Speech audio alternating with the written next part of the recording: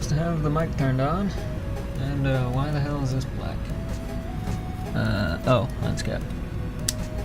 There we go. Sorry about that. Oh shit. Ouch. So.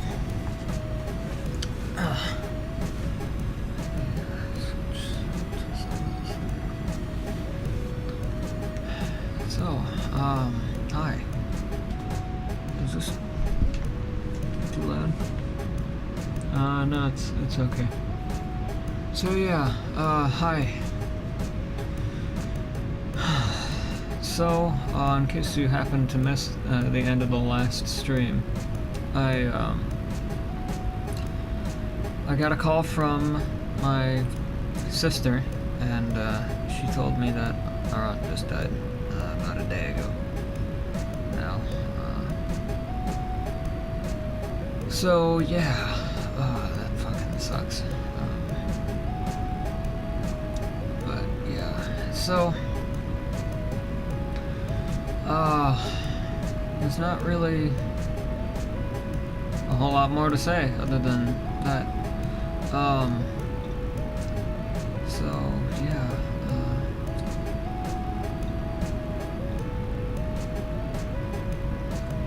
We're all just gonna try and stay strong and power through it. And yeah. Well, Kathy, we love ya. Thank you for being kind to me in my life. You don't know what the hell it meant to me. And yeah. So anyway, it's not what this stream is going to be about.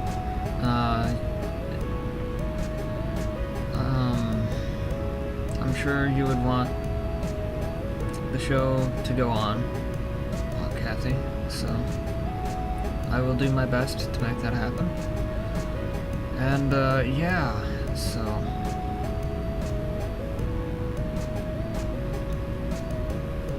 may you rest well, and please take good care of Mom. I know she'll take good care of you. So, I love you guys.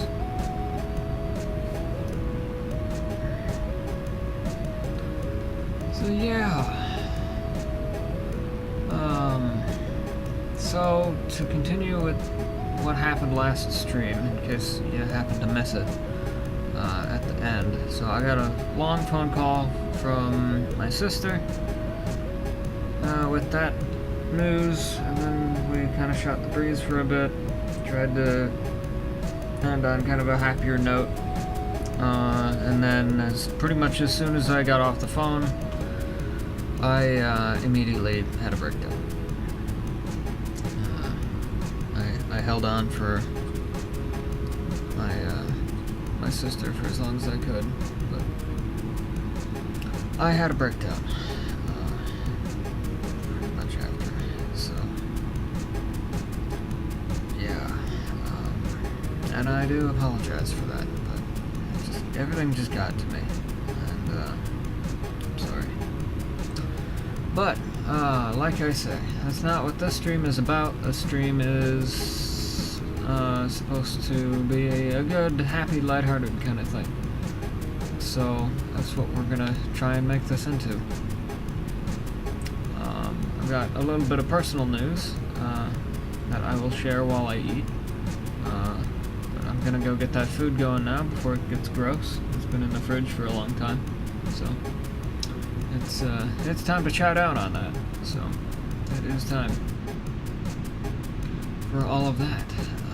But anyway, yeah. Let me give this capture card a refresh because it looks a little blurry. That's way better. That's usually the fix for that. So I don't really know why it does that. It just kind of does. Unless I just need to clean the lens on the camera, which I shouldn't have to. I don't really like touch it for any reason. So it's not like it gets gross. But I don't know. I can if I need to. But anyway, I digress. I just got up like I don't even know how long. Supposed to go check the post I made while I was laying in bed.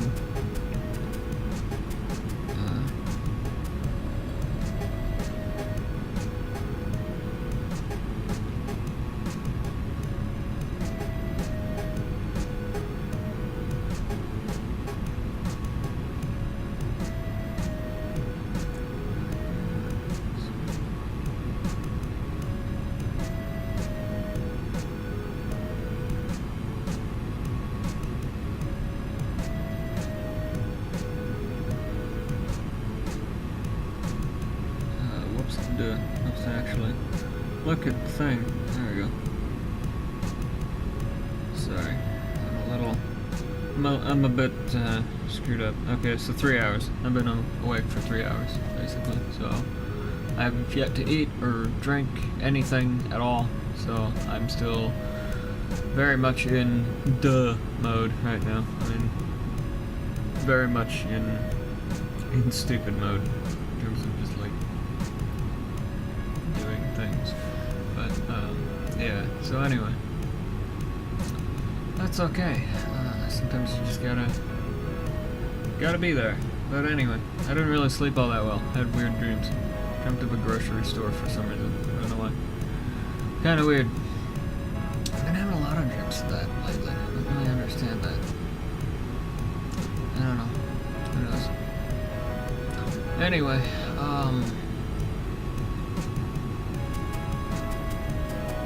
yeah. What else? Oh, I had PTSD dreams. That was nice. Yep. Saw Dad in the hospital. That was a lot of fun. Anyway, yeah, so trying to shake that. Yesterday, I had a just awful day, awful dreams, everything. And when I woke up from that yesterday, I heard and felt a cat Waffles purring next to me, which was pretty cool. So he came to help me out. In case you're not aware, he transcended his physical form. So, in other words, he died. So, passed on, whatever you want to call it. I like to say transcending because it's like that way they're elevating to a different plane of existence. So it just sounds happier, I guess. Anyway, I digress. More accurate terminology anyway. But anyway, I digress. So yeah,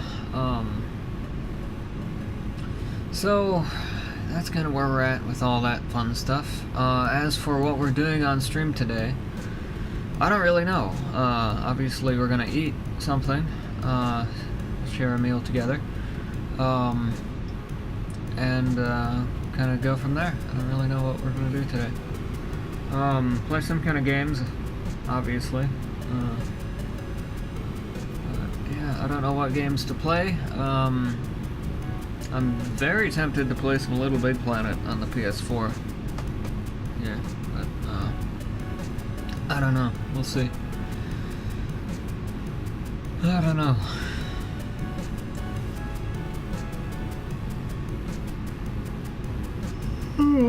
Sorry, excuse me. I'm a little messed up right now. I'm gonna change the music to something not this. I don't know what to go to, so let's just jump ahead to Zorgnon stuff. So, my chip music album, that is a work in progress still. Zorgnon's Space Cafe is the album title. Chip music. And it's one of my my most recent albums that I've been working on lately. But anyway, I digress. So yeah, anyway, I'm gonna go get some food going and get that stuff on the way. And yeah, I will eventually have to make some soda. I've got one bottle left here, so should be okay for just starting out anyway, but I'll probably have to have a little intermission somewhere in this mess to, not mess, but somewhere in this stream to make more of that stuff. But anyway.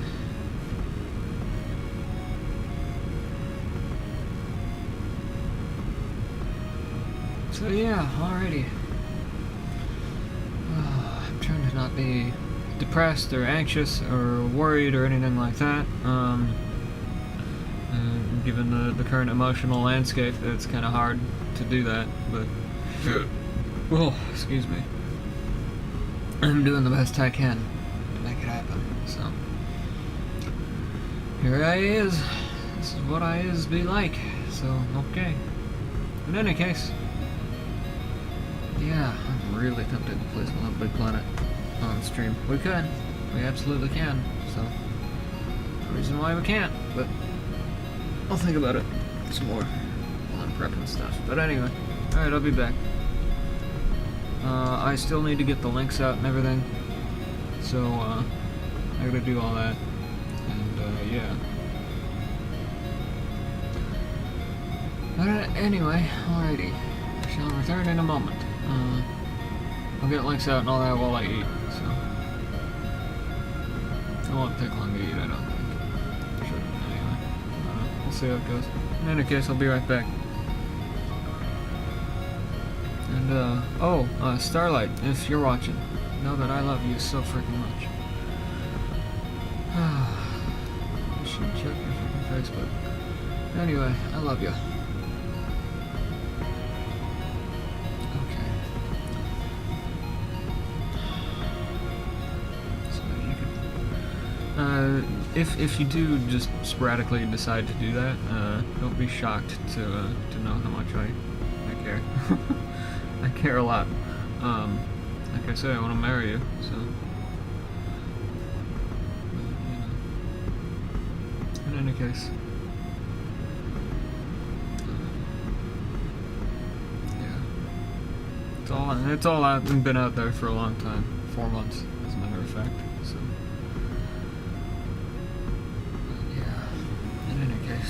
There it goes. Alright. Chicken time.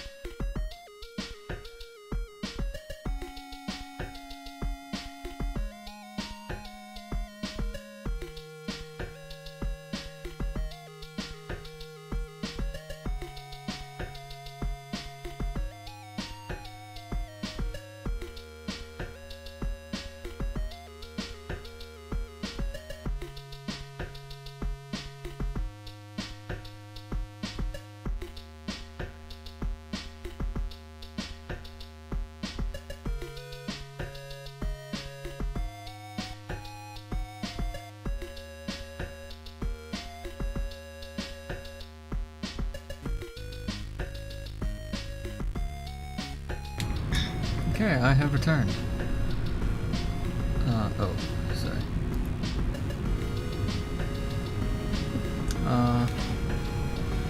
Although I should probably go back to the intermission screen for 1 minute just to get like a proper thumbnail rather than just like a random picture of me like looking at my phone or something stupid.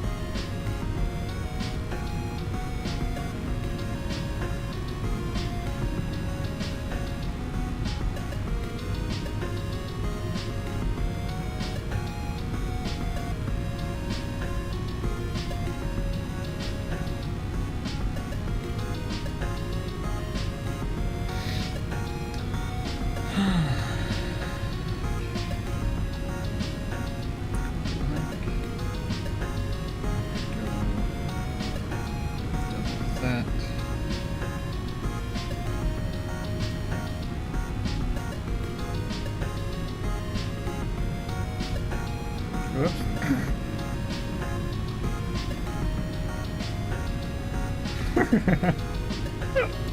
That went well. Great job typing, stupid. Oh no. I was just trying to type live now, and I typed in like a conglomeration of live and love, and then now and you. Whoops. Hi, dyslexia. How are you today? Yay. Okay. I love you, Savannah. And also, I'm live streaming now, apparently. By the way, if you want me to end the stream and be with you at any point, you let me know. Alright? That goes for any stream of mine, by the way. Just anytime. So, live now.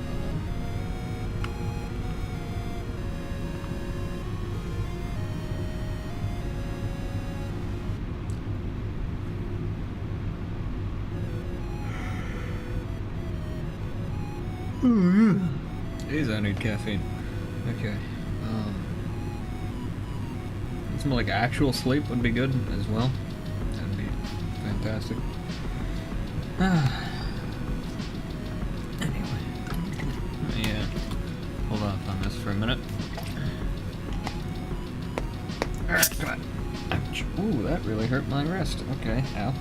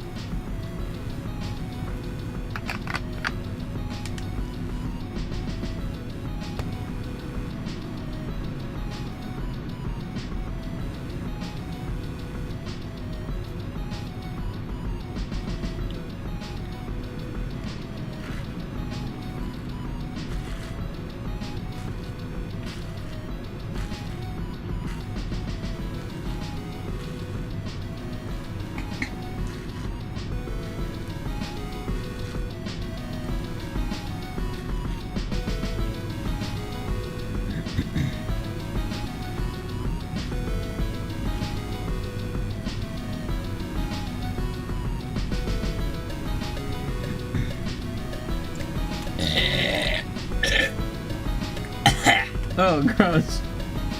Oh, that didn't go well. Oh, what the hell's happening to me? Oh, no. Oh. That just ain't right. Alright. Yep, that went well. Oh, crap. Anyway. Oh shit. Look at the weirdest collection of noises. Oh man. Oh jeez. Okay, anyway. Back to work. Oh shit.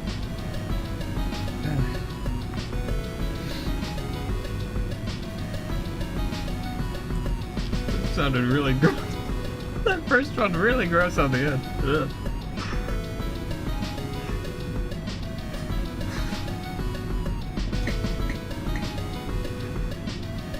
Okay, anyway.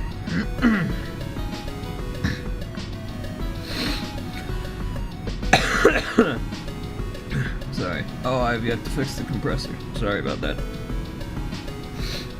Well, I'm trying to be loud away from the mic until I can get to that.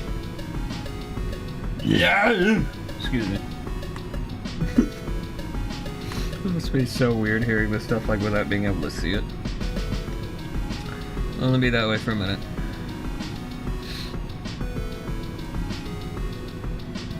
Not like an actual minute, but like, you know, a moment, let's say.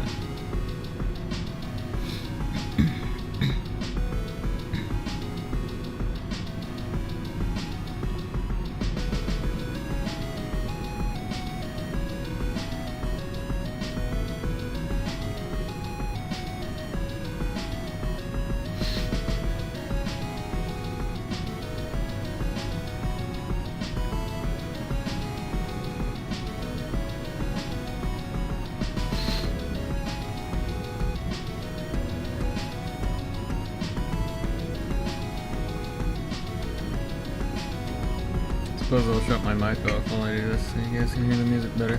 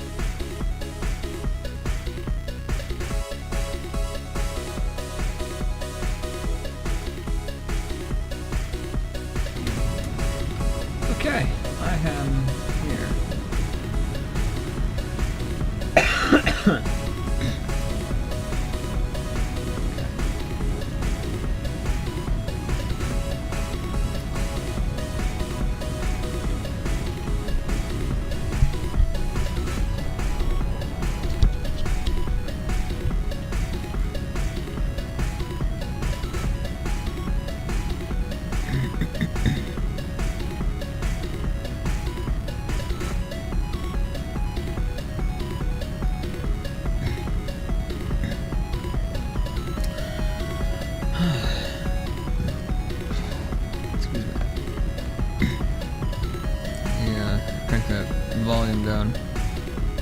It is a bit strong. Oh, they also fixed that.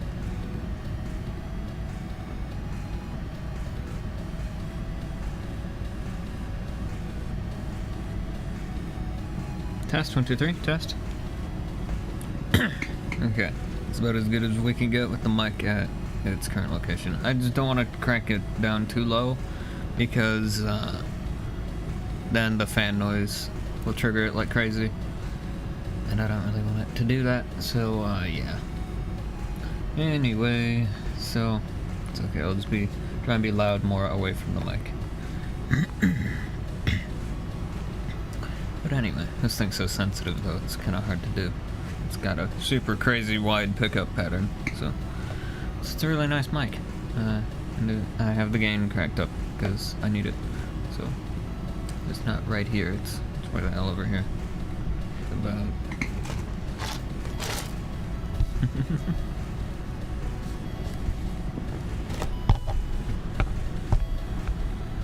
maybe a lay stack can and a half or so away, so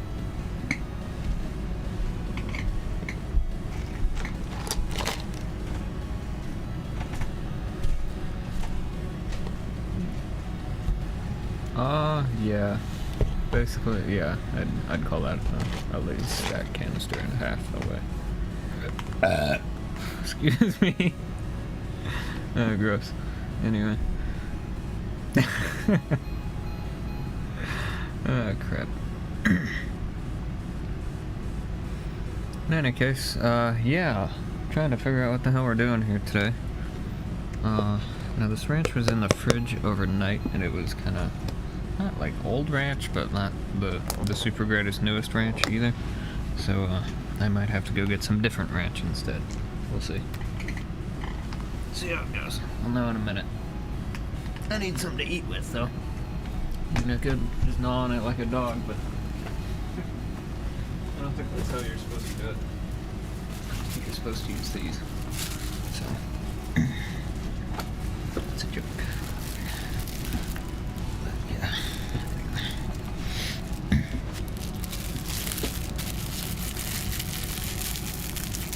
Oops, that me, but I do need this.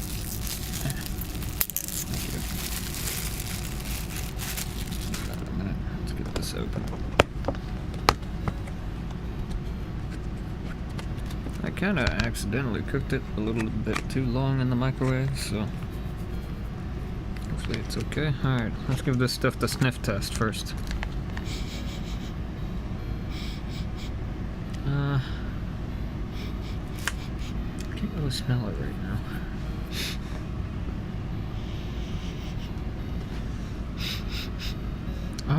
It doesn't really smell like anything, so let's give it a taste test.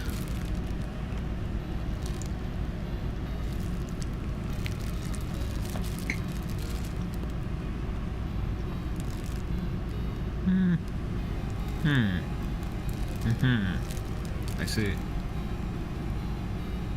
Huh. Okay. It might be okay.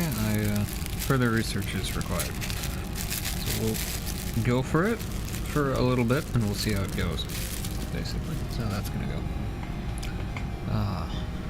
It tasted a little funky, but I'm not 100% sure on that yet, so we'll have to investigate further. Am I pushing keys with this? No. Okay.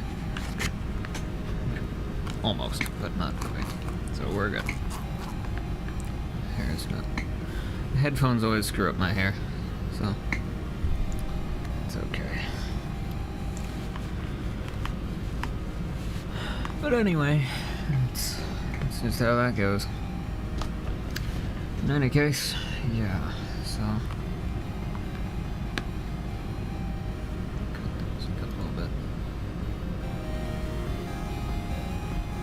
About 70. That's a good number. Excuse me. So yeah.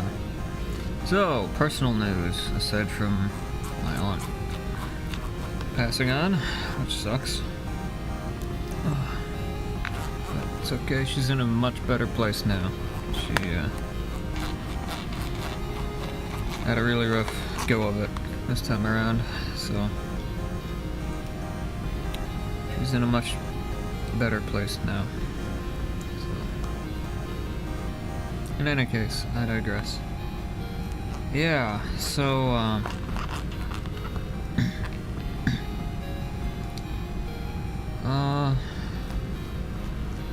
as for personal news, yes, it was so, well, let me just kind of talk about yesterday, and what happened yesterday. So, yesterday, so this is not the same day of the last stream. This is the day after that stream, mind you. So this was the day afterwards. Had kind of a garbagey day, honestly.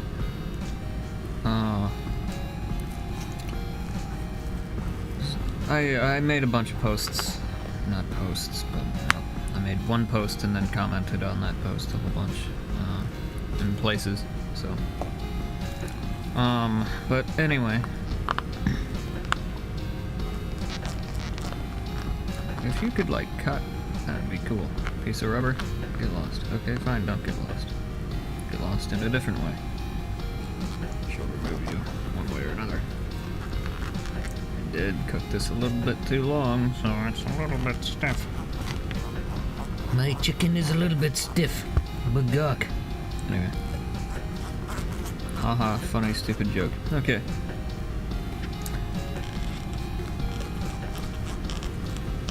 I'm trying to be okay. Is it working? I don't know, you tell me. In any case, yeah, so.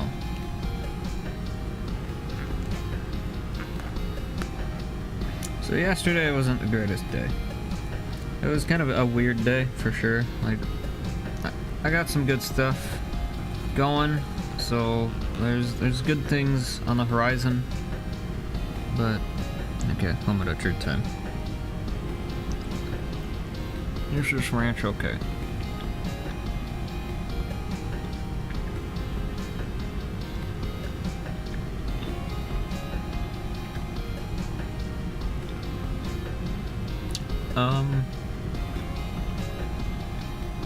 Probably. I think we're gonna go for it. I don't know. The chicken has so much frickin' seasoning on it that I can't really tell. So, I guess it'll just have to be okay. I mean, I could go get, like, the other ranch, but it's, like, not even a quarter of the amount that's in here. So, I'd rather not do that. So, I think we'll be fine. This ranch.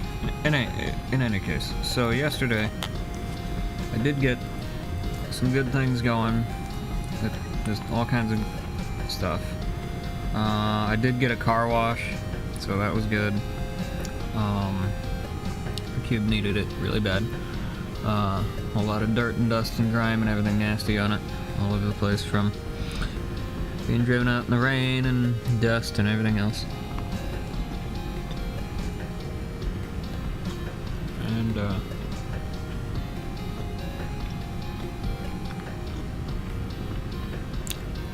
So, got a car wash, go figure. Downside to it. About 3/4 of the way through, the freaking car wash machine breaks. So, okay, cool. So that was nice. It was like midway through the last rinse, cycle when it just like broke and like stopped behind my car. Like there's like this arm that like goes across, like goes all over your vehicle. And anyway, this is arm that goes by the back of your car, right? Well, it just got about halfway across my car at the very end and just stopped, and it just stayed there. And the water shuts off, and it just sits there for a few seconds, and then it just kind of sits there blinking with the rinse light on for a little while, and then it beeps, and then the front door opens in the wash bay, and then it goes into like a drying cycle kind of thing. So it just like skipped like basically half of the last rinse. So like, and of course the drying cycle when it's working right is, you know, the arm is supposed to be alongside of your car, not behind it or in front of it, but alongside it, so that the cross arm can like move back and forth and like actually dry your car. Well, because this thing was behind my car, it couldn't do that, so it was just sitting there broke basically. And so yeah, that was a fun experience. So my car didn't get dried off. Now usually I hand dry my car anyway, so like it's fine even after the like car wash air dry thing or whatever. It's just I'm a towel dryer, so I just do that. So yeah, that's kind of how I operate. So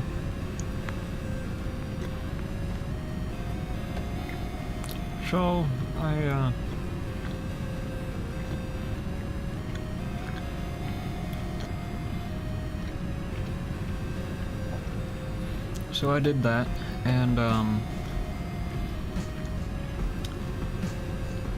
so I drove out of the wash bay, and I sat there for a couple of seconds while the air dryer thing was going, you know, just to see if it would like catch itself and like fix itself or whatever, which it didn't. So sat there for about a minute or two and was like, alright, well, this thing hasn't told me to leave yet, and it's just going with the dry cycle for like just ever. So, and it's not moving or doing anything, it's just stuck. So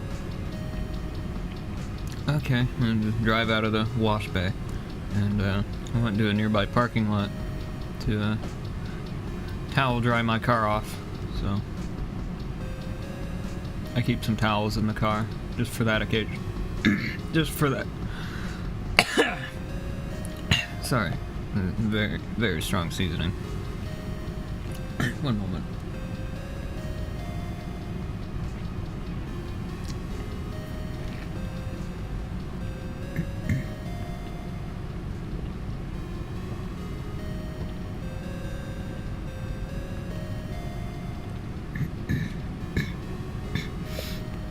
So, anyway, yeah, so I keep a couple of microfiber towels in the car just for that occasion, or like whenever I get a car wash, I can towel dry things off, because like I say, I am a towel dryer. Every car wash I get, I always pull into some parking lot somewhere and just manually like towel dry.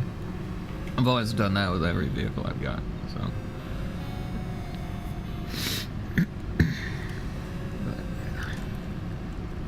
At least when I've had the time to do it. Anyway, it is a time-consuming process. It takes a while, because only one guy, and yeah, so.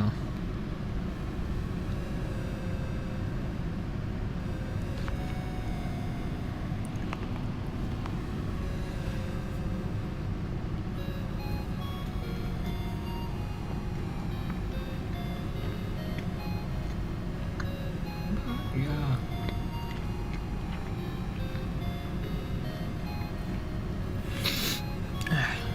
Boy, the seasoning is super strong on this. I mean, look at this thing. It's like freaking just ocean's worth of seasoning on this. Alright.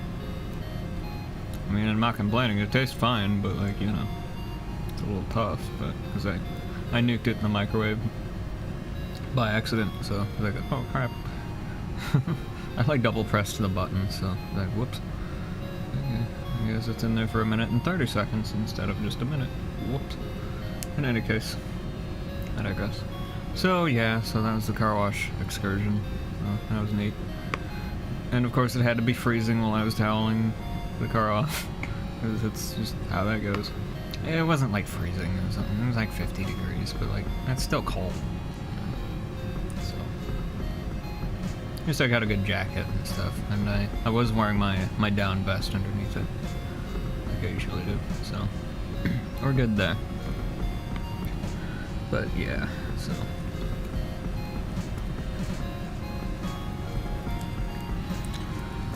So yeah, otherwise,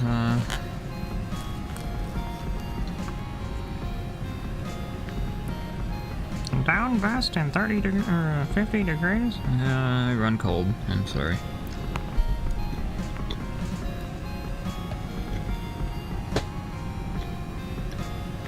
Oh, let me, it dawned on me, I should get the comments going. Sorry about that. Or live chat, rather. Completely forgot to do that. Sorry about that. There we go. Cool. Got the live chat open on my iPad now so I can see it. That's good. But anyway. So, that was that. Then what else?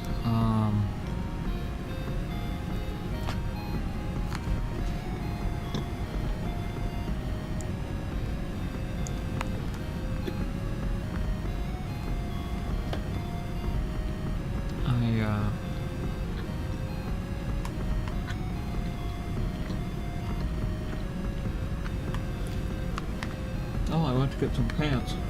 Let's see if I can reach it from over here. I got another pair of pants, finally. Apparently the price went up on them. Because I was only able to afford one pair this time, but got another pair of pants, finally. I have 3 now that actually, like, fit me decently. So. One thing at a time. Stay. But anyway. Half tossed it over. Anyway.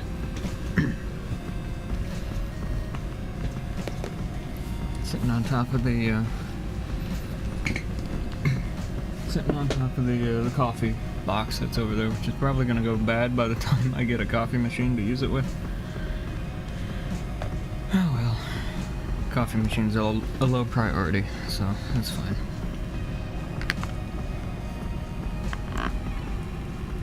In any case, so yeah, got some pants, and while I was up there, so this is some pretty big personal news here. Excuse me, and it definitely concerns you, Starlight. While I was up there, so there's a certain store up there. I'm not gonna say what kind of store it was, but there's a store up there, and it's like right across the street, basically, from the store I go to for my pants. Yeah. So, I went to that store, and I decided it was time to look at some things, because I needed to know how much certain items cost for things, because I just didn't know. Like I said, when it comes to that kind of stuff, I'm a complete noob. I don't know what the hell I'm doing in that regard. So, like, I had no idea. I thought these things cost, like, 30 grand or something. I mean, they can, but, yeah, so I didn't know what the hell to expect in terms of pricing or what kind of quality or anything like that. Like I said, I'm not gonna drop any major hints or anything. I've already explained what it is and what I did on places already, so, like, the cat's out of the bag, but in case you don't know about it yet, I'm not going to tell you here. You'll have to go there and find out and read the whole spiel. But suffice it to say,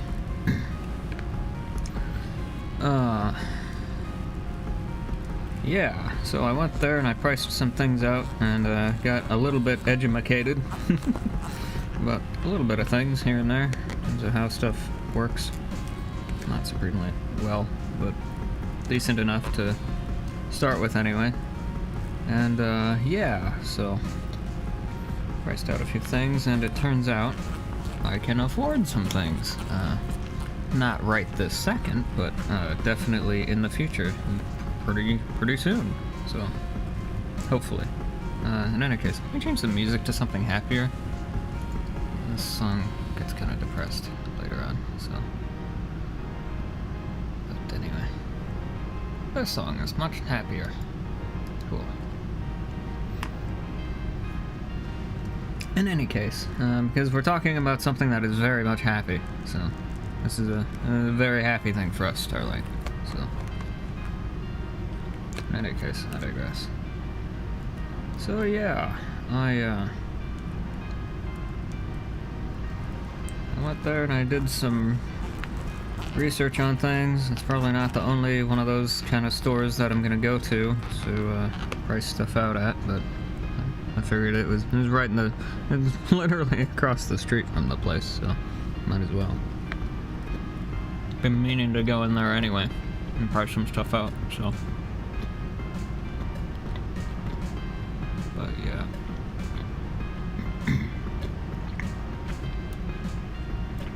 So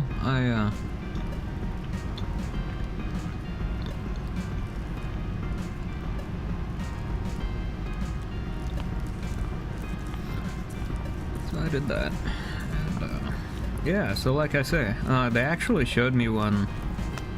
Well, like I said, I'm not gonna say exactly what it was on stream yet. I might later, but they actually showed me one there that was like really nice, and yeah, it was very nice, and it was one that I could definitely afford in like not a whole lot of time, so.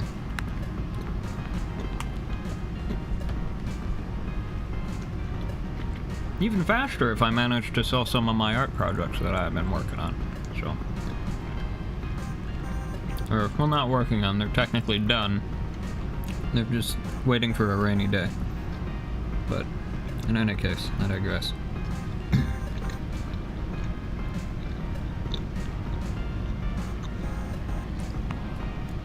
Because those are worth quite a bit of money, so.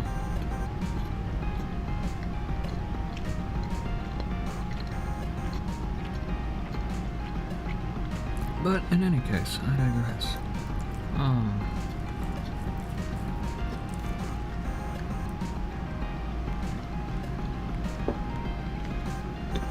Yeah, so. Excuse me.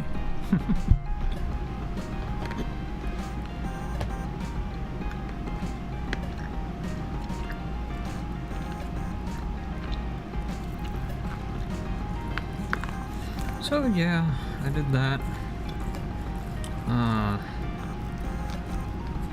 Yeah, and yeah, they showed me another one that went along with it that was really nice. I want to describe the stuff so bad, but I'll wait.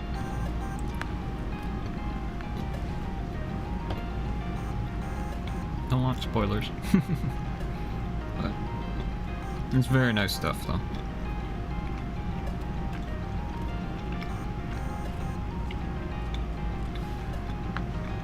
But yeah, I was really surprised that like it was stuff I could actually like afford.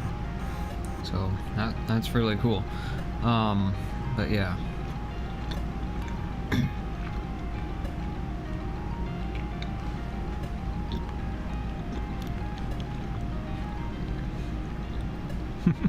I actually remember asking them in the store. I was like, so like how much do these things cost? And she says to me, well, it can cost as much or as little as you want, really. And I was like, oh, okay, not very helpful, but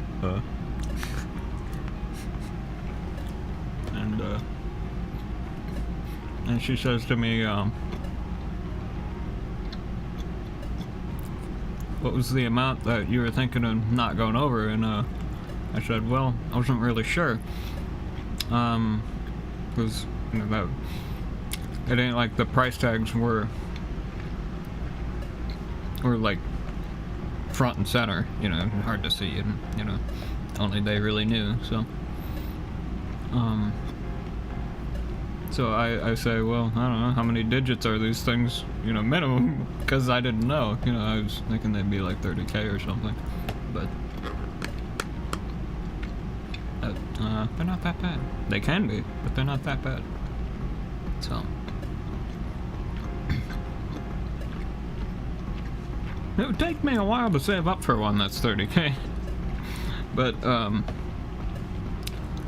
yeah, they had some really nice ones there that I could actually afford, in not too much time. No, just going over time with it. Otherwise, if I happen manage to sell these art projects that I'm done with,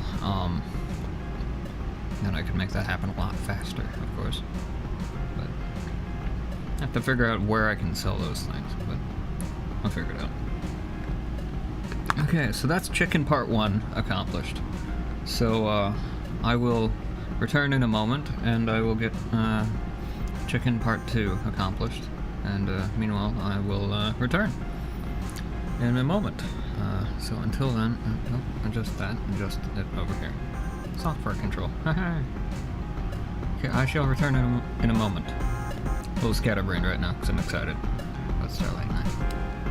I love you. But yeah.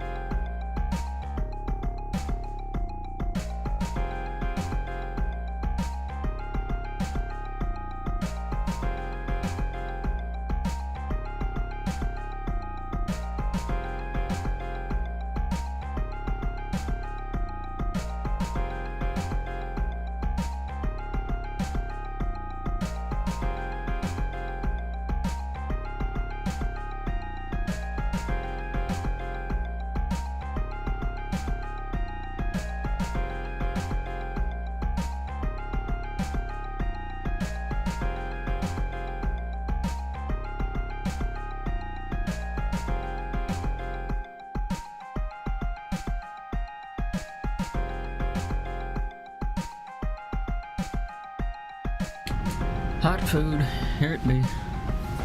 Okay. Should not run any things over. Nope, we're good.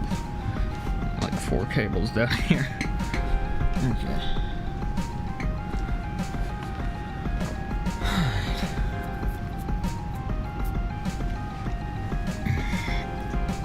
Ouch.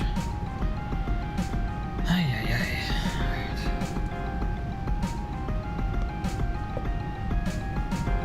Let's have soda.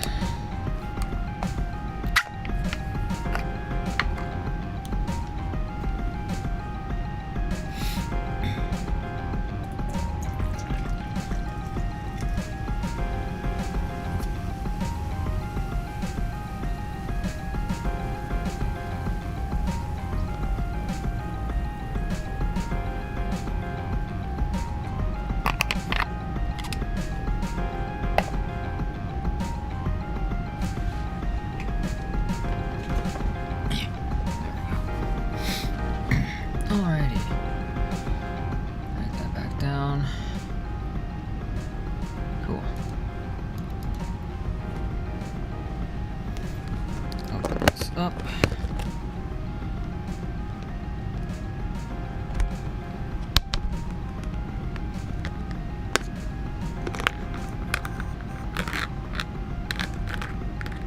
Stay. Got the shakes right now. I don't know if it's from eating or not eating, or caffeine or not caffeine, or excitement or anxiety or what. I don't know. Got the shakes right now. Who knows? Any number of reasons. In any case, I'm here, and that's good enough, I hope.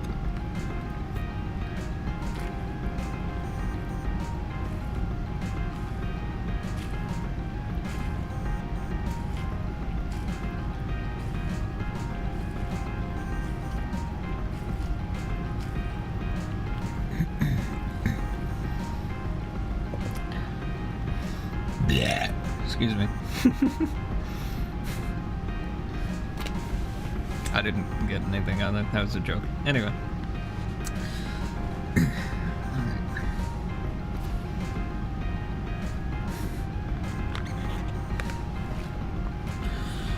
Crap. So yeah, the hell was I talking about? Things. Right. Almost said what I was. Anyway, so yeah, I was thinking about that stuff, and yeah, they actually, like I say, they showed me a couple of different ones actually. They showed me one that was like really cheap, that I could afford like basically instantly, but I was like, I deserve better than that, so. Squeaky.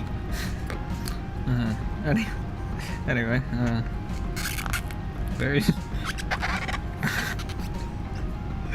Come on with the squeakiness. Just, I'm not doing that on purpose, it's just squeaky.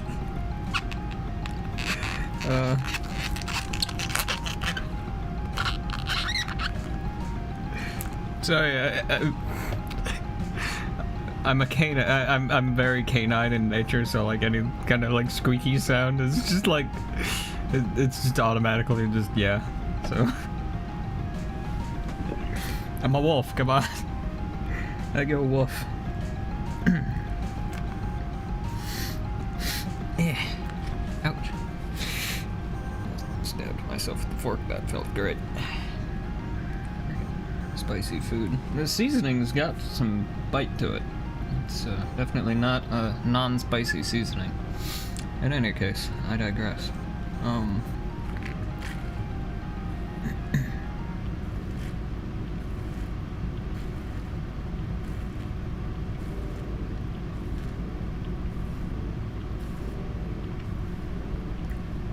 Ah, good. The jazzy clown music has started again.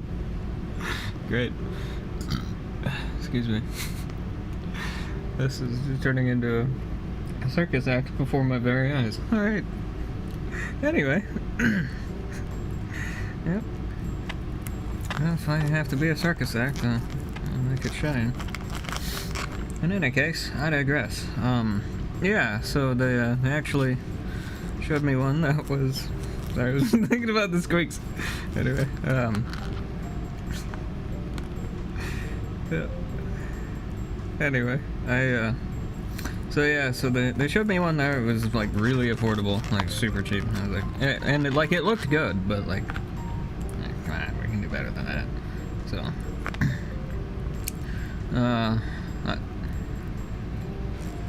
I finally told her a amount that I'm not going to say, but I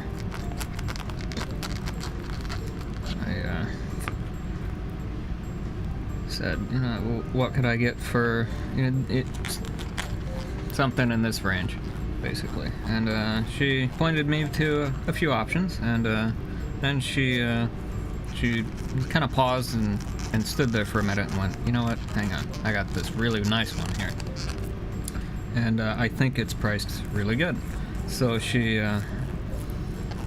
goes over to a different bay and looks at the thing and says, hey, this one's like right smack dab exactly in your price range, and it's freaking gigantic and it's great. And I was like, yeah, it is. Okay. So I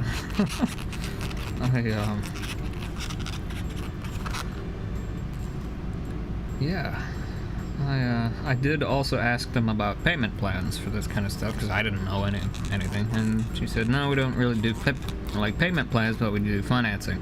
I was like, alright, that's fine. I got great credit, so we're good there. If that's the route I want to go, that is. So yeah, I've got excellent credit, because I paid everything off either early or on time, so yeah, we're all good.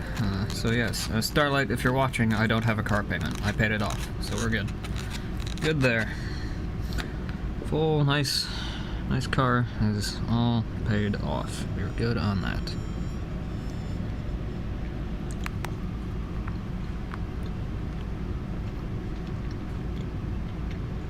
But yeah, so that's helpful.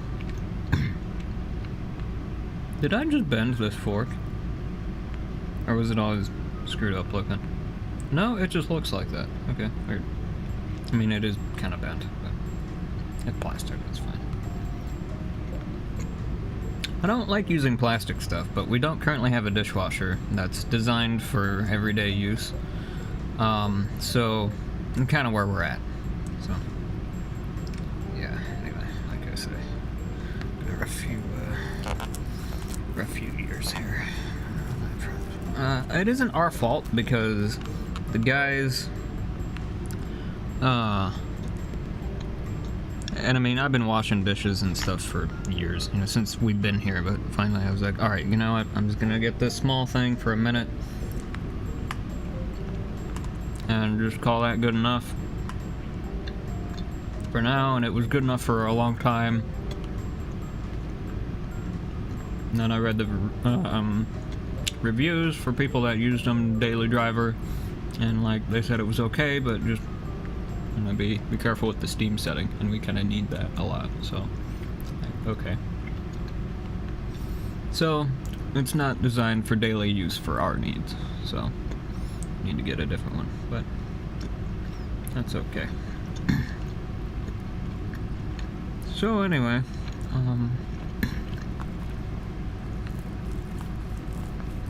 but until we can do that, yeah. So we have been washing stuff by hand for the longest time, but yeah, kind of got sick of it, so we're going this route. Like I said, I don't like using plastic stuff, but I have a bunch of it, so we might as well. I've got a ton of it for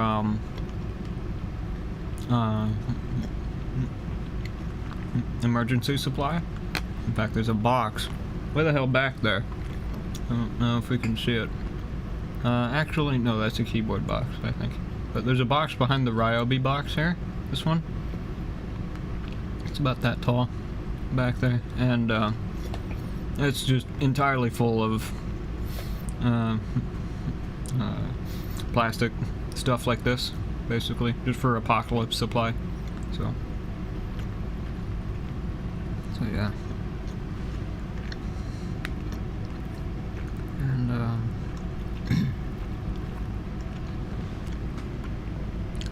yeah. Otherwise, know we're gonna get a new dishwasher eventually.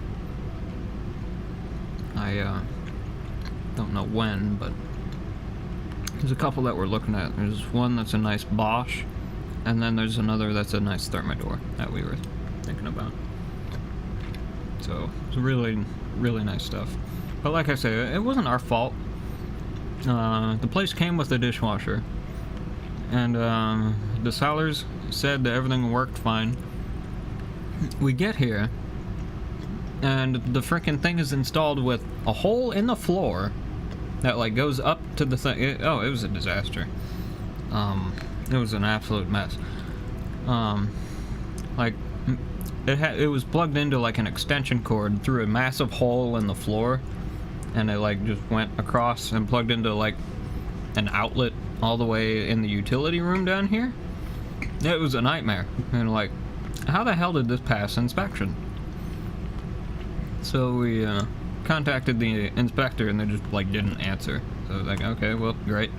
So you know, we bring that up to the seller, and we're like, okay, the place looks great, but like, you gotta fix this thing because this is not right. You know, this is unsafe like you wouldn't believe. So they were like, okay, fine, we'll fix it. And so they came in and fixed it, and what they did was they just put another outlet like right next to the hole and like plugged it into that instead, and that was their fix. Like, that doesn't solve the problem. Like, you need an outlet that's higher than the bottom of the space, so that water doesn't get into it if it decides to overflow and cause a short or a fire or whatever. So anyway,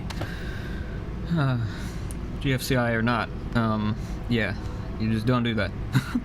So, but that was their supposed fix, and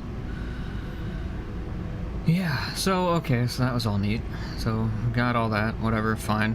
Just, you know, bought the place anyway, so it's fine. We can fix it ourselves when it comes time. So then, excuse me. So we did that, and then when it came time to use the dishwasher,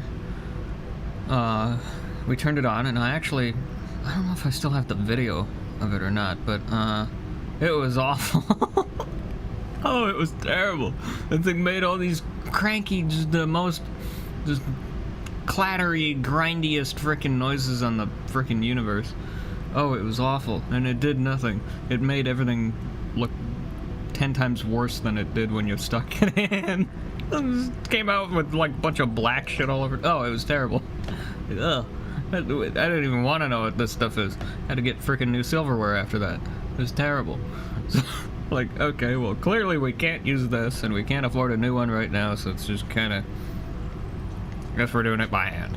So we did that for 3 years, and finally we were like, all right, we gotta get something. So we got that small unit that we have now, and we used that for a long time, and then it dawned on us, oh hey, this thing's not designed for this. It will probably not go well if we keep this up. So because you're not supposed to use the steam setting every time, because it'll wear out the heating coil. So and we kind of need that because we're on a well. So yeah, so we need to get an actual dishwasher, and in the meantime we just have to wash stuff by hand or do alternative options like using plastic stuff. So my dad is content to hand wash, but I hand washed my own stuff for like 9 years, and I'm so sick of that. So I just decided, you know what, I'm done. I can't hand wash anymore. I don't want to, rather. I can't, I just don't want to. So I have all this excess plastic stuff, so might as well make use of it. And don't worry, I plan to recycle the stuff I don't end up using by melting it down and using it for my 3D printer that I'm going to get eventually. So I'm going to make my own filament by melting this stuff down. So recycling, hooray! It is. Isn't it like Earth Day or something today? I don't know. Probably. In any case, I digress. So yeah. So that's the story with that. Obviously, I'll clean this stuff eventually, but yeah, I just don't have any of that infrastructure in place yet to make all that a reality. So until I do, and it's kind of, yeah, not the greatest stuff for the planet right now, but we're getting there. One thing at a time. In any case, I digress. So I don't know how the hell we got from. Well, I was about to say what it is again. I don't know how we got from Starlight stuff to dishwashers, but here we are. Anyway,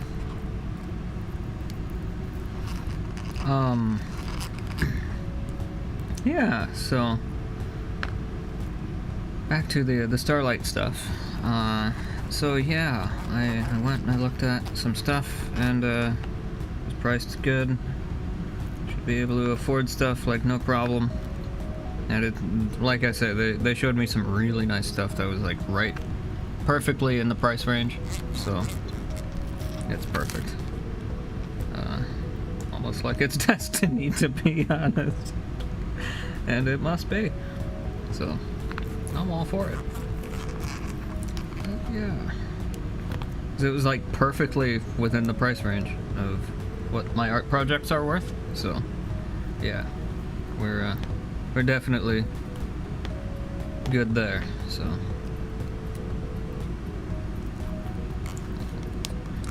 I got a couple of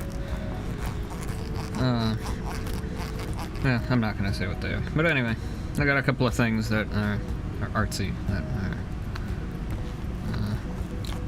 probably gonna have to sell those pretty soon, but in any case,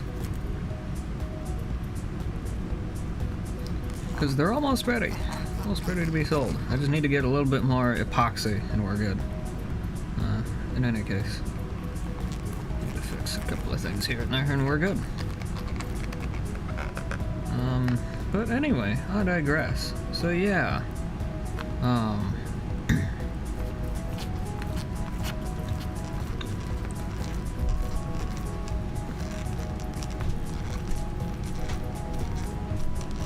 anyway.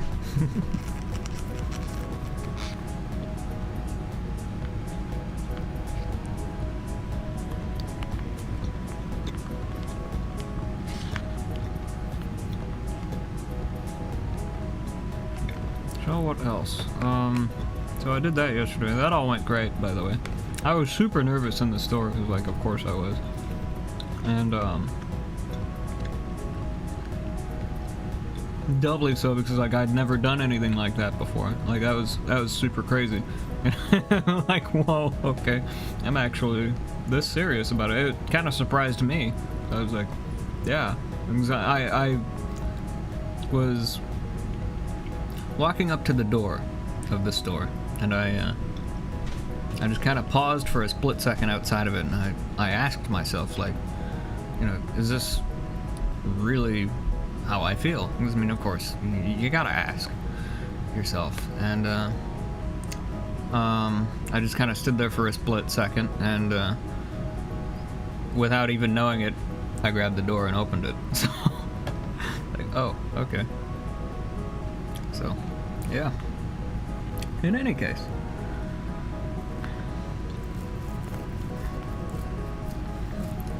Yeah, everything kind of went great there.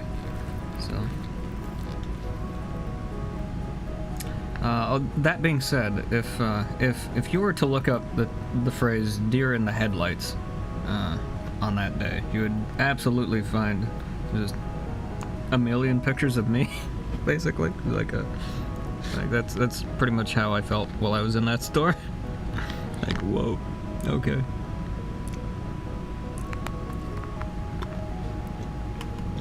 But yeah, so.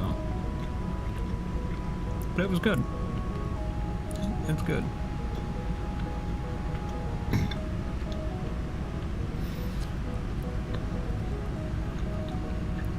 So, anyway.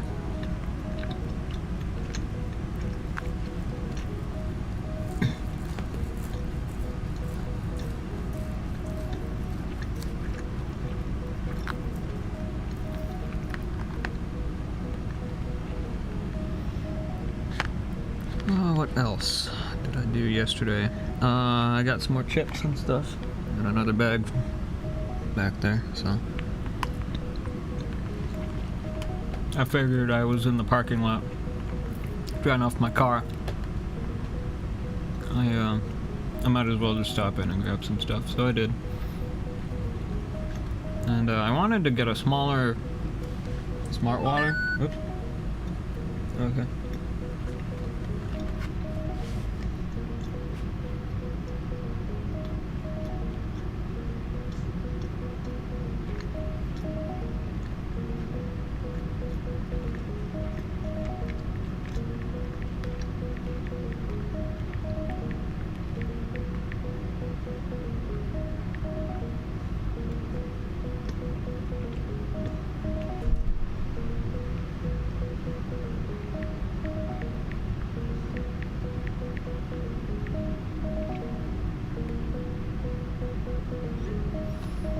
Dad's going up to some doctor appointments. He's fine. Just a routine check kind of thing. In any case, I digress. So, yeah, he went through some stuff last year, and it kind of screwed him up a little bit here and there on the inside. So, gotta go get that checked on just to make sure it's still good, which it will be. So it's all good.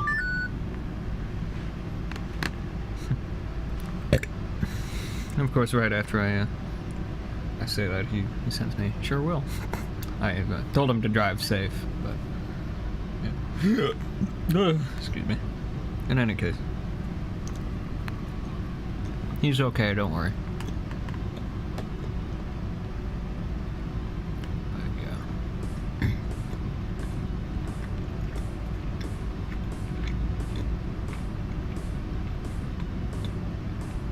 I can't get over how affordable that stuff is now. Because I remember 9 years ago, I did briefly look into some of that, just like online, and prices were a lot higher back then. But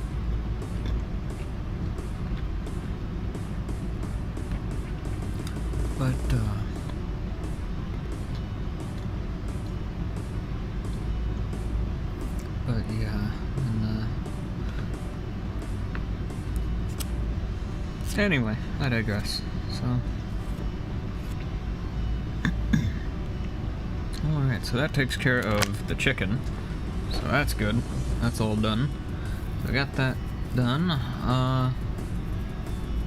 So now I think I'm gonna partake in some of the bonus fries, because I have some bonus fries that came with the chicken. There's sides. So taking some of that. I got a little bit of different smaller units of ranch than this one. This one's about empty anyway, so just get the other ranch to use with that. It's all fine. Then we'll figure out what we're doing today on stream here. But yeah. In any case, I digress. I shall return in a moment.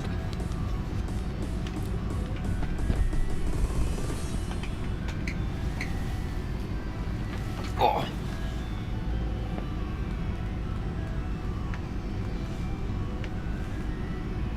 Ouch. 90% of that was my neck, by the way.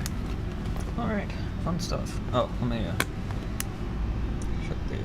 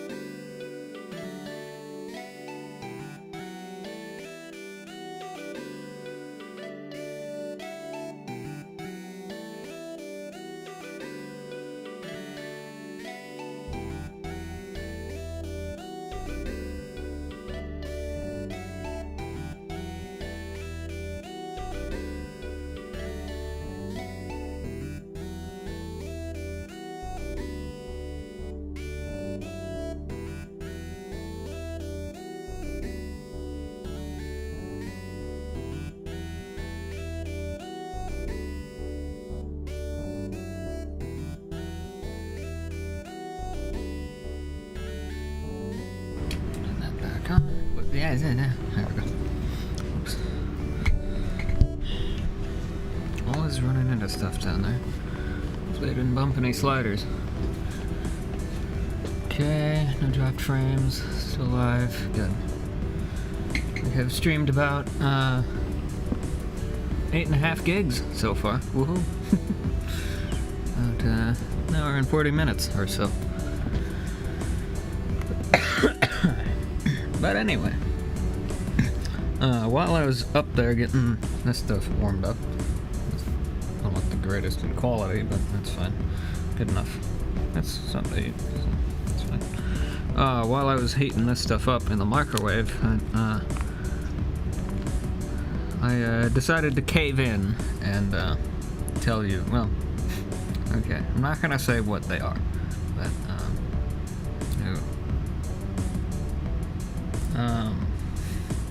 should I even give you a hint?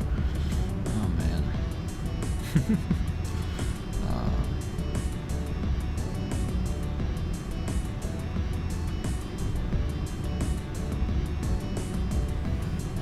Let's just say I went to the Thing store. No, that doesn't work. Okay, that's not. That could be anything. I mean, the point of it is vagueness, but.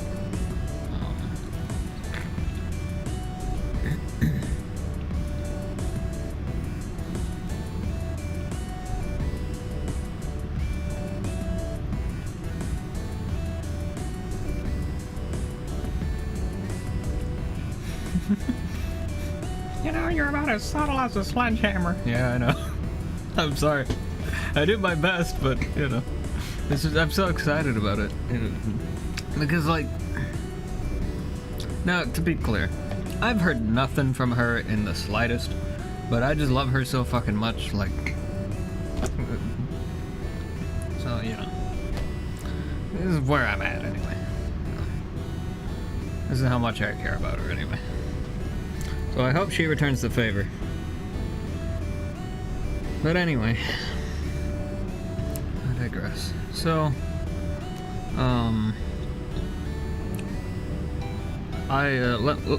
let's just say I looked at something that rhymes with sledding things.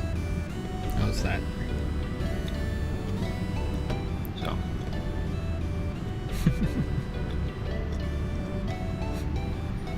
I was gonna say bedding things, but that was too obvious, so. And now I've said it. Also, it's a dumb joke, so. Anyway.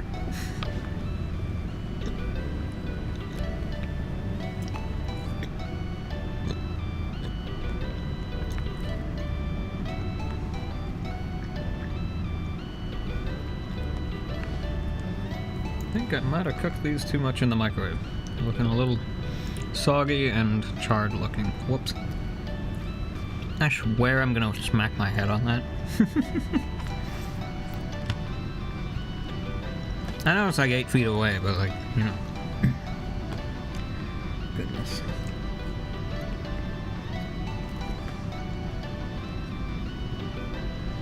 I want to get an air fryer so bad so I can just make these myself. Homemade cheese fries and all kinds of stuff. Cheese curds, wings, freaking you name it, man. There's all kinds of stuff you can do with an air fryer.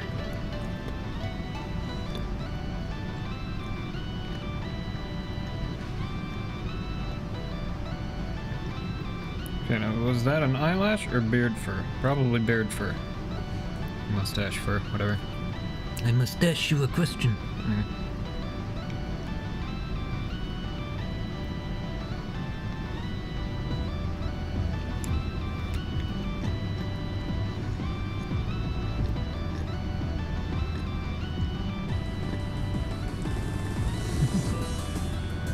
Voulez-vous danser avec moi ce soir?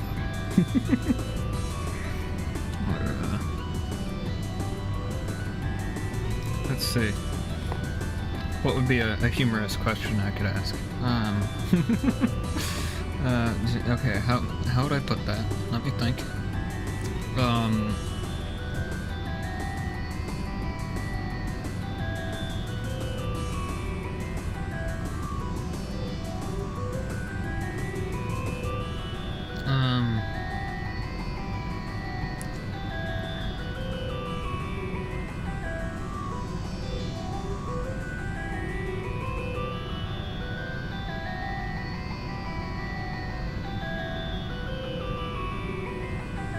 Yeah. Okay. Sorry, it just takes me a minute to process French. Anyway, like assemble it into a way that makes sense. So I don't know French. I just know like bits and pieces here and there, just like all the other languages out there. Still learning. Anyway, voulez-vous sentir comme une chèvre avec moi? So, I probably screwed that up, but that's as close as I can get right now. So for those of you who don't know French, I asked if you would smell like a goat with me. Anyway. Sorry.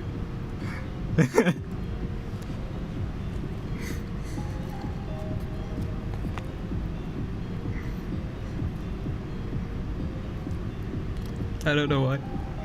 But it's not even funny, it's just stupid, which is why it's funny. But anyway.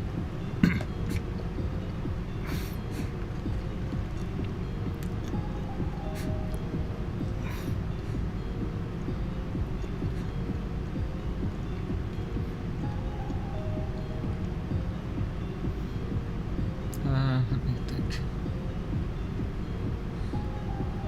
How would I put that?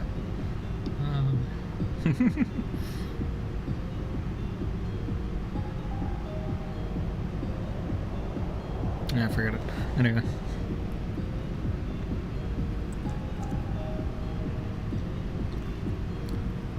I'll just say the word fromage and be done with it. Anyway.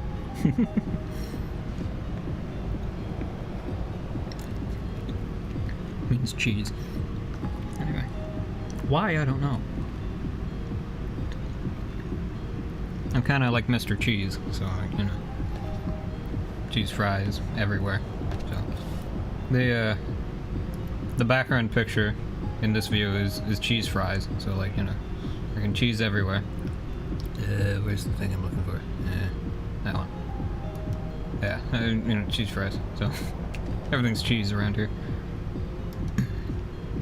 So I hope you like cheese, Starlight. I love cheese.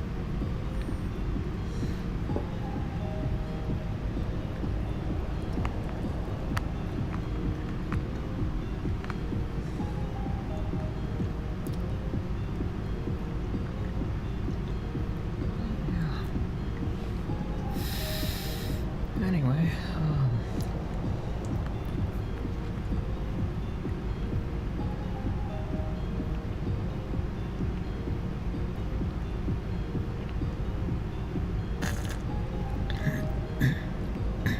sorry, I just ate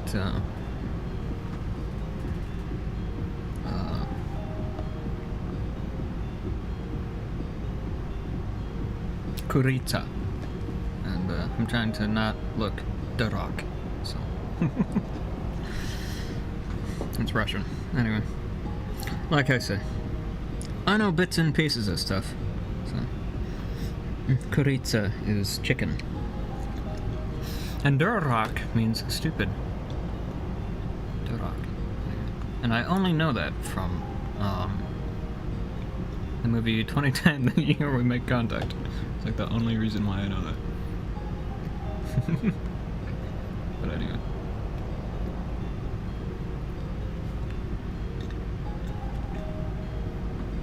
A piece of pie. Love that movie.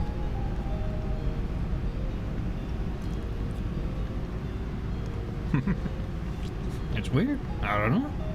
Just the way you said that, I don't know why it was funny. It just kind of struck me as funny for some reason. We don't know what the hell that thing is out there. I don't know. It's weird. I don't remember how the line actually goes, but it's pretty close to that. But yeah.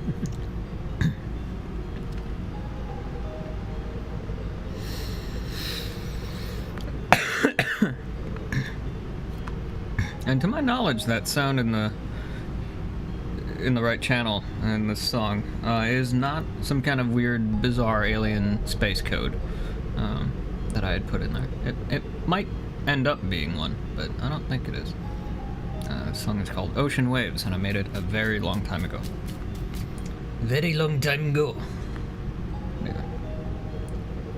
Trying to be happy today. Can you tell? Is it working? I don't know.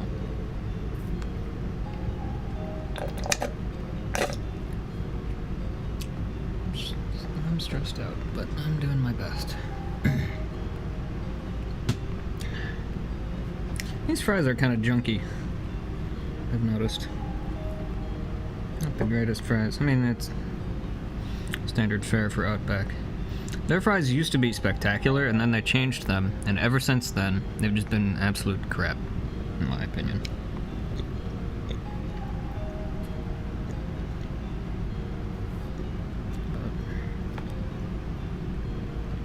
At least the ranch is still good, so I haven't changed that to my knowledge.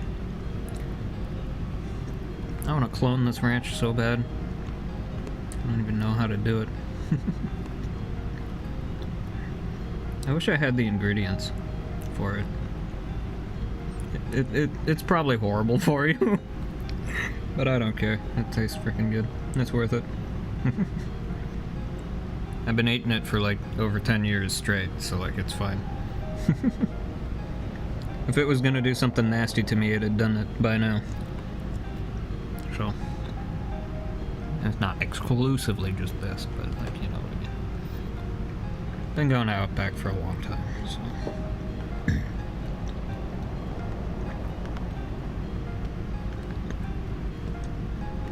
And in fact, this picture, this background picture here, this is actually from a review that I had done. You'll notice the fries look different than they do these days. And that's because I actually took that picture for a review of an Outback Steakhouse location that I had posted on my website long ago, that I used to have a website. Anyway, I don't have it anymore, but I did. I got all kinds of stuff for it. Oh, excuse me. Excuse me. I was like about to start talking and it kept going. Anyway. Including but not limited to that stuff, but yeah, so like all of these pictures are from all of that stuff as well. So took these with the Nikon. But yeah. Anyway. And Mudkip.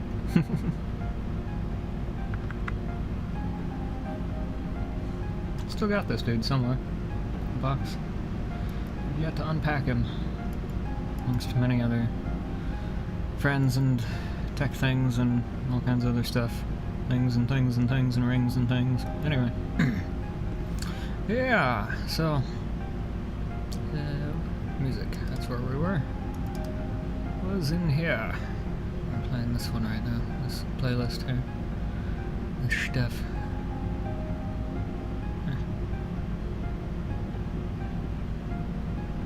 In any case. What's that? Ocean waves. From Light Dimension. But anyway, I digress. Back to that view. So yeah, that's kind of where we're at with all that.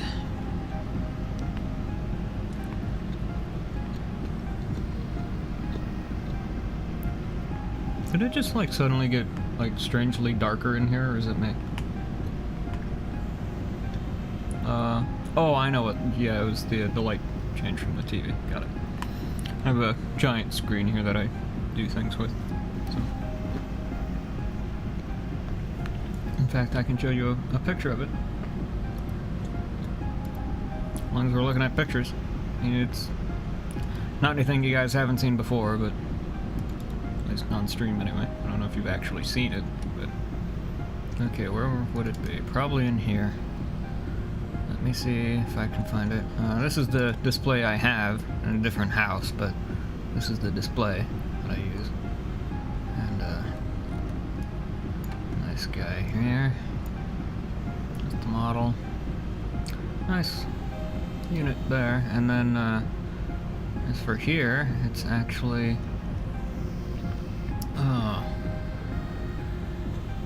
mounted to the wall. This is an old picture from when I was building the studio that we're currently in right now. But there it is on the wall here. That's what it's like. This giant frickin' screen.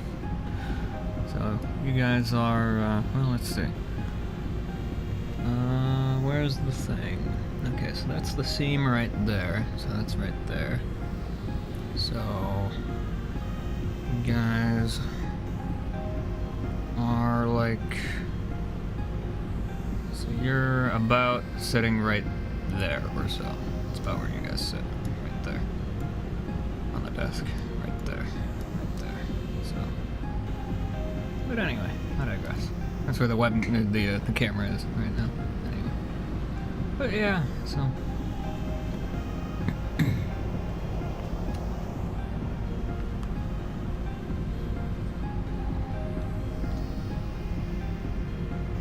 Don't close that. Let's go to a different folder. In any case, yeah. 27 gigs worth of music. Good gravy. And that's only the stuff I've exported. And that's only the stuff that's on here. Which is not all of it, so. That's a lot of stuff. Yep, okay.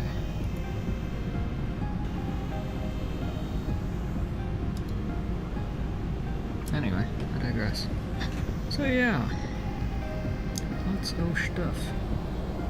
Yeah, these fries are definitely kind of junky. Kind of garbagey. Fries here. Wonder if the other one, I've got 2 of these containers. Wonder if the other one's got better stuff in it. I was only gonna eat one, but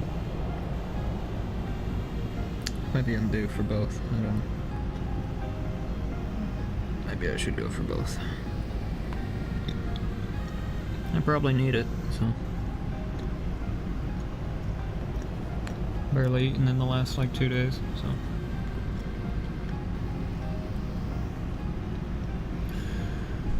But yeah.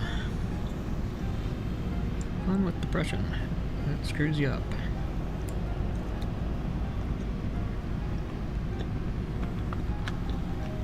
But the depression I have is mostly situational, so. I digress.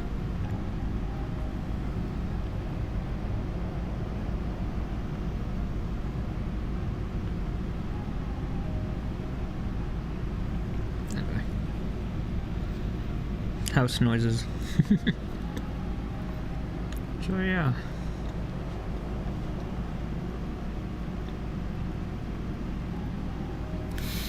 Otherwise, what else?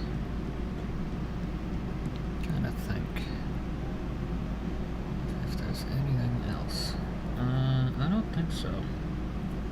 What else did I do yesterday? Not really a whole ton, like I say, except for be depressed. Trying to survey the locale here. So yeah, I got some more chips. I got the pair of pants, got a car wash, I got food. This is technically yesterday's food, so. But yeah, what else?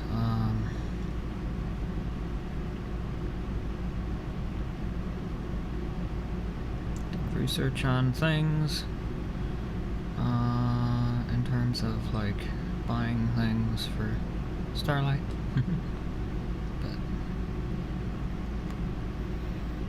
let me think. Anything else? I don't think so. I think that was it.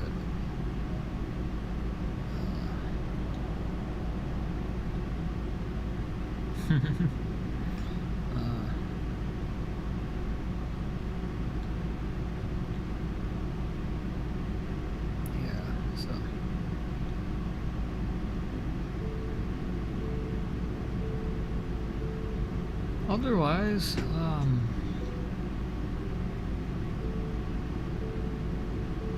yeah, so I'm gonna actually partake in that other thing of fries here. So I'm gonna go grab that. I'll just grab the other thing of ranch because it's more full.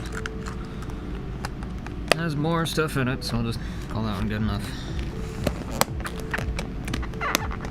Squeaky. It's kind of warm in here. Yeah, it's like just 73 degrees. So, got a little sensor array panel here. Do I have a picture of that on here? I don't think I do. Oops, that's the thing I'm looking for. I don't think I've got a picture of that on here. Probably not. I mean, I might be able to see it in like one of the Minecraft pictures. Take a look.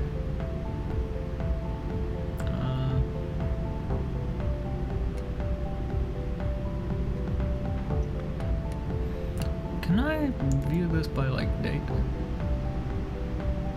And then thumbnails, sort by. How about date? Okay, gonna take it a minute, I guess. Yeah, okay. Cool. Let's do date modified instead. That's probably easier for it to do. There we go. That's much better.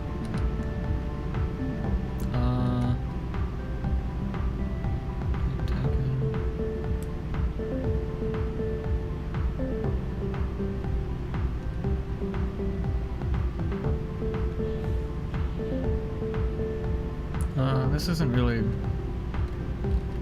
helping either. Let's do like date taken, I guess.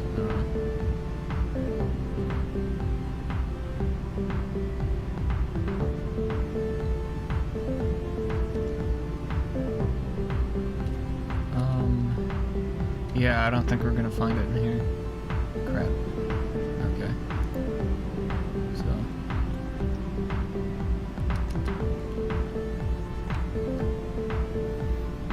Yeah, I don't know. Anyway, got a little sensor array panel there. I could take a picture of it and show you with the camera here. That's something anyway that we could do. Yeah, I could just take a wide one. Oh, you can kind of see the desk. Just has a hole here. Cool.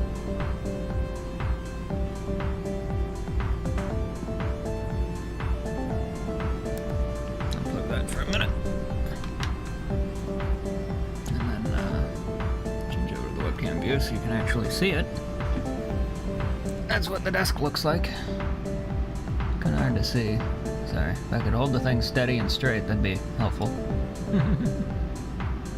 That's what things look like. So I got that little, oh, I was gonna point with the mouse cursor. Doesn't work like that. So I'll just zoom in on the sensor panel here. There we go. Yeah, so I got that little weather station sensor panel right here. And, yeah, so.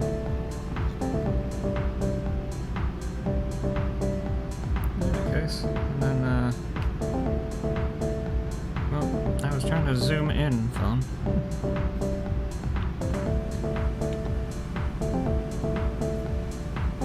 And then, right above the iPad there is what you guys look like. With the little tiny screen there. That's what you guys look like to me. So, zoom in more. Right there. That's what you guys look like. Sorry for my shaky hands. But yeah, so.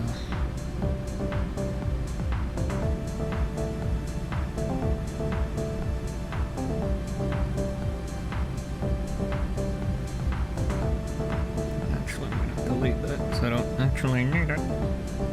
Delete that, save some space. Cool. In that case, alrighty. Done with that. Plug you back. Cool. Plug you back in. Are you good to go? Oh, you're full. Okay, cool. I don't need to plug that in. I will elect to not plug that in then. Sorry for the mic noise. Just put it over there. Alright. Okay, I'm gonna go grab those other fries. I'll be right back.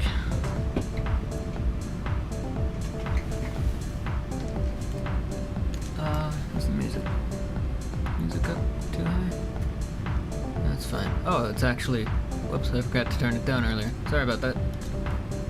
All good. But anyway, I digress.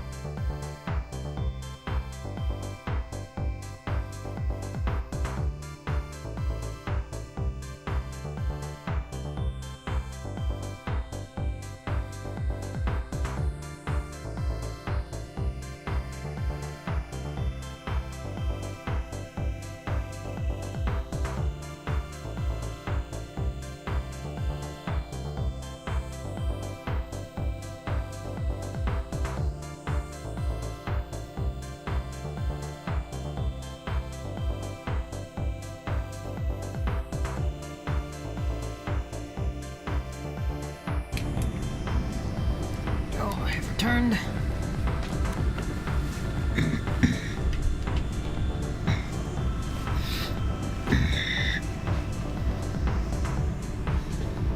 Okie dokie.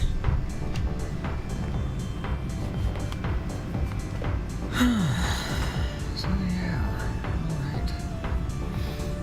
These ones look considerably better, so.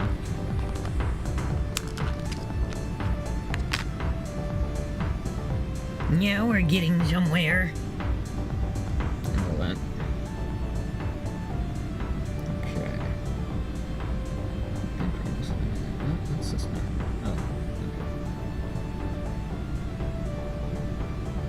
Am I missing anything in here? I don't think so. I don't believe so. I don't believe I'm missing anything. I can see here. No. Okay.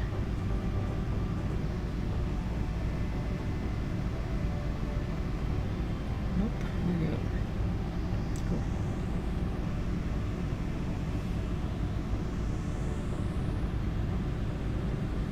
Okay. Cool. Alrighty. Oh, right. That's empty. Crap. That's okay.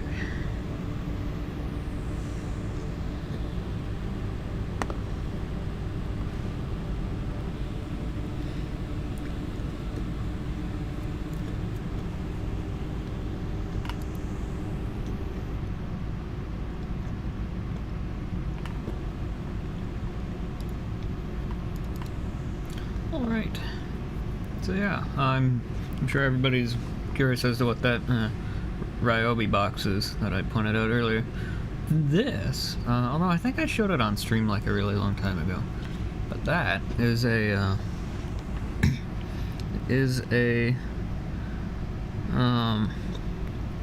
it's like a little scrubby power kind of thing. Hard to explain. Think of like a mop, but a power tool. It's essentially what it is. So, designed to scrub and clean all kinds of different things. So, mainly got it for floor cleaning, but we have some tile flooring and things. I'd hear that. We occasionally need to clean, so.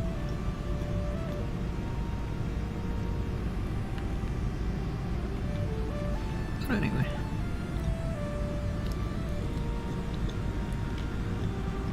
Yeah, so.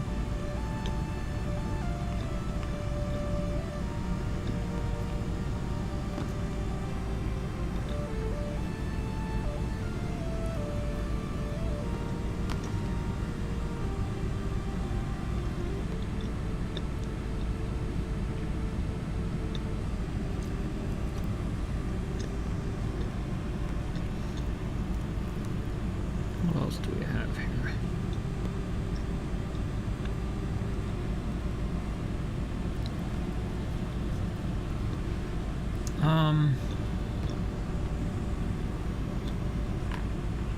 Yeah.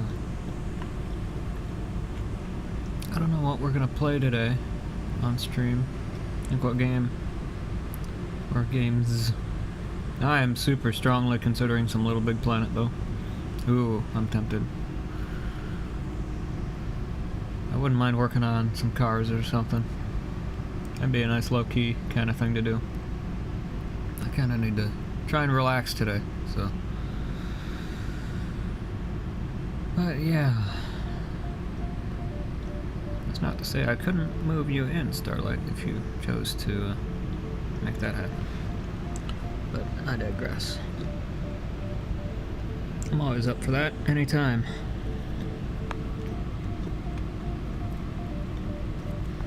Because you're worth it.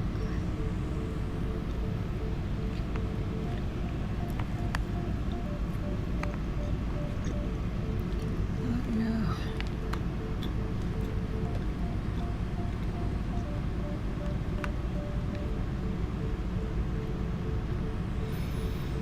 Anyway.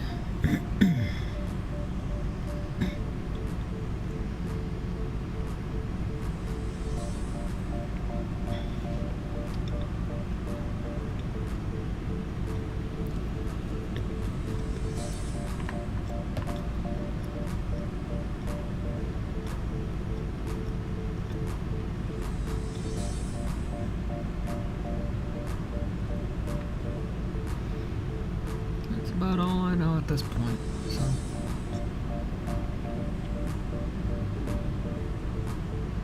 I love you, Savannah.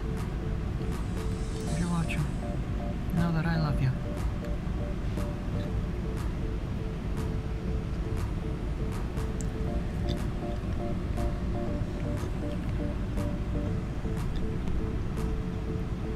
Maybe you got like an ear pod in or something while you're working and you're listening to me. That'd be cool. I don't know. Maybe you are. If you are, then, know that I love you. And I wish you were here. And I wish you'd talk to me. Tell me that you're okay. Because I worry about you all the time. Because I love you so freaking much.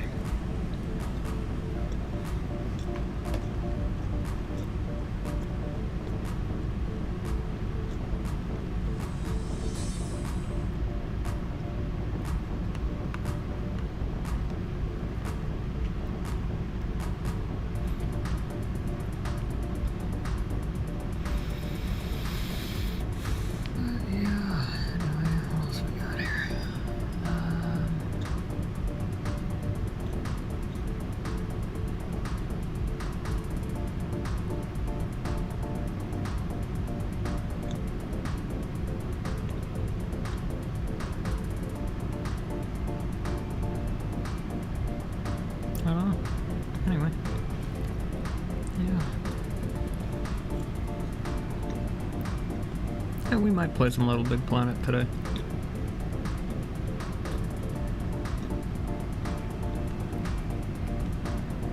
Find something nifty to work on. Not like super great at the platforming aspect of it, but I'm great with the logic tools. Whoops. I'm great with the logic tools. So. Yeah, I think we will play some Little Big Planet today. I was gonna do something else, but I don't know. So we'll play some Little Big Planet today. Damn it, this brick. Need to get out. Get out of there, you. Okay. Now what did I do with that? Is this it? I think so. Yeah. Yep. Okay. Goldfish memory. Sorry. Although, at least according to the Mythbusters, goldfish actually have pretty good memories that can be trained, so.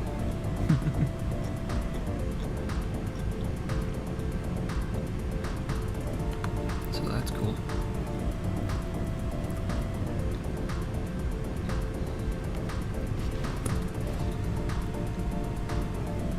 But yeah. Other than that,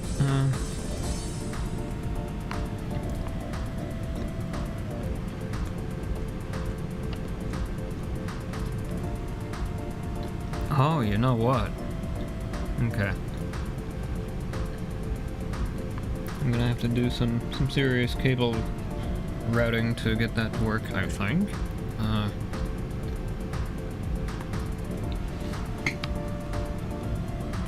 Although, I could run it through the compressor, but then we wouldn't have music.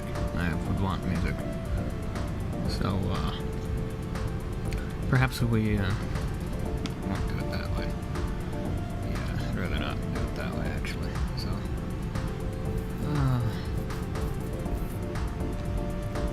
I don't think we'll need a compressor for Little Big Planet, so that has some pretty good audio going through, so.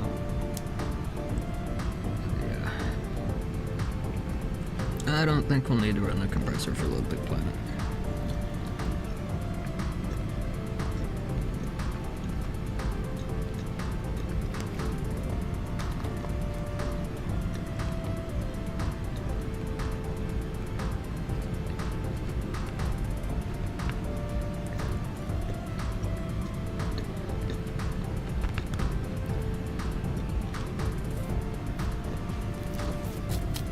Alrighty, so I think that's about as good as that's gonna get, so gonna call that good. Okay, so next up I'm going to go make some soda, get this cleaned up, rinse out my face here, and after eating. And then what I'm gonna do is I'm gonna get the PS4 and all the capturing equipment set up for capturing the PS4, and we'll play some Little Big Planet. So that's something fun and easy to do. So that is what we shall do today. Let's have a nice easy day here, hopefully. Oh, excuse me. Yeah.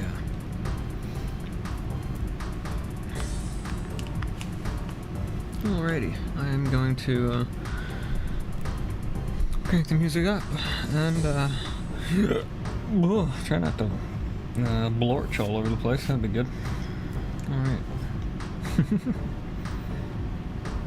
Okay, what am I looking here to do? What do you want today?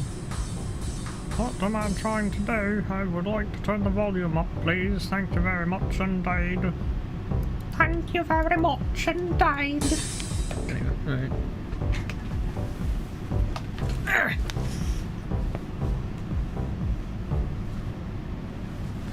It is now time for the penguin on top of your telly to explode. no, I don't have a penguin on top of my telly. You do now, so kablam. Anyway, alright, be right back.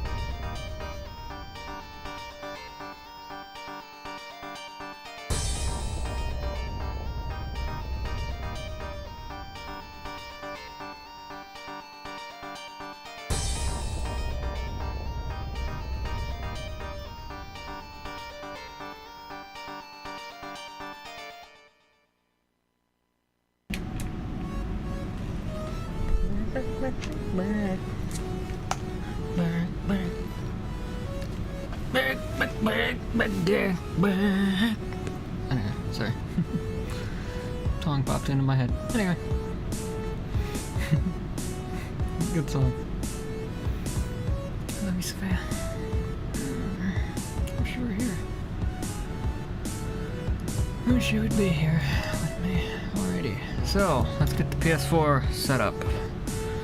I haven't used it in a really long time, so probably get some updates or something. I don't know. But anyway. First step is we need to figure out how to capture this thing. So, alrighty. Let's get all that going. You'll have to apologize for some microphone and fan noise here for a minute or two. Excuse me, sweetheart. Alright. Let me see. Okay. So, what I need to do is unplug you. Then I need to unplug you. Now. Then I have to plug you into that. I have to plug you into that. Okay, so good. Got our computer display. Okay, now what I need to do is somehow.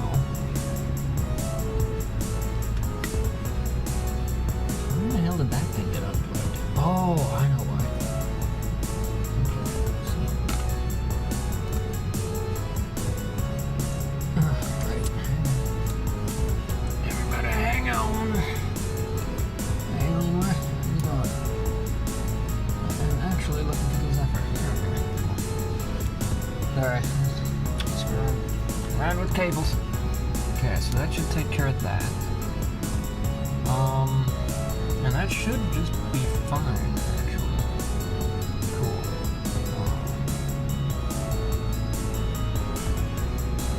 And you know what? I think we can do. Actually, let's do it this way instead.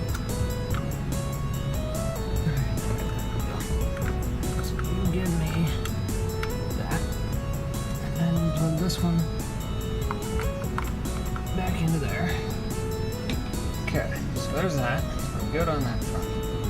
Cool. I think that's how I want to do that. I know I'm gonna have to run the display for that.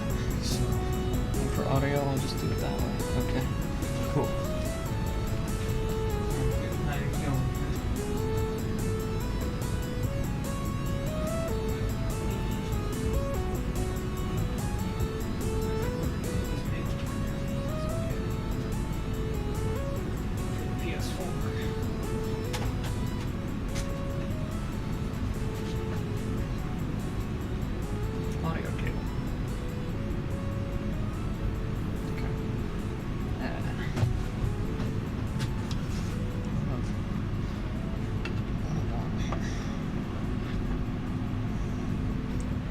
Your deal. Oh, I see. Okay.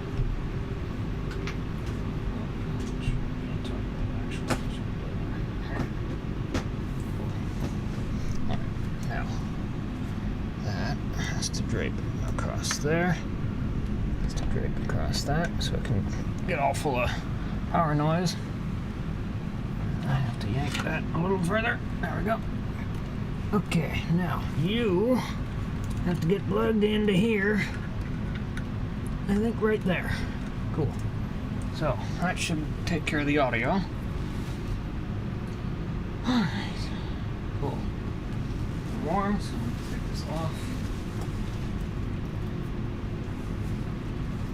Up when I'm doing things and run cold otherwise. I think, rather than that stupid setup, what I'm gonna do, I'm gonna bust into this again. Try this out. So, my knife.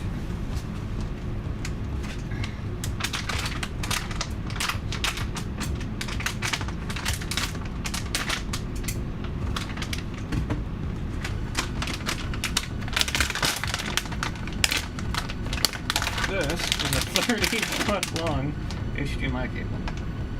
Hopefully it'll be fine. It'll do what we need. I don't know. But we're gonna find out. Just gonna go in there. Yeah, it's empty. Alright. That's one. Cool. That's right.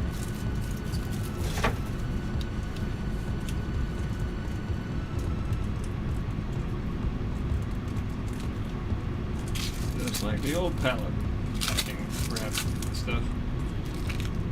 I'm used to dealing with that.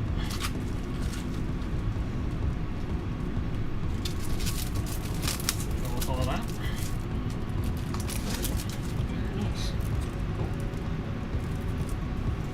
Cool. Alright, one 80,000 foot long cable. Not quite that long. That's the smallest thing on the planet, but it's cool. Okay. Oh, I see. It's like, huh. Interesting. Okay. Why do they have to coil these stupid things? Don't you people know you're not supposed to do this to cables? This thing is fucking huge, by the way. Is that foreshadowing? I don't know.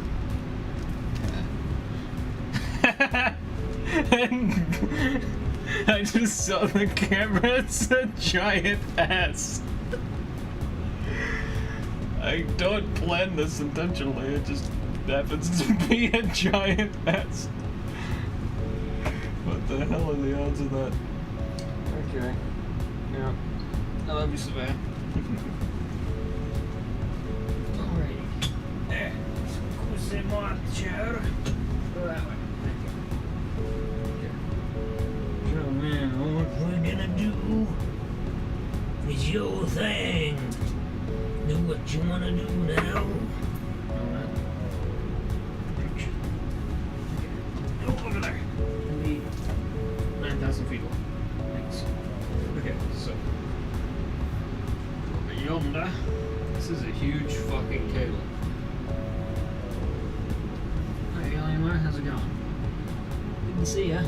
Let's go the other way, of course. Put that into there. Cool. This thing is fucking huge.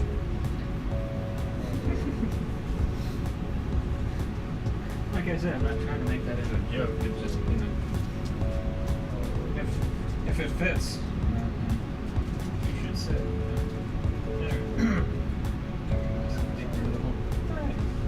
Oh, that's even worse. I should just shut up. It gets worse the more I talk. Anyway. Yes. We're twirling the twirly thing. Twirl it.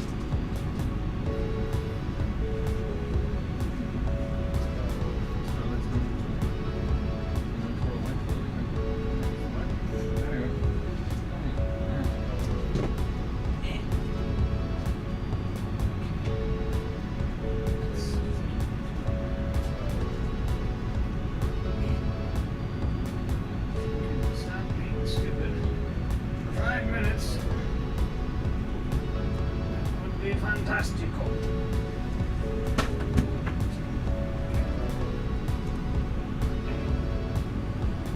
9,000 feet long.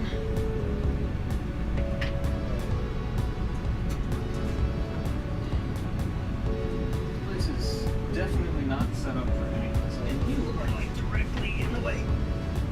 Okay. Oops, yeah.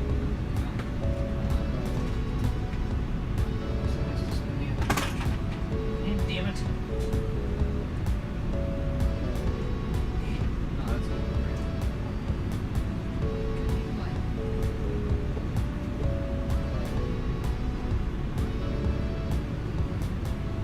Could you possibly, sorry, Starlight, could you possibly face the other direction, please, for fuck's sake? I get that, like, you're,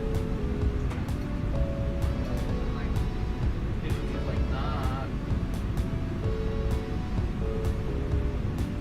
Fantastic. Yeah.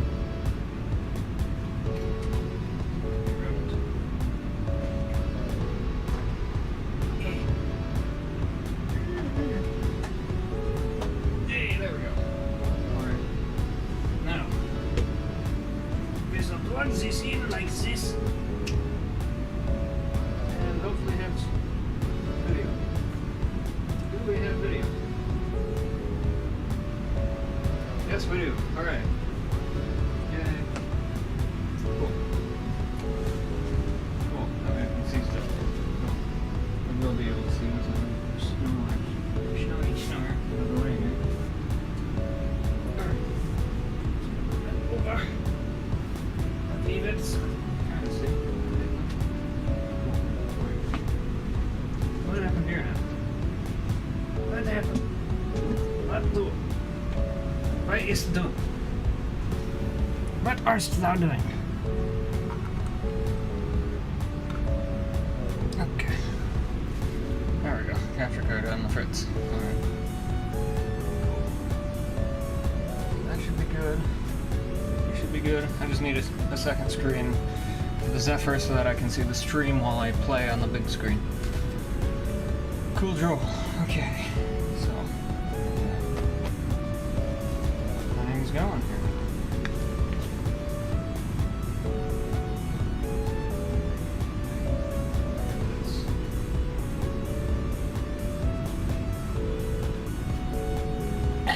Excuse me.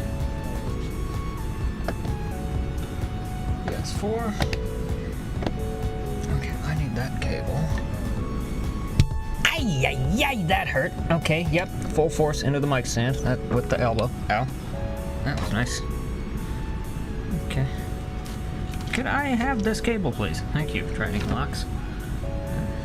Anyway, ouch.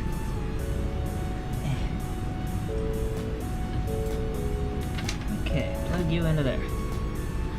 Cool. Alright. Let's go with this. There. Okay, that's already plugged in. Don't have to worry about that. So. And all I should have to do is move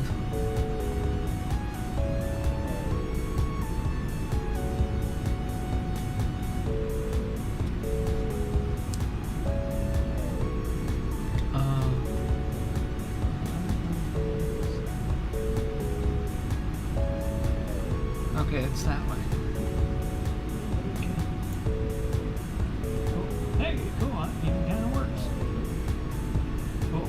To see the screen, I don't need to see like the whole shebang here.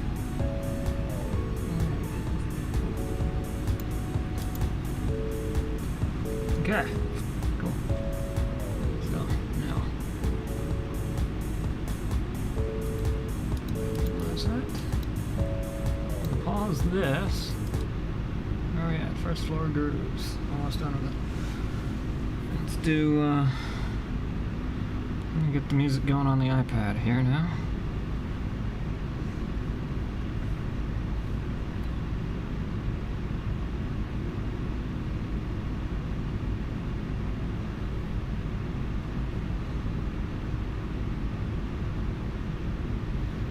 $8:42.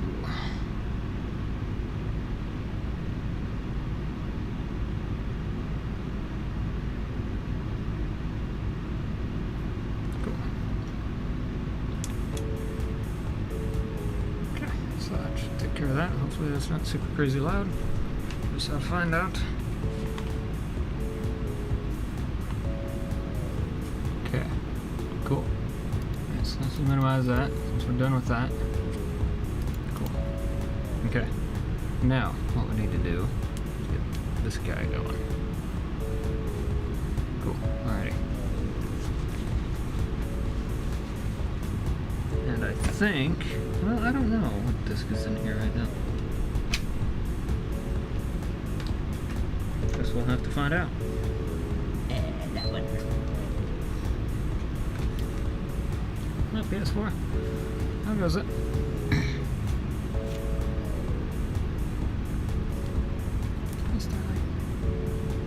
Oh, helps to have the controller plugged in. Ha ha ha ha. I'll have to live with some mic noise here for a minute. Not too bad so far.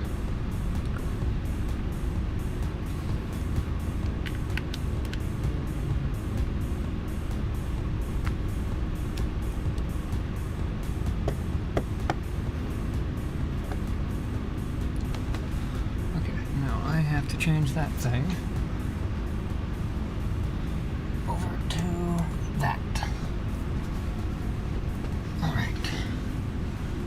should just work and be cool. Yes, hooray. Cool. Let's get audio going. Switch from that one to this one.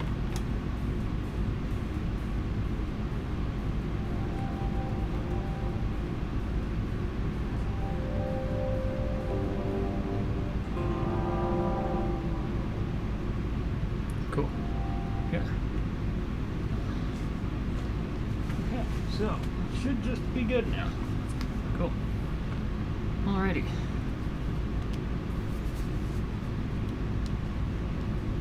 Now, are you just gonna be cool, or are you gonna ask for my password and all that BS? No, you're gonna ask for a... Oh, you're gonna ask for an update. Okay.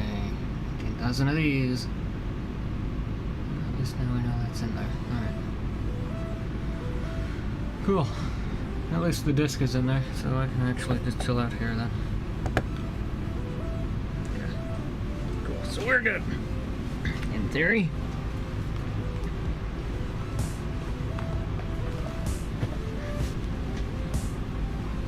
Alright. Okay. Okay, I'm there. Alright. Oh, you can't see what's going on yet. That's okay, don't worry about it. Okay. What? Do I need to do that? Okay. I think. System update.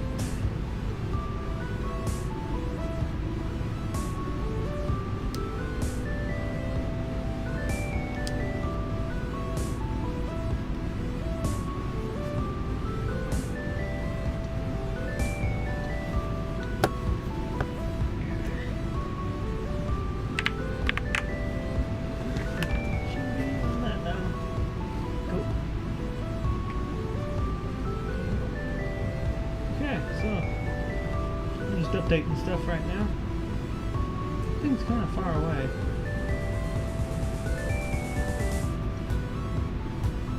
It looks fine to me. Alrighty. And yes, we do have audio, I just have it turned down in the menu.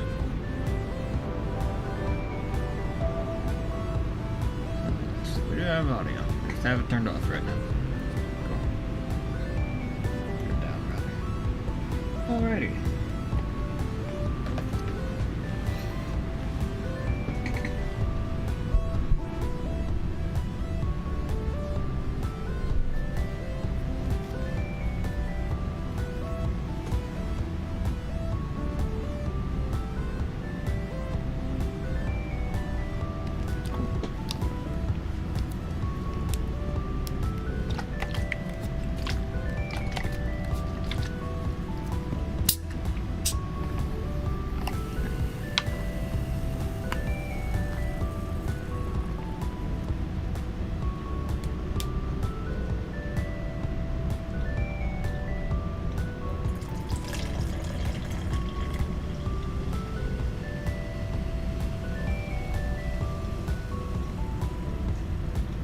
And some will ask, why are you streaming in 1440p when your display is only running at 1080p? That's because I have the, just because I want to. I should leave it at that. It's fine. Don't worry about it. It's gonna be fine. Is that fair? Everything there okay? Yeah, it's fine. Oh, that looks beautiful. Perfect. Damn, I love this capture setup. Just slicker than snot on a doorknob, man, I'm telling you. Stuff just freaking works, dude. Like, when it works, it works. So freaking nice.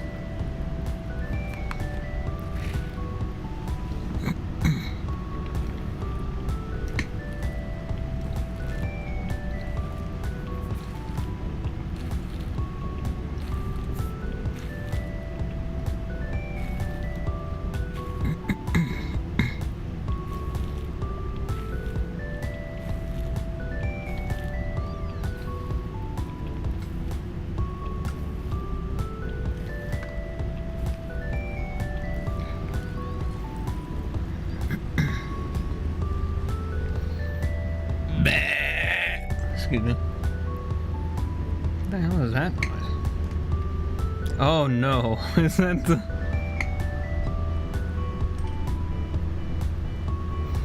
tell me we can hear the frickin' PlayStation disk drive. We can. Oh no. Oh. Uh-oh. Oh no. I don't want to change my mind. I mean, I could move it. I could just move it a little bit. Should have enough cable length for it. Well,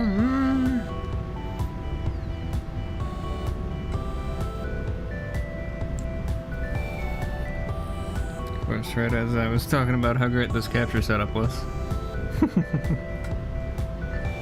We gotta listen to disk drive noises. Yep, that's exactly what that is too. That is loud as hell. Oh no. It's even triggering the compressor.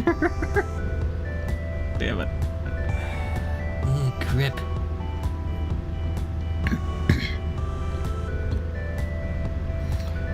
Alright, I'll have to move that then. I'll have to get a different cable. It's fine. Got this 10-foot guy right here that I can use. So, alright, I'll just have to do that then, I suppose. Fraser. Yep, that's exactly what that is.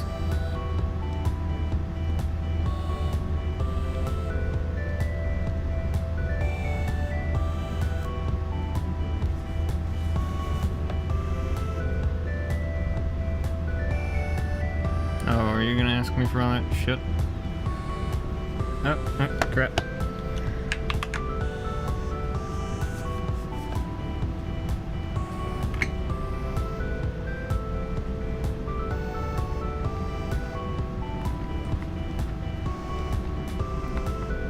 Sniper, no sniping. Swiper, no swiping. All that. This is ancient by then anyway.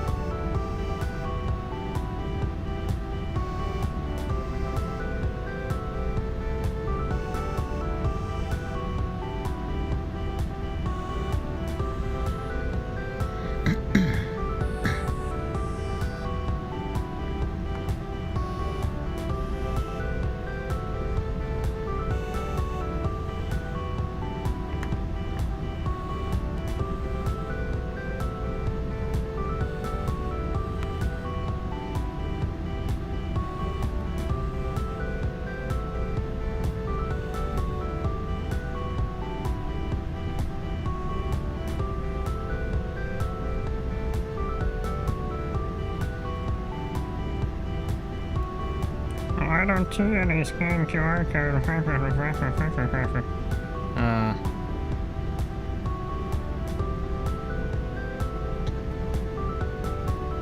Suppose it would help if I,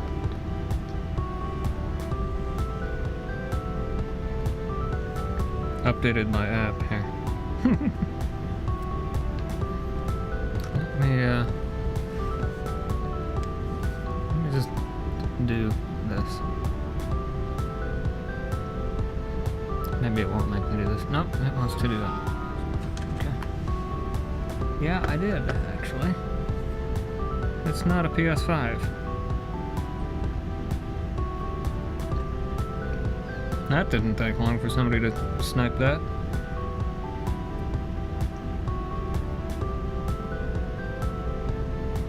Okay,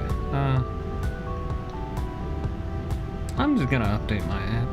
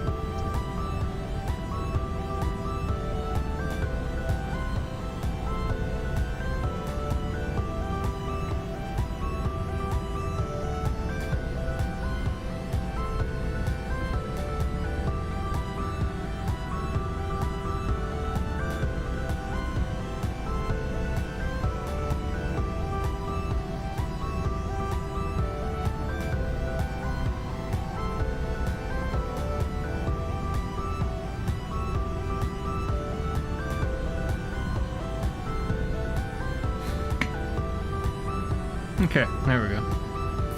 Cool. I don't have a PS5.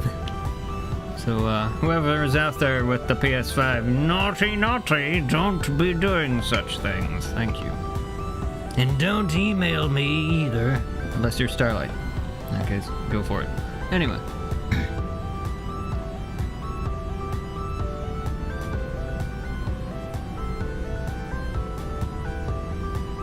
Okay, okay. Now we can show things all we want. Let's go to that view for right now. Cool. Alrighty. Kilo. Now, is that correct? Yes, because that TV has the saturation cranked way up. So yes, everything there looks fine. Cool. Cool. It's done that way so I can see it from a distance. Like gauge things. Alrighty. Cool.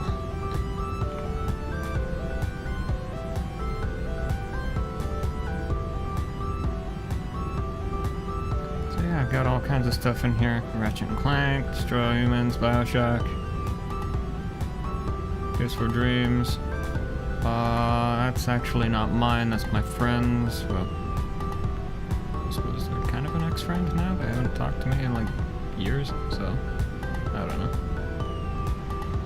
I don't know. That's up to them. Yes. I still consider myself their friend, but that's up to them. Yep, okay. Ah, crap. Okay. Let me actually, oh, hang on.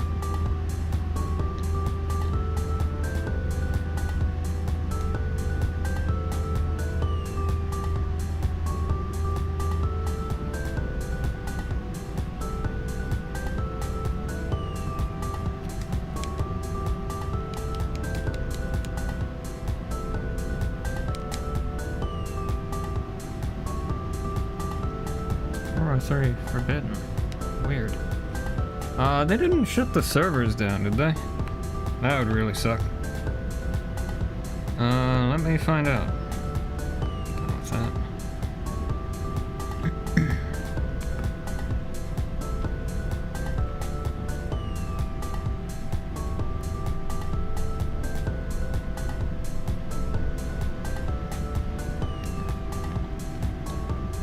Oh. Okay. Interesting. Well then.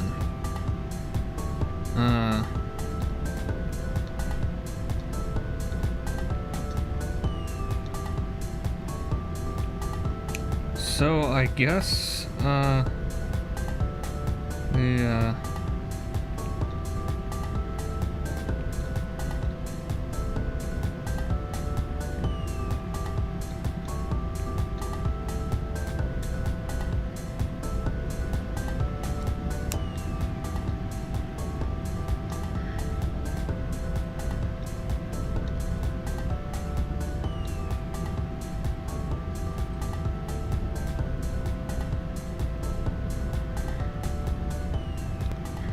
okay, so, they're apparently having a problem.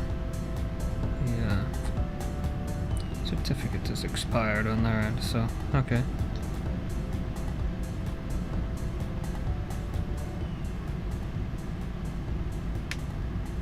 So, I don't know if that's gonna get fixed or not, but... Okay.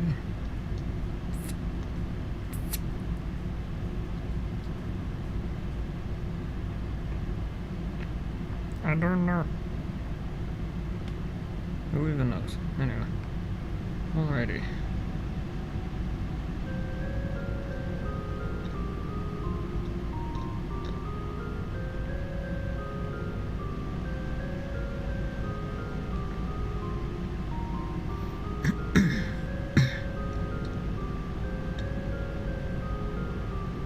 So, I don't know if they're like shut down or what.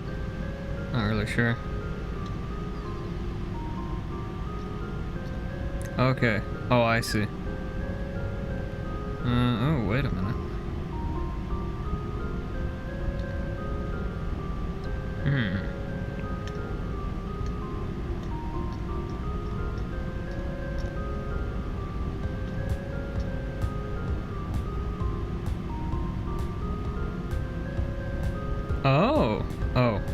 temporarily. Alright, well. Yeah, so alrighty.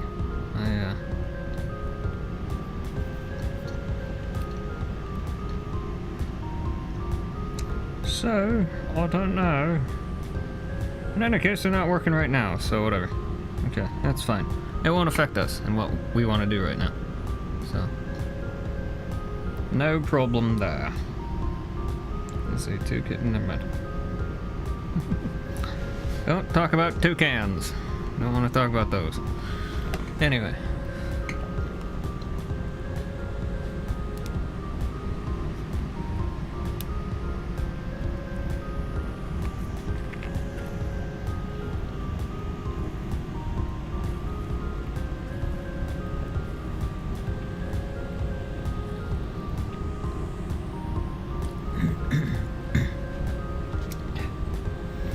Yeah.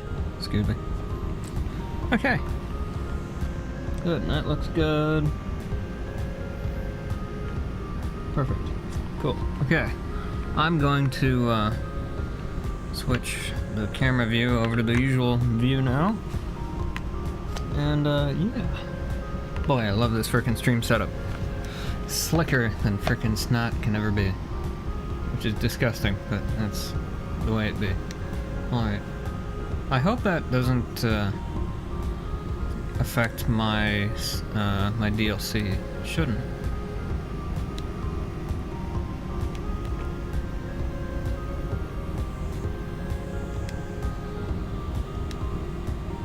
Normally I do like these, but I want to turn them off Because we got our own music. We've got our own music. Okay, so that's all turned off. Good, good. Cool. All good to go. Cool, cool. Good. Okay, and we're sure this is broken. Yes. Okay. Well, like I say, as long as it doesn't affect my DLC, we're happy. Okay, so I'm gonna crank the music down.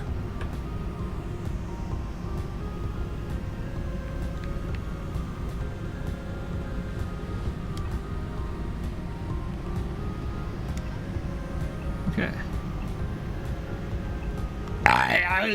Excuse me.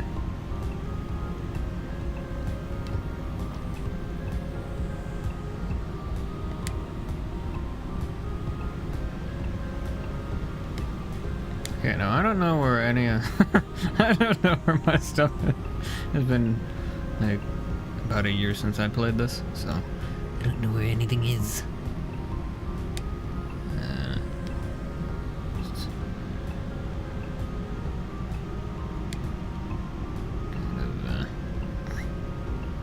This is a whole bunch of random crap here, so I'll talk about things when we get to them, but I just want to see where everything is here. I don't think that's the one we're looking for. Nope.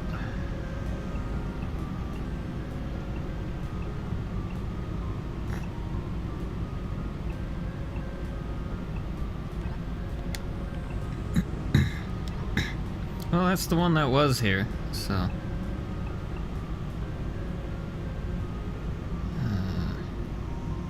Let's give this one a try.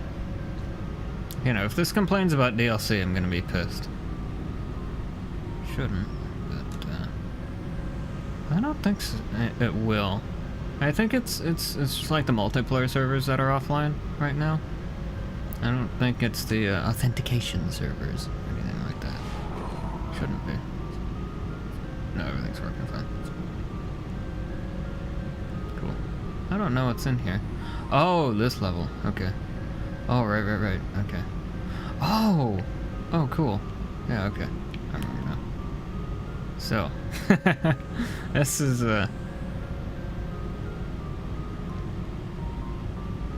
yeah. So this is a car, obviously.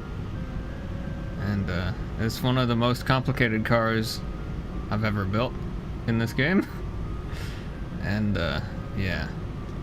So anyway.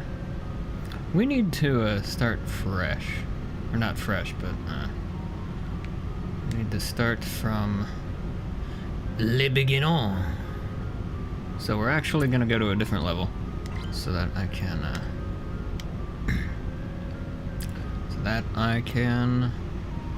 do things. I wonder if there's an update for this game. I doubt it. It should have told me if there was. So what I need to find is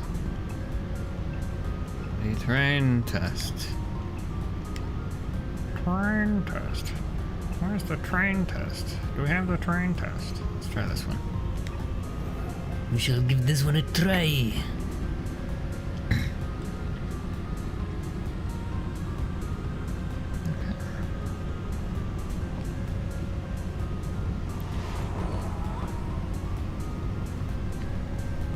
Oh, there's a bunch of broken stuff around here.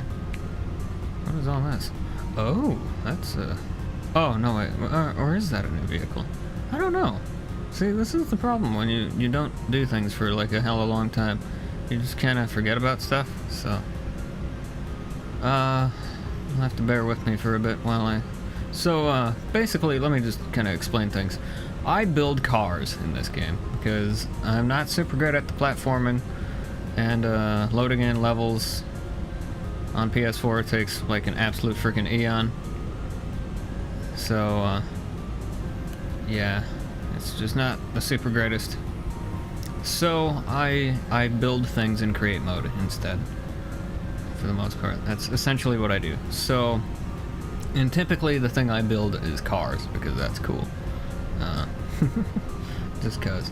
So anyway, so I've got a few different levels that I've built that are like for testing terrain and things. This isn't one of the main ones. Well, it is one of the main ones I use to like test terrain and stuff, but I'm just gonna move this. Excuse me. I need you to move, thanks. You too. I think I was working on that one. I don't know. I don't remember. I don't remember it at all, so. I think that's a key fob, so I'll leave that one there. This we don't need over here, so I don't know why it's there, but it's there, so. Anyway, there's a lot to explain with all of this. Let me crank the music down so I can talk better. Crank that up. So that we can hear the game sound.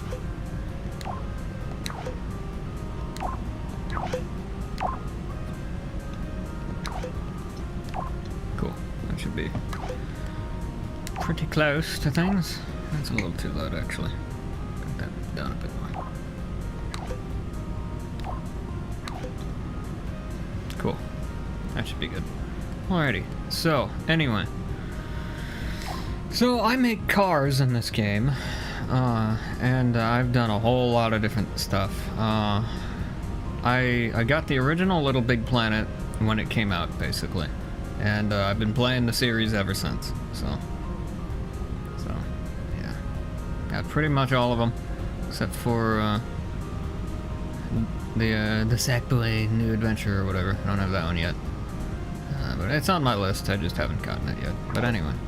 So, I've got a whole bunch of different things in here. I don't just make cars, I make all kinds of stuff. So. And I do a lot of the logic tool stuff, so I've got all kinds of things in here. I've got all kinds of stuff in here.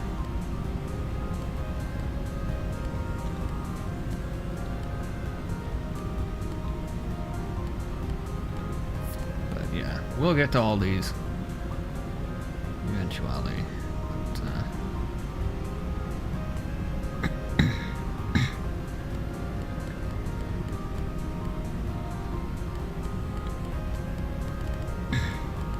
I've also been working on like actual like levels and things. So like I've got a Metroid kind of clone kind of thing.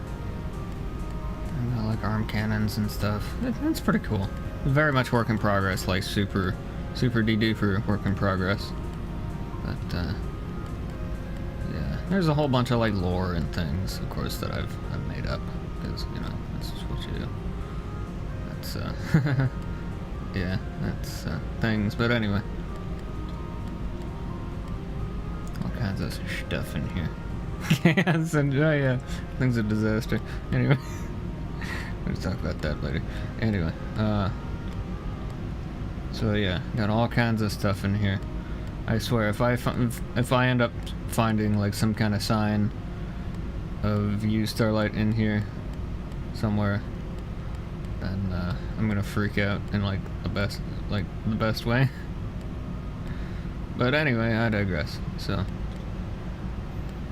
So okay, let me see if I can find this thing in here. There should be in here somewhere. Should be the very first vehicle that I had ever made in here somewhere. Yeah, here it is.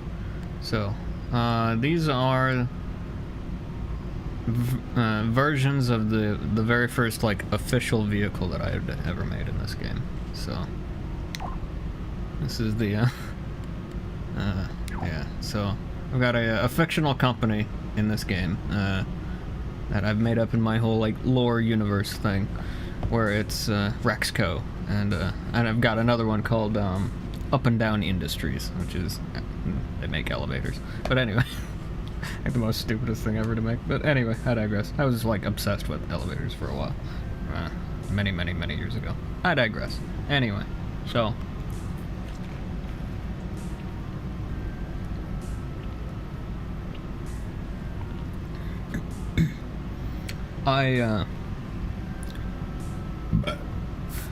So I do all kinds of stuff here.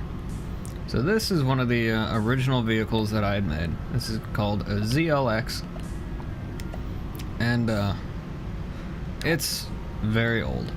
It comes from the original Little Big Planet, and somewhere around here should be a garage for it as well. I don't know where that is. Sometimes my save data gets kind of screwed up. I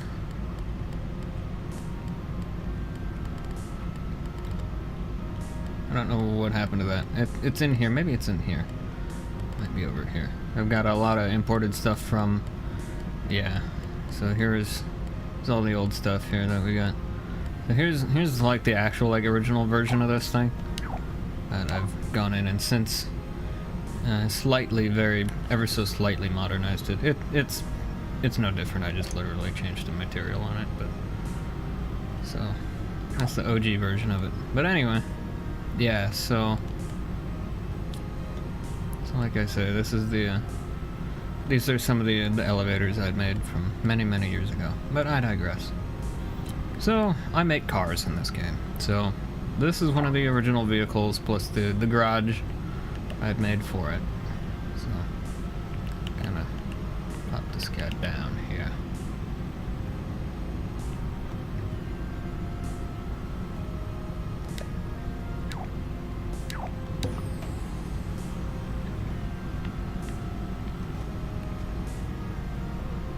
Oh, is that gonna... Yep. Damn it. Great, the whole thing just broke. Yeah, shit. Well, anyway. Yeah, it's not the greatest setup. It's ancient. Anyway, this piece would go down, and then you could like drive up it like a ramp, and then flip the thing back up, and that was your garage. And then you could drive another one of them like underneath it, or other vehicles underneath. But anyway, like I say, super ancient stuff. So I just wanted to show you all the super old stuff, just so that like you could see it. So I'll actually drive this thing around a little bit. It's kind of hard to drive, but it's got a little headlight there. It's very slow. We're not gonna do the full like terrain test on it or anything, but it is fully capable of finishing it, which is cool. At least until you get to the water, because yeah, that's as far as it'll go. But in terms of like the suspension or lack thereof, the wheel setup should, in theory, be able to complete the full test. But anyway, I digress. So that's the super OG version of this thing.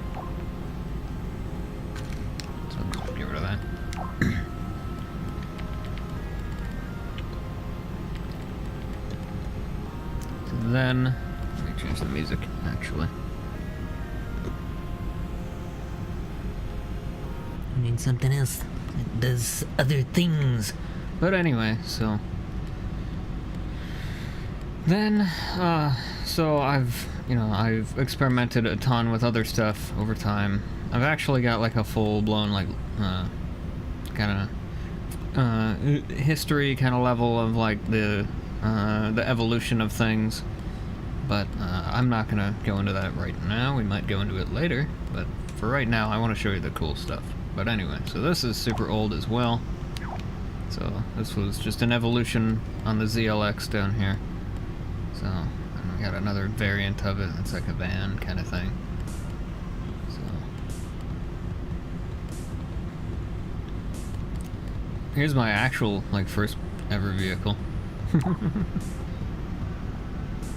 Aside from like a rocket-powered skateboard, but you know.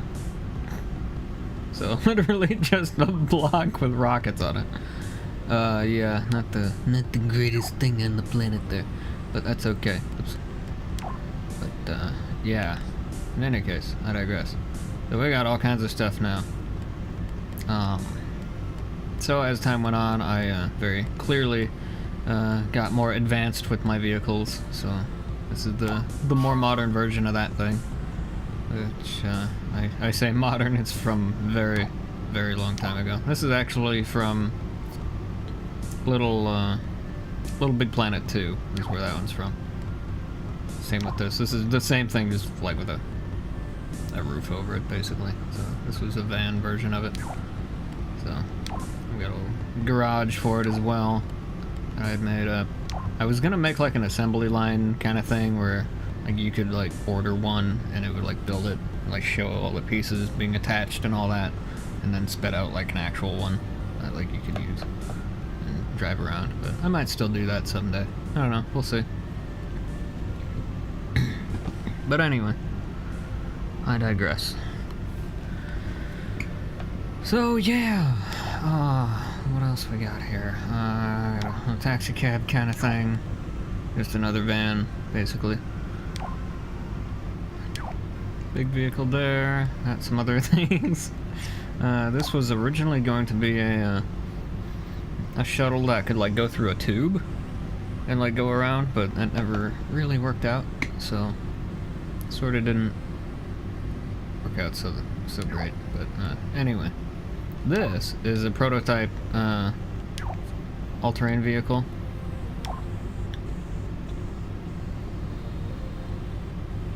And I just found a sign.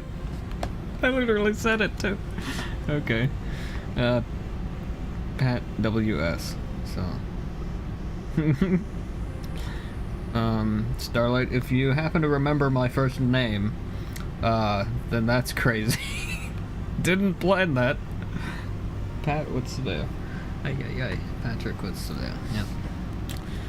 And Patrick. Anyway, that's what the P stands for in my name. anyway. So anyway.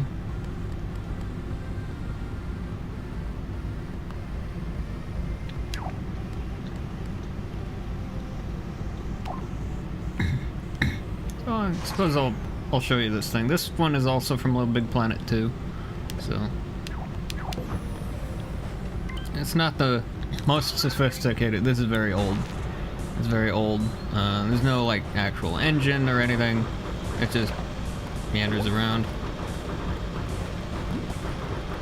Makes a bunch of racket and drives around. Also flashing light warning. So I'm sorry about that. But anyway. It's not the greatest thing on the planet, but it works. It was supposed to be like an... I forgot about this thing.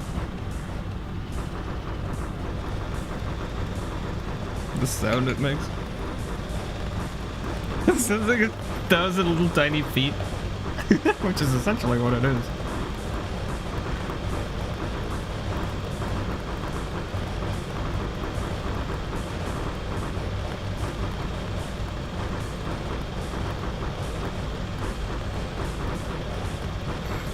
But anyway, so yeah, that's there's no like suspension like at all. Like I say, it's still very much a fixed wheel vehicle, but it does work. It goes sploosh, and it can even meander around in the water, just somewhat. Okay, hang on. You're bothering me.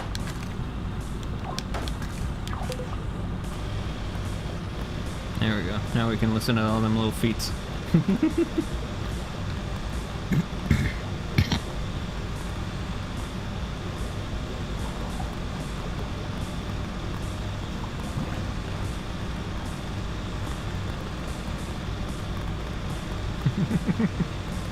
It's better on a straightaway, which we'll get to in a minute. I can kind of hear it though.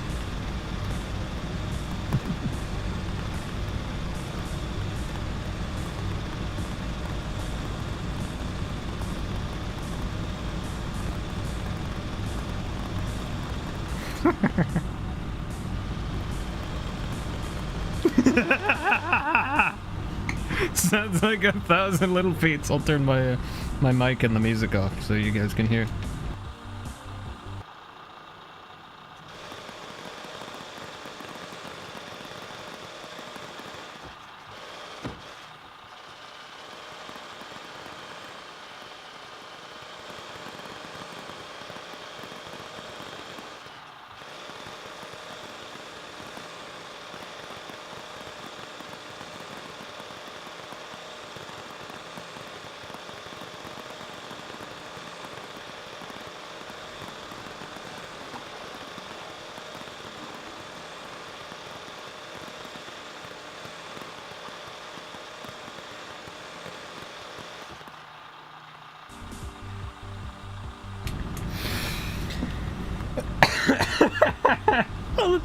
Sounds like 1,000 little tiny feet just like clopping around. It's so stupid. I love it. But anyway.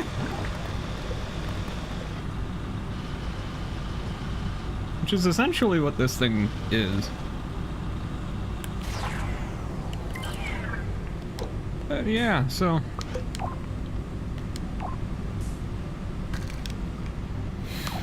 So there's that thing. I've got another version of it with smooth wheels, but yeah, so I got all kinds of stuff. This uses a thing where it can like suck you up onto like a door and then bring you into the vehicle that way. I don't know if it'll work. It might throw a fit about DLC. No, it just works. Cool. This thing's kind of enormous. So...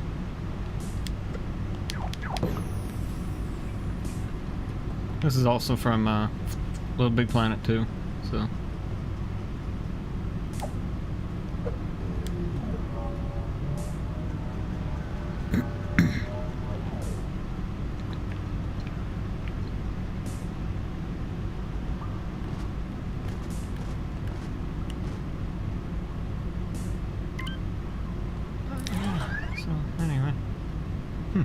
Very ancient technology in terms of how this thing operates.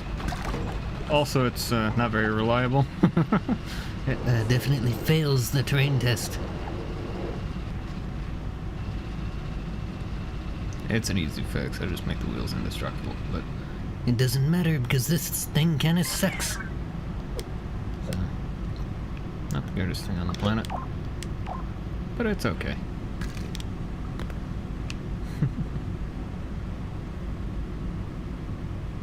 I think the key fob is attached to the... No, it's not. Okay.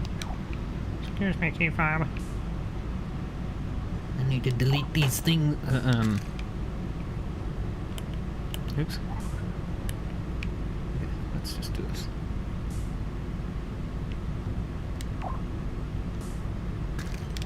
Goodbye, elves. Okay. Alrighty. So yeah, I got a whole bunch of different things. This thing's like a flying vehicle.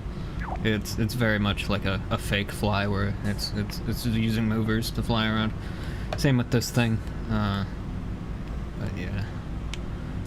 So you might notice like this thing here called battery dispenser. Yeah, okay, we'll get to that. This is like a mono-wheeled vehicle. So, yeah, so we got all kinds of stuff in here. We got forklifts and transporting vehicles. Got like a little tank tread unit kind of thing. I did actually build a tank. That is kind of functional. It's huge. And we got this turret that will absolutely destroy you. Got a boat. Got some amphibious vehicles here.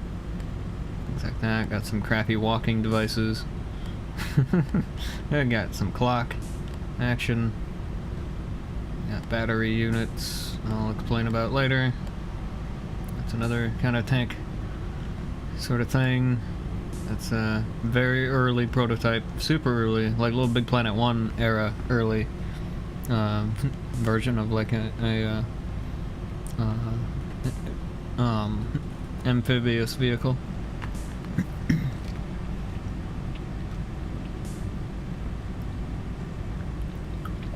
So it's pretty cool.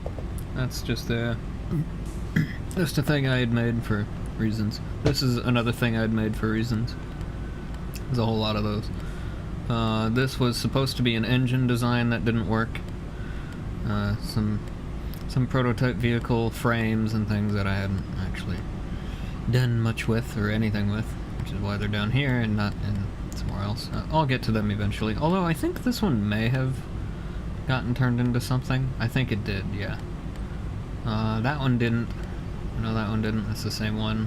That one I think I started but didn't finish because I just chose to do other stuff. I'll probably either go back and finish it or just redo it. That one I worked a little bit on, but not supremely so. I might have like a functioning prototype of that somewhere. I don't know. We'll see. That's just an emblem. That is something we'll talk about later. As is that. And this. These symbols here might give you a clue as to just how much into the logic scene I am with all this. So you'll see. But anyway. So yeah, got all kinds of stuff in here. This is a prototype actual flying machine.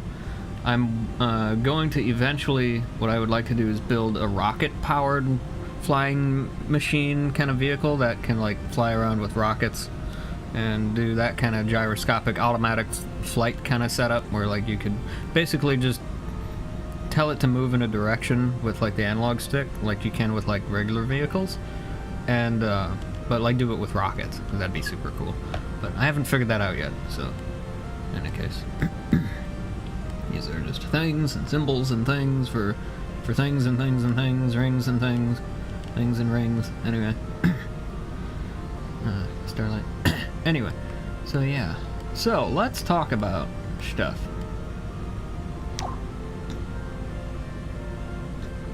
So we've got some different vehicles. Yeah, so here's one of those that actually somewhat functions. These aren't like true vehicles. Well, this one is. And I've got a larger prototype, but essentially, I figured out, so like I've always been obsessed with vehicles, but it's always bothered me that I can't, like, they just kind of go forever. Like they don't, like they aren't like real life vehicles. So for the longest time I've been trying to figure out how to make that work. And eventually a long time ago I did. And me, I'm very much a future kind of thinker, where, you know, I think of the future and then think of how it would work. And, try not to blorch all over the place while I'm doing it. But anyway, I digress. So, it's all fine over there. Cool. But yeah, so... in any case, yeah, so this is a prototype vehicle. I'm not gonna spawn it in. Well, I will, I'll show it to you like in ghost mode here, but I'm not gonna like actually like spawn it in. But this was one of the, so this was like the second or third prototype for a battery powered vehicle. And the big timer that's on it is probably a dead giveaway as to how that works. It's essentially just a duration based kind of setup. So like basically there's a master timer, and then with that timer, that's essentially how long you have to drive around. And once that timer's out, you have to swap out the battery or recharge it or whatever, things like that. And that core concept has exploded into so many other things with my tech level, so to speak, with this game. So, and what I can do with it. So, this is not the original vehicle. I don't have the original vehicle that is spawnable anymore because I just don't have it. Because I made it in Little Big Planet 2 many years ago. I do have a level that we could go to and check it out later, which we'll do, but for right now, this is just kind of where we're at. So we'll talk about all that. So let me try and find one of the original, yeah, okay, so moving in line with the Rexco, you know, company theme. So this futuristic company kind of thing of, you know, it's all role play, but anyway. So,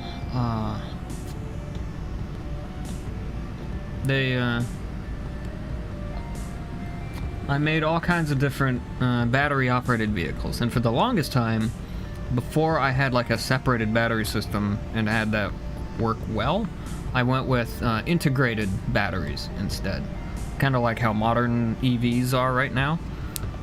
So these all have integrated battery units. So this was actually one of the first one. So this had a built-in generator. So it had a battery. It was kind of like a hybrid vehicle, except not like an actual hybrid vehicle, but it was like basically it was an electric vehicle that had a generator that could recharge the integrated battery while you were driving it, basically. But it couldn't actually power the vehicle or anything like that. It was just a crappy little scooter kind of thing. But anyway, I digress. Super ancient, super old. This is just a thing that so the Nova canisters were Nova was like the mythical fuel that would run these generators. But anyway, I digress. So in any case, yeah. So, so then eventually I came up with a better charge setup. So I just did away with the generator idea temporarily for a while, anyway. And I came up with the fact that, like, okay, what if we just had this thing have just a really good, nice, long duration battery, and have some kind of charging dock that you could use with it. So that's what this is. We've got a convenient hover charging station for the RLX 3V. So I'll talk about these naming codes as well. So RLX is the series. So usually the way I name things is there's like a character code, and then there's a number, and then another character code that comes after that. And that this model naming code kind of sets up how to like know what things are. So like in this case, this is an RLX 3V. So that means it's the third generation RLX van. That's what the V stands for. So RLX meaning a battery powered vehicle, 3 meaning this is the third generation of it, and V standing for van. So Nitron is just a little fun little thing. Just a supposed mythical material that was like really good for batteries, apparently. So anyway, so yeah, so here's that thing. It is fast. It is pretty decent at this terrain test. I'm not gonna spawn it in, but I'll like show you some of this stuff. So like this one was cool. I originally had this concept with like the 2 prongs on it. So basically that piece with the plug on it would move down and attach to the vehicle, which had the prongs on it, and it would just like charge it from there. And yeah, so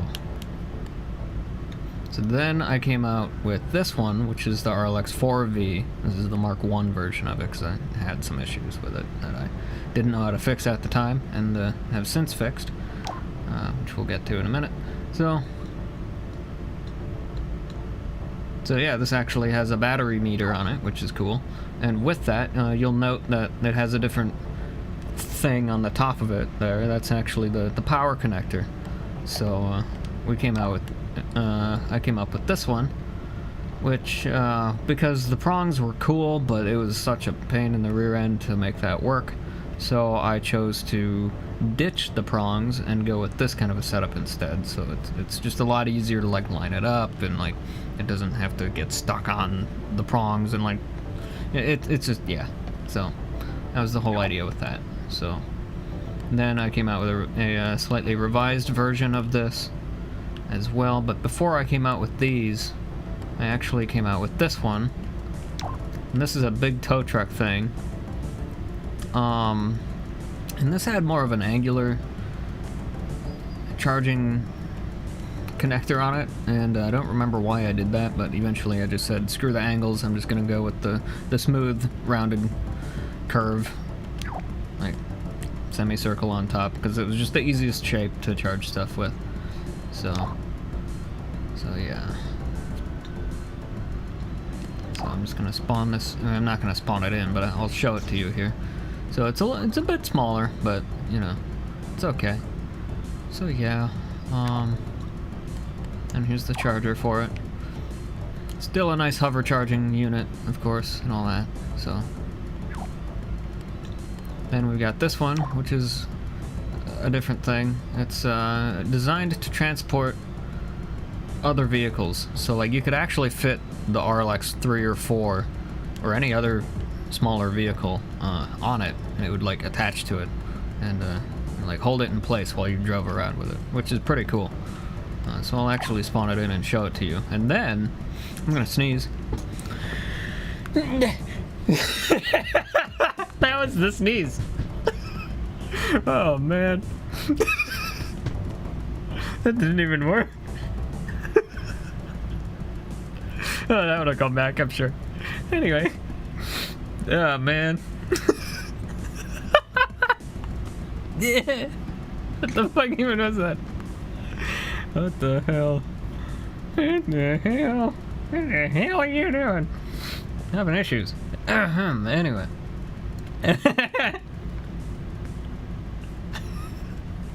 I'm a champion at the feeble sneeze. Alright. Unintentionally, but it's what's happening.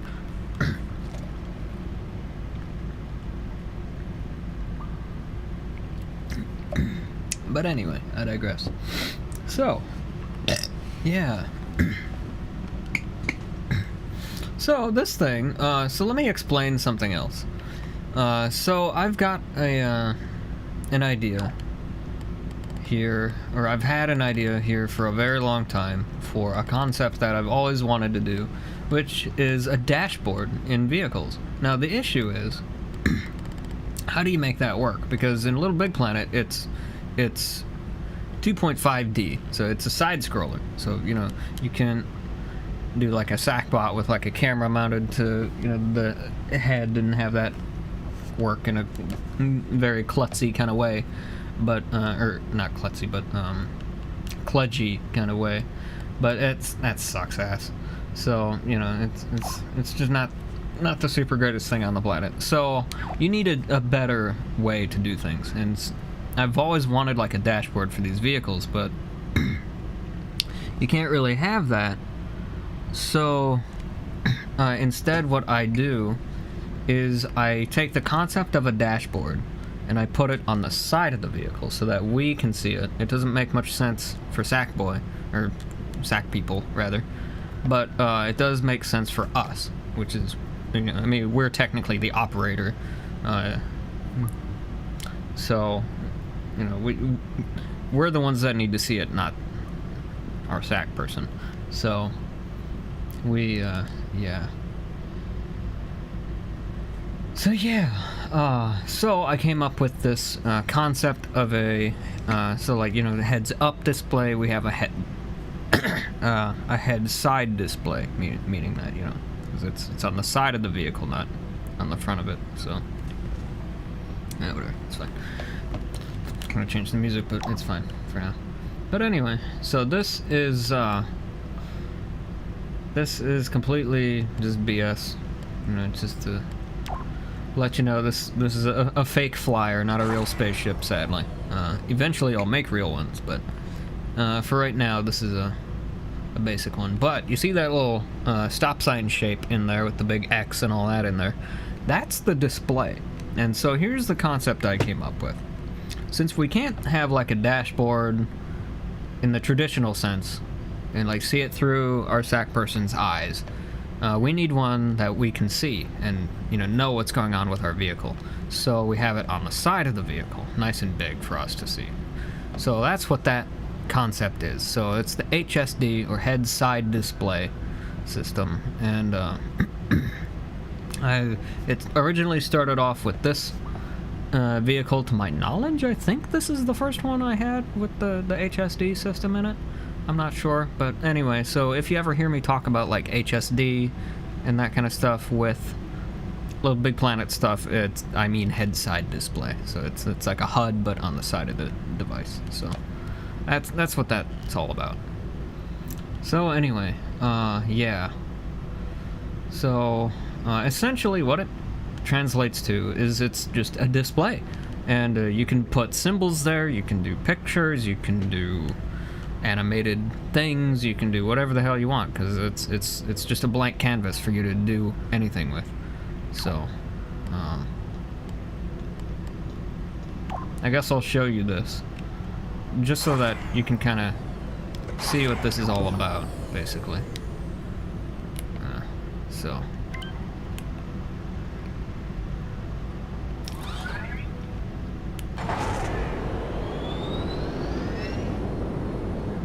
So like I say, it's not a real thing in terms of like how whoops, shit. So it's kind of broken, but not supremely so. It's not. It doesn't really work the greatest in this version of Little Big Planet. I originally made this in Little Big Planet too, so.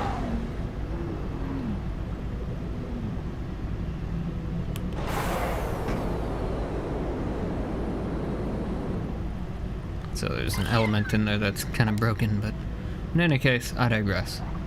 So that's the HSD system, so we could kind of see how this works, basically. So, there's some other segments in there, but I don't know, whatever. Not important, so I'm just gonna ditch all that. So, okay. D, as in dog, ditch. So, in any case, so yeah.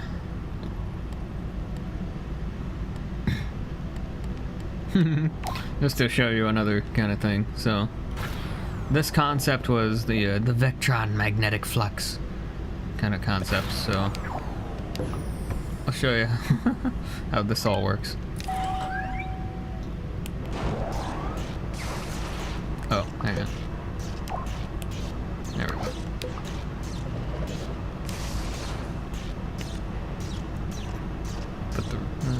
Close the door, but anyway, so it doesn't work so well in the water. So it's very kind of freaky and scary. Like I say, Little Big Planet too. It's a weird time. Anyway,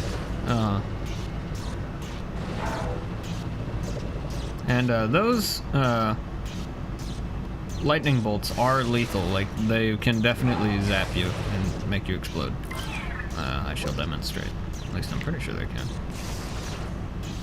I thought they could. Huh, I guess not. I guess it's... Well, I thought they could. I guess I didn't do that. Yeah. In the future, if I ever decide to do that, I shall do that. Or try this kind of a setup again. I shall do that. In any case, I digress. Clang. I love that. But anyway. So that's what that is. Whoops. That's not going on. Sorry, Sec guy. Hey, you don't care. Sec guy don't care. It's all good. Don't need that. Okay. So there's that. So that's the concept of the HSD anyway. So the whole idea is that it's a display on the side of the vehicle so that we can see information as needed. So that's what that all means, in case you're all curious about that. So anytime you see like a weird, bizarre, giant square or shape where it's like got a ring of light around it, that's pretty much guaranteed an HSD screen of some kind. So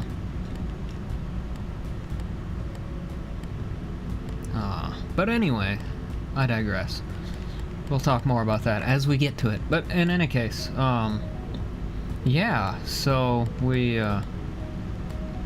so this vehicle has one of the original HSDs on it. So it's got segments for like charging and whether you're plugged in and whether it's fully charged or when the battery's dead or what your battery charge status is, things like that. So like right now it's saying that the battery is fully charged, basically is what that means. So makes all kinds of fun, neat noises when you start it up and all that.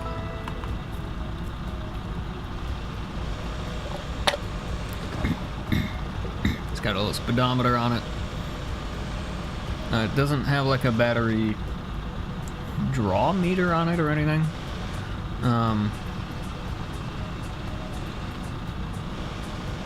It's a very crude speedometer.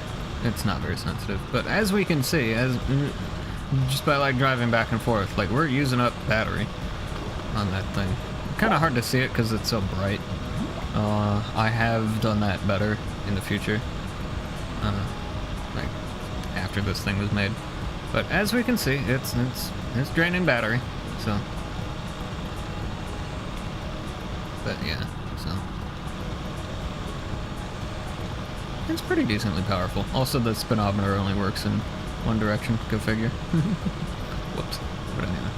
Also, the door kind of blocks one of the wheels when you're going backwards. This thing's not the greatest vehicle on the planet, but it was a great prototype for things. Okay, this thing is causing problems.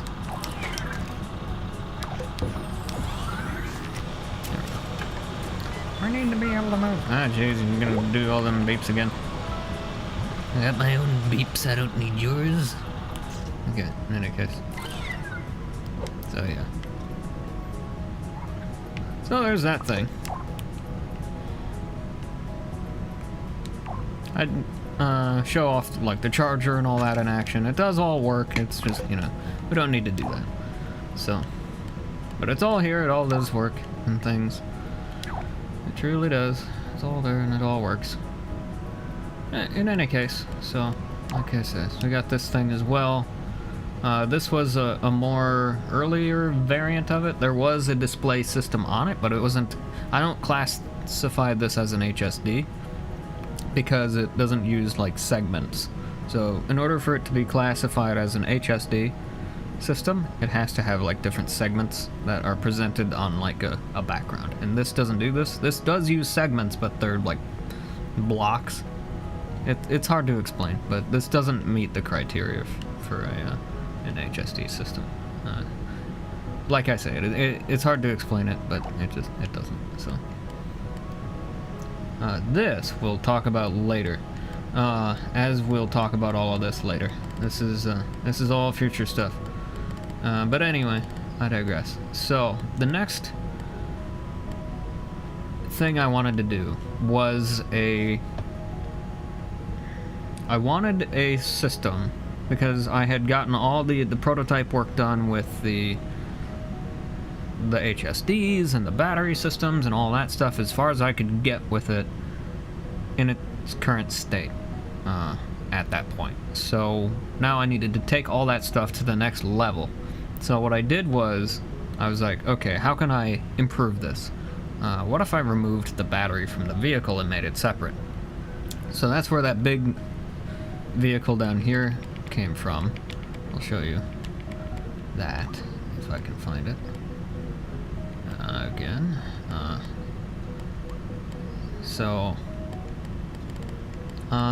Where is it? I just saw it not that long ago. Yeah, this thing. So this was one of the earlier prototypes for that. This was, I think, the second prototype for that kind of a setup. I had a big, long, like, unicycle, or not long, but giant unicycle kind of thing at first. That was the big test thing, and I can show you that later, but suffice it to say, it did work. It was a good prototype. Same with this thing. This was a nice little passenger van sort of thing. Had doors on it and all kinds of stuff, so it's a good vehicle for early prototype stuff, at least. But we needed better stuff. So then eventually I branched off into like flying vehicles for a little while. So that's where this came from. So this thing is technically an RLX class vehicle, in that it's got a battery. Excuse me. With like a battery dispenser. These, I don't believe these are single-use batteries. I think these are rechargeable, because I'm pretty sure this is a charging station, which is why they're all lined up on the bottom there. So yeah, I had like big bulk chargers and things. I don't have those in here anymore, but they did exist and do in other levels. But in any case, so yeah,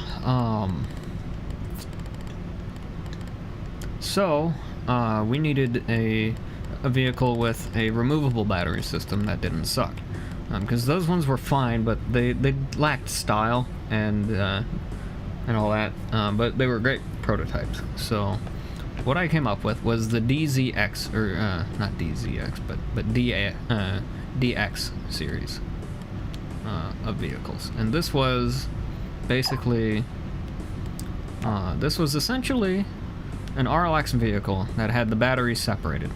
So this is like a big long kind of thing. It's got a little HSD on the side. It's also got a block display on the side as well for something, I don't remember what, probably battery setup. And then, hard to see. Let's kind of make this thing smaller so we can see it. So it also came with a charger. So basically the battery would sit in the trunk, and then you could remove the battery and plug it into the charger to charge it. And then you could just get other batteries that you would have as well. But that was great concept. It didn't work very well in this specific design of it. And I eventually came up with a slightly different design, which was essentially the same thing. So these are pretty much just the same vehicle. This is the super ultra crazy fancy one. I made like different trim levels. So we got a base, a sport, renegade.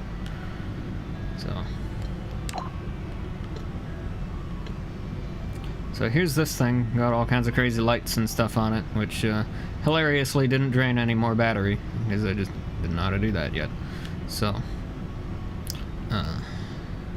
but anyway, so that glowy bit in the back, like I said, I'm not going to spawn this in, but so the glowy bit in the back of it there, that green bit by the red light beam spitting out there, so like just above that and to the right is where the that's where the battery is. So that giant thing there is the battery.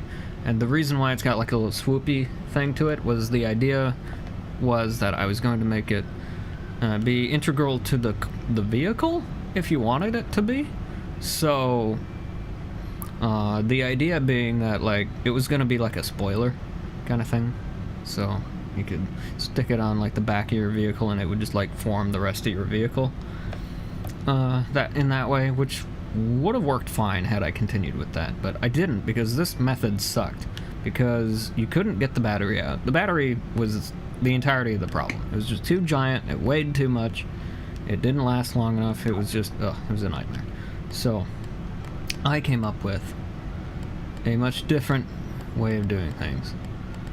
And that was, let me think, this was the S-type, I think. Was it the S-type? Let me think. Let's look. Yep, okay. Yep. I remember now. Okay. So yeah, so it was the S-type. So this can, so this is a bulk charging station. It can also create these batteries if you happen to lose one. But anyway, so I came up with this vehicle right here. This is the original one. So this is the RLX version of, let me, I think there's a different version of that thing that's a non-RLX one. Let me look.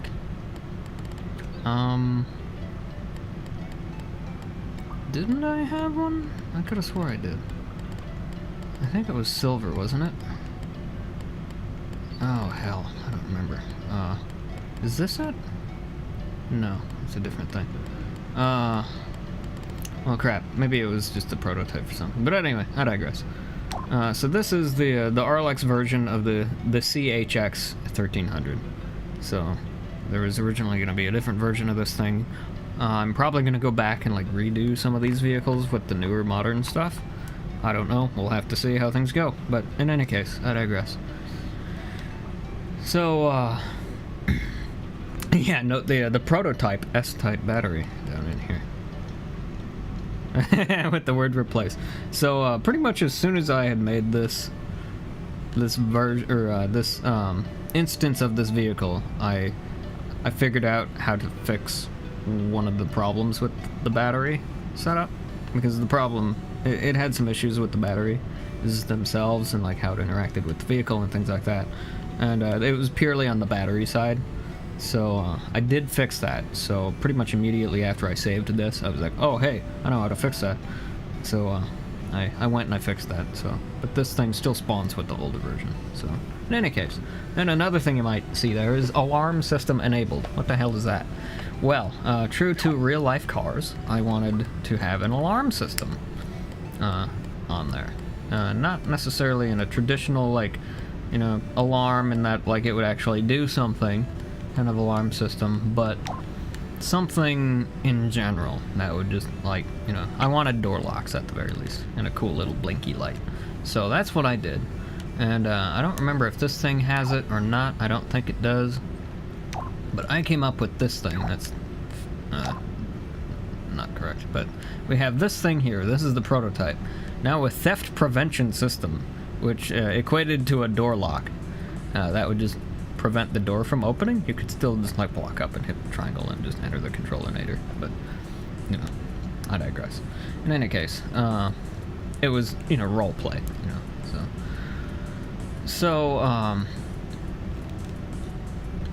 so yeah, that was the thing. So that's what this is. Whoops. Hang on. Other thing. That's what this thing is. This is, so this is a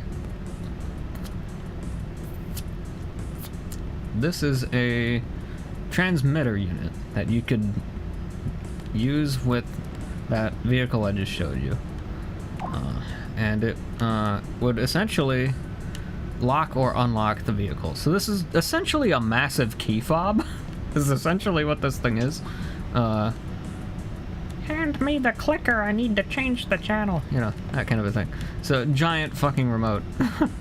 And so you could either lock or unlock the vehicle. The catch was that this thing couldn't reset itself, because I didn't know how to do that at the time I made this. So you had to like respawn the remote every time you wanted to do something with it, which kind of sucked. So I did fix that eventually, so don't worry about it. But yeah, so that worked with this thing, which would either enable or disable the alarm system. And I say alarm system, it doesn't actually alarm yet. It's going to eventually. I just haven't figured out how I want to do that. It's a future thing for later. It's been many years since I screwed around with it, but it's okay, because we're making some headway. Because we went from this giant thing here to this very tiny thing.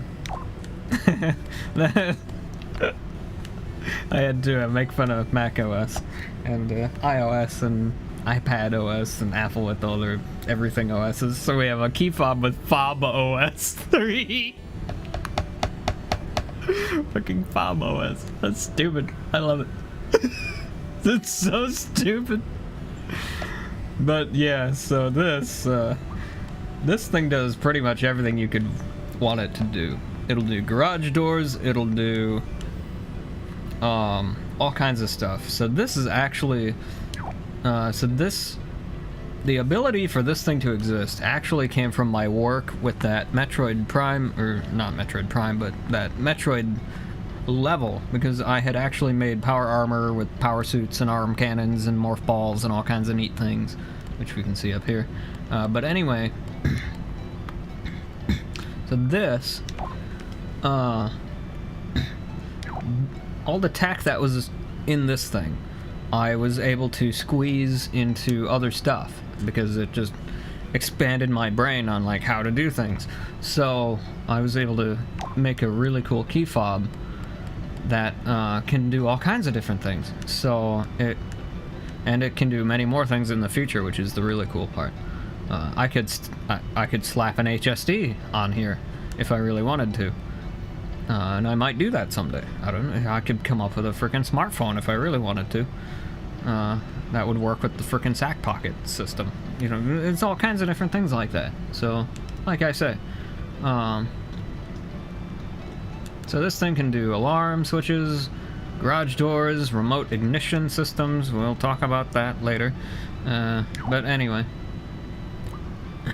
spoilers. Anyway, so yeah. So we got all kinds of stuff in here for things and things and things and rings and things. So yeah.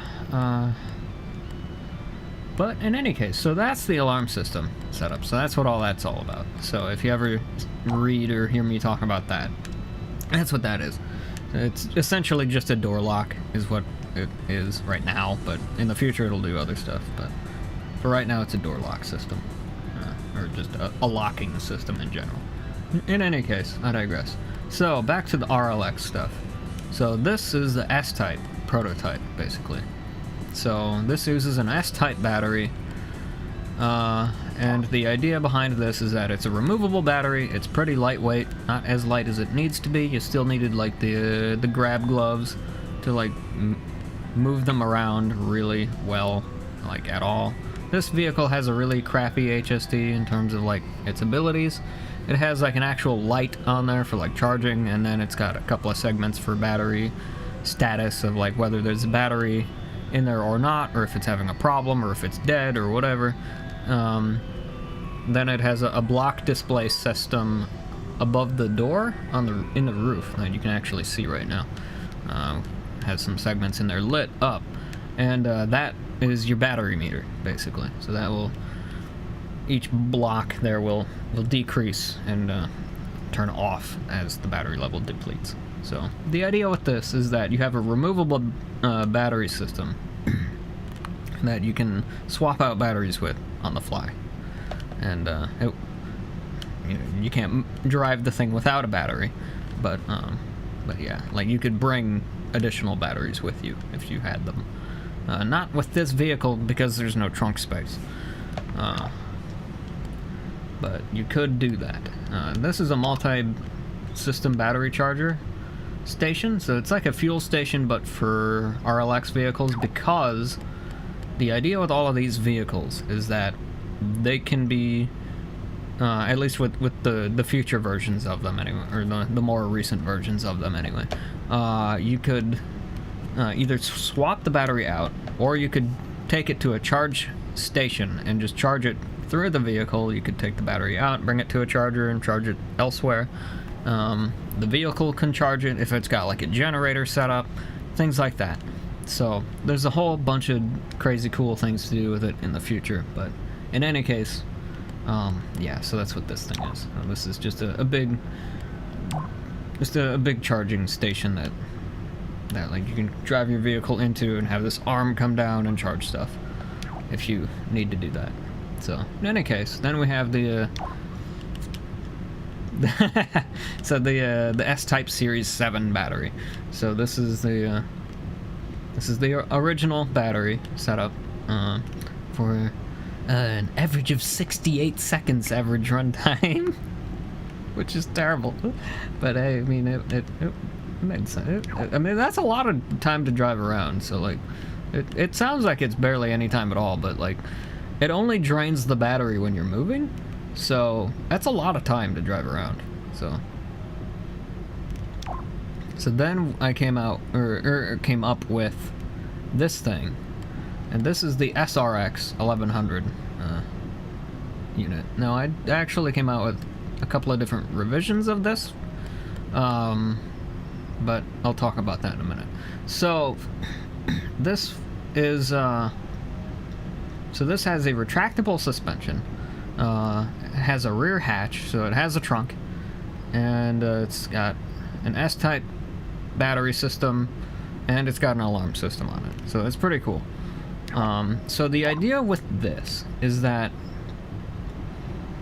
because a lot of my older vehicles had drift problems, so like when they would just sit there with smooth wheels, they would drift occasionally, so like you'd get this really slow kind of drift with them at idle, or when they would stop, or like when you'd get out of the vehicle. So to fix some of that, before I figured out how to fix it in better ways, I came up with this system. I'll probably say came out with a lot. So if I do, I came up with is what I mean, or Rexco, you know, my fictional lore company roleplay thing came out with this kind of a thing. But anyway, I came up with this setup where, so the entire vehicle would lower down, or the entire vehicle would lower down to the floor, or the ground, and attach itself to the ground, and then the wheels would retract into the wheel wells. And that was how I solved that issue. Now that worked really well, with the exception that the piston jacks that would have it adhere to the ground were very unreliable in retracting and extending and attaching and things like that. It was a nightmare. So I ended up redoing this somewhat in the future, which I'll show you here in a minute. Another cool thing that I figured out how to do was fading material translucency, or opacity. So, and I could do that with logic, and I figured out how to do that in a variable sense. So like I can control how translucent a material is, which is very cool. And this is all still in Little Big Planet 2 at this point, by the way. So yeah, I figured all that stuff out then, basically. So this vehicle came with 4 S-Type batteries, just the standard ones, not the fixed ones that I came out with later. It has that the exact same HSD on the side, the exact same block display set up for the battery life and all that, but it did have that cool fading effect for the stuff, which I'll show you in other vehicles later. Because it looks a lot better in other vehicles, to be honest. But anyway, so we got that. Then I came out, or came up with this battery unit, which was slightly different. It lasted longer. I think this one lasts like maybe 80 seconds. I don't remember. A little bit longer. And I came up with a concept called top up. So the idea was, so this is kind of one of the issues with these batteries. Basically, the battery, if you were to run the battery down to, like, say, half, and you wanted to recharge it, with the old setup, you couldn't do that because the logic that controlled the battery system on the battery side, like the battery itself, just didn't know how to do that, because I didn't know how to do that at the time. So so I couldn't do that, but eventually I figured out how to do that. And so what I did was I came up with this system called top up. So like, you know how you can top up a gasoline or ICE powered vehicle with, you know, just a fuel pump. We have top up for batteries. So it essentially what this means is that you can recharge it at any time, basically, rather than having to fully deplete the battery and then recharge it from dead to full. So yeah, so that helped out tremendously with this stuff and made this way easier and better to use. So so that's what that system was. So then I came up with this setup. This one has built-in garage door control now, so you have like a garage door opener if you want it. So this one also came with the newer batteries, but it still used the old piston jack extender units on it, so it still had all the broken problems with like adhering to the ground and all that. So eventually I came up with this one. So this one is pretty much just the same vehicle, just with like a slightly different piston grabber setup. So rather than the one in the front, which was the problem one, I got rid of that one and I used one that came down like that instead. So unfortunately I forgot to charge the battery that shows up pre-installed in it. So it's pretty much dead. It has a little bit of juice in it, but it's almost dead. And I also forgot to include one of the other batteries in it, so this one technically only comes with 3 batteries. So yeah, not the greatest deal on the planet, but whatever, it's okay. So there's that one. Then whoops, keep doing that. Then I upgraded this prototype from the old DX series setup to the S series, and I basically just took this thing and I upgraded the crap out of it. And so this has like an actual trunk. It's got a battery door. It's got an alarm system, an HSD, and all kinds of stuff in it. Automatic spoiler, all sorts of stuff with this thing.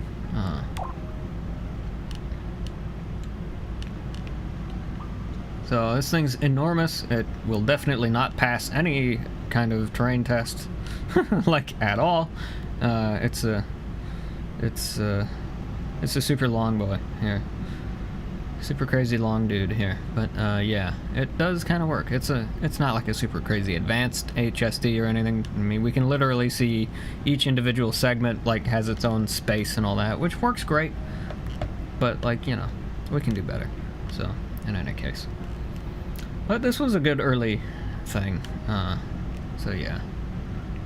And we can see a spare battery sitting in the trunk space there in the back, and we can see we're actually holding the vehicle by the nearly dead battery. Not nearly dead, it's about just under half full right now, based on the block display battery meter there. But anyway, yeah, so then I came up with this thing. So I wanted a split hatchback design, because I wanted to be able to haul other stuff than just batteries. So I wanted a vehicle that I could do that with, and I wanted to be able to get into the vehicle from above or from the rear. So I came up with this one. This has a pretty cool setup.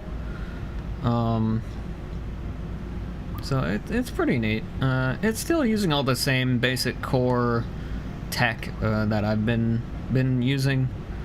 But the main neat feature of this thing was that it was like a little kind of crossover kind of vehicle with a split hatchback. So the actual entire back half of the roof of the trunk area actually lifts up, and then that can be controlled separately. So you can either lift that up on its own, or you can have that lift up with the rear folding down, or you can do it the other way around, so you can have just the back half of it open up with the roof staying down, or you can have them both up, or open rather. So it's pretty cool. So then I came out with this one, which was a bit better. So it had some issues that I had to fix. I don't remember what they were, but I did end up fixing them for this one. So yeah. Then eventually after that, let me think. Let me just take a look.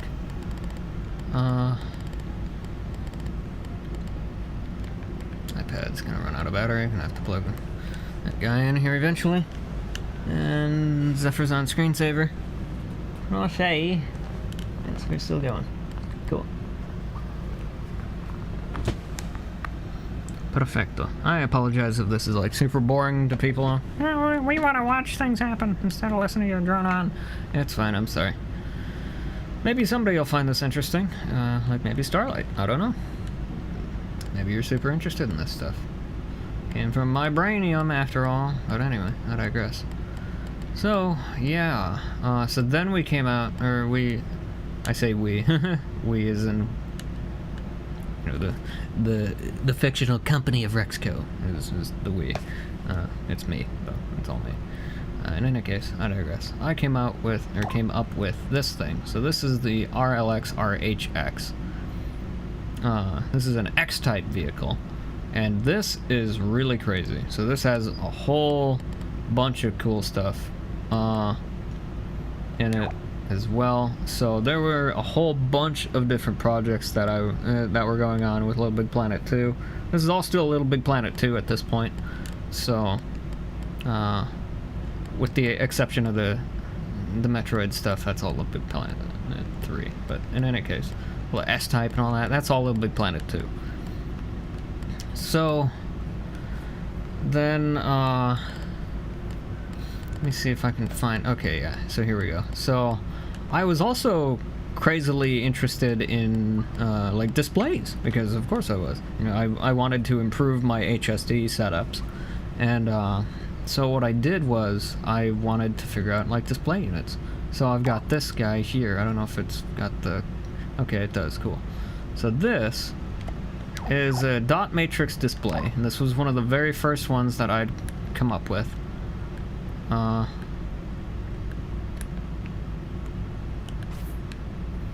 And it's a very basic unit. I don't even know if this is set up. It's not labeled in the slightest. Okay, so this is not... Okay, that's what I figured. So this is just a general purpose one. It's not even programmed. Oops. So essentially, the idea behind that was that you could arrange it into letters or whatever you wanted, basically. So I did come up with this one. And this one should work fine in theory. Let me just grab a block of some kind just to use.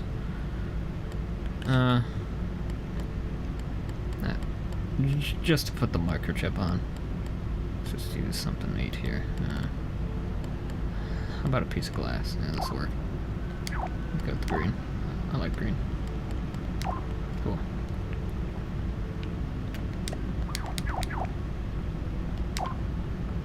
Cool. I just need to move this out of the way so we can actually see it.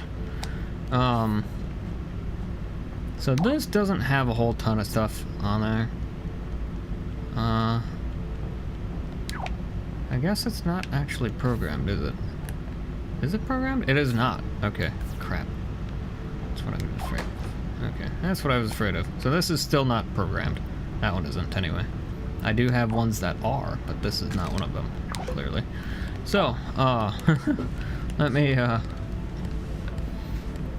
find some other stuff. But anyway, it's okay. We've got these, which work a lot better, but we'll get to those. So, I was super crazy interested in displays and things like that.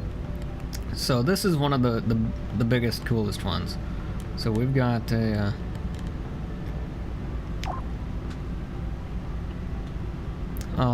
so we've got a essentially, just a whole bunch of different things here.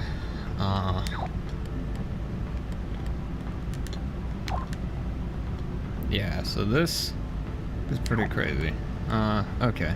Sorry, just kind of refreshing my memory on all this stuff. So we've got, so I've always been fascinated with these, like, VFD kind of displays, or like quartz, you know, displays and things like that. So, you know, 7-segment displays and 16-segment displays and stuff like that. I've always been super fascinated by those for some obscure reason. And back in Little Big Planet 2, I experimented very heavily with display setups and just things and all kinds of stuff. So,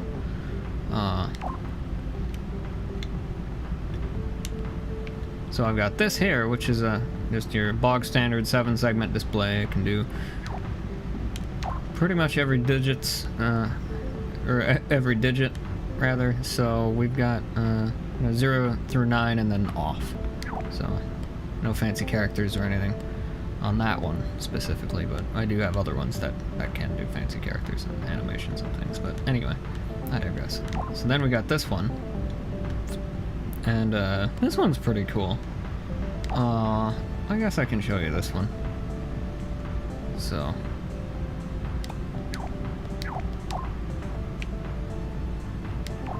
it's meant to go up against like a dark background, so that's why it's like so bright. I'll lower its brightness so we can see it better.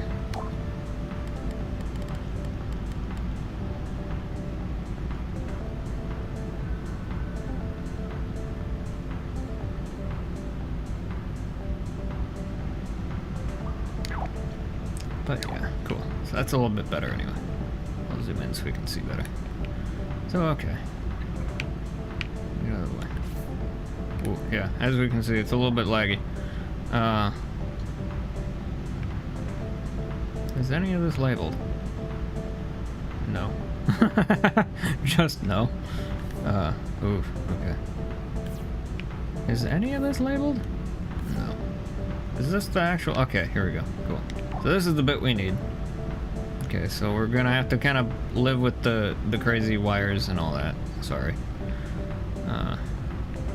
But anyway, I'll lock the camera there. Okay. So we got off, we got this, we got dashes, you know, a bunch of different letters and things.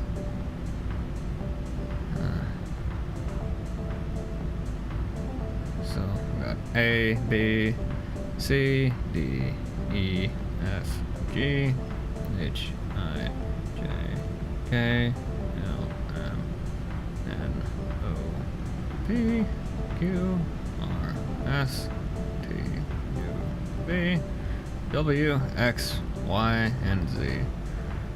And then a dash, and then we've got just a test pattern, and then just off. This can do numbers as well, but I don't know if this control unit is set up for handling that. It didn't appear to be. So let me just ditch this now. Get rid of this rather. Goodbye. But anyway, so there's that. So then I came up with, you know, you might notice that says vehicle class. That's because this idea, I wanted to put these on vehicles, so I did. I had some prototypes that were able to do that, and it worked out really well. I also did some prototypes with the 16-segment displays as well, and that worked out great. So yeah. So this is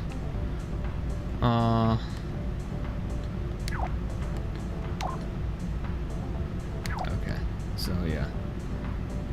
So I guess we should start with this one first. Oh, this is a super tiny thing. Okay, thought this was bigger. Okay. Okay, well that's fine. Let me yank that off of there. Cool. So this has a crazy bunch of different things there. Let me actually set this block to static. Cool. Do that. We can actually see things vaguely. Okay, where's the controller? Oh, is this not set up for like Right, yeah, okay. I don't think this is like programmed. Output, no. AL. MZ. Right, that's just a shift thing. Okay, so yeah, so this is not programmed, unfortunately. It's wired, it's just not programmed, so like there's no control board that like I can like cycle through and show each segment individually, but essentially you get the idea though. So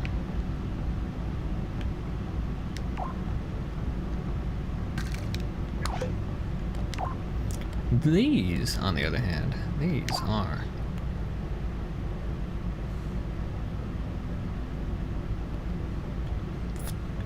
so these are really cool. So then I've just got a whole bunch of different like logic tools in here, things like that, all kinds of stuff.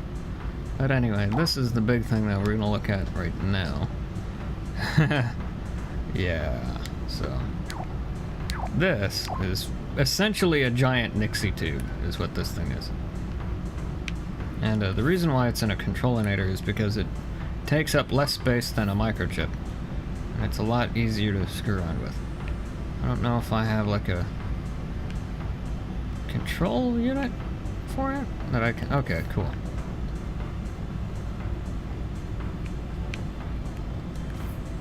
Aw, damn. Okay, so I don't have the ability to go through each character, I don't think. Or do I? Oh, I do. Okay.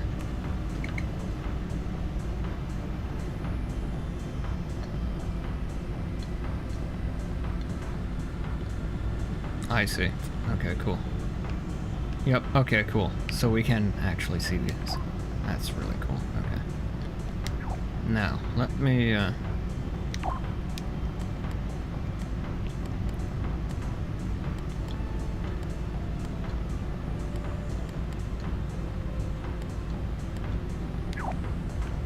okay, so...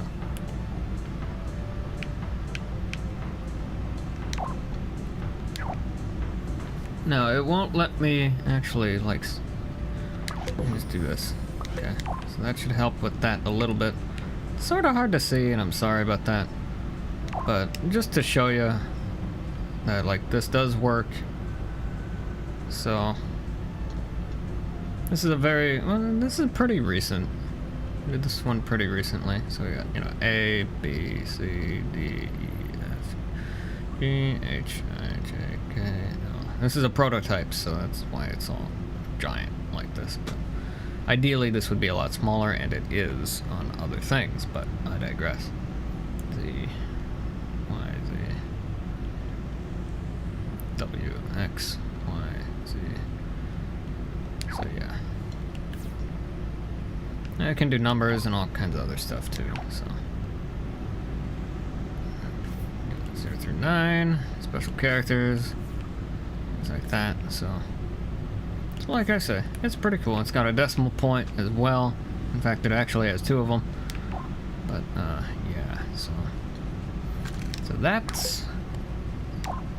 that is super cool for later. But, and don't worry, we'll actually be seeing some of that stuff here in a little while. But I digress.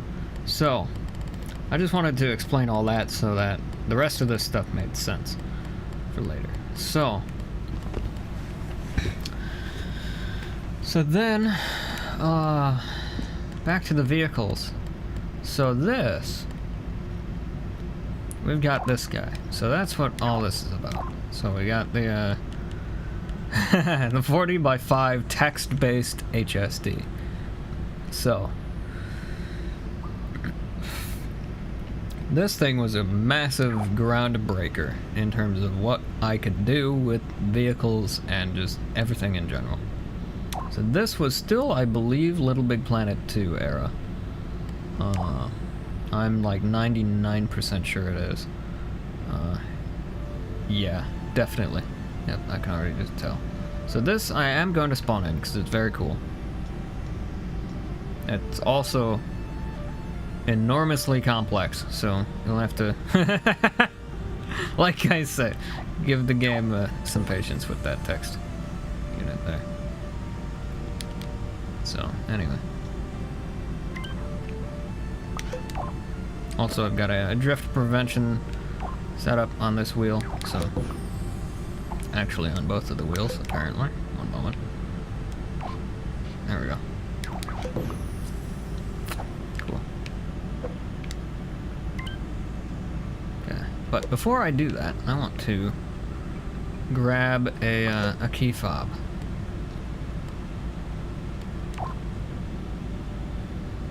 Well, I mean, we're not going to need the sack pocket version of it, so I'll just use this one. This one will work fine. So we got the door lock there. I just wanted to show that off. So it does work. And yes, you can just jump in and hit triangle and all that.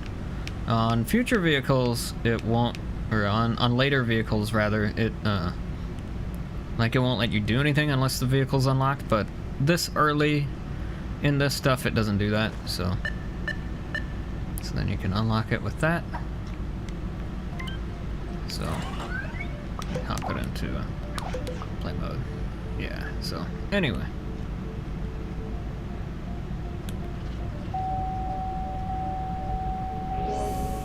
So it's a little drifty. So we got the HSD system loading up. So this isn't all just like for show or anything. This all works. So yeah, this is all legit.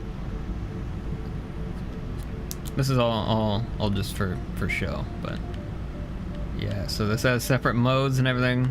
So we've got a text-based HSD setup on the top roof of it, and then on the bottom of it we've got like a block-based display setup just for general use and things. So like it'll show you like what mode you're in, and you know whether or not things are going on, like with the hatch, things like that, what your battery status is and things like that. So right now this is in energy percent mode, and this is telling us that okay, we are seeing what the battery status is in a percentage.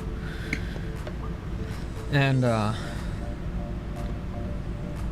yeah, so we got lifter, we got retention control and things like that. We've got all kinds of stuff.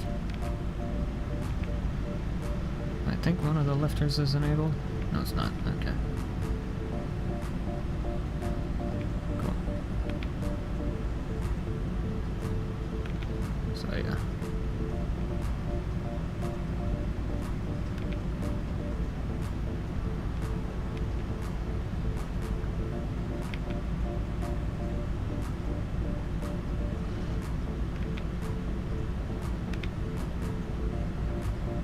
Well, I'm trying to turn the other one off.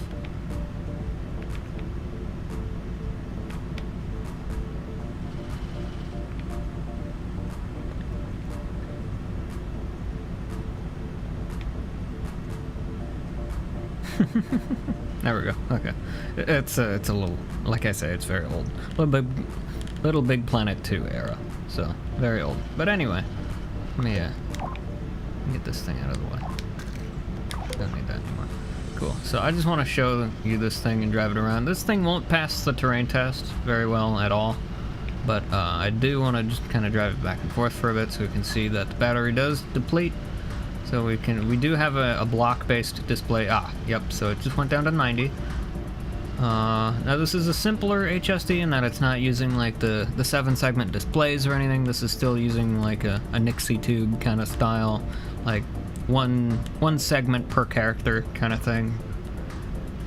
Just because they're a lot easier and cheaper on the CPU to use on my poor aging PS4. So yeah. In any case, so we're currently in energy percent mode. So it's telling us the battery status in a percentage. I think it goes every 10% is how accurate it is. Which is pretty nice. That's pretty good. So we can change it to energy symbol mode, which will give us like a battery reading like that. So that's showing us that okay, it's pretty full, but as we drive around, it'll go down. So we just lost another one, so we can go back to percent mode and see what it's down to, about 80% now. So then what we can do is we can actually switch the mode. So we can hit L1, and now we're in system alert mode. So this will no longer tell us the battery status directly until it gets low, or half, or fully charged. This is where all the magic happens. So this is telling us that, okay, let's say, oh, I opened up the rear hatch. Now it's saying hatch open. Things like that. So now you're starting to see the complexity of these things. Yeah, so this is some pretty cool freaking stuff here. Then we go hatch closed. Things like that. So then we can, like, say, open the garage door or car park, whatever. So it'll do that. So things like that. Same with the blue lifters and things. I'm not going to do that again because it was a hassle to get that to turn off. So I'm not going to do that one again. But so now we'll actually drive a little bit back and forth some more and try and get the battery down to about half or so, and it should tell us that, like, hey, your battery's low, or about half or whatever. I mean, we can try the terrain test. I don't think it's pretty fast. Yeah, it floats, so that's a nope. We're kind of stuck here now, but it'll be fine. It won't matter. Still get us to the same place.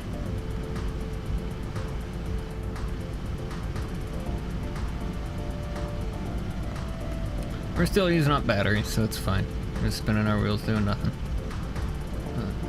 At least I'm pretty sure. And we are slowly moving. Yeah, so energy half. So now if we wanted to see what our level was again, so it'll jump back over to percent mode if we hit the button. So we're about half. These motors are not supremely powerful. It doesn't have a whole lot of torque, just because of the way these things are set up. But as we can see, you know, battery's going down. So, and the lower the battery gets, so I'll actually switch it back into alert mode. So the lower the battery gets, the more alerts it'll say, energy low, things like that. So we can actually see how low it is. And 30%, stuff like that. So energy low. Yep. So, and it'll keep track. So like if you change modes, it'll keep track. So like if there's an alert, it'll tell you, and it's like energy critical. And then so like the battery's almost toast now. So what I'll do, I'll actually show you what the battery level is. 10%. So that's super crazy low. So let's go back to alert mode. And now before, well, we'll just let it get toasted. That's fine. We'll just let the battery die. It's cool. Yep, so it just died right now. And we didn't get to see the cool shutdown sequence, but we can make that happen a different way. If I do that. So now I'm gonna just shut it off like normal.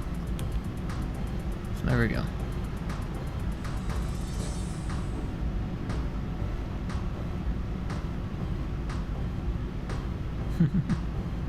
And there we go. I don't think I've got alerts for like door locks or anything. I don't think so. We could try.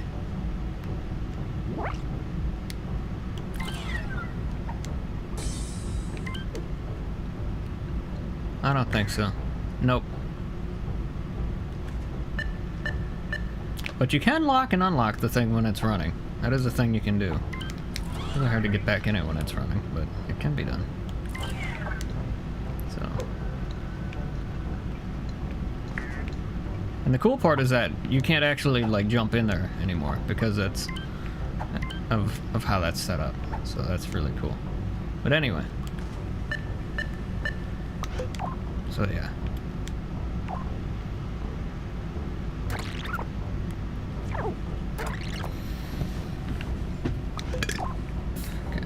Grab this and just delete it. Unpause it. Ooh, it's laggy as hell. Kind of complicated. And then it does that. Let's get rid of those. Then I'm gonna have to visit the bathroom here real quick, so I'm gonna do that. Plug in my iPad too while I'm at things.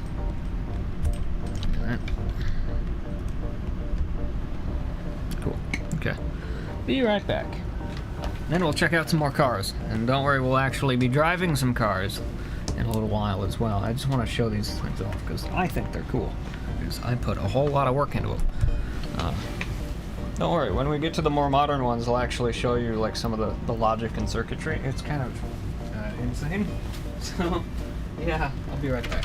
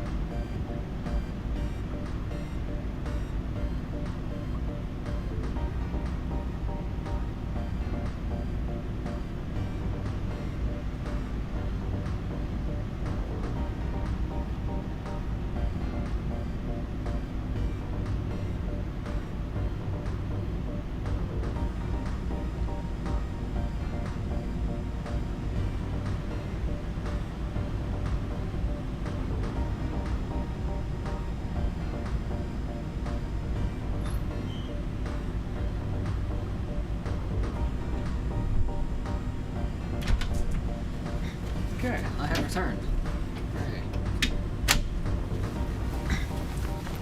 I sure love you, Starlight. I love you, Savannah, so freaking much. Like I say, I sure hope I'm not boring everybody with all this stuff. I think it's pretty cool, honestly. But that's just me. You know, I wouldn't have made any of this stuff if I didn't think it was cool. So, I've always been super crazy into vehicles. Grab some chips while we're doing things here.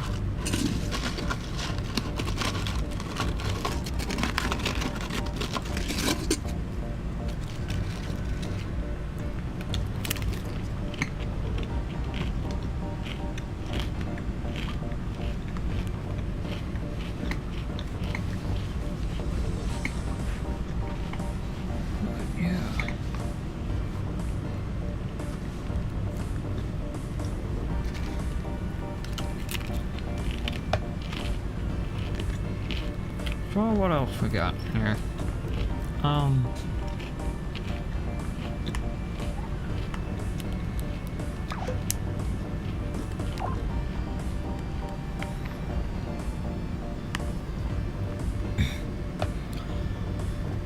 Just check to make sure we're still doing things, which we are. Cool. Now you might be interested in what these are, we'll find out later. You won't be able to listen to any of it, but I'll show it to you anyway.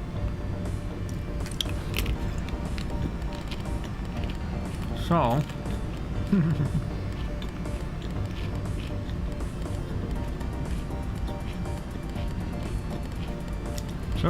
so I came out with these. And I came up with a few different vehicles like that, and I was gonna come up with more vehicles, in Little Big Planet 2, but then something insane happened. Little Big Planet 3 came out, and I was like, I gotta get this game. So I did. Got the box for it up on the shelf there. And I did get the plushie edition, because hell yeah. So, essentially, my tech level skyrocketed when this game came out. And I was able to do so many different things like you wouldn't believe. Way crazy freaking stuff. It's amazing the amount of things I've done with this game. And we'll talk about all that. So, now that I've explained about HSD segments and systems and things like that, you might be looking at these things and being like, hey, wait a minute. Those are all symbols. Wait a minute, what are all these? Yup. Yeah. We'll get to that. So, yeah, it's pretty insane. So after the X-type vehicle, I was like, okay, well, this is all great, but I need something else. It's time to take this step to the next level. So I did that, and I wanted to make, because like this whole time I've been screwing around with battery-powered vehicles, and that's really fun and cool, but we need something else too. For the longest time, I've always wanted to build like an engine in Little Big Planet, but it's hard to make that a functioning engine, and that, like, you know, something that actually does something.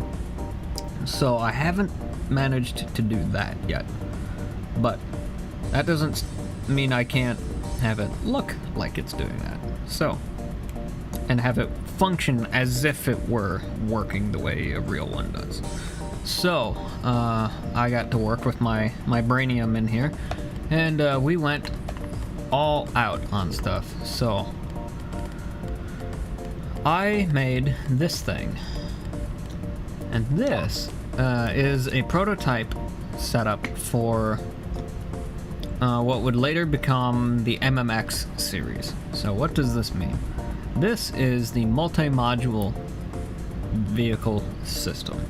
And this means that I have a base vehicle that I can use with any different kind of power plant, so to speak, that will power the vehicle and allow it to do things. So it's still technically an electric vehicle in that it's being, like, all of its methods of operation is electrical, 1000%, in that it's an electric vehicle that can be powered by anything, basically. So as long as it basically, so the idea behind it, the core concept is that you have a vehicle that is modular, that you can plug in any kind of power plant to power the thing and create electricity for it to run. That's the whole idea. So so I'll actually show this thing to you. I'm not going to run it or anything, or spawn it in even, but here's what that early version of it looks like. This isn't a finished product either. This is still technically a prototype. Excuse me. So yeah, you might be looking at that top HSD bar there and being like, huh, that kind of looks like, I'm seeing some different symbols in there, and one of them kind of looks vaguely like an engine. That's exactly it. So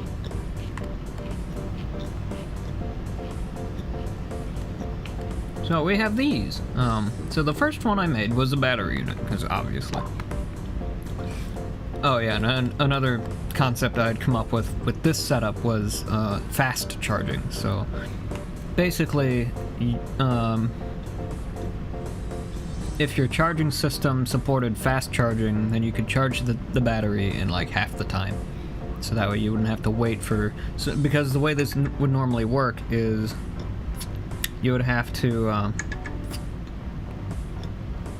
basically, so like let's say your battery lasted for 70 seconds, right? Okay. Well, if you drained it all the way, so you had 0 seconds remaining on the battery and it was just dead as a doornail, in order to fully recharge that, you would have to wait 70 seconds for that to fully recharge. So it was a 1-to-1 ratio of charge and deplete. So yeah, that worked okay for earlier setups, but for for future vehicles or later vehicles, it wasn't gonna cut it. We needed something better. So I came up with this idea of fast charging. So essentially what it did is it was just another timer that was a shorter amount of time than the master battery timer. So essentially, so like, let's say, like I say, you'd have that 70-second main battery length of amount of time it could supply power, and then you would have a secondary timer that would be like maybe 80% of that time or 50% of that time or whatever amount you wanted, basically. And essentially you could still charge the main timer as normal, so like you could fully deplete it and fully recharge it the old-fashioned way if you wanted to,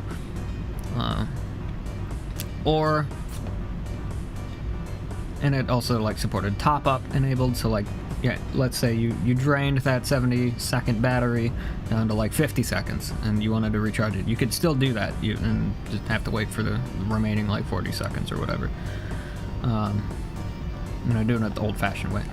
Or you could do the fast charging setup, which you could use a fast charger and it would charge the battery by using that secondary timer, and so that would tick up, and once it was done it would reset the main timer to be full again, and it would reset itself in the process. So yeah, so that's how the fast charging worked back then. The only problem was it kind of didn't work so great, and the fast charging didn't support top-up, and it had a whole bunch of different intercompatibility issues and things like that, but I fixed a lot of that later on. But yeah, so like I say, wasn't the greatest setup back then. But I've actually got one of these sitting right over here.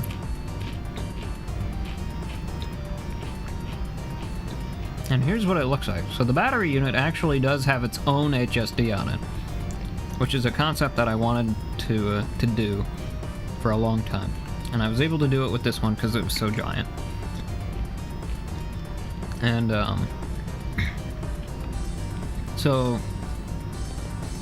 and I really needed to do a mounted HSD system like this, like an object-mounted HSD system like this, because that was separate from the vehicle. Because of this MMX concept of like multi-module stuff, we needed to have the vehicle have its own HSD system with its own symbols and alerts and everything else, but we also needed one for the power plant. So is what I call these things, for these modules, basically. And so we needed one that would work with these devices here. And what we really needed was a module-specific HSD. Rather than having just one big global one on the vehicle that covered everything, we needed one that specifically went for the module itself. So that's what I did. And so that's why we've got the little battery flash in there that shows, hey, I'm dead. Basically, is what that's telling us.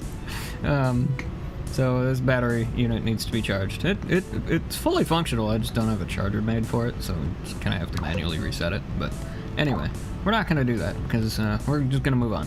So then I built one of my earliest engine designs, which was this one.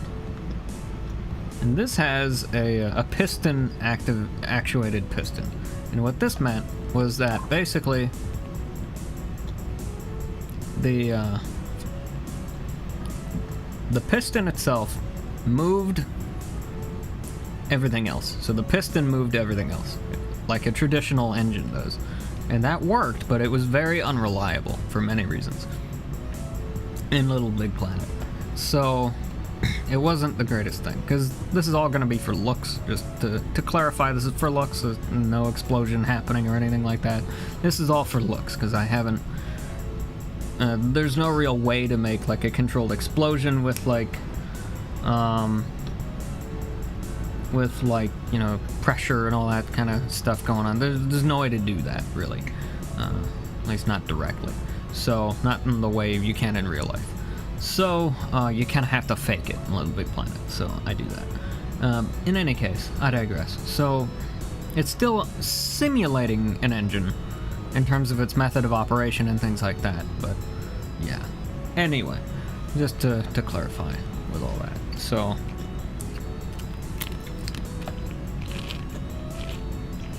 So this one's the pneumatically actuated piston, and then this one has a crank drive. So this one, exact same idea, with the exception of the piston is mounted on a spring instead, and then the thing that actually moves everything is the crankshaft. So the actuation point is the crankshaft rather than the piston, and that improved reliability tenfold. So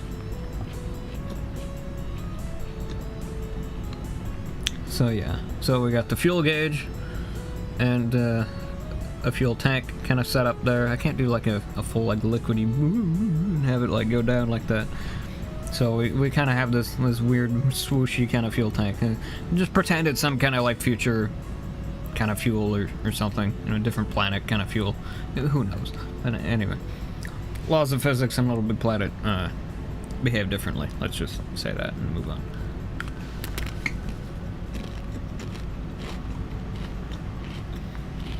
But anyway, I digress. So yeah, so there's that. And that worked out great for a test. So this worked out fantastically. So we'll get to all that stuff in a minute. But then I wanted something better. So I came up with this one. And this...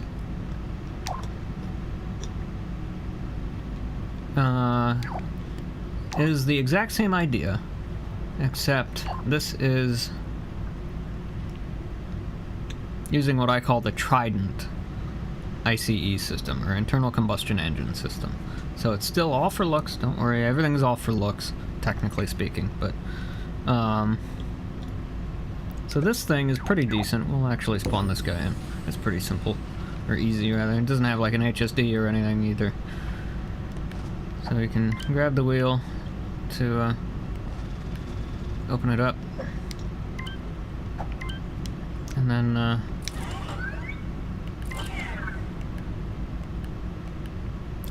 don't remember how you close the door. Ah, just the X button. Cool.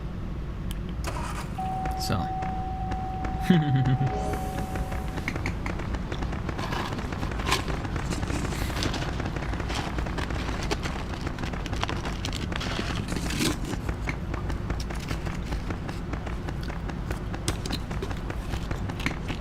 So this thing is still technically a prototype.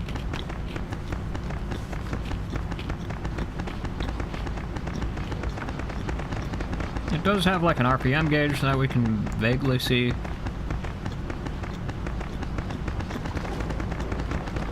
But yeah, so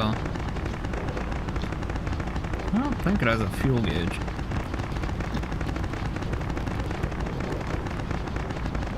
So like I say, this is still an electric vehicle technically. It's just being powered by an engine. So it doesn't have the greatest amount of torque. But we can get up this hill. If we just control it. It has plenty of torque, it just doesn't have much traction. That's the main issue.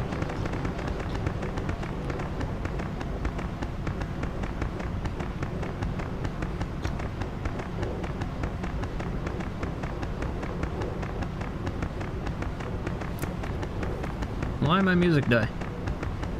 What happened to the music? There's no music. I'm working on it. Hang on.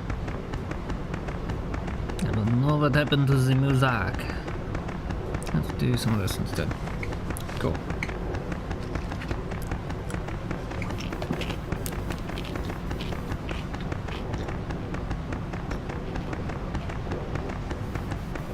So it's pretty okay. Not the greatest thing on the planet, but it works.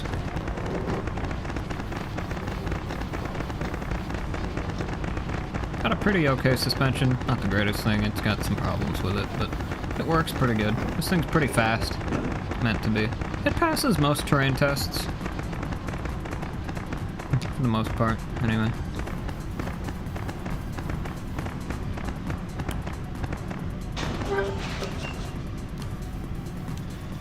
But yeah, so it's okay.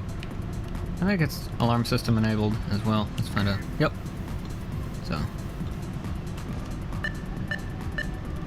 So yeah, it's alright. Like, it is technically a fully functional vehicle. And like, it will run out of fuel, you can refill it, stuff like that. Like, it's okay. It's not spectacular, but it's okay. So.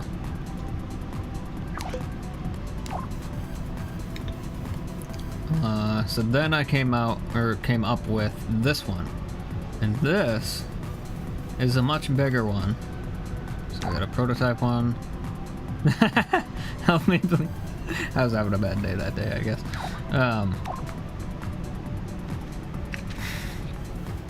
The logic for this stuff was getting kind of insane, so. But it's okay. It's easy compared to the rest of it, so.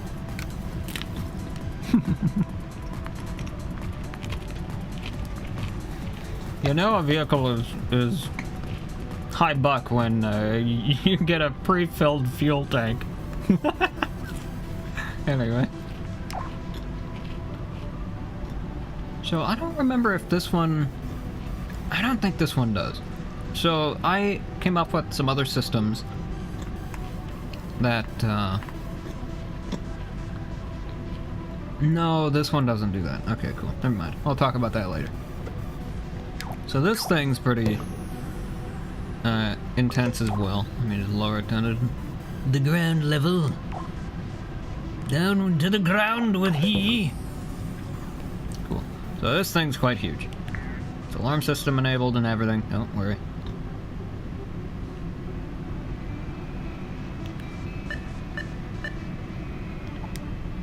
I don't remember how you get in here. How do you get in? Ah, that way. Okay.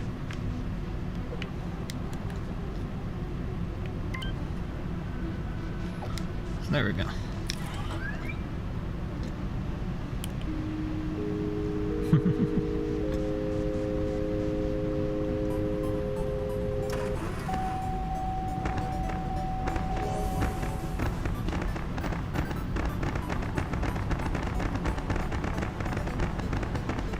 This might have an imaginary temperature level. Yeah.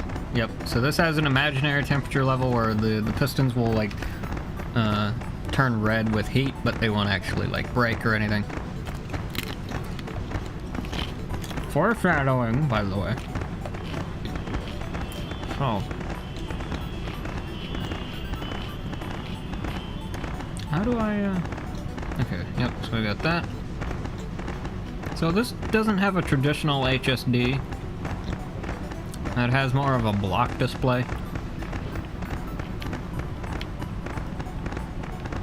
I don't remember how you do the... Okay, that one. Cool. So this has an extending suspension on it as well.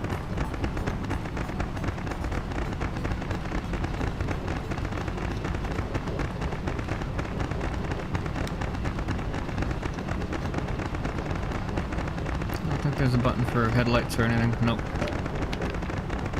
No headlight button, but as we can see, so like the engine is warming up. So this thing does pretty decently with the terrain test. Not like supremely fantastic or anything, but it's okay. It's not really designed to be a super crazy off-road machine, but it does pretty decent. Not the fastest thing ever, although it's better on smooth terrain. It also has some head crashing problems, as we can hear when you're going backwards. This is the pistons hitting the top of the cylinders there. But it's got some knock to it, but yeah, it's okay. So this is the part where this thing usually fails. It just doesn't have enough traction or torque. Yeah, so I'm gonna have to help it.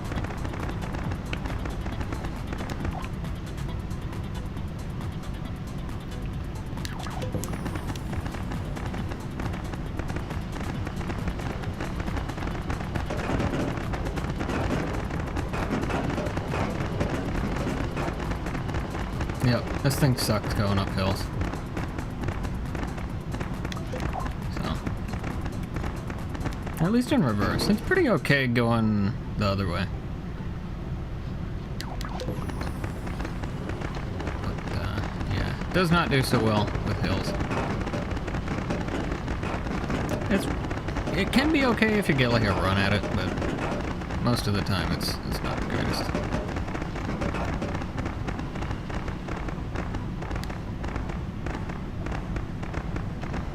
The RPM gauge is pretty laggy as well. Just due to the way it works, but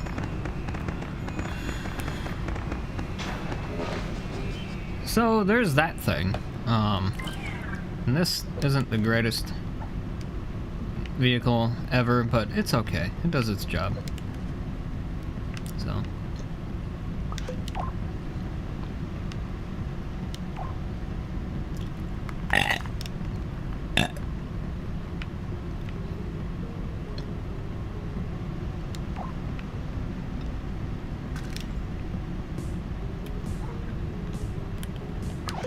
so there's that. That's okay, and I did yank that module out of there. If we ever need that in the future, we have it. But then I came out with came up with a different design. So, but before we do that,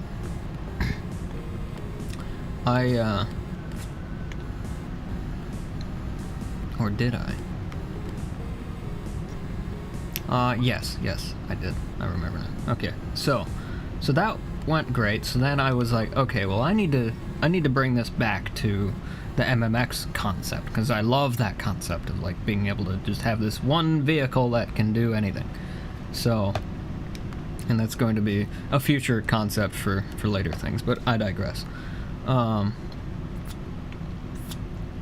So yeah, so I came up with this thing, which was the MMX 2. So this is really cool. So this is still a prototype, so it has a multi-link suspension, which didn't really work so well, but it's okay. Symbol-based HSD system, things like that. It's a multi-module vehicle, so you can do all kinds of stuff, things like that. It's got running lights and things. So we have this thing. This is a template for that. So this will slot into that giant hole that's in the middle of it. And this plugs into the MMX vehicle. So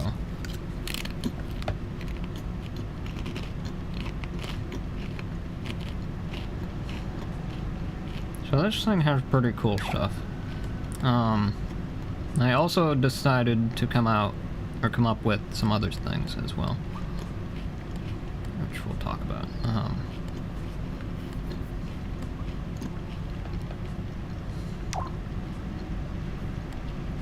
So I'm actually going to go ahead and spawn this in.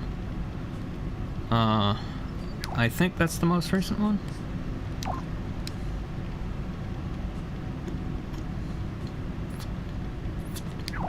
No. Okay, so that's the most recent one. Okay. So we're gonna spawn this one in. I'm gonna yank the module out of there and just stick a different one in. I don't think it's set to retain the... Wait, no, not that. No.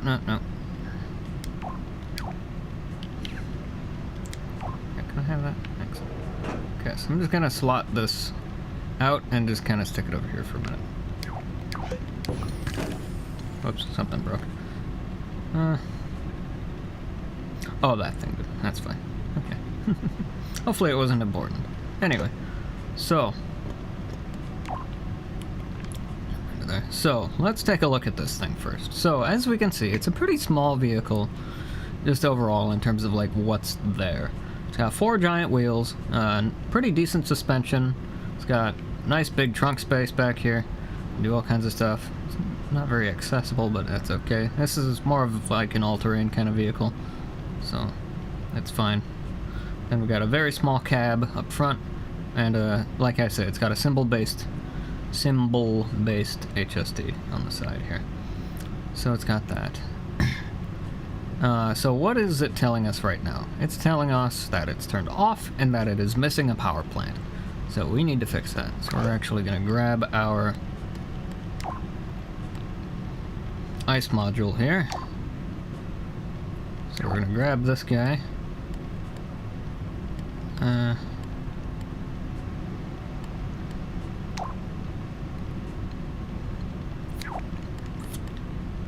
yeah, so we're just going to grab this dude.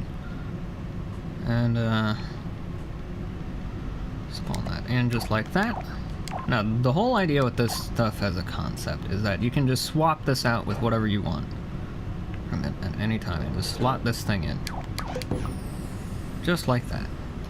So now, there it sits. I'm going to lock the door to show that it's got an alarm system. Yeah, alarm system unlocked now.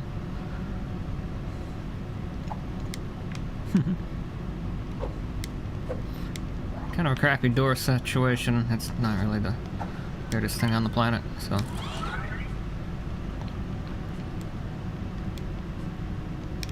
Remember how you retain the, okay, L2.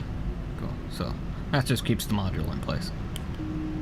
So, basically the way this works is that the vehicle is its own thing. So, you now control the vehicle separately from the power module. So, we've just noticed that it's detected the vehicle, or the power module, as an ice module. So now it's sent a signal to the power module to start up. Or to just turn on, basically. So now the power module, being an ice engine, is going to start itself up. So it just did its own post, or on self-test. And so now it's started up, and we're good. So.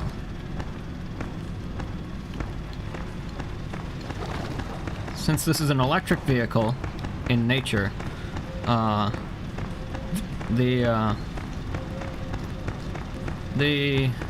ice module doesn't need to run at full tilt all the time. It only really needs to run full tilt when you're going full tilt, so it'll respond to the draw a little bit. Whoops. It also has a tendency to do that. It's not a very stable vehicle.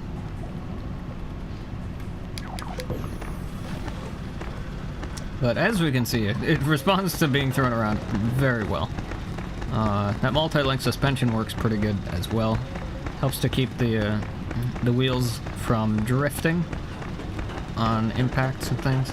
Still has that piston knocking problem still, but yeah. So there's not really much I can do to help that, or prevent that rather. This thing also is quite terrible at going uphill. But it can do it. You just have to go slow. You can't do it very fast. But yeah, this is not the only terrain test level that I have, by the way. This is just the one we're at right now. I've got better ones and different ones and all that, but this is the one we're at right now. This is the original, I'm pretty sure. So this is the one I made for Little Big Planet 2 for testing stuff a long time ago. It's a good one to show stuff off with, so. But as we can see, so yeah, very basic kind of stuff. It looks like we're about to run out of fuel, actually. So.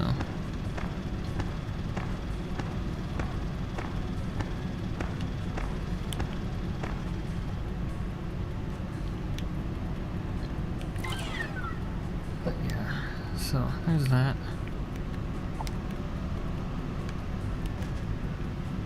Close the door. So I'm not going to show you the rest of these modules. Really? For this specific one. Anyway, whoops.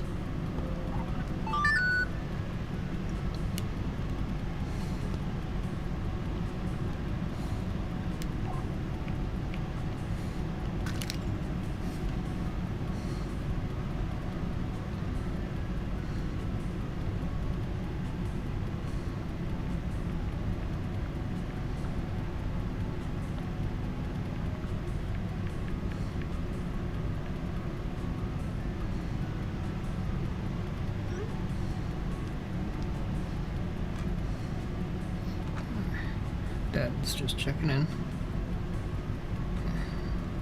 He's good. It's all good. Everything's all fine. What was I doing? That. Cool. Love you, Sophia. Grab another canister of chips here. That didn't need a reply. He's always got to have the last word. Whatever. It's fine.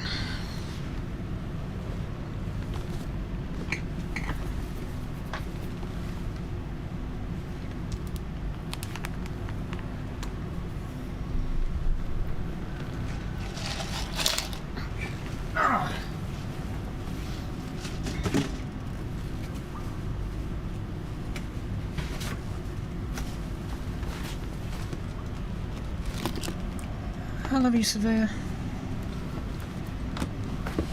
I love you so much. Wish you were here. I could show you all this stuff in person here. I'm sure you'd appreciate it all. I don't know. I hope so. I think it's cool. I don't know.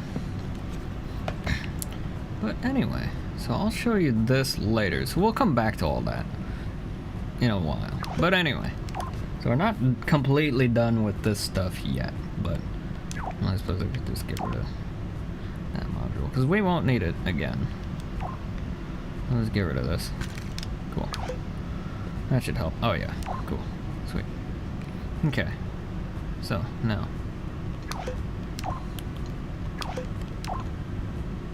Alright, so there's that. And, yeah, so then I came up with a whole bunch of different stuff. I was kind of cross-developing things with all this, so I actually came up with a rotary engine design as well, which can be seen here. So this is more efficient than the traditional piston built, or powered rather, engine designs, in terms of like just it's cool. So it has a whole bunch. So fill stop basically it's like real life, where you're pumping your gas and it goes tunk and it quits filling. It's the same idea, just for that kind of thing. But anyway, I digress.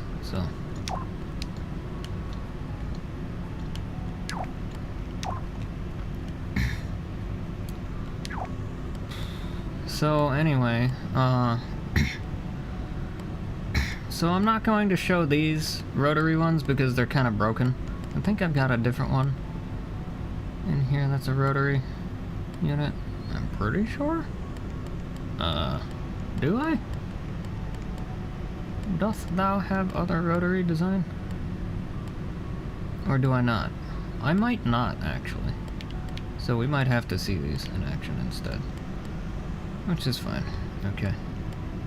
So yes, that's okay. I'll talk about turbine stuff in a minute, but Mark 5.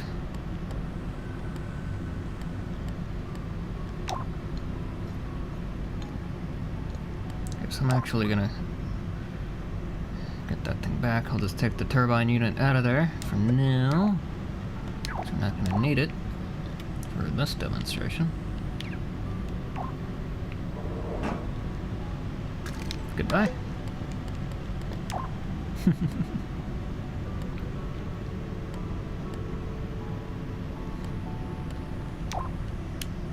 Mark 4. Mark 5. Okay, so this is the latest one in the rotary engines. So same idea, same concept. It's an ICE engine, but it's rotary engine. It's very loosely inspired on the Wankel design. That's a funny word, but it's his name, so these are kind of a pain to get in here, so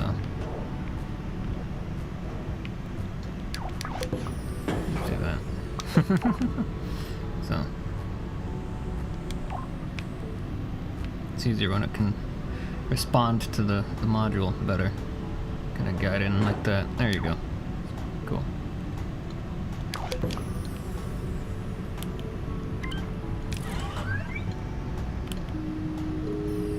So it still has its standard startup boot sequence and thing. It doesn't like that. So we have a different symbol indicating that it's a rotary engine module that it is detected. And it's starting that thing up.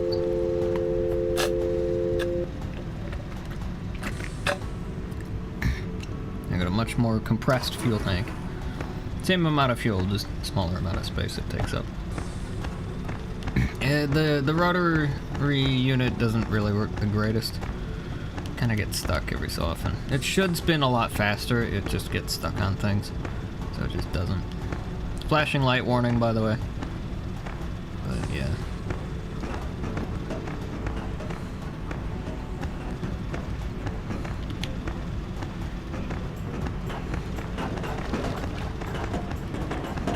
Now this also has an engine management unit in terms of like heat and thermals. So this thing will actually like overheat and turn on like a cooling fan if it gets too hot. And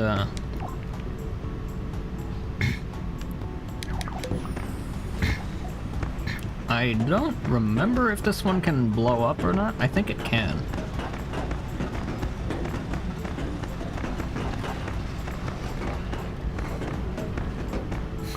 Sorry. It's just so tempting to go full throttle with it.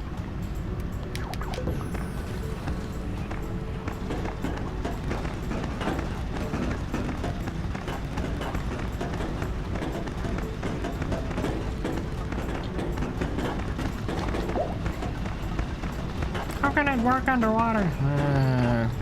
Video game logic.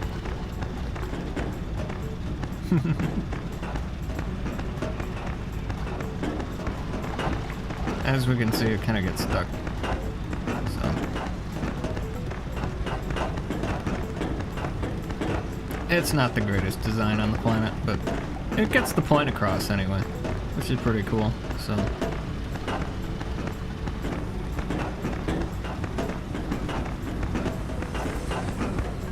Damn it. No, that's fine actually, because show you this thing get hot in action, at least.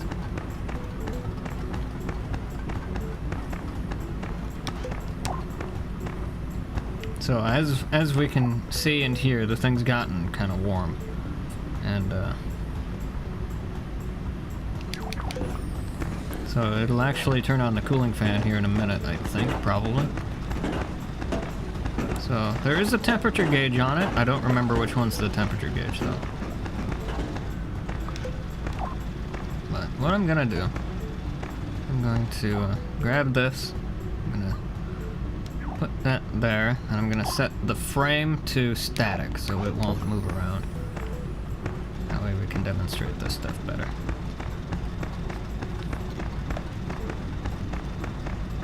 I've got about half fuel, below half fuel right now. So, it's okay.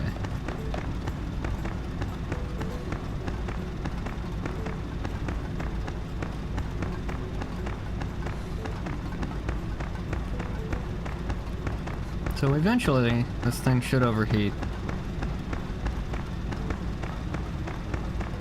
Or we'll run out of fuel first. I don't know, one of the two. Yeah, it's starting to warm up with the temperature. It might actually overheat.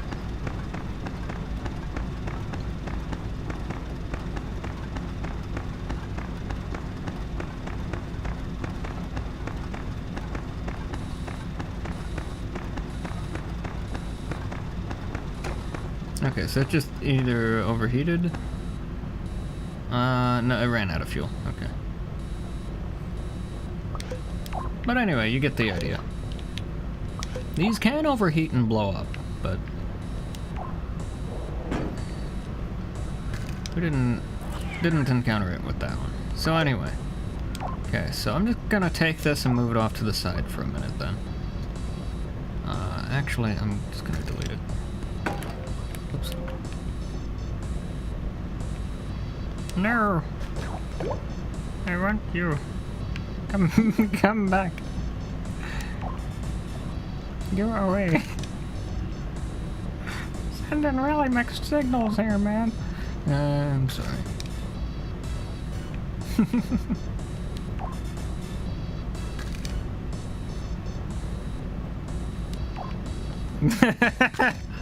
Anyway. Oh man. I love you, Savea. I love you so much. Alrighty. So, that's not the voice I'm assigning you, by the way. It's just the general bizarre voice I use. I don't know why. But anyway. Ah, shit. I love you so much, Starlight.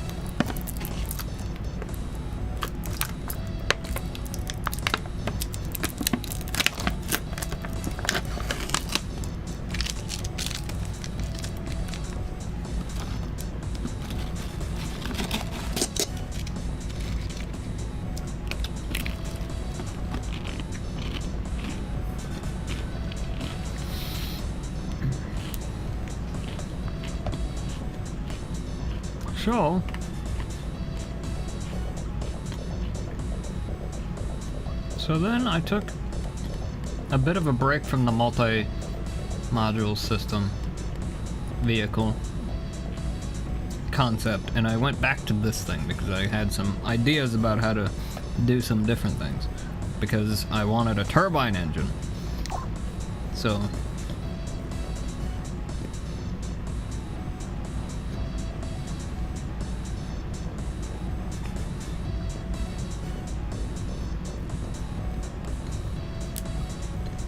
this thing is very freaking cool. Now this has an actual, like, fully simulated piston. Or, I mean, turbine. So this has a fully simulated turbine setup. Very early simulated turbine setup. Of course, it's gotta be locked. Hang on. Let me unlock you. There we go. Okay, so won't bother with the door. So anyway, so this thing is really cool. This can't blow up, and so the way this works, this is a vacuum pressure and or negative pressure turbine engine setup. And what this means is it harnesses the vacuum pressure of the turbine to do things. So we actually have a pressure gauge on the top of it that we can see. It's that little needle there. So let me start this guy up.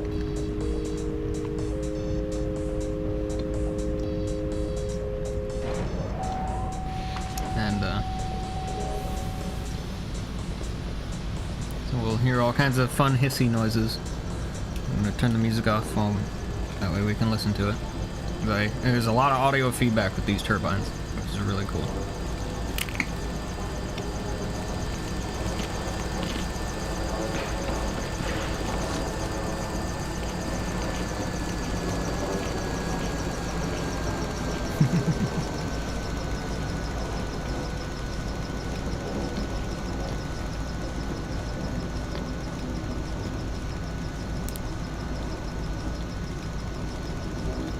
Okay, so we have reached idle.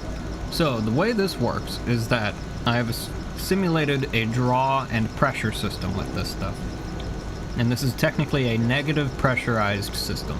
And what that means is it uses the vacuum pressure of the unit to do stuff. That's what does all the work, basically, is the vacuum power. Which was a very cool and very interesting core concept, just as for like a prototype early kind of thing. I could have done it with like a positive pressure setup where like it makes air pressure and it's that very simple pressure that does it, but it was more fun to do the vacuum pressure instead as a cool experiment, so that's what I did first. But anyway, so let me show you this thing in action here. So you'll note that there's some lag here. And it isn't like lag, it's pressure, intentional lag, in that it's slowing the turbine down with the draw from what's going on with the vehicle. So the turbine has to catch up, basically, and play catch up and build that pressure, or that vacuum pressure back up. so to speak. So that blue needle there, that's the pressure gauge. So that's how much vacuum pressure you have. So right now it's pretty low because it's at idle right now. So and it goes down for that, and then as it does things, it makes more power. It's the vacuum pressure that makes the power. So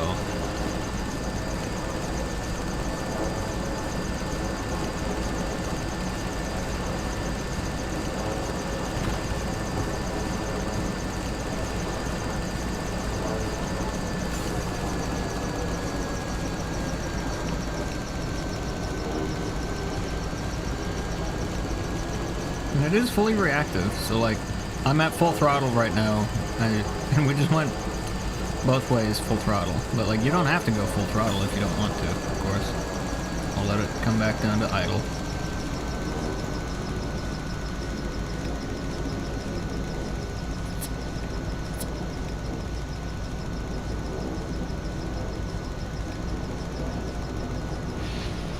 So I'm only moving it a little bit, so just a little bit of throttle now.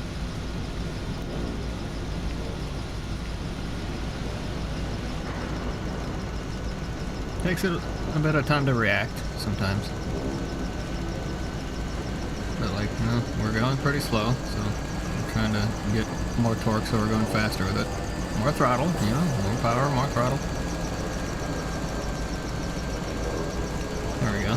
But see how it lags there? So you didn't get instant power right away. Because it has to build that energy up in order to deliver it to the vehicle.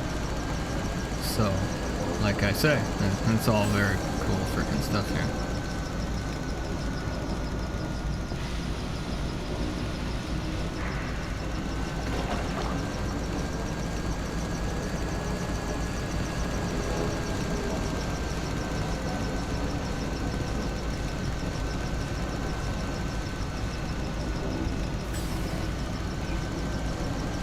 Trying to stop, and we're applying inverse stuff to make that happen. That's not gonna happen. We need to get a run at it. Direction changes work fine because I mean it's still technically an electric vehicle, so like, you know, that's all fine. You have instant torque. It's just it needs to build that energy up to be able to put it to the wheels. That's the whole concept behind this idea.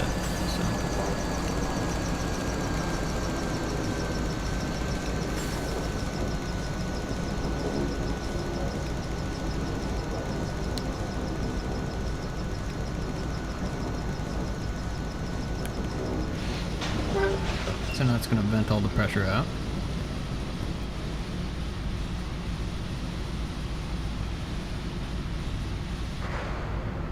Just like that. And now we're done.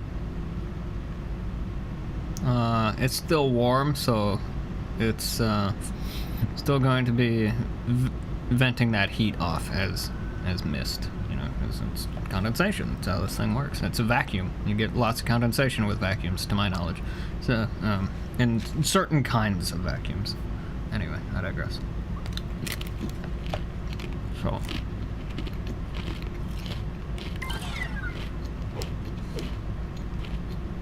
But anyway, so there's the negative pressure vacuum setup. And why is this thing important? Well, it's important for a whole lot of... Uh-oh. Hang on. I didn't expect that to break. Hang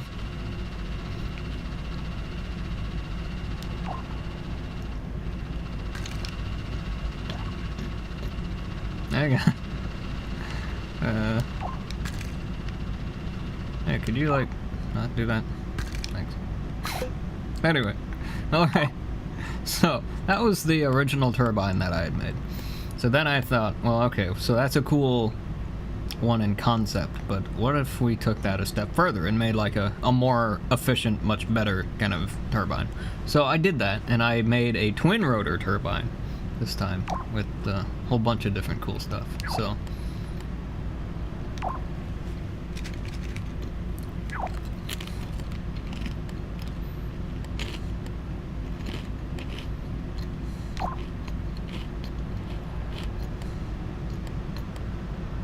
So yeah, so this is a twin rotor type 2 positive pressure turbine engine. So it doesn't use the vacuum pressure of it, it uses the positive pressure. So that's the thrust coming off of the turbine rather than the vacuum that it's sucking the air in that's doing the work. It's the thrust coming out of the turbine this time. So non-explosive. Yeah, there's a version of this thing that can explode. So this is the so there's the OHPS is the overheat protection system, basically. So we have a structural integrity system with this very crude version of it. I have done much better stuff later on, but anyway, we'll get to all that. So I'm gonna hack on some potato chips, and then I'm gonna show you this thing. So here we go.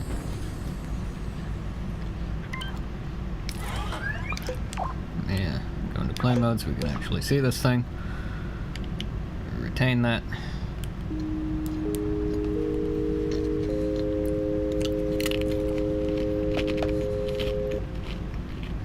Note the symbol on the HSD, it's a turbine rotor, so.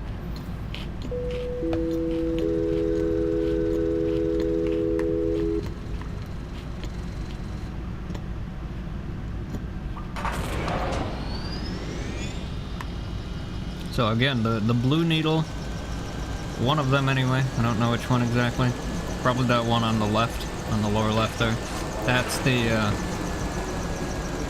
the pressure gauge, basically, of how much pressure the thing has. So. I love the straight up jet of fire that like comes out the exhaust pipe. That's beautiful. Now, in real turbines, the actual thrust portion is the exhaust, but here we can play around and make it look neat, so to make it look prettier. Because we're not actually using the thrust as, you know, the thing that's making the vehicle move.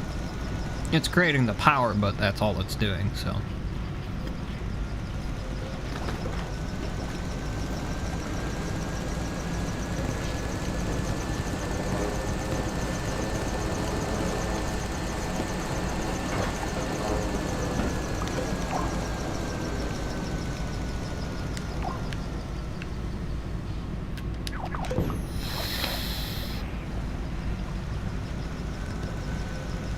I won't do the full like Turing test again, but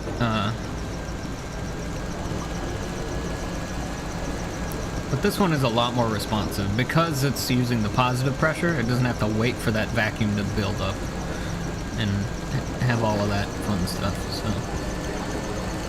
but, yeah. Now this thing is more prone to overheating because it spins a lot faster.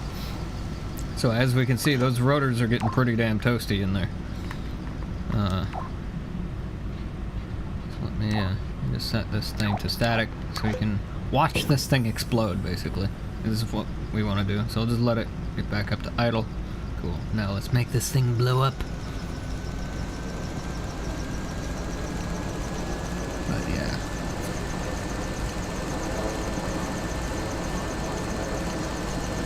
Hopefully we'll have enough fuel for that.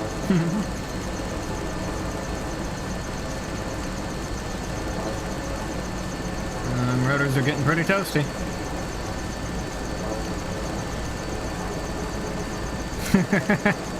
It's kind of scary, but it's very cool.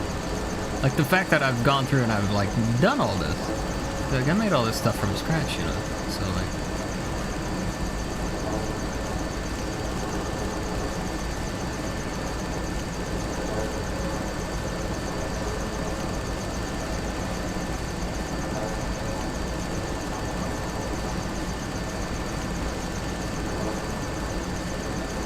I think we'll probably run out of fuel before it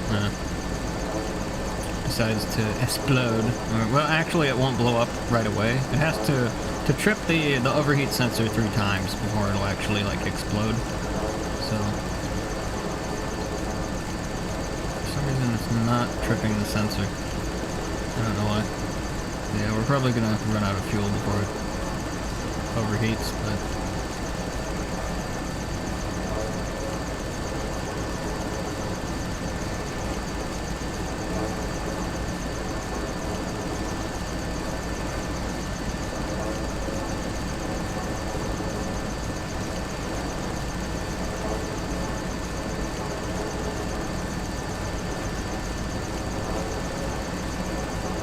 So the main benefit with the engines that I wanted is I wanted it to have a much longer running time so that you could drive for a lot longer at a time without having to stop and like refuel or recharge or, you know, that kind of stuff. So that's the whole idea with the engines. But yeah, so it's about to run out of fuel. I don't think it's gonna overheat. It's getting there in terms of temperature. I think we can hear it starting to boil.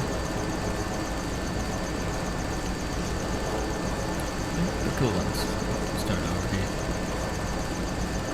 It's simulated coolant, but you know what I mean. It doesn't actually like exist or do anything. It's just, yeah. Okay, I don't know if it ran out of fuel or if it overheated. The cooling fan's not on, so it must have just ran out of fuel.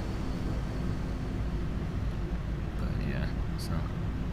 But anyway, so there's that. I'm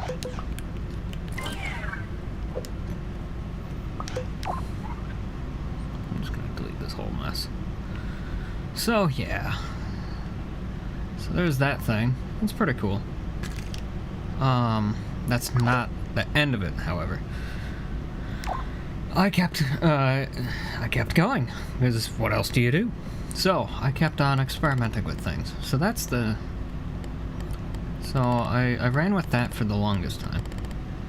So then what I did was I came back to that other older thing, and this is technically a prototype. So this is an RLX version of this thing. So this has a text-based HSD system. It's a work in progress, and I think I have an actual like level dedicated to this thing that's more finished than this version of it. So I'm not gonna spawn this in, but whoops. But I will show it to you here.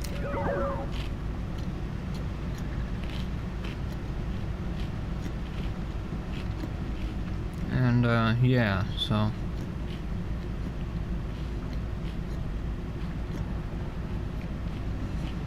I think the battery on this one's dead anyway, and it doesn't have a charger yet, so... And it's probably never going to. This uses the older battery system that I made for, like, this one. But anyway, so that was all nice and cool. But obviously, as we experienced, this thing has some issues when you try to slot the modules in to the vehicle. It's kind of a challenge to make that work, and it can be a little finicky to make that happen.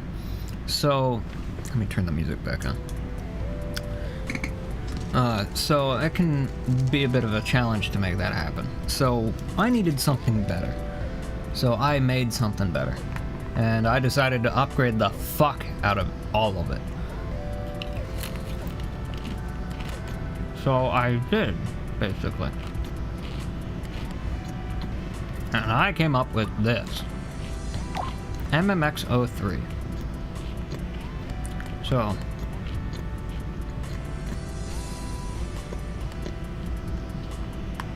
this is a twin piston ice power module, basically. And this has a full-blown heat system, built-in simple HSD, so it has its own display on it. Very advanced diagnostics and things like that. It's the most advanced thing I've got, basically. And yeah. So I'll just kind of go through here. Yeah,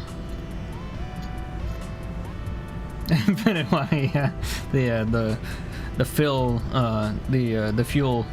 filling noise wouldn't stop after it was done refueling. So, whoops. Hopefully fix that.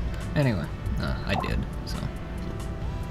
So here we go. So we got this version, new engine architecture. I went in and I completely redid the logic on it like 3 different times. Full temperature simulation, oil system, and much more. Got a simple HSD, new twin cylinder triangular design, more power, reliability, and ease of use, basically. Yada yada yada. Taglines, all that fun stuff. So, and to go along with it, I have the MMX-03V, which is very fucking cool. So, multi-module system vehicle, revision 3V. So it's a van, big freaking van. And this comes with an ICE power module installed already. But we've got different variants of this thing. So we have this one. So this is the latest vehicle from Rexco. Supports FOB OS 3, CD-ROM, which I'll get to in a minute. And yeah, uses a lot of performance overhead on my poor PS4. It's an OG launch model unit, so yeah, whoops. Anyway. It's compatible with MMX3 modules and CD-ROM Mark 1 discs. I'm going to completely redo the CD-ROM portion of the show eventually for a future vehicle, but haven't gotten that far yet. So, in any case, then we got this one, fixed all that fun stuff, and this is the latest one, fixed a whole bunch of stuff on it. The CD-ROM tray is a little finicky. It depends on the physics and whether or not they're broken in any particular level, which is kind of a crapshoot. It just kind of depends on things. A lot of things. But anyway, so let's go to a different level and check this thing out. But before we do that, is there anything else here that I want to show off? I don't think so. I think that was pretty much it. Yeah, so various different versions of that setup. Lots of different prototype stuff. But anyway, I digress. So let's go to a different level now. So we'll return to pod, we'll discard changes. Cool.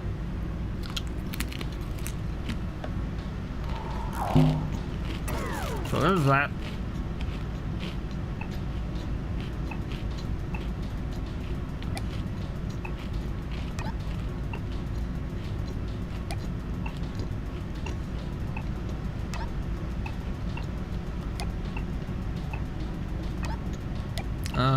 I don't know where it is though, that's the only problem. ICX. Test 3 maybe? Development facility A, it might be there. SRX, no, not that one, that's old. MX-3 prototype, it might be in there. I thought there was one that was different.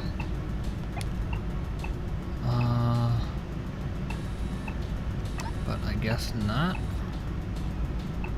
That's where we just were. Well, technically. It might be in here. We could check it out. Let's see if it's in here.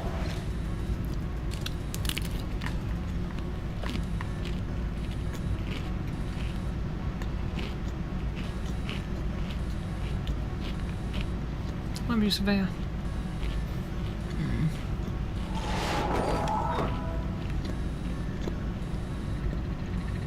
Yep, okay, cool.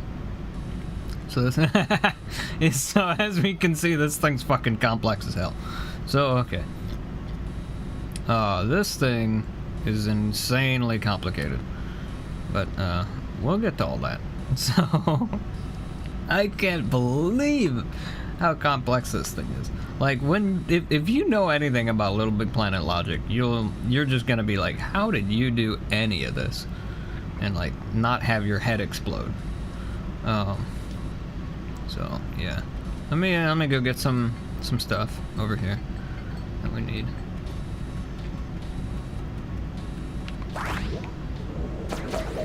Cool.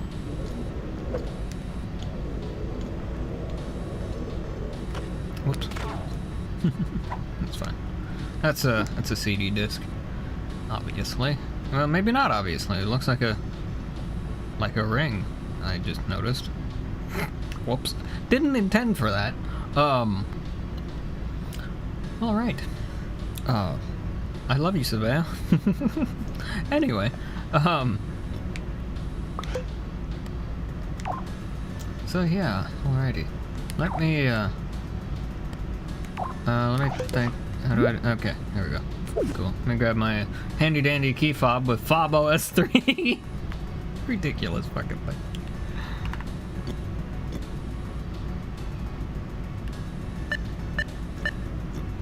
So that tells you that it's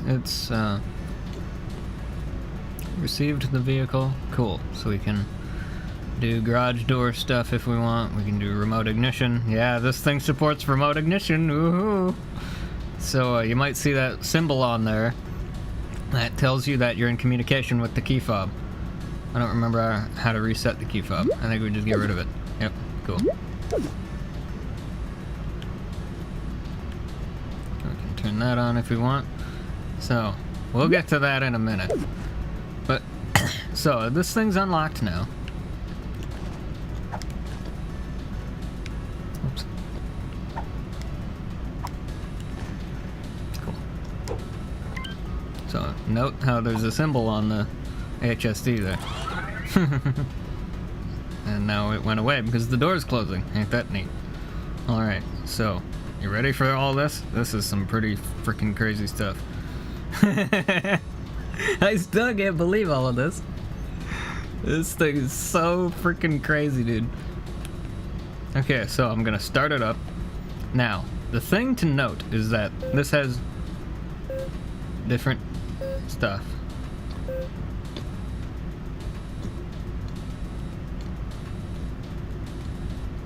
So it's just running through a post of the HSD unit.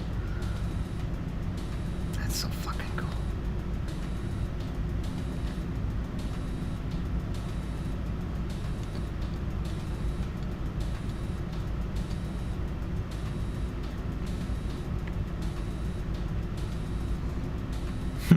Oh yeah, I forgot all about that.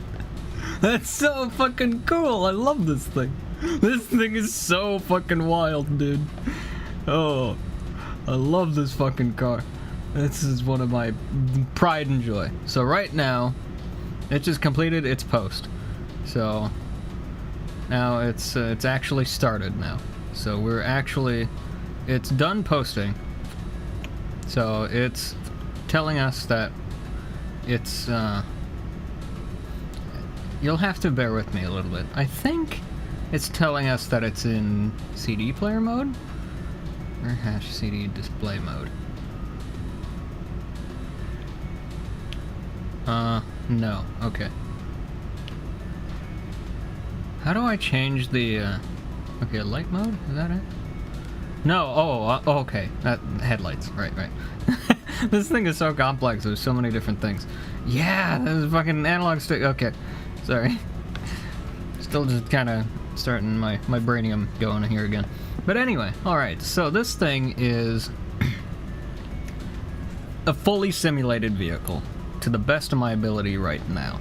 There's going to be more in the future, but for right now, this is as good as it gets. This thing does fucking everything. It's got a CD player, it's got all kinds of stuff. So, there's a 3-position ignition switch. So we were on position 0, which is off. So ignition off, basically. So then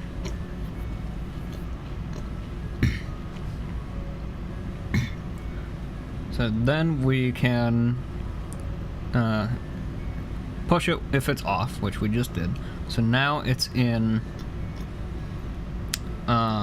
accessory mode, I think. So it's in accessory mode. I'm gonna sneeze. There we go. Alright, got that done. We actually sneezed this time. And didn't end up either shotgun blasting a bunch of potato chip all over the place or having giant sneeze gobs all over the place. So we're really good to go. Had a little bit of feebleness to start with, but it's okay.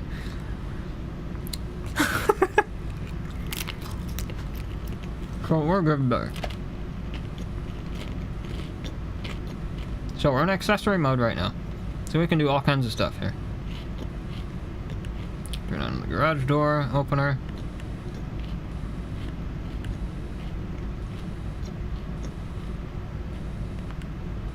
I think. I don't remember how all this works. Oh! Wait a minute. Right! Yeah, okay. So, this has a CD player in it. As we can see, that's what that weird thing is underneath the thing, and that's why that's that weird little stick hanging out. It's okay. Don't worry about that. In any case, so there's a CD player in there right now.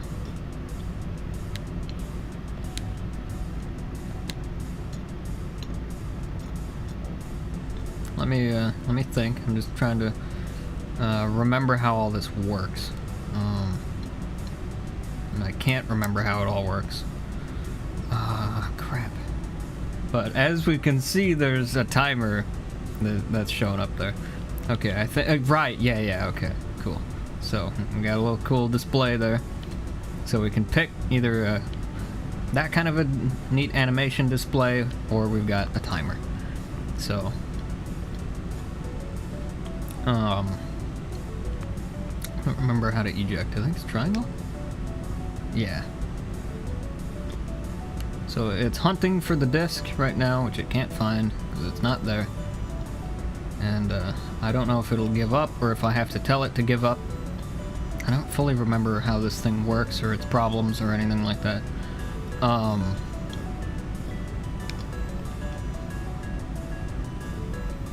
I think it should eventually just give up if it can't find a disc.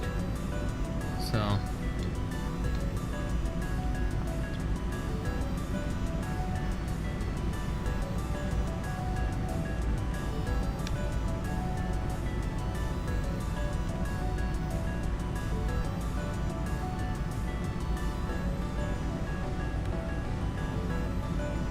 So it's still hunting for that disc.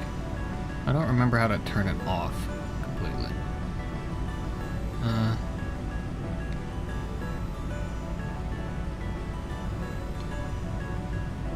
We might be screwed. I might just have to... Okay, so for this I'm gonna have to turn the volume all the way down on the game sound because copyrighted music.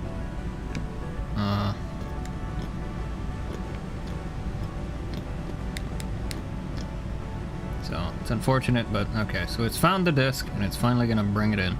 There we go. So now it's gonna check the disc and it's just checking it out, unless it's gonna eject it again, which it might. Yep. I confused the hell out of the logic. Sorry about that. It's it's not the greatest logic, but it does work. So okay. So let's try this again. So this thing does work. Don't worry, we'll get to the actual car bits first, but I'm super proud of this freaking CD player because this took so much fucking work. It's insane. All right, come on, find it. Come on, find the damn thing. You know it's there. What are you doing? There we go. Just out of range. It doesn't have the greatest range on the planet to suck it up, but it's fine.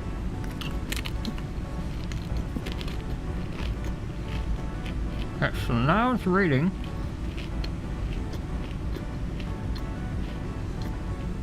And I don't think it'll start playing. I can't play you the sound, but it is playing it, or not playing, but it's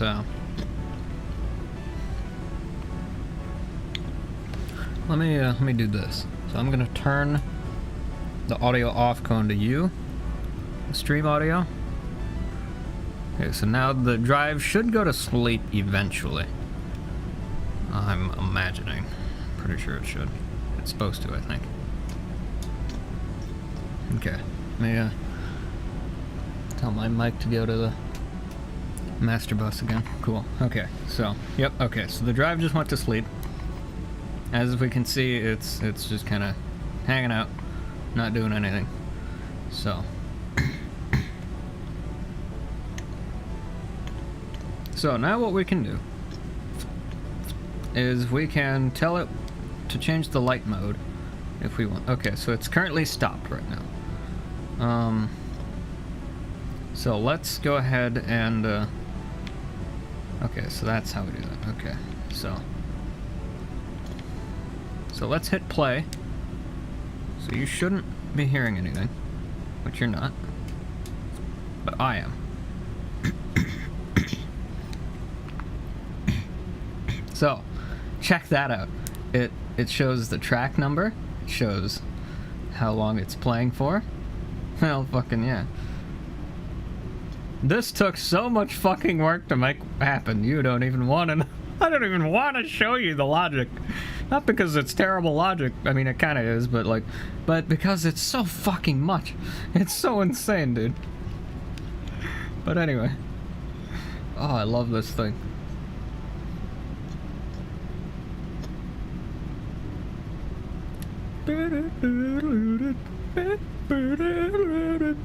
Anyway, that's the song that's playing. But anyway, because of course. Hell yeah. LBP Classics, gotta love it. But anyway, yeah, so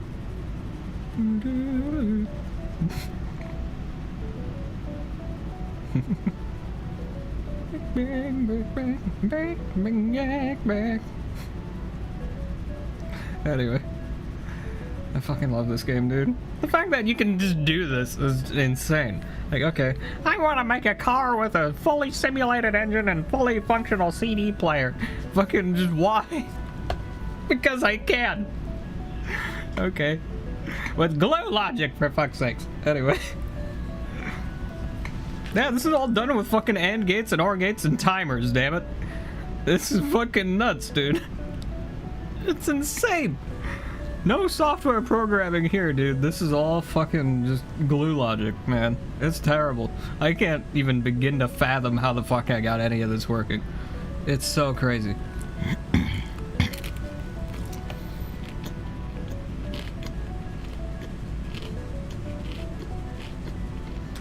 Hands are off the controller. It's doing stuff on its own.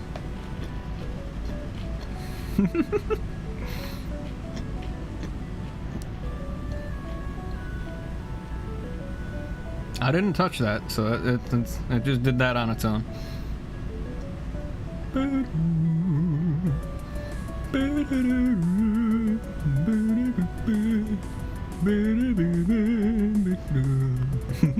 That's the song that's played now.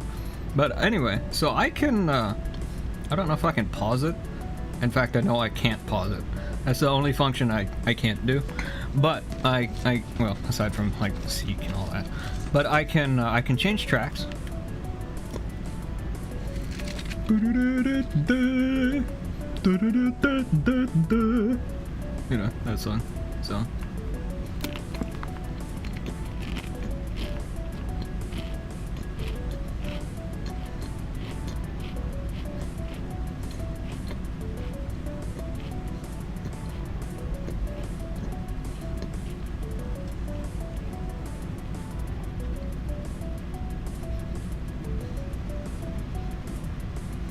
So yeah, so I can do all kinds of stuff. Screensaver.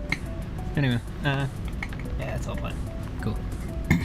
But anyway, and I can go backwards too. I can go back to the previous one. I can go right back to the next one. That's fucking cool as hell. It's pretty hard to confuse it. It can be done, but it's pretty hard to confuse it.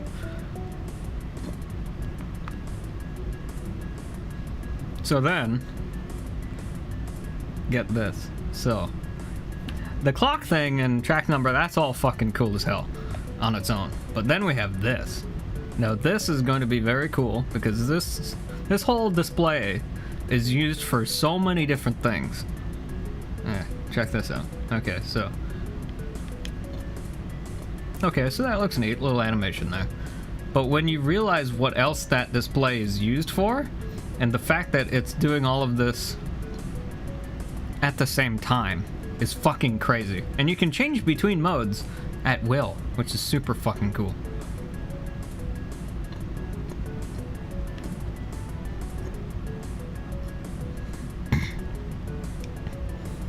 So,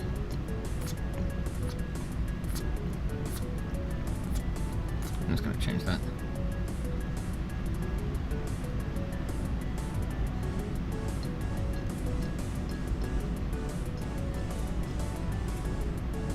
Ike. So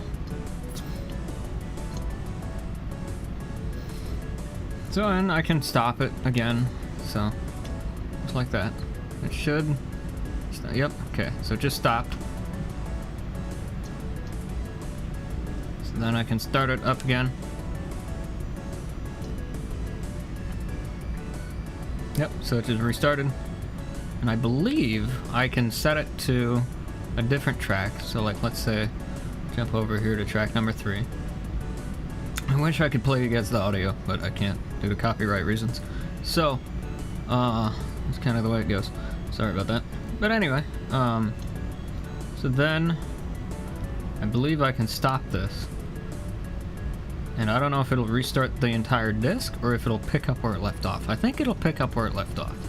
Like what track it was. I don't remember. Nope, just restarts the disc. That's fine.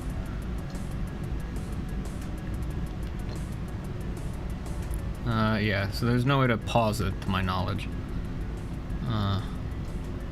But now let's say, okay, well, I want to be done with this disc, and I want to get a different disc.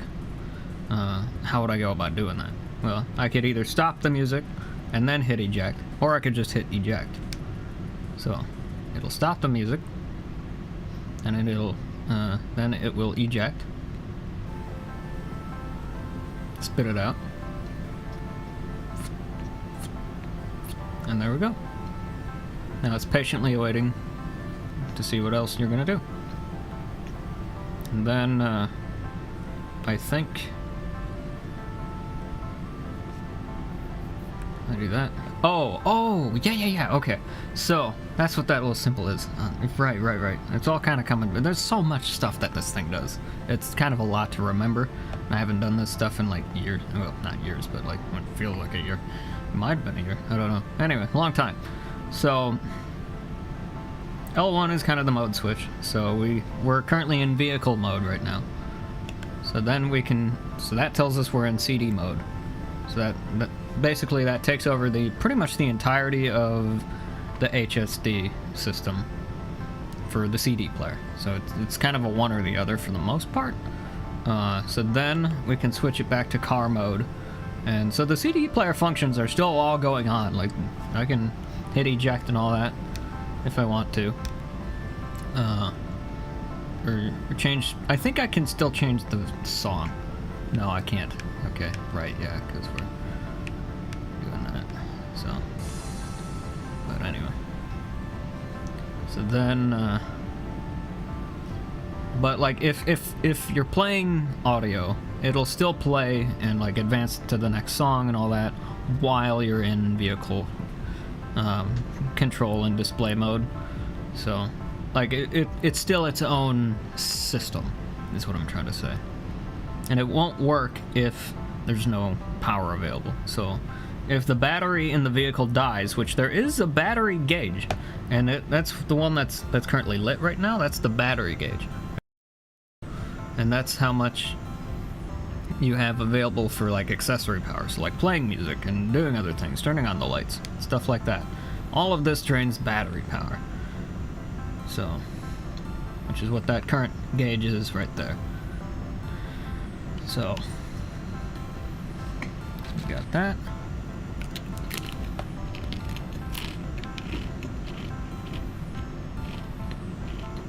So that's the parking lights. Headlights. Or maybe that's just regular headlights. No, I think those are headlights. Yeah. Cool. So we're still in accessory mode, so we can't actually move or do anything with the vehicle itself. We can open up doors, we can turn on lights and do that kind of stuff. We can change display modes with that. And all that stuff. We can turn the power module interlock on and off, which is what that yellow bit in there is, or orange, whatever you want to call that. But anyway, so now let's start the engine. Now that we're done playing music, I can turn that back on. So let's start this engine.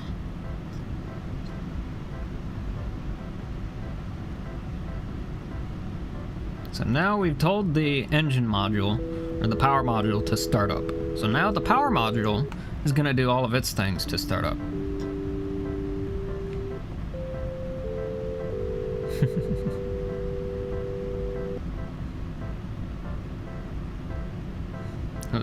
So it just told us that it's got a full tank of fuel. That thing that is currently lit up there on the right, that's our fuel gauge. So it's telling us that it's starting the engine. So it's starting up. There's a whole bunch of different ways this can fail, by the way. In terms of like inbuilt ways that it's specifically designed to break. If it needs to. And this is a generator, technically. So it doesn't have to spin all that fast, but... So...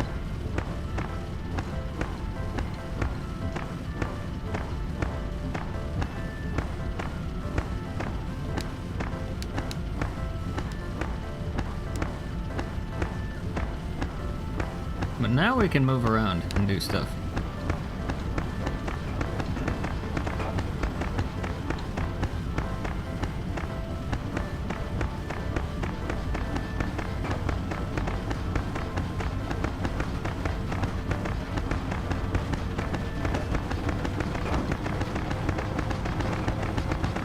So we've got a speedometer, RPM gauge, temperature gauge, all kinds of stuff.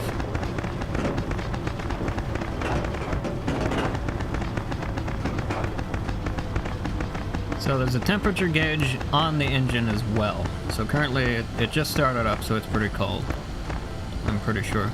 It does have a cooling fan that just kicked on because the pistons are warm.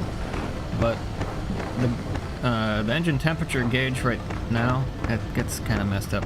It's not really designed for off-road use. In fact, it just actually broke. Well, oh well. That's okay. It doesn't... Well, it kind of... Like, it's okay. It doesn't really need... Well, okay. Houston, we have issues. Okay. We should have made a... Hang on, I can fix this. We'll have to sit to the startup sequence again. Oh shit, hang on. That one. There we go.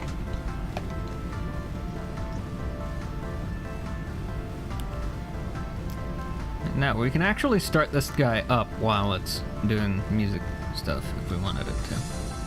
But,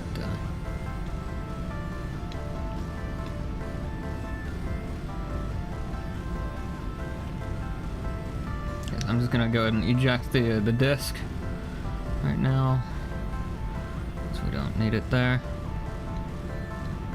Once it spits it out, I'll make a spot there. And I think what I'm gonna do is I'm just gonna move this entire thing over so that it's off the terrain test, actually. That way we can just drive around and not need to worry about breaking the engine. It is a little fragile, so.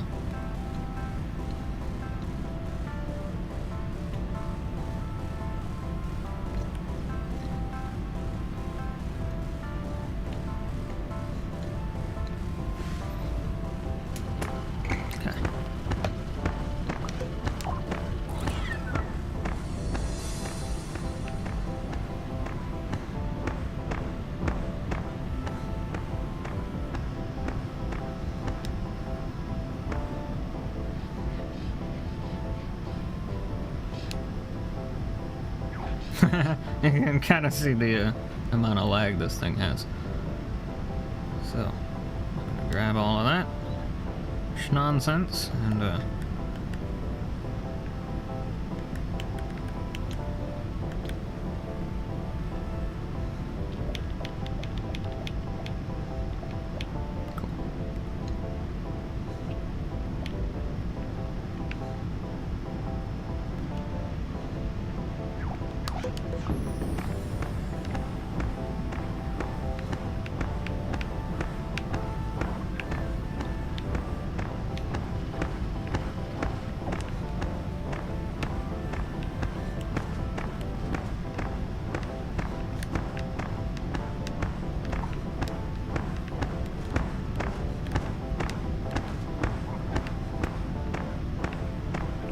could teleport me in, but I guess not. That's fine. Okay, so we've actually used up quite a bit of fuel just here at idle, just screwing around. That's okay. Alright, so let's, alright. I don't currently have like a fuel station built, so... But it's got a little bit of engine knock to it, it's okay. That's at full throttle right now. It is vulnerable to overheating, so... Not really designed to be full throttle use all the time. Whoops.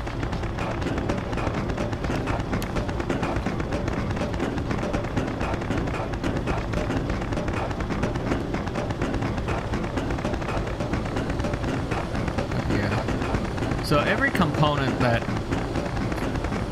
you can see visually getting warm is being fully simulated individually. So you can see it just turned on the cooling fan, so it's getting kind of warm. And, yeah, so...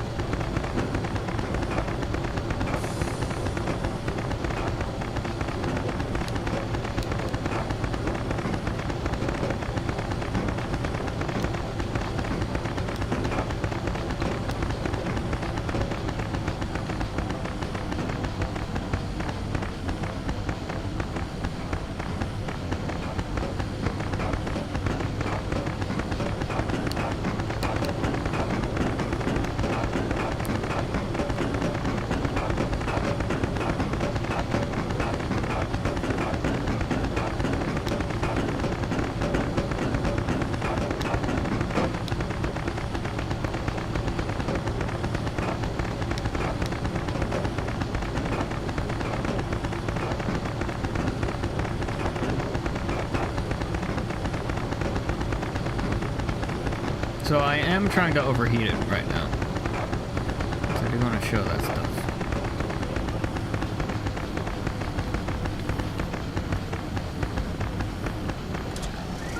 Ah, there we go. Cool. So it just overheated, so it turned itself off to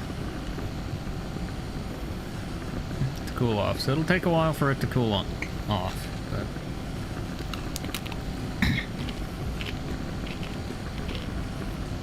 But the cool part is that it should start back up once it's done. So.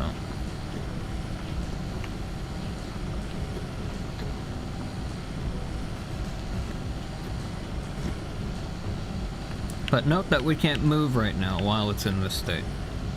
Because there's no power being sent to the vehicle from the module. There's no power being generated, so it'll cool down as much as it can. It's kind of over time. So right now it's cooling off the crankshaft and oil and all that. It is fully simulated oil in terms of like heat and life and all that.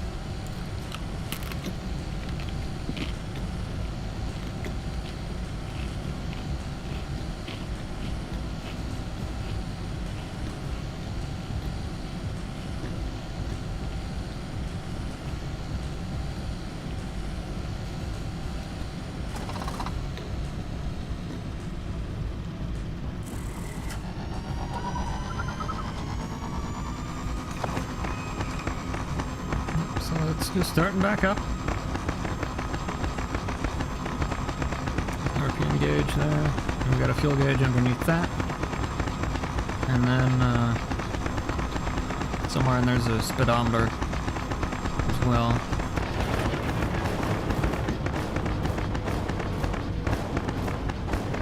So the engine took a little bit of damage, as we can see by the check engine light there. So the engine is now damaged, and what that means is it's going to deliver less power than it would have normally. So that means that we can still drive around like normal, but it won't supply as much power as it did, and it's going to be making some pretty cranky noises. And the reason why it's been damaged is from the overheat. So we overheated the thing and it got screwed up.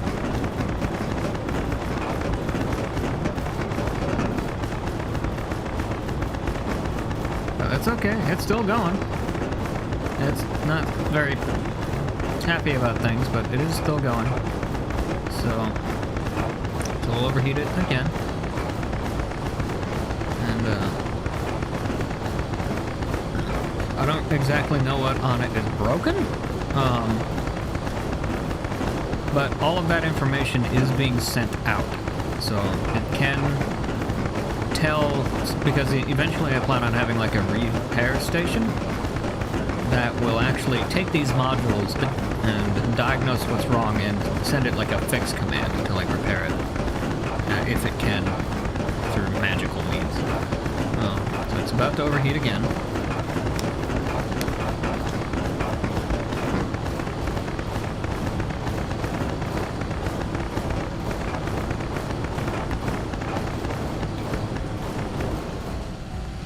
Oh, we just hit the, okay, let's see if it'll recover from that. Shit. Just crashed into stuff. See, this is the problem with this, is that if you crash into something full throttle, it's gonna get screwed up like that. It looks like it's trying to fix itself, but I don't think it's gonna be able to. Well, it just overheated anyway, so and okay, so one of the con rods just broke. I don't know if that was on purpose or what. Let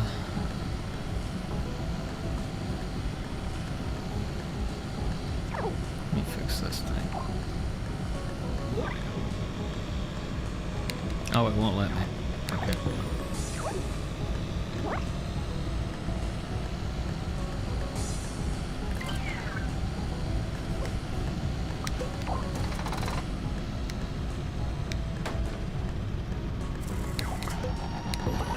Whoops. That's what I wanted it to do.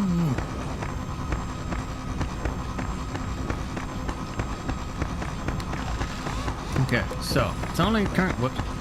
Well, that's just broken forever now. Anyway.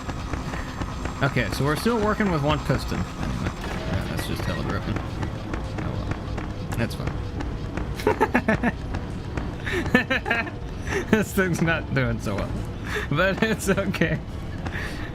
You try functioning after a full speed crash. It's not going so well. So it's only running on one piston right now. So but I don't think it knows that. I don't know if it does or not. I don't remember if I built in that level of functionality. I don't think I did. But stupid car. Should have just left it off, honestly. This isn't going very well. Alright.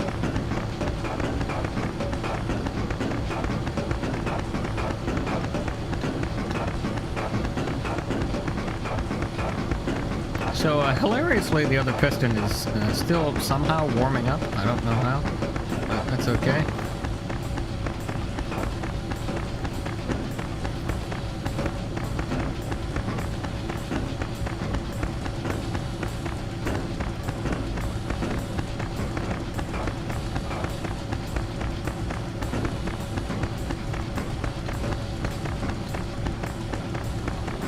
So it's still making plenty of power, technically. I don't know if it's supposed to be or not, but it is. It should overheat eventually. It'll take a lot longer because there's only one piston here. But it is definitely warming up.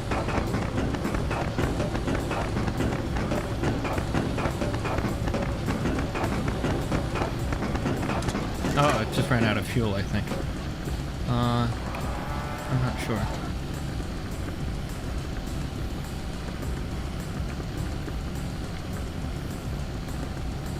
Okay, well, in any case, it did overheat again.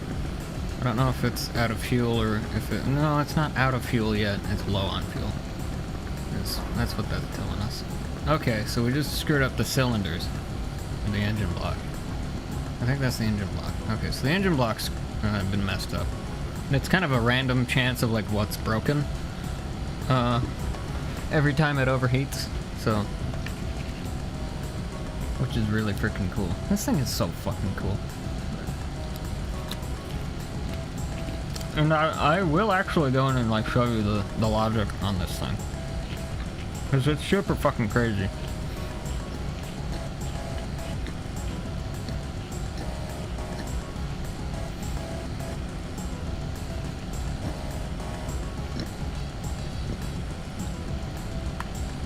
So right now the engine module is saying, hey, I'm overheated, I'm broken, and please refuel me.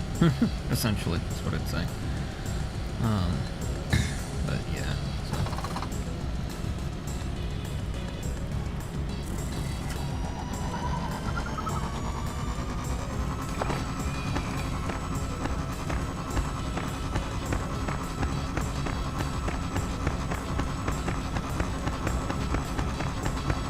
And yeah, I know there's some symbol overlap there. There's nothing I can really do about that on this particular unit, so yeah.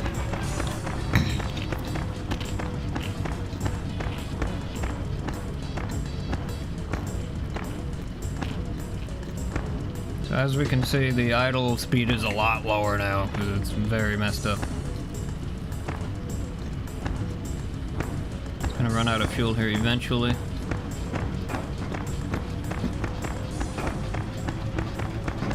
Still making enough power to get us mostly up to full speed at least, so.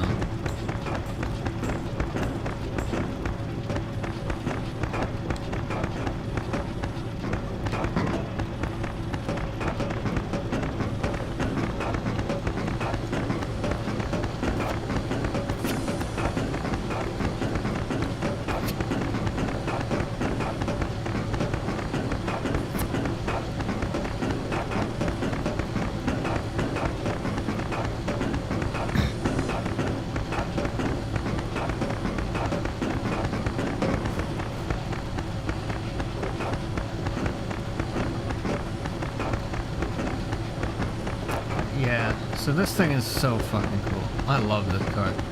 It's one of my all-time favorite cars. Because it's so fucking cool. It does so many different things. And like, from a functionality standpoint, it doesn't really do a whole lot. It's a car. Okay, it's got a CD player. Okay, it's got headlights. Cool. It's got an engine. That's neat. Like, it looks neat, but like, you know, it doesn't look all that special until you think about the fact that this is fucking Little Big Planet. And the kinds of tools you have available. And then you start to think about the complexity of all this and how all this works and what it took to get to this point, to get everything to that point. So I'm just gonna shut it down normally rather than having it overheat. Oh, it overheated anyway.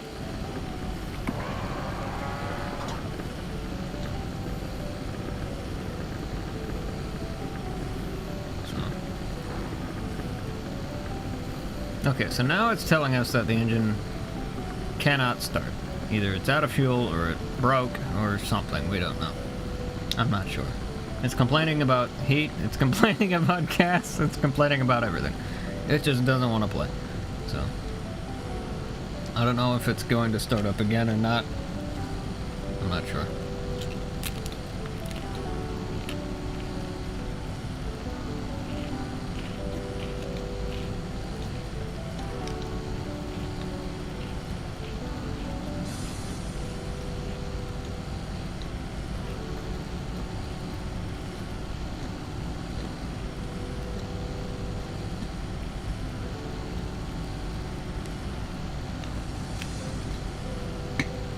Okay, so it's still cooling off right now.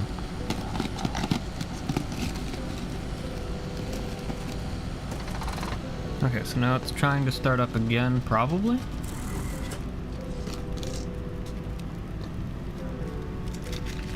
Unless it can't. I don't think it can, actually. Mm-mm.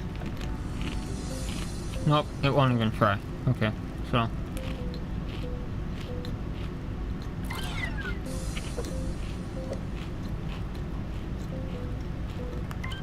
So now let's try starting it up in this state.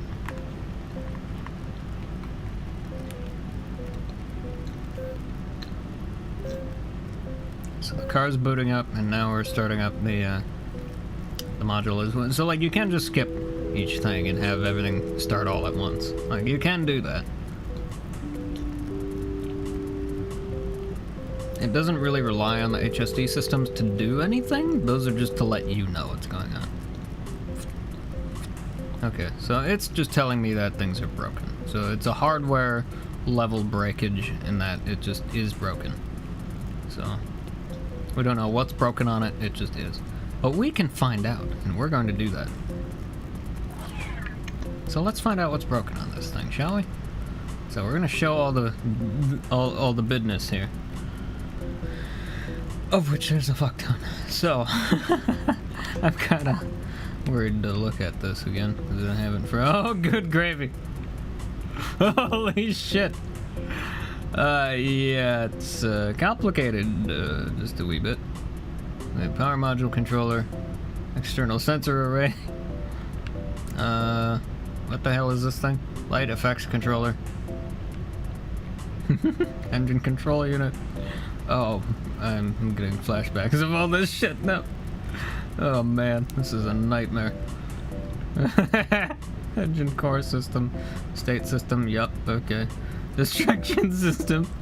It's quite terrible. Yeah. Let's just start in here and everybody who knows how to do this is just cringing right now. They're like, you have got to be fucking kidding. How did you not lose your mind while you were doing this? And the truth is, I did. Yep. So, yeah. But everything's mostly decently documented. Also, this shit's so complicated that I thought it loaded in like low-res versions of the texture. Because it's so complex. It wouldn't surprise me. You put it that way. But anyway. So this thing is fucking insane. We got display. Oh, did we just see that? Kind of. We got that. So, all kinds of stuff. Yeah, you can see by how far away everything has to be spaced out. So here's what we got that can break on this. Or at least what it'll tell us about anyway. So, this is the fill stop symbol, oil warning, HSD backlight, OHPS, hydrolock. Yeah, the thing can hydrolock. So if it gets in water, it'll hydrolock, which is cool. So.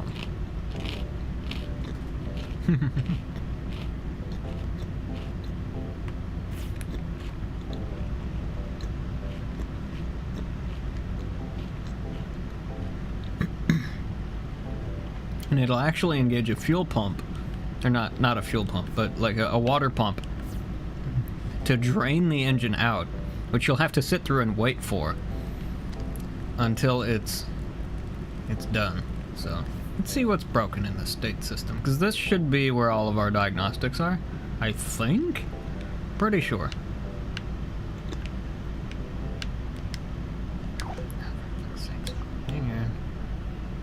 Where's the freaking crimp? If you could move, please, thanks. So many different layers. There's 16 of them now. Ooh, isn't it neat? It just gets in the freaking way. Okay, anyway, it's fine. It's fine. Okay. It is helpful, so don't worry about it. It's fine. There's too many, but it is neat.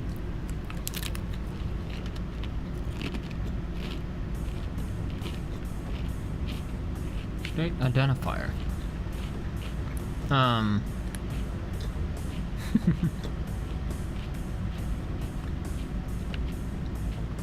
Of course, none of this is labeled. OHPS. Hydrolock. Don't know. Oil fill level. Okay. Oil health. Huh.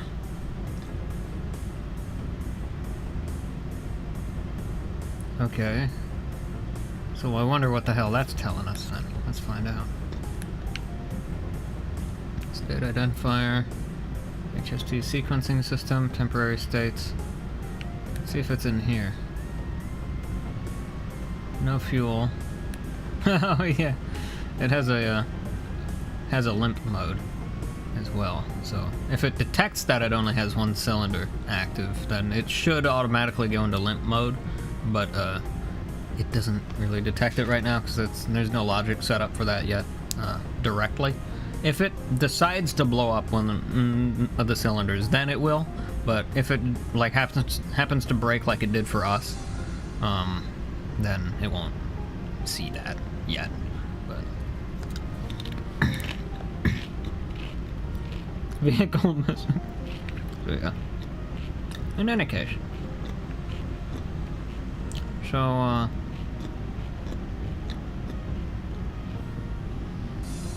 okay, so it's telling us that the engine is inoperable. Whether that means it's broken, we don't know, or if it's just out of fuel, we don't know. It says no fuel. So okay, so it could just be that it's out of fuel. So why don't we give it some fuel? But before we do that, let's continue delving into this setup. Now, what do you say? Vehicle missing. Okay. Anyway. What the hell is this thing? Signal generator. Oh, good gravy. Oh, look at this freaking thing. Oh, no. And none of these are labeled. Of course. I labeled so many things, though. Like, dude, you don't even know.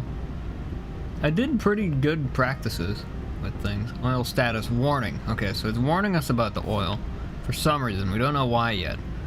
But it's definitely warning us about something. Engine damaged. Okay, so what's broken on this thing? Now, like I say, there's a different way we can get at all this information. Service engine soon. Limp mode. Active. Lights off. Oh, okay. I see.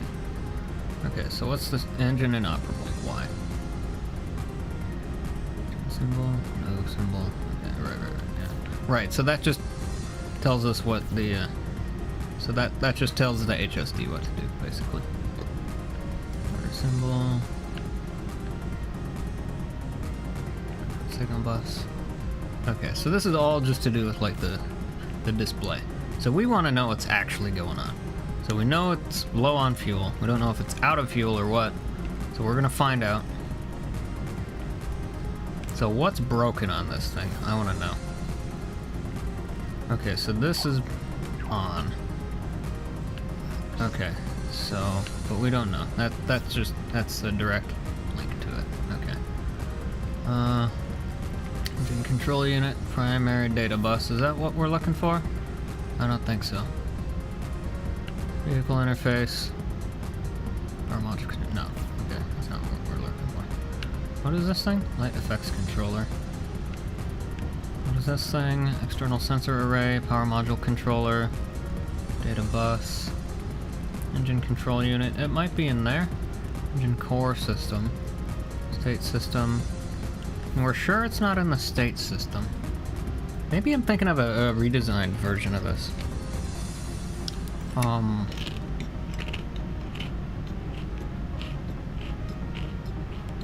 We might be, actually. I don't know, we'll have to see later.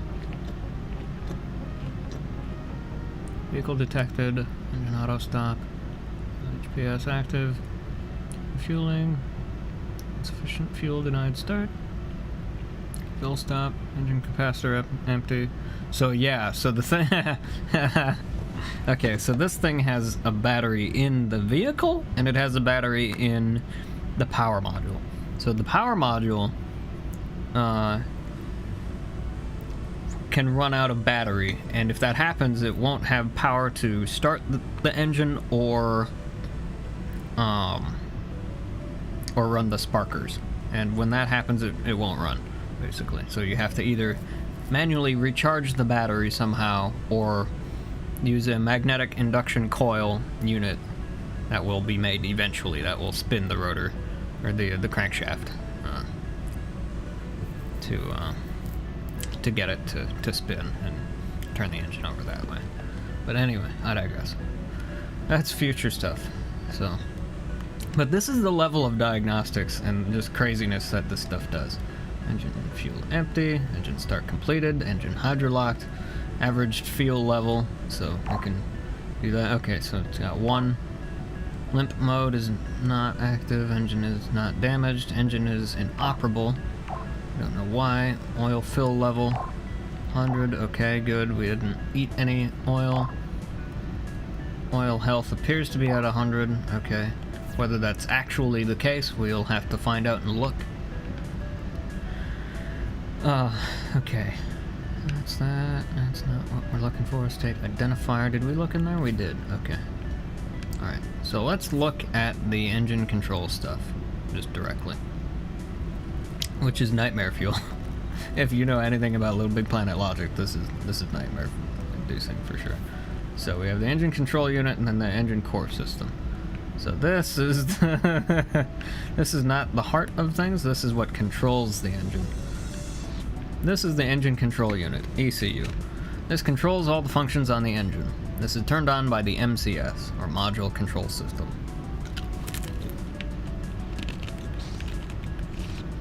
The system controls the starter, fuel system, throttle, and generator unit. Initialization sequence is as follows, blah blah blah. You can read that if you want. Whoops, shit, damn it. Hang on. Give me that back, thank you. I'm not done with it. There we go. Okay. So, we have the ignition system, fuel system, starter control unit. So this is just telling the engine what to do.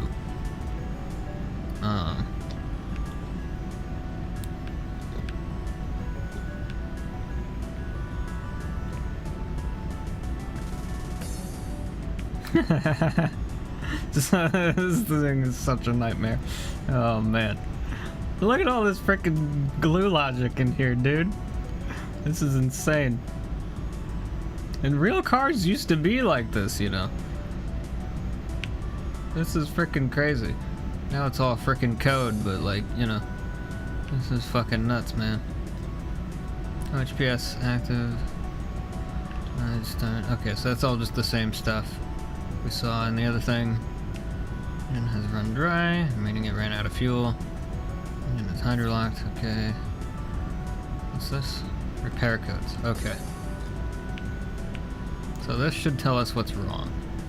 Left cylinder, right cylinder, engine block. Okay, so the engine block is broken. Not completely, like, inoperable, I don't think, but it's definitely messed up. Crankcase is fine. Fuel pump is fine. That can fail too. I don't know what that one is. Don't know what that does. But anyway. So yeah.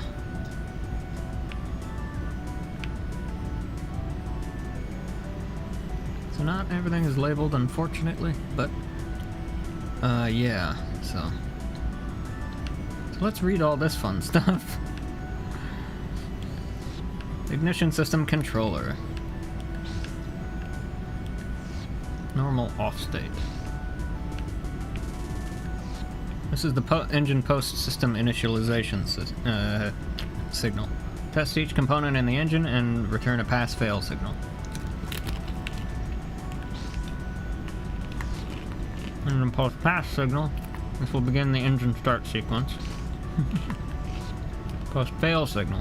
If the engine cannot be started normally, this will send a fail state. So, yeah.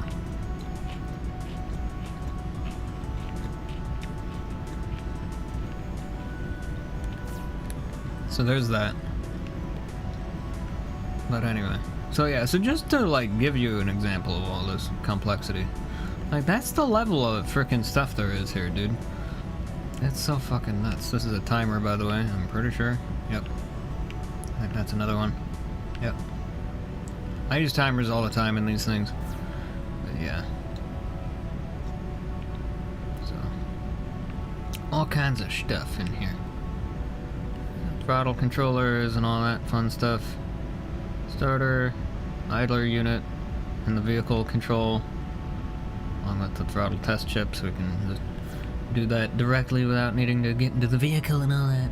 And just for testing or whatever. If we happen to need it. But that's the ECU. So then we have the ECS. So this is the heart of the everything here, basically.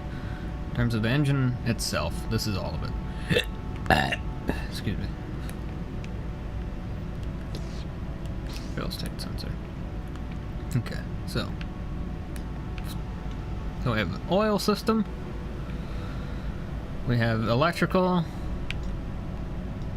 ECS post, thermal management system, throttle controller,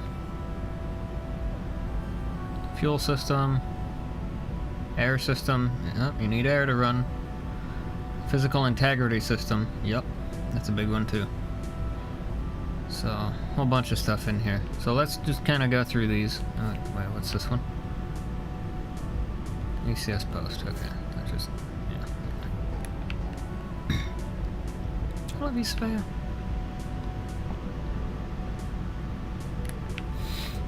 So anyway, so then we've got this. This is the electrical system. This determines if the starter and sparkers can run. If the engine is dry started too many times, the capacitor will drain and require charging at a service center via jumper pack, or by bump starting the engine. So if you happen to turn the engine over manually some way, i.e. with like an induction unit on the front of it, then it can recharge it on its own.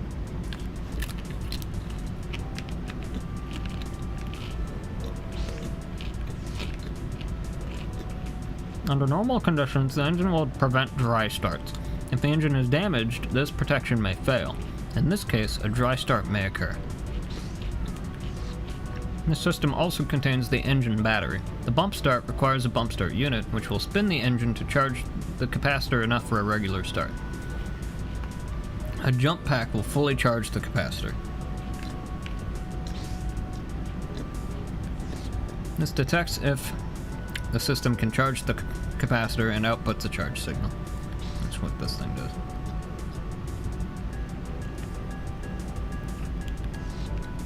The alternator provides a small energy output for use by the engine for capacitors charging and sparker operation.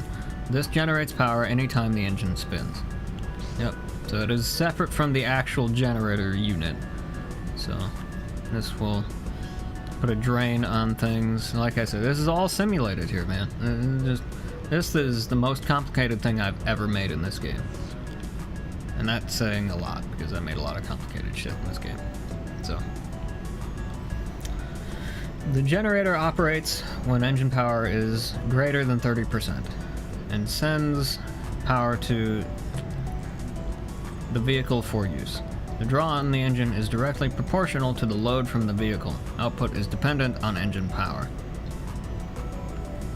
So, fail state sensor.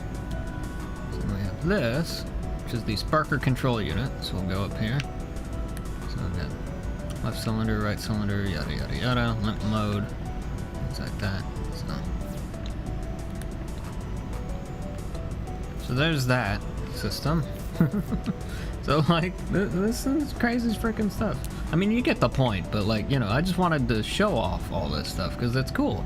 Those of you who are interested in glue logic and all that stuff will be super into this because like this is insane, the amount of work that I've done in this thing. So this directly controls the engine RPM. Use the OR gates to apply modifiers. This connects directly to the crankshaft or engine actuator. Yada yada yada. So this is the master timer that controls how fast the engine is spinning. And we control that speed using all kinds of different modifiers and things. And just in just absolute insane amount of stuff with all this. So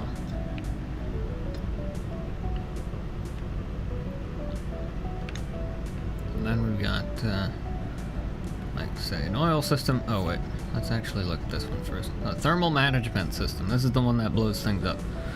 So we've got all kinds of things to see here. This is the heat system. It calculates the heat of the engine components. Also contains the engine dynamics sensor processor. Yeah. So get this. This thing will sense how the engine is running and whether or not things are happening in a good sequence or with good timings and things like that. Like, it's designed like a real engine is, which is insane. So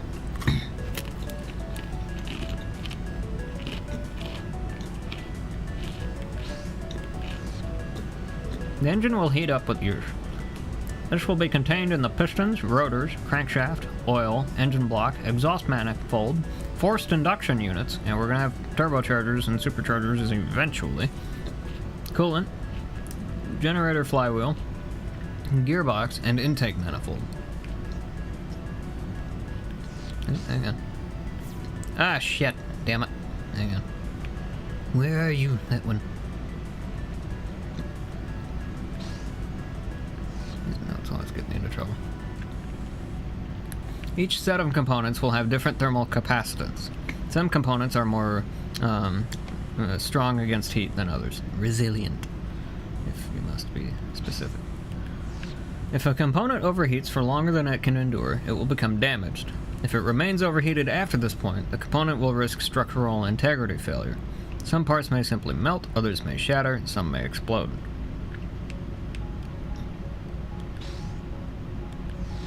The engine may be able to function while missing components using limp mode. This supports missing pistons, rotors, exhaust manifold, and for a limited time, oil.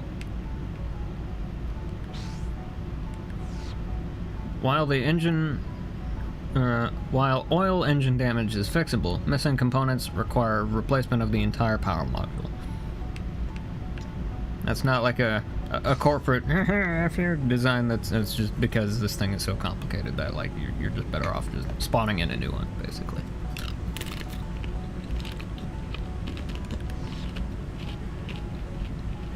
The Overheat Protection System, or HPS, is designed to defend against overheat damage.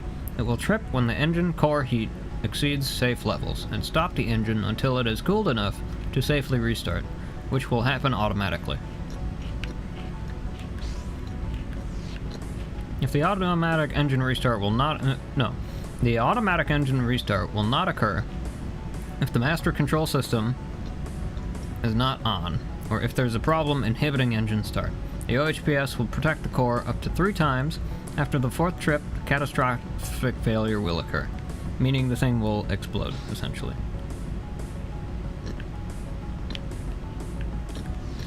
Core failure requires replacement of the entire power module. So, component heat system. So we got all this stuff in here. I don't know what that is. Exhaust intake manifold? I don't know what that thing is. Anyway, it's something. Anyway, there's no note here telling me which one. So, oops, I forgot one. This is component heat system. This processes heat sensor signals from the physical hardware of the engine. And that one says nothing. So, okay. So we got exhaust manifold. Some notes in here to read. This is the temperature sensor signal to be connected to the material. This is the OHPS trigger signal. So, and this works pretty much the same way for all of them, I believe. Yeah. So, yep, and they're all just set differently for each thing. But yeah, so.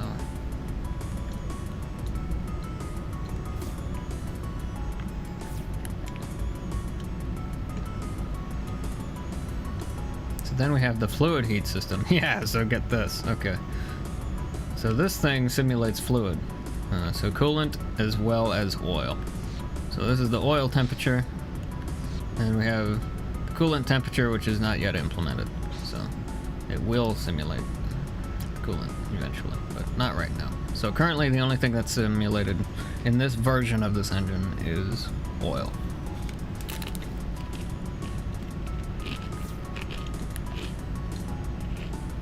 In terms of like fluid heat.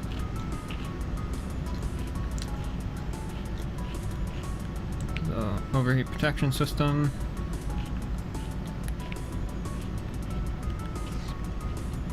Manual restart signal. Pulse this to restart the engine without rebooting the electronics, which is cool. HPS active. Auto engine restart. Yada yada yada.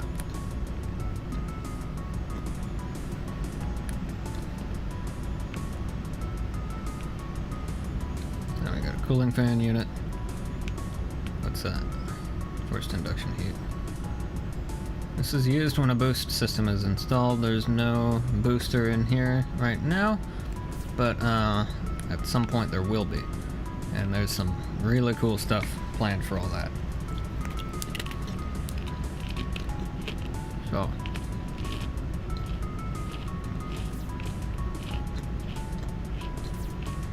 Some other stuff. But anyway.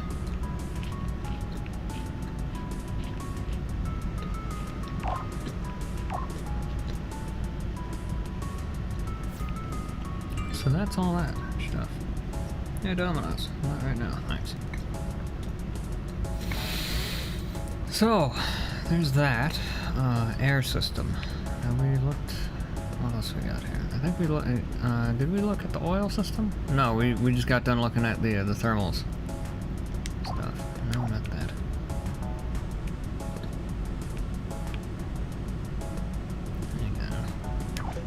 Idiotic garbage. You know what I'm gonna do? I'm just gonna move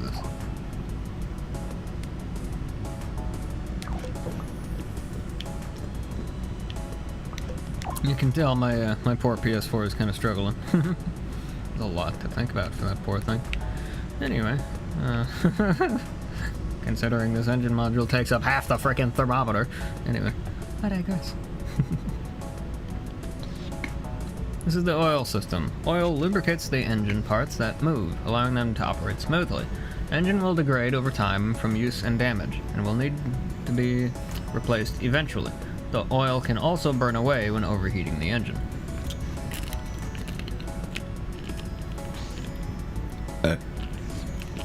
Engine can run for a little while without oil, but increased wear and heat will occur until it is replenished. The engine may suffer from reduced engine power output, or may seize entirely at high RPM. Oil may be changed at a service center, which does not yet exist, but they will. Repair signal. Engine spinning. Oil leak, yeah, so this thing can actually leak oil as well. So if the engine is completely broken, then it will actually leak out oil. Crankshaft case damage.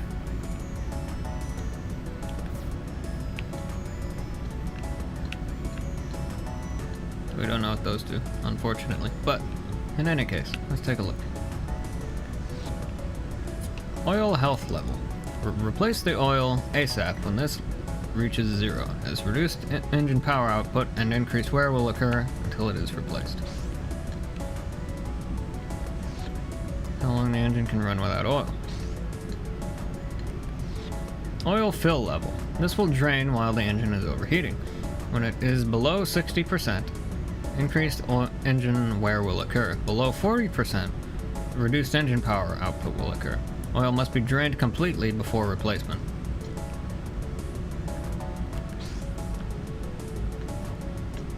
Okay, so that's full oil, so good, we didn't lose any. We're not leaking any oil right now, so that's good. So that's cool. What else we got here? That's the fuel system. Did we look at this yet? I don't think so. Let's take a look. This is the fuel system. This contains the fuel tank, rapid fill buffers, and refuel system. Yeah, okay, it's kind of starting to come back to me a little bit. Multi-sensor processor.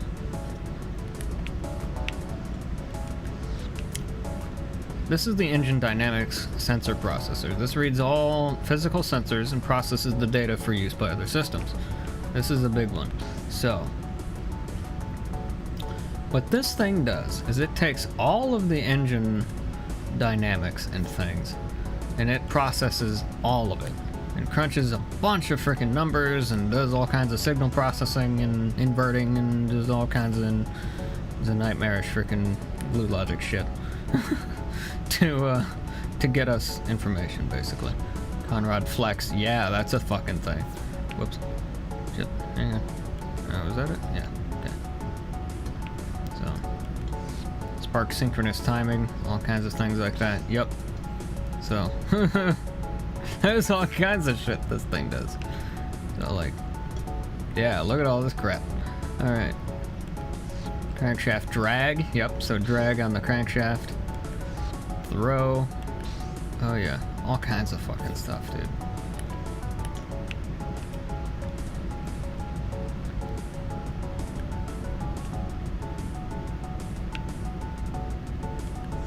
Piston spark timing. piston chatter. So every time it knocks against the wall of like the cylinder, it'll detect all that. Spark synchronous timing and all that. Yep. So it'll detect all of it. Red flex. These chips aren't labeled, but all this stuff is. Drag strength. Row strength. Crankshaft.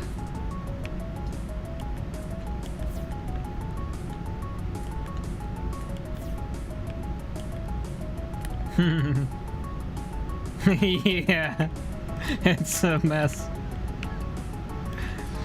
Combined piston conrod sensor. Intake air pressure. Yeah. So that's fucking insane. Compression pressure sensor. Yup, we got that too. Once we fix this thing, if we can, then I'll show you how all this stuff operates. Spark heat. So like how hot the sparks are. Oh yeah. There's all kinds of shit in here, dude. Cylinder compression averaged. Oh yeah. Pressure shock. Oh dude. Generator power output. Yep. Generator engine load draw. All kinds of fucking shit in here, dude. Yep. I remember making all this. It was a disaster.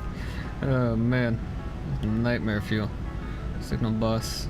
Okay, so this should give us everything we need there. What is in here? We don't know. Start completed. I don't know what that does. Anyway, it does something. That's all we really know. So here's this stuff. Are these labeled? Piston spark timing, synchronous timing. I don't know. Piston chatter. Combined piston conrod sensor.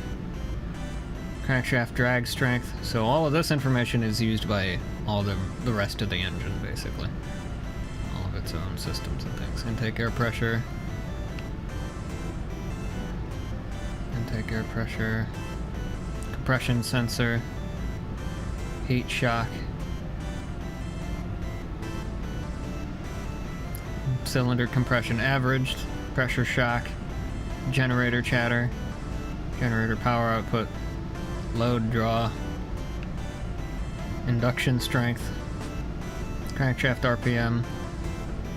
Oh yeah, dude, this goes just all over the fucking place with the dynamics of all this. And that's just the preprocessor. Then we have this thing, which is the fuel system. And all of that information goes into the fuel system. Because all of that stuff has to control, like, okay, how this thing gets drained. So here we go. So this thing's fully drained right now. Engine run dry sensor. So this signals when the engine runs out of fuel. So it has not run out of fuel, thankfully. But yeah, it's not empty, but it's low enough to where we can't start any. Whoops, can't start any. Master timer acting as the fuel tank. In logic terms, this counts down how long the engine can run.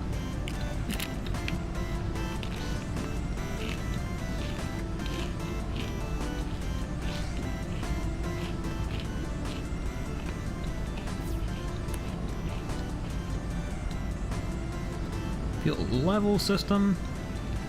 So this shows how much fuel is in the tank. 99% accurate reading of the master fuel tank. Absolute fuel sensor will signal if there is sufficient fuel to run the engine, not to start the engine. That's an empty microchip. Okay. So like I said, this thing's freaking insane. So we have a separate refuel system in here as well for a bunch of different levels. It's kind of simulate-y, but it works fine. So this is the refuel from zero countdown. If zero is considered less than 10% remaining fuel. Refueling from zero takes longer than topping it up. This is the midway top-up timer. This will be used when the tank is less than 70% full, but greater than 10% full. This is the top-up timer. This will be used when the tank is greater than 70% full. So, like I say, we're kind of averaging things out here, but this is the refuel system. Excuse me. If the master fuel tank is not less than 80% full, the main tank will be filled directly. Otherwise, one of the rapid fill fast charge timers will be used. If rapid fill fast charge is interrupted, the remaining time will be added to the main tank. So that means if you only fill for a small amount of time, but not long enough for one of these timers down here to trigger, then the time that they will have had will be added to the main timer, and so on and so forth. So that's essentially what that means. Refuel interruption timer. This system allows interrupted refuel recharge time to be added to the master fuel tank / battery unit. This selects if the signal output should be analog, such as for battery systems, or digital, as for fuel systems. So, because batteries can have variance in how much they're charging, whereas I'm considering fuel as kind of an on-off switch, so if that makes sense. Kind of counterintuitive, but it just, yeah. This is the refuel system tester. Use this to test the refuel system without modifying the refuel sensor. So that's the thing we're going to use to refuel this thing. This determines which refuel timer to use and gets its data from the fuel level system. This selects which refuel system to use. If tank is empty, full refuel timer will be used. And we don't know what that is. Anyway, that does things, apparently. So we're gonna go ahead and refuel this guy right now.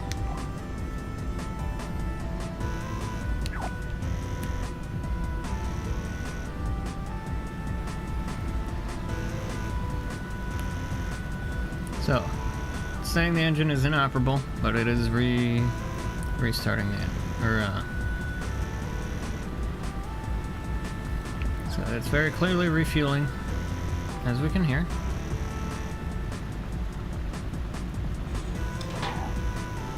Okay, so it is full.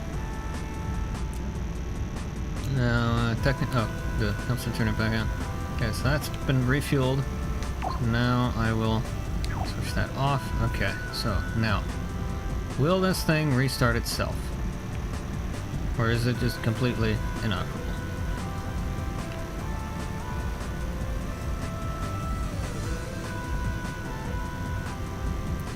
We don't know. Why is this still in refuel? That should be done refueling, unless it's doing the, no, that's done. I don't know why. Why is UB refueling? What the rest of that doing?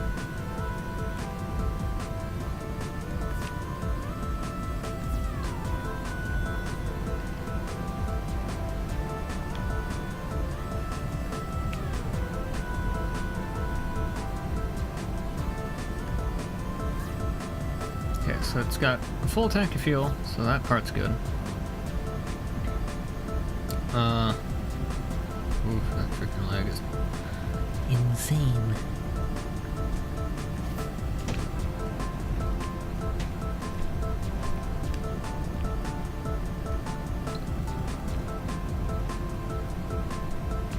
Okay, so.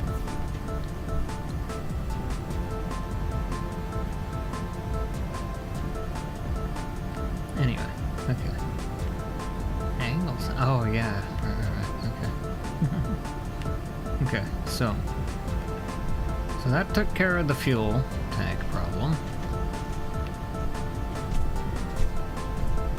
What the hell is this thing? Fuel system, okay.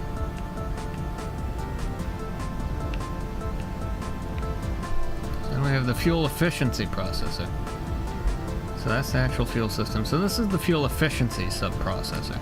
So what this thing does, so this is a RPM throttle difference processor. So this gives us all kinds of information about how things are relating to, so engine torque free roll, we've got combined engine torque signal, engine torque drag, things like that, and it gets information like post modifier signals, throttle control signal, pre-modifier throttle signal, after timer throttle signal, all kinds of stuff in here for that. And then all that feeds into this. So this is the engine dynamics processor. So this is where most of the magic happens in terms of that kind of stuff. So we get tons of information here. Generator engine load draw, crankshaft speed, engine torque drag, heat shock, piston spark timing dynamics, torque free roll, all kinds of stuff like that. And then it outputs stuff that we don't know because I didn't label any of it except for fuel consumption, which is probably the most important one. So anyway, and what the hell does this do? Efficiency processor, which does nothing. Okay, well anyway. Cool, so that's what that does. What the hell is this? Turbine pressure. Now, we don't run a turbine right now, but if we did, this is where it would occur. Turbine pressure sensor processor calculates the turbine pressure based on speed and draw. Positive pressure system.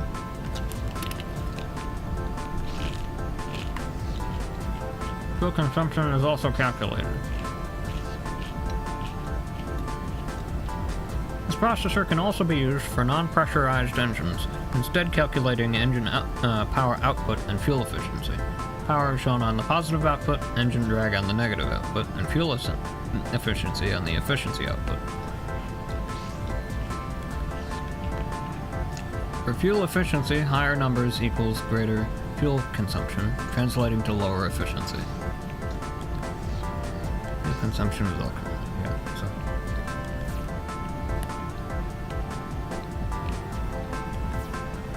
So this thing does all kinds of stuff, basically, is what I'm trying to say. This thing does all kinds of fucking things. This took forever to fucking do. And then we haven't even gotten to the freaking air system yet. I mean, dude, there's all kinds of fucking craziness in here. This is the air system. It's not to be confused with turbine pressure or forced induction systems. This system determines if the engine is exposed to air, which is required to burn fuel. Duh, but you know. Compatible with forced induction systems. This is the hydrolock sensor. When active, the engine will not run. Please go away. Nope. Why you no go away? Oh no. Uh-oh. Hello? Uh-oh. Okay. Can I? Thank you. It's a little glitchy. Alright, yeah. Hydrolock unit. Hang on. Can I hide you, please? Thank you. The game doesn't like this thing, like, at all, so.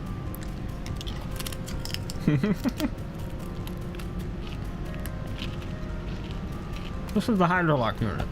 When exposed to water, the engine will clog with water. Eventually, the engine will fill up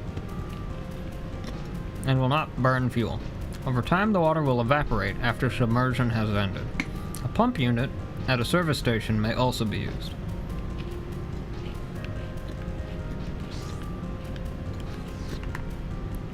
Not hydrolocked,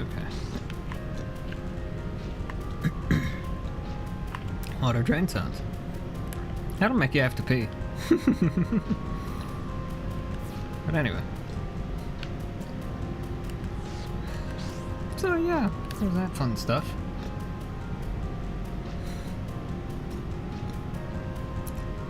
Fiscal integrity system we already saw. Yep, okay, so Engine block. Let's read it again anyway, because I don't remember it. Structural integrity system. The SIS keeps track of any component damage except for oil. This allows for component level diagnostics. Engine damage sensor. I don't suppose any of this is labeled. Nope. Okay.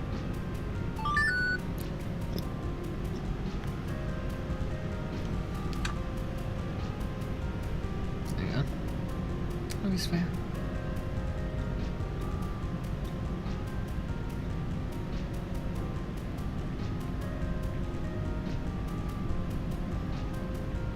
Okay, good. So Dad's doing well. That's good. Good. Good, good, good. Good deal. Sweet.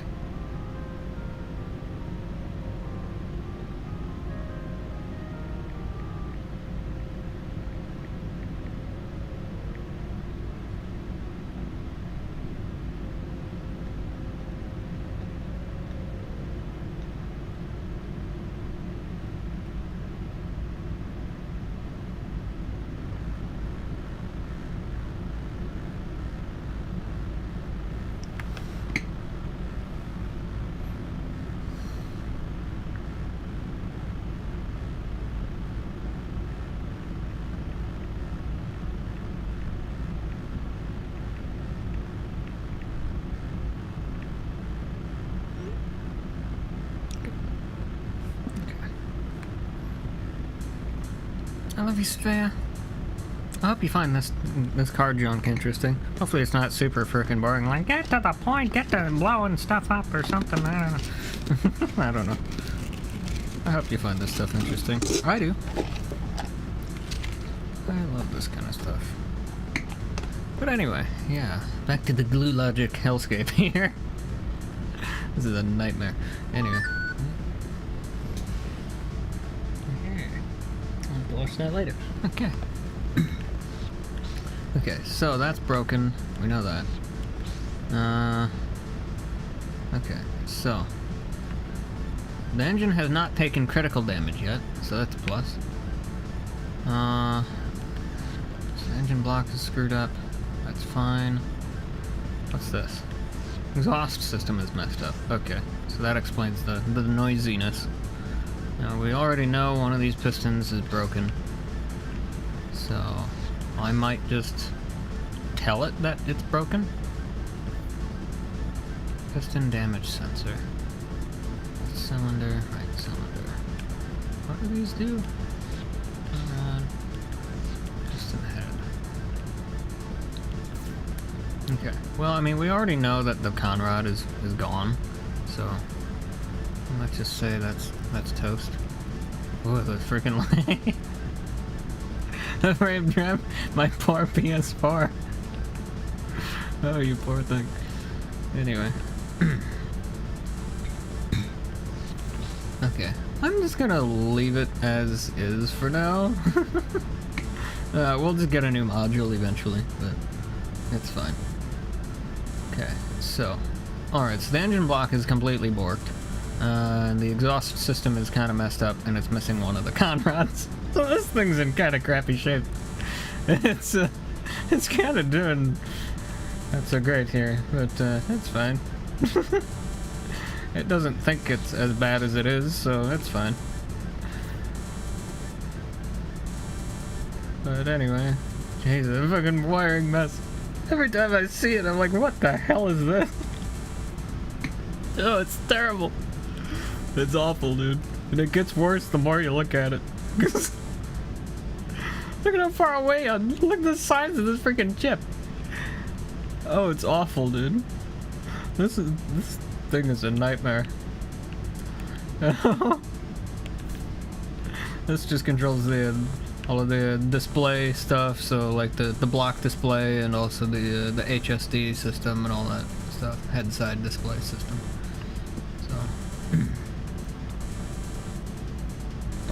So yeah. Alright, so let's see if it'll restart. Let's see if the engine will start. I'm gonna keep the stuff instantly as soon as I hide that. The frame rate just completely gets better. I'm just gonna remove this door because it's like broken right now. Ah, let go of that. Thanks. Whoops. Yep. Just gonna. That didn't work. Okay, there we go. That's okay. I'll just respawn this thing eventually. But anyway. Okay, so.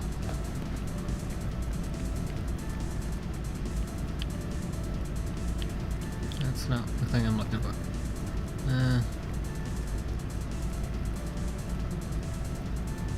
Okay, so is it just not gonna turn on anymore? Is that what's going on? Let me take a look at it. Let's find out.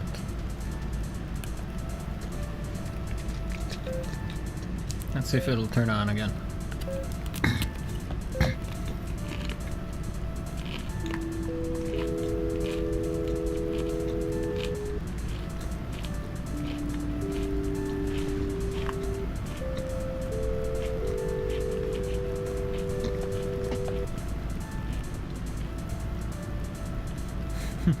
It's already complaining about the. Okay, I think the engine block is just screwed. So.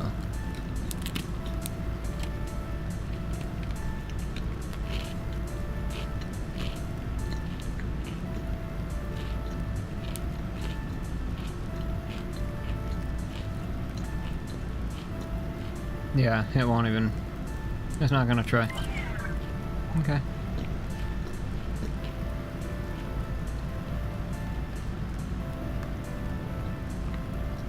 Yeah, it ain't even gonna try. Alright. Kinda what I figured. So, okay. Let's do this then. What we're gonna do... I'm gonna hide all that nonsense, and I'm just gonna respawn this thing.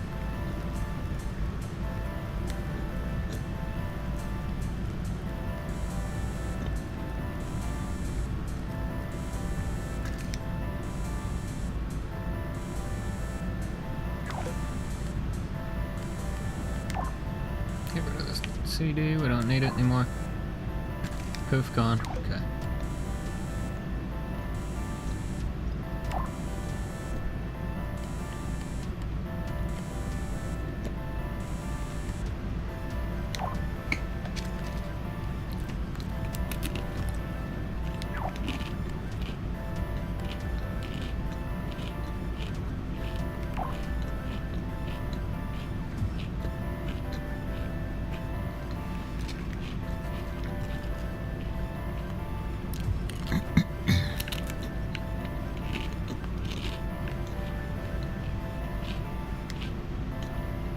Cool.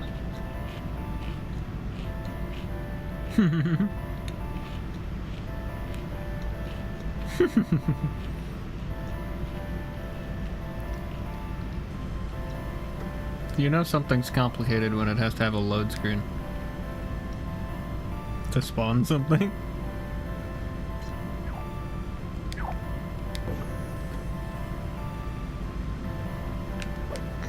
Can you play me as a disc? Anyway. Ah, shit. Hang on, the freaking key fob versus damn keys.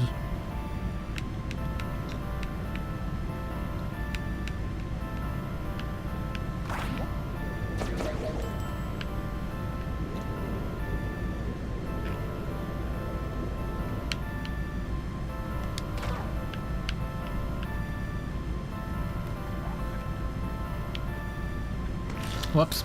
Fuck, damn it. Okay, well, at least we didn't lose our pocket stuff. Get out of there, you. Thank you. Okay. What the hell is this?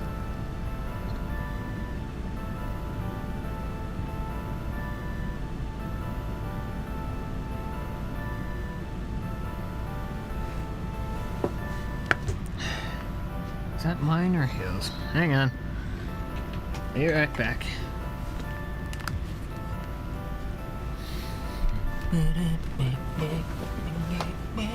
Definitely not mine. Okay, must be his then.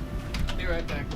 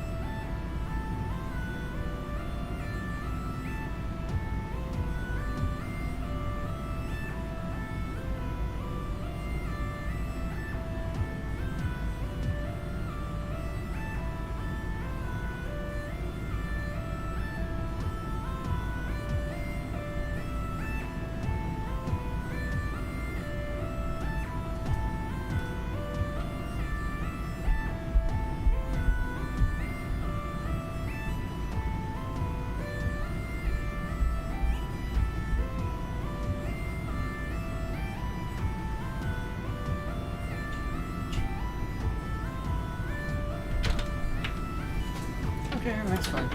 Weird glitch. Just a weird issue. That's all fixed. All good. How are we doing on stream here? Did we drop any frames? Let me take a look.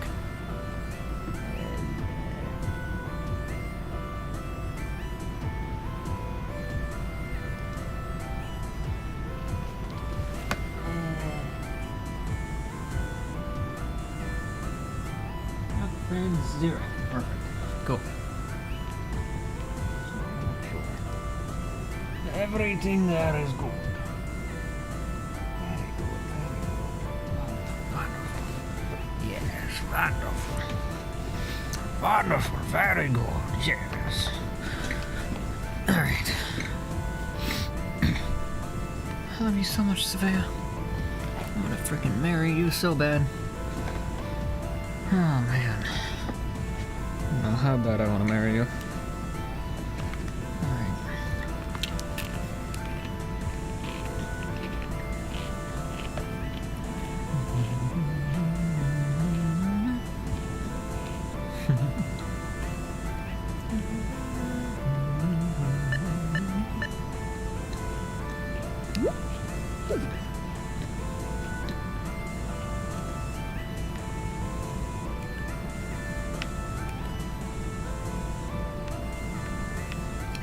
Don't I just like hold it or something?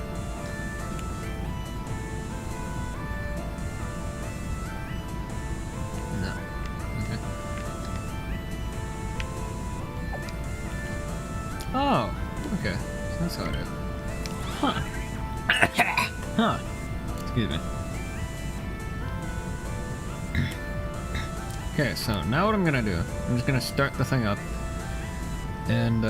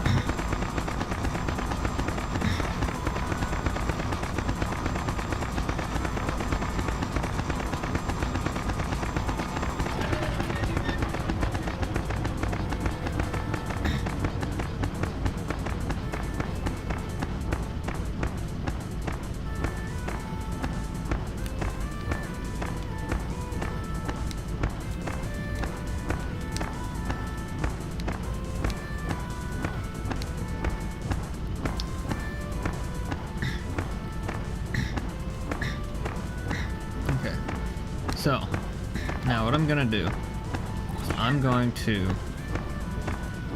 open this up. If it'll let, oh, yeah. It gets really laggy. Okay, let me think. I think it's in there is what we're looking for. And then we want that.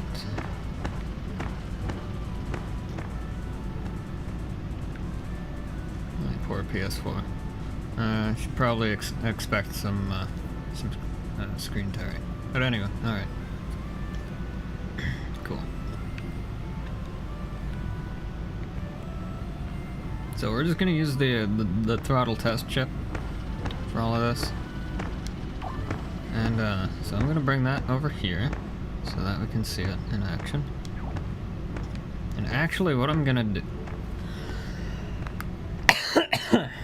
do just to show this thing off, just to show it off, what I'm gonna do, I'm gonna grab this.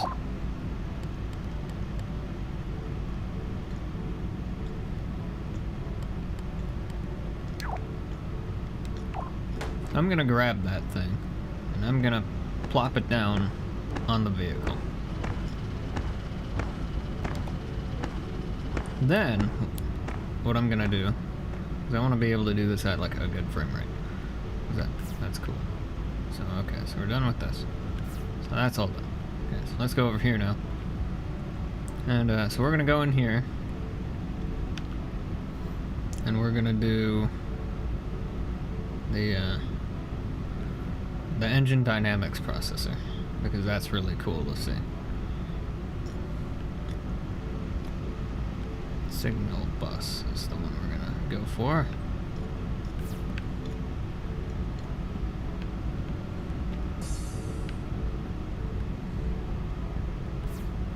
In fact, what I'm actually gonna do is I'm just gonna grab this chip.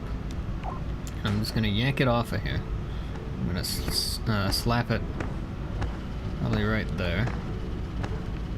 And I'm gonna hide this whole mess. That way we can do this all at like a good frame rate. And we're gonna do this.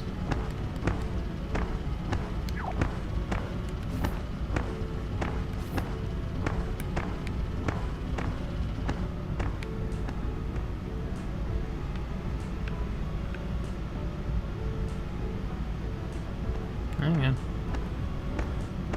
Idiotic thing.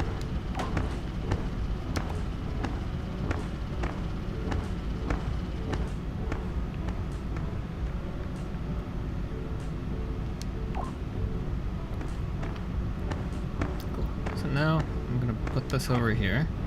I'm gonna grab that. I'm gonna grab this. I'm gonna grab this whole thing. Bring it down here like that. That, oh, it won't let me. Okay. What if I did that? And then did that.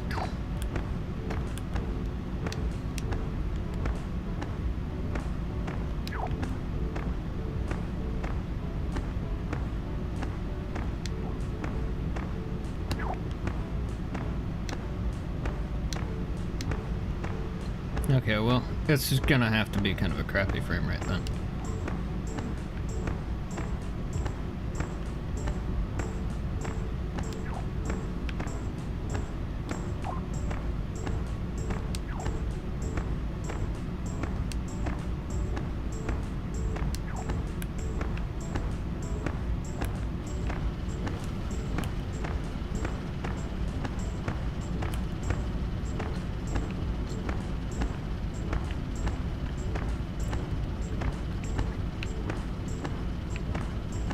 Okay, so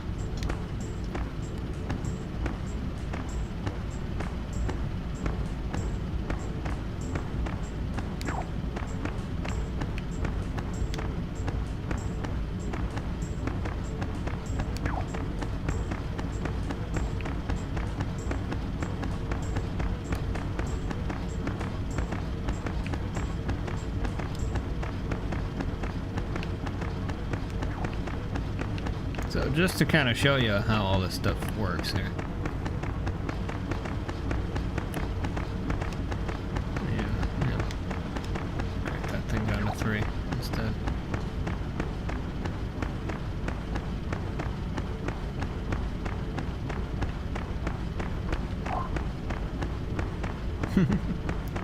Because this is the fun, cool thing that we can see.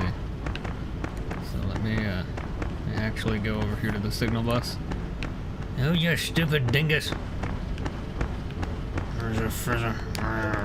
Give me that thing. Come on. I wish it didn't do that. I don't know how much that's caused me issues in the past. But anyway.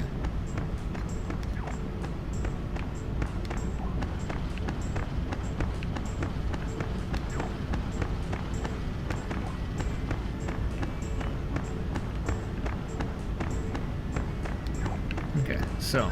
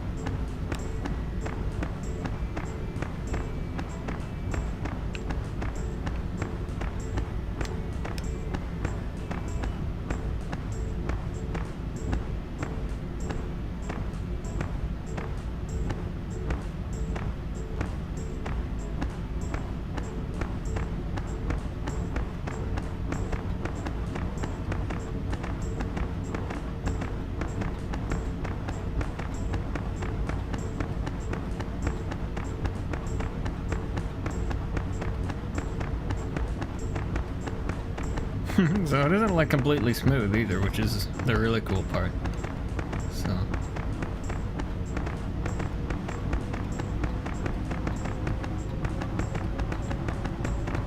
yep, sometimes it'll miss.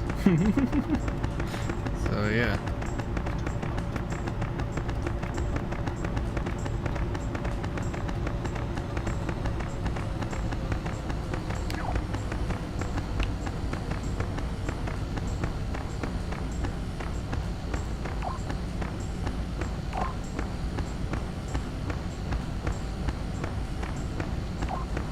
Just turned down the cooling fan because it got warm.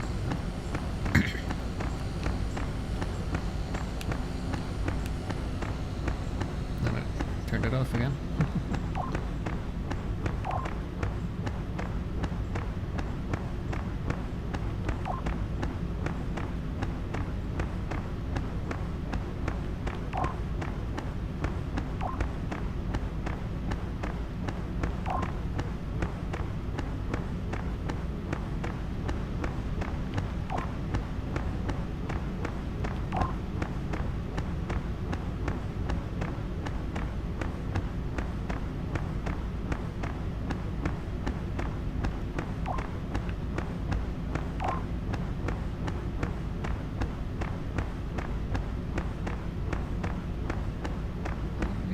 So this is all pretty cool stuff to watch.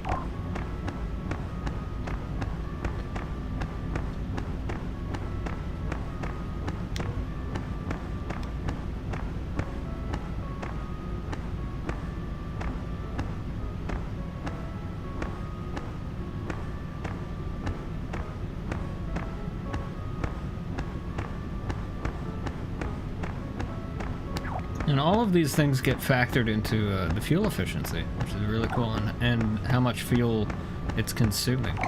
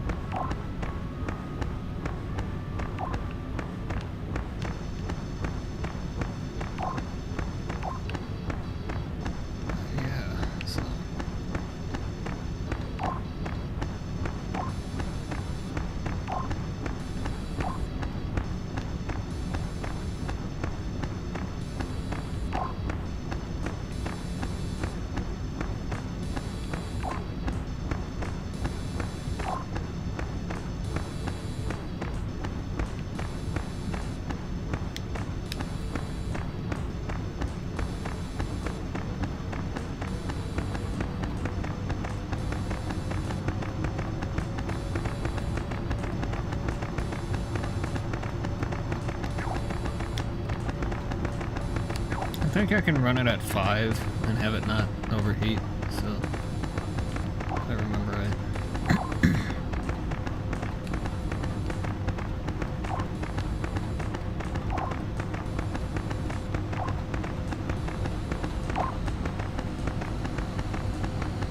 Like it'll warm up, but it's almost out of fuel.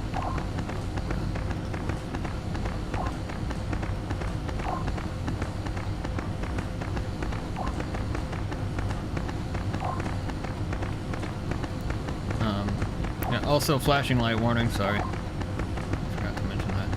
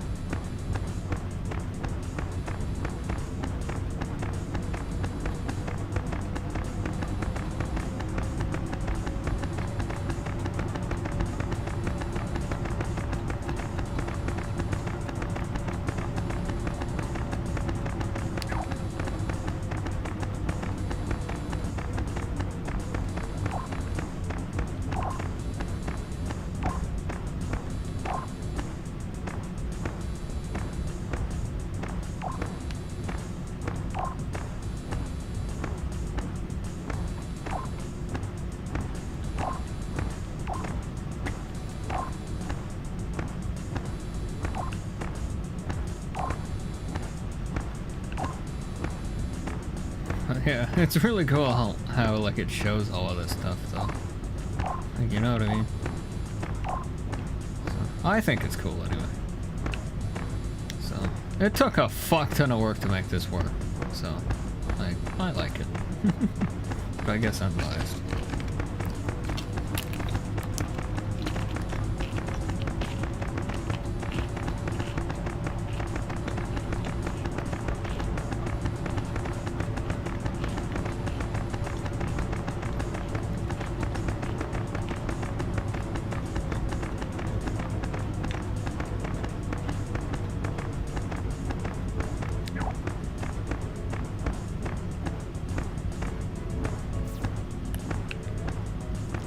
And that's just what gets sent out to everything else. I mean, there's a lot more going on in here.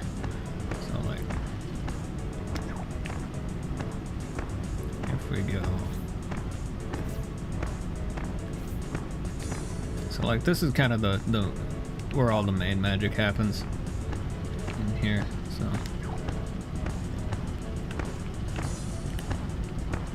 I should probably refuel this thing.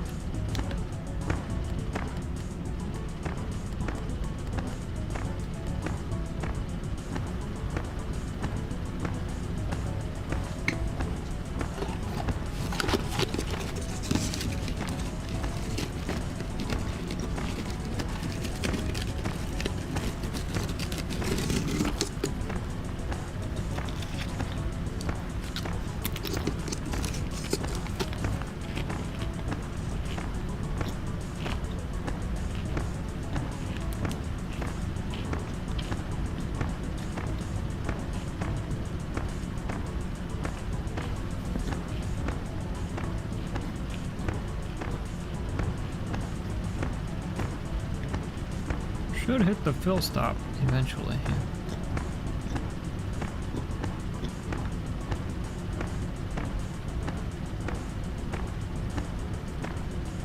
Oh, it might not because the engine's running. So that's good enough.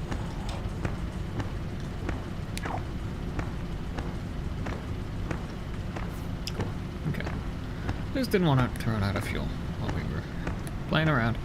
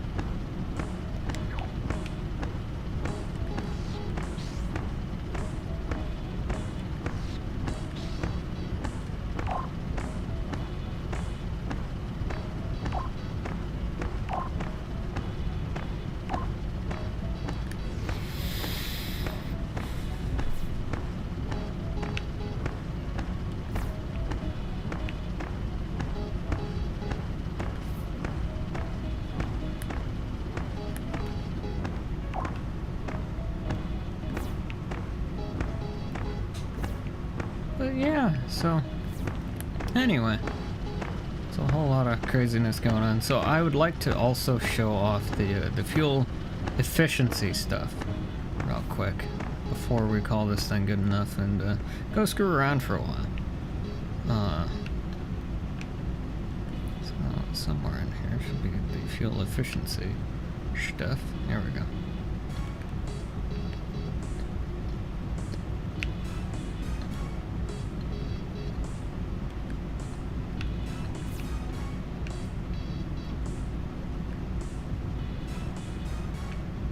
Yeah, so this is also where some of the magic happens. So I'm gonna grab this, and I'm gonna check this out with y'all here. Oh, right, let me just yank this out of here. That's okay. This won't affect the saved one or anything. That's all fine, don't worry about it.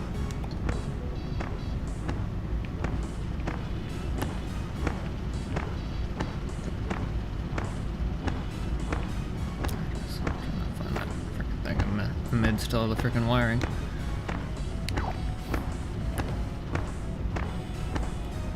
If you could not do that, that'd be fantastic.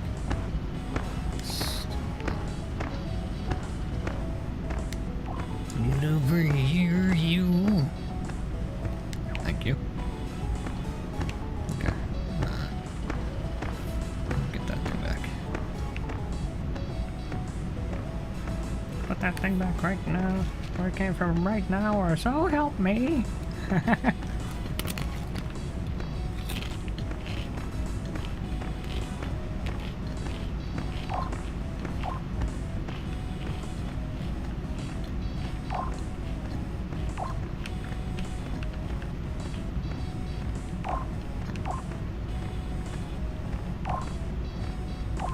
So this is pretty cool stuff too.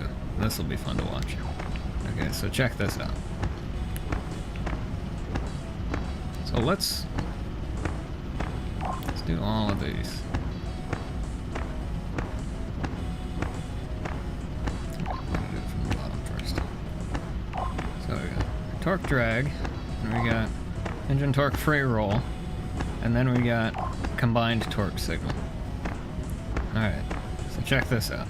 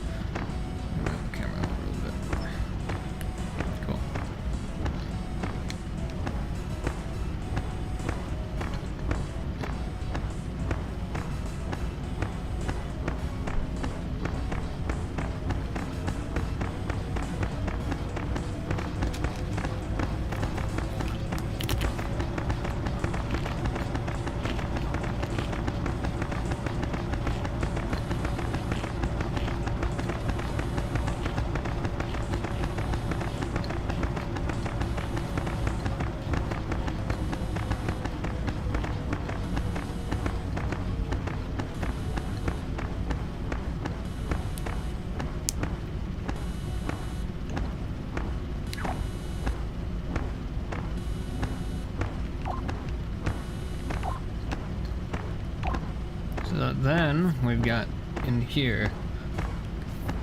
Now this one's more awesome to watch because this one does a whole lot more. So we got this one here.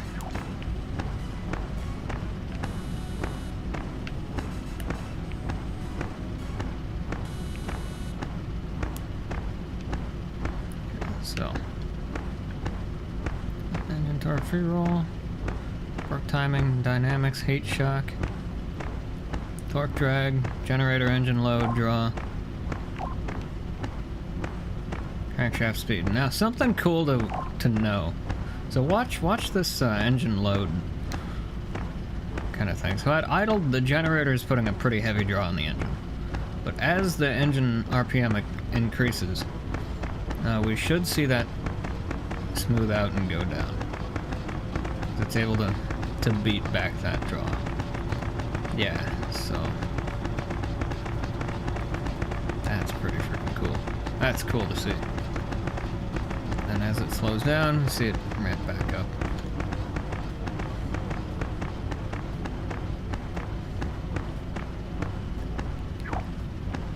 So that's cool to see. Then we go over here, and we don't know what these do. I don't remember what those do.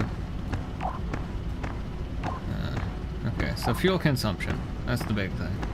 We got that one, which we can't see. But we got fuel consumption. So at idle, the consumption's pretty high, which makes sense. So then if we increase the engine speed gradually, so it actually is most efficient at around 5, if I remember right.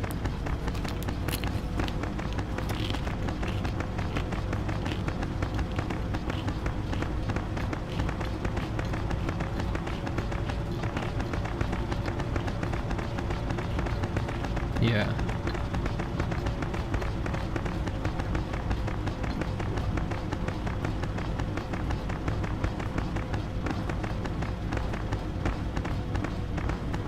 Basically, it's only 4 or 5. Yeah, about 5. So the engine's designed to run at speed 5. So it's about 75 or 80% engine speed. That's kind of where it's made to run.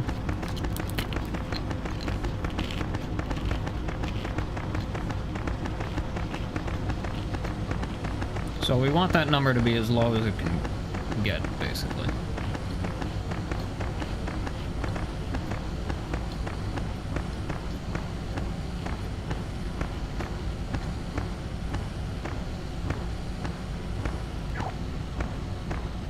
So that's our fuel consumption. So basically the higher the number, the more fuel we're using, basically.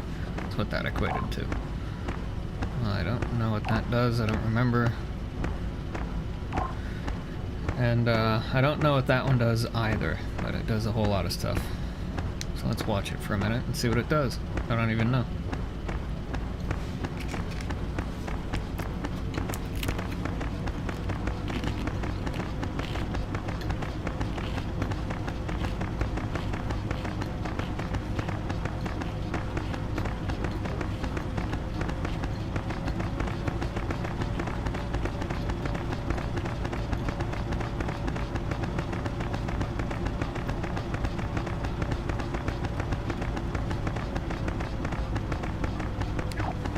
I don't know what I'm using that signal for. I know I'm using it, I just don't know what it's for. That's going to that other... No, it's not. I thought it was going to that other chip. I don't know where that one's going. But anyway, I digress. So...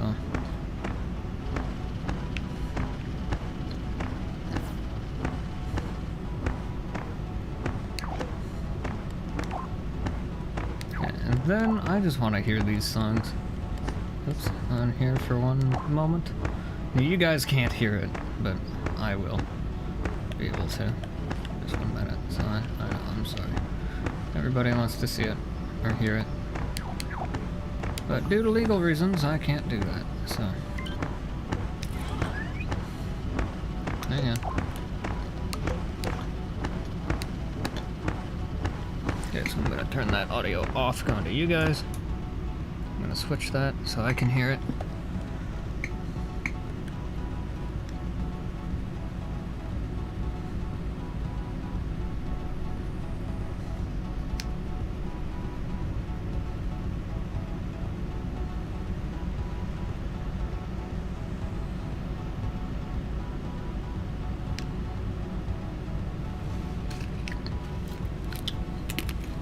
LHG.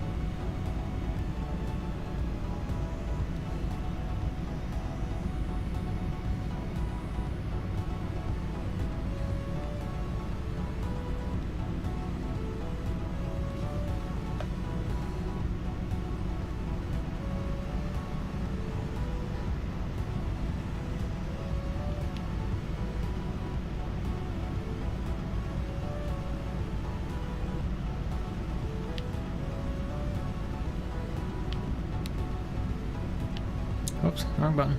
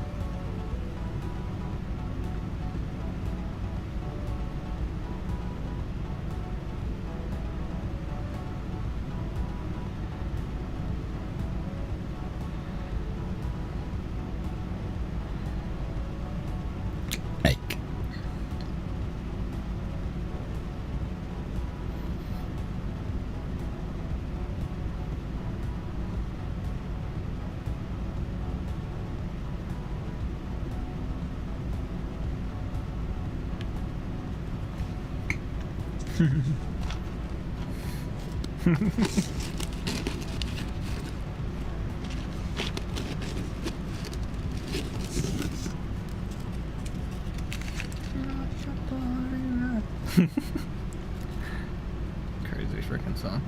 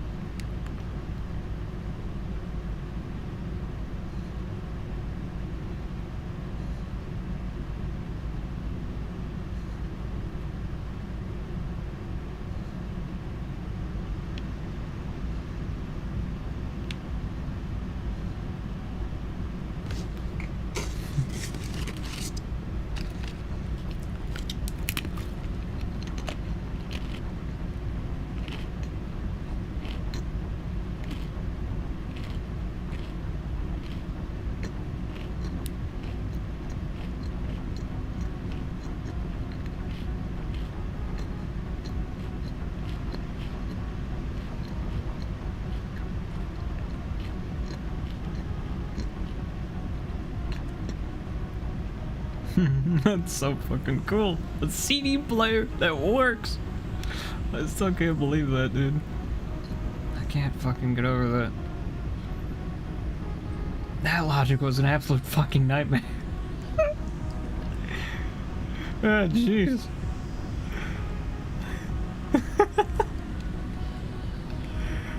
Oh, man. Oh, this logic was a nightmare.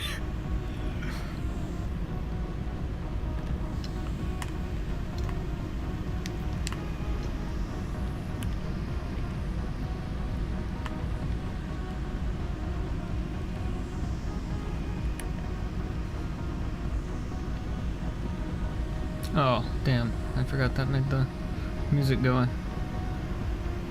Didn't even do what we wanted anyway, but at least I can show you some of this. But yeah, it's fucking insane, dude.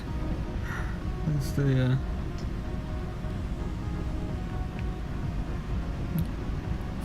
So that's the actual crap on like a hardware level.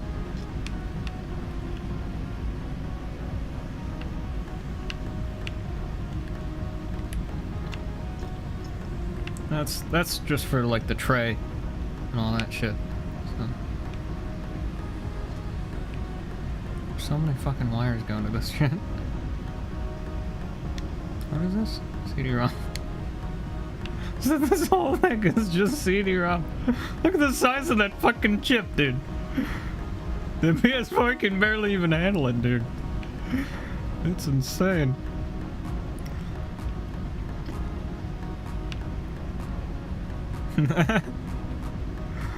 Oh, this thing. Oh, my poor PS4. Look at the fucking...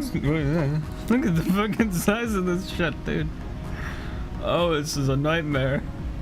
You think the fucking car engine was bad, but... Honestly, this is the thing that made me want to tear my hair out the most, I think.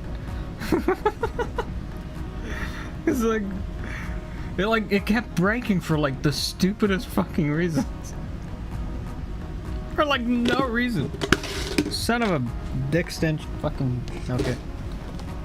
It didn't spill any. We're good. Anyway. Alright, but yeah. This stupid thing.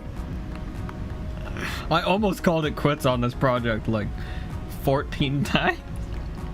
It was so bad. But you know what? I'm fucking done with this stupid. How did it even break this way? I don't even know what went wrong. It was so bad.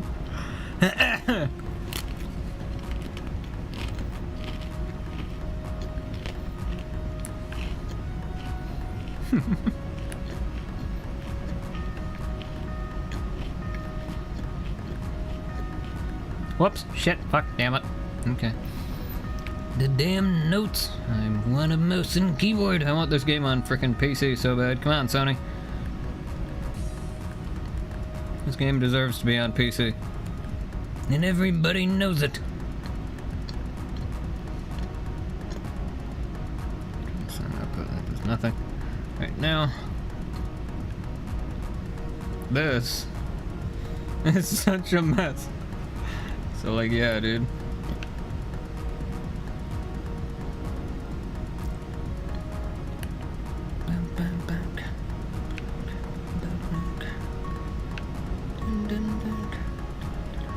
So what the hell is this thing? CD-ROM control. Oh no. This controls all systems of the CD-ROM. And the remaining pages are blank, of course. I'll just remember, it's fine. Yeah, we're right. Graphical HSD controller. So this controls all the transport controls, all that fun shit.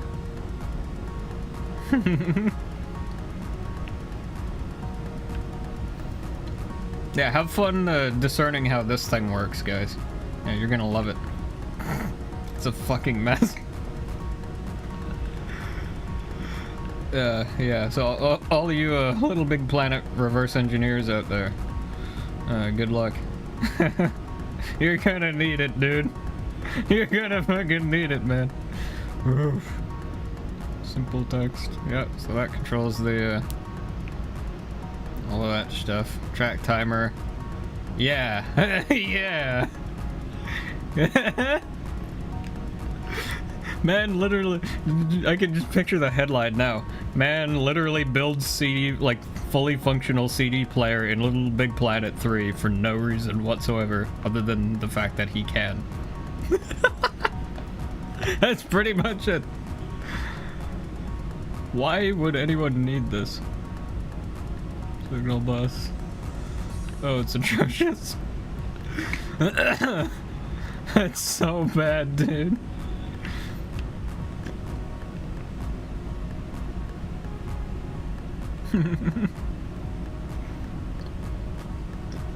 Yeah, there's a fucking real-time clock in here. Well, not real-time, but like, you know. good enough time clock in here. So this controls the track numbers, which is terrible.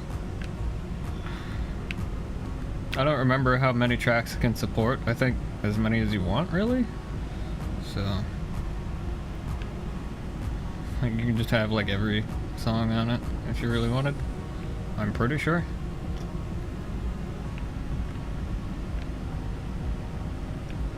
I still can't believe I made all this fucking shit, dude. How the hell am I still sane after all of that? I have no idea.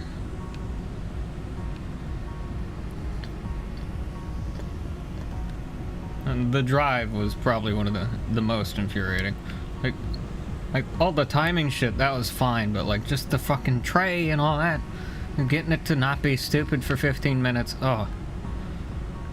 All the physical yep, this is the thing I struggled with the most. I don't know why that's in here twice.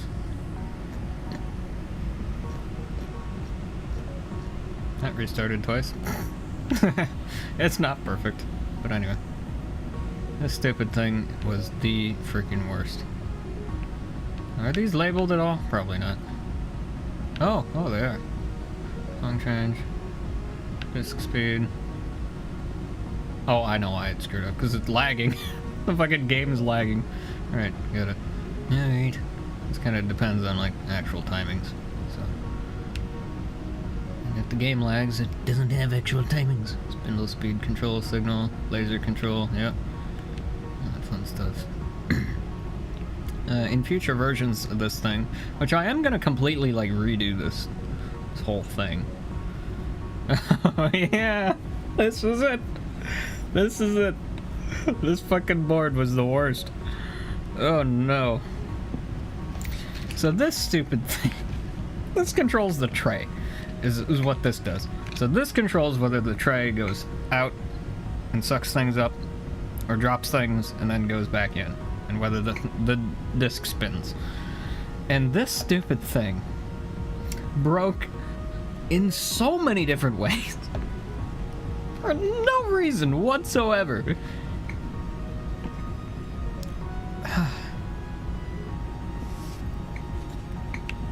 It was it's the worst. It's the fucking worst.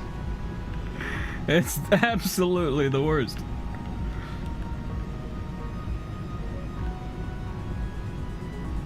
It's hard to explain why this breaks, but like it does. It depends on the level, which is the worst part about it. So, like, it's a crapshoot as to whether it'll be fine or not, based on, like, if the physics in the level are broken or not, in certain ways. Because sometimes the physics in Little Big Planet break when it comes to, like, the advanced movers and all that kind of shit. So, like, sometimes they just don't work. And, yeah, so...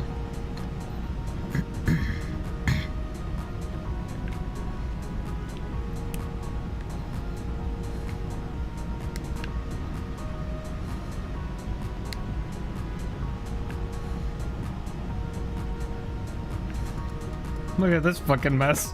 Good luck deciphering that. Oh, man. It's really not that bad. Oh, yeah. Oh, okay. Let's see you do better then. You just make a fully functional CD player from scratch and stick it in a car, and we'll see how far you get with it. And don't copy any of my stuff. You do it from scratch, okay? And we'll see how far you get. Go for it.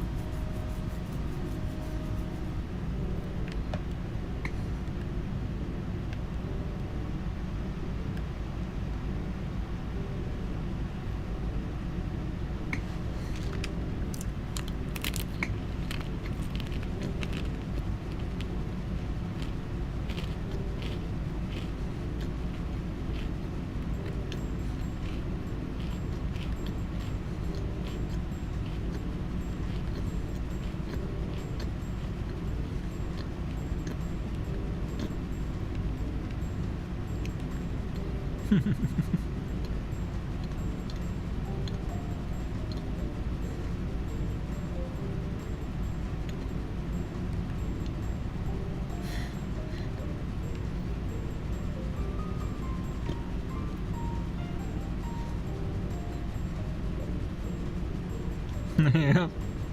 Yeah, so like it's the fucking real deal here, guys. Freaking insane, dude. Yep. It's a fully functional freaking CD player, guys. Like for the most, like a basic CD player. Like it's the real freaking deal, dude. Oh yeah, why don't you prove it? Show us it in action. All right, fine. Fine, I'll do it. Let's see here. What shall I show? Power signal output.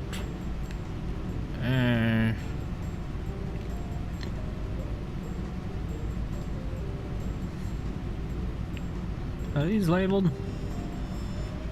They are. Okay, cool.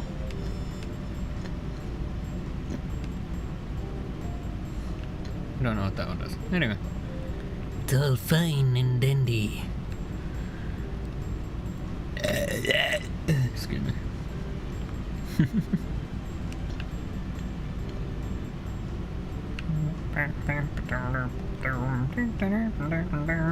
Anyway.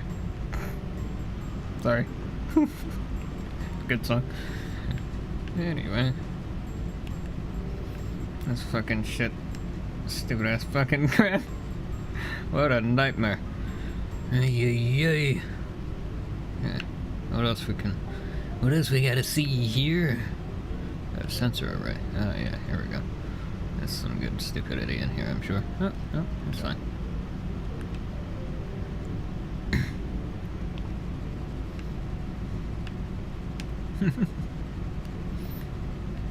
Empty chip.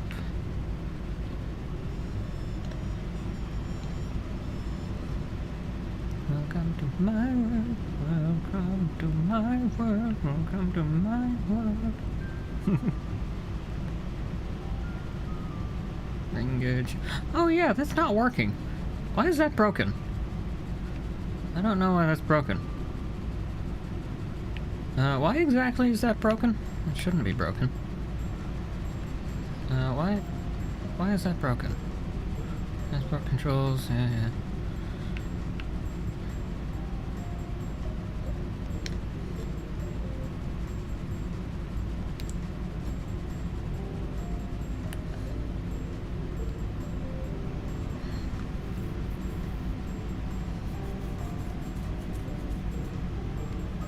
Is that still playing, or did I break it? It's just completely broken for some reason. Yeah, it sure is. That stuff's supposed to be spinning around and doing cool animations and stuff, and it's not.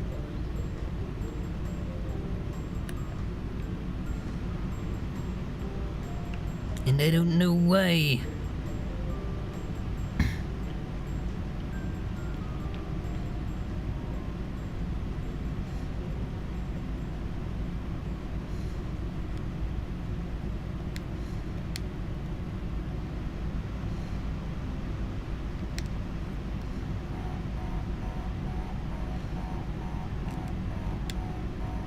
Anyway, so I'm just gonna stop the music. Okay, so that time it worked.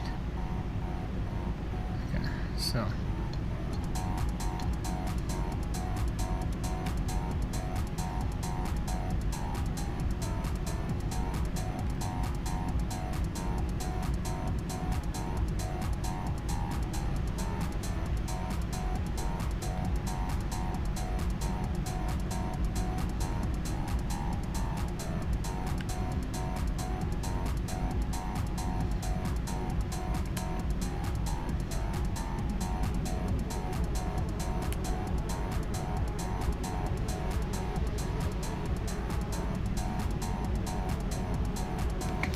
Gonna restart the car here. Not gonna start up the engine because there's no fuel, but.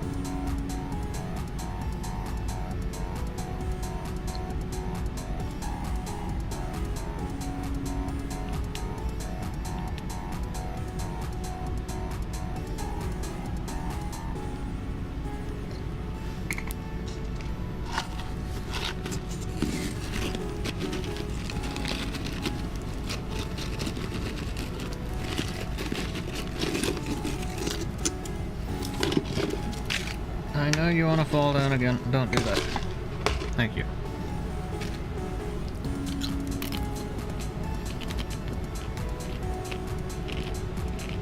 Okay, so.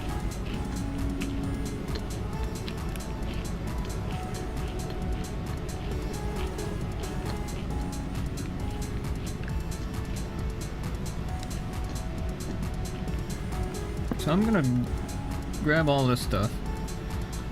Stop with your stupid. I said stop.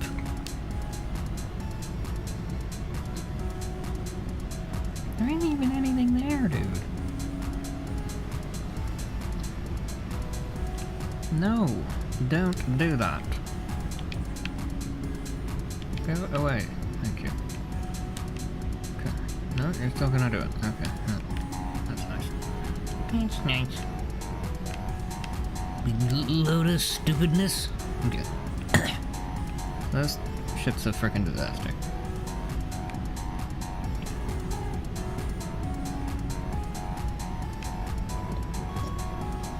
So anyway, alrighty.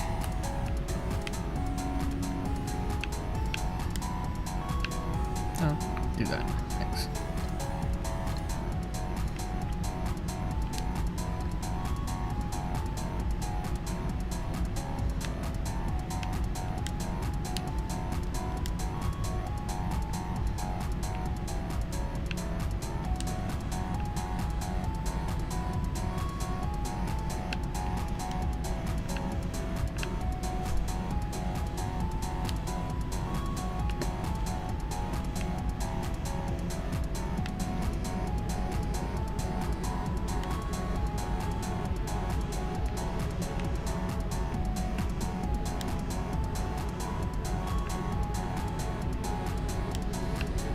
Okay, so here's what we got active here. We've got the disc player controller. We have this thing, which is the disc tray controller, with the load disc and the eject disc.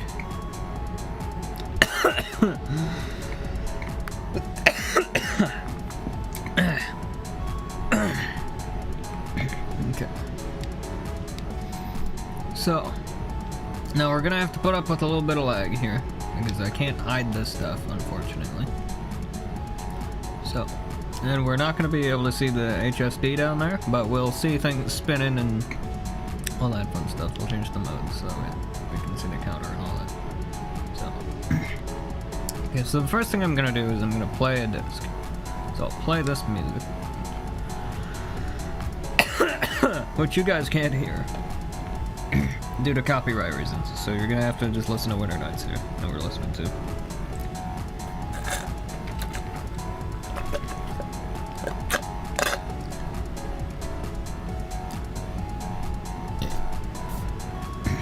So.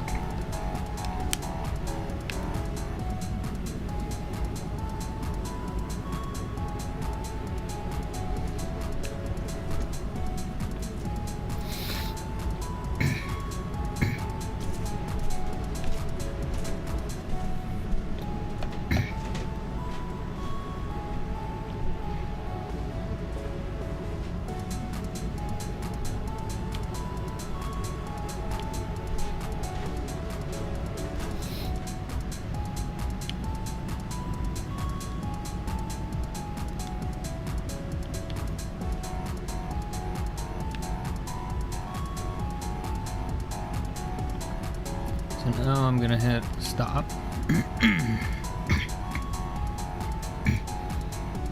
Okay, so it just stopped. So now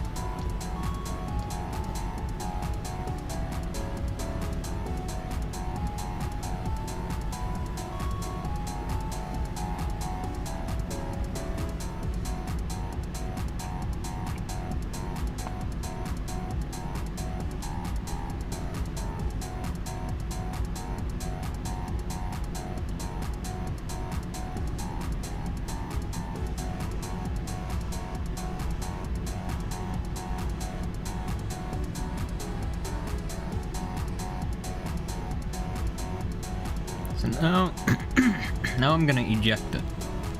So I'm gonna eject that disc.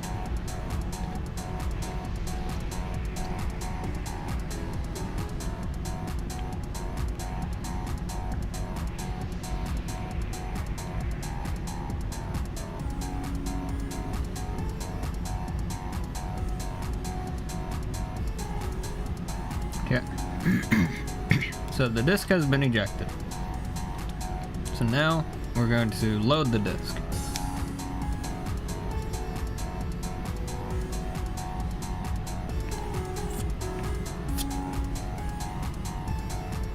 Gonna get stuck on that. Yep. It failed, so it will either be completely broken, or it looks like it's just completely broken. Okay. So in that case, we have to force power the thing off.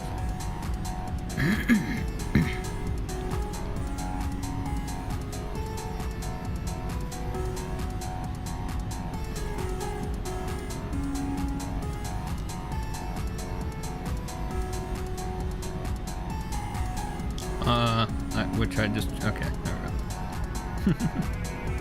Okay, so now,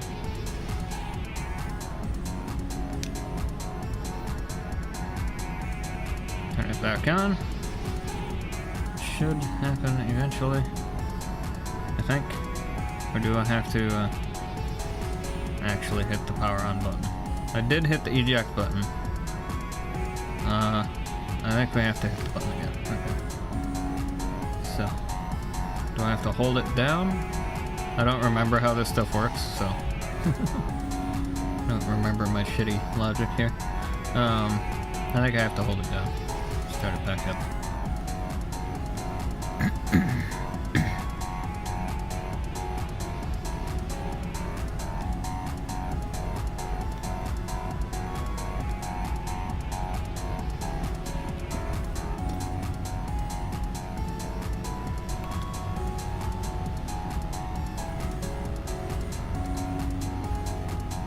I think I've like thoroughly confused it at this point. So, no, that's okay. Okay, cool. It thinks there's a disc in there. There we go. Okay. It's a little messed up. A bit glitchy sometimes, but it works. So, it usually works anyway. Cool, so there we go. So it's reading the disk.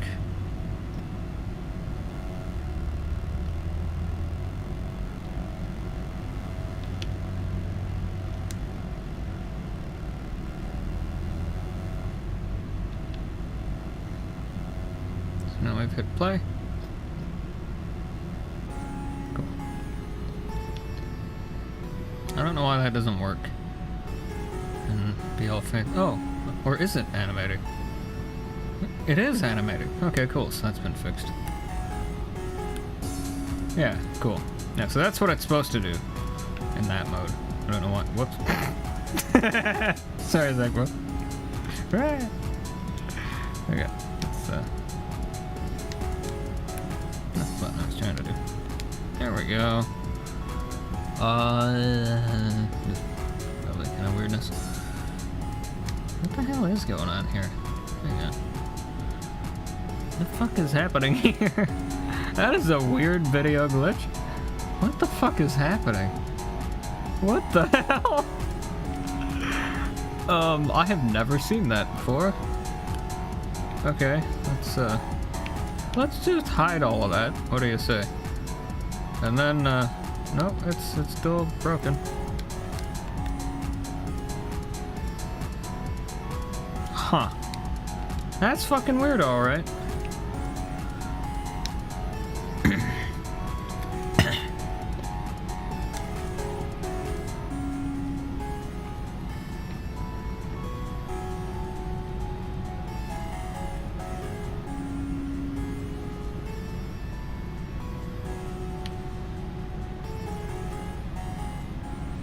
So that counter is working even in the other modes. So like we can switch this back and forth to that and come back.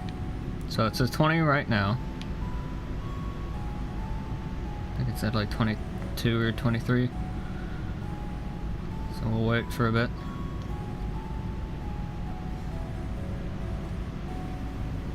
It is playing music right now. I know you guys can't hear it, but I can.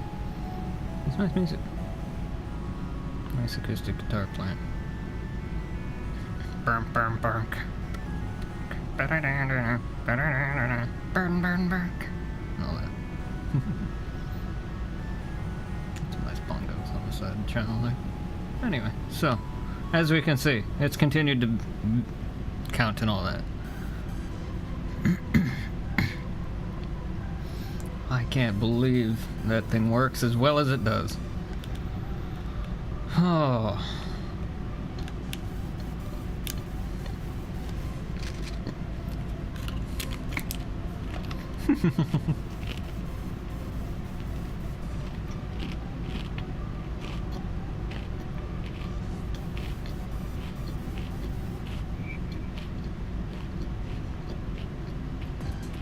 I can't believe how well this thing works.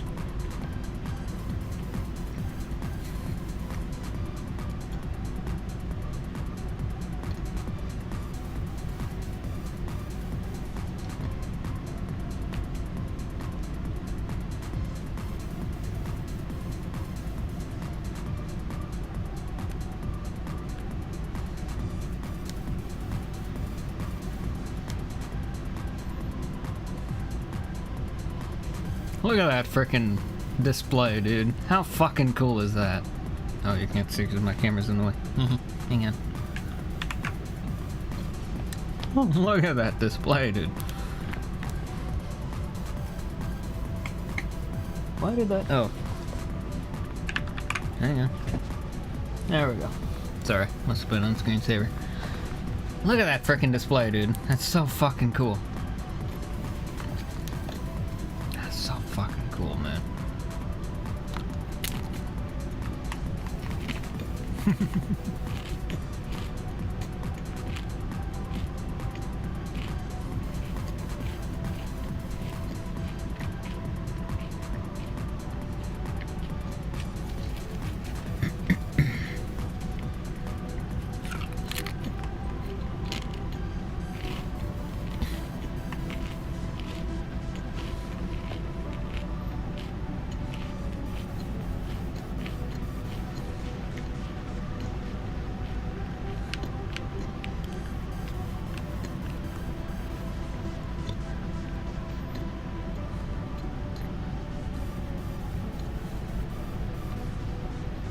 Fucking cool.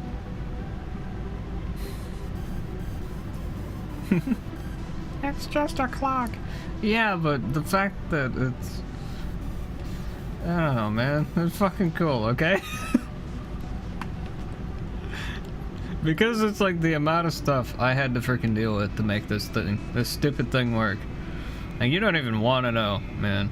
You don't even want to know. So fucking cool, dude.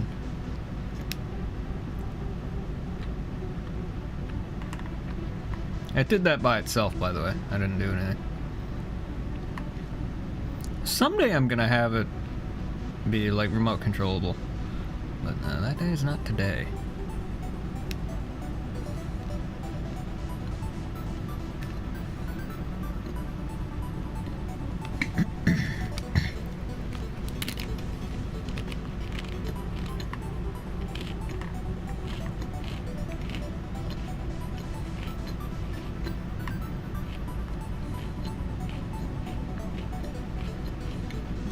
I could watch that thing all fucking day. It's so fucking cool.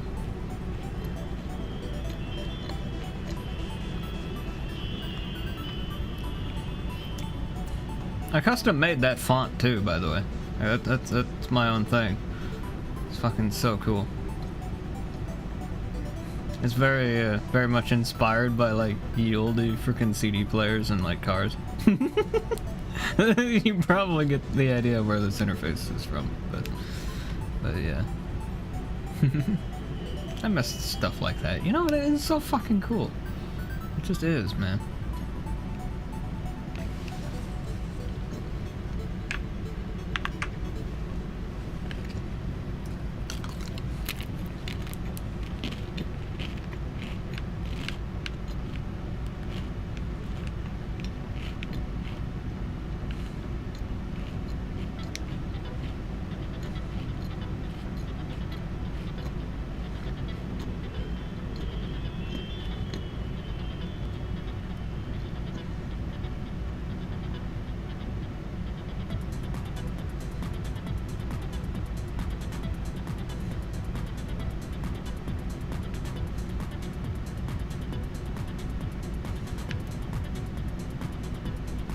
Sometimes it has issues going backwards. So.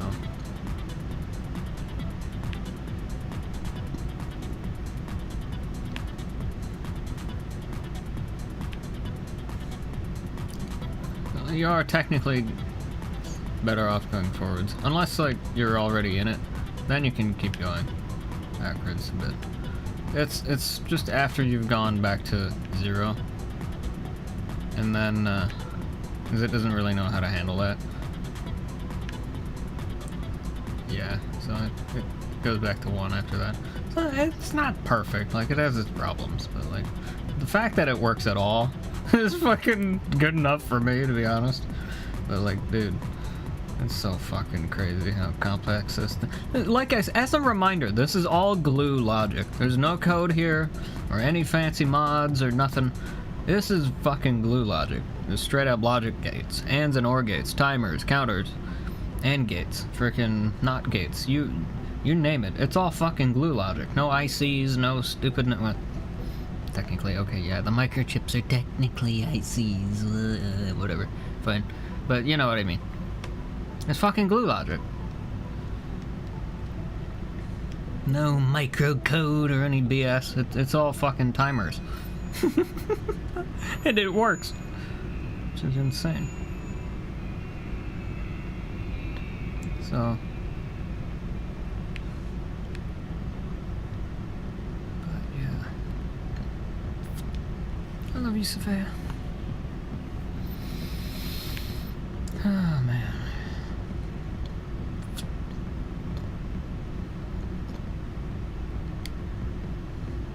But anyway. Sometimes the counter gets stuck. Why is it playing music? It occasionally gets confused.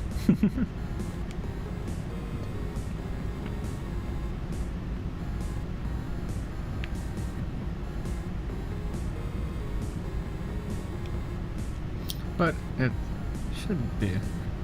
It's easy to fix. Yeah, sometimes it fixes itself. Other times you just gotta turn it off and turn it back on again. It's fine. That's why that is a function that you can just manually turn the thing on and off, because it breaks sometimes. And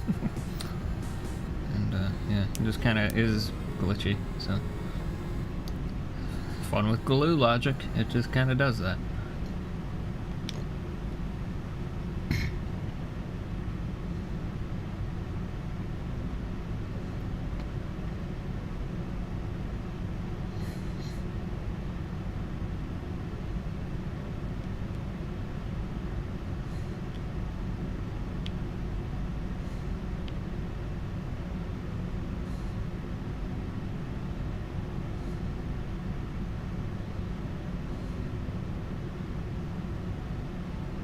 So now one more thing I want to show off. So I need to refill this thing first and foremost. I need to refuel this guy. I can turn the sound back on now. Since we're done playing music, one thing I want to show off is the remote start on this thing, which is super crazy cool.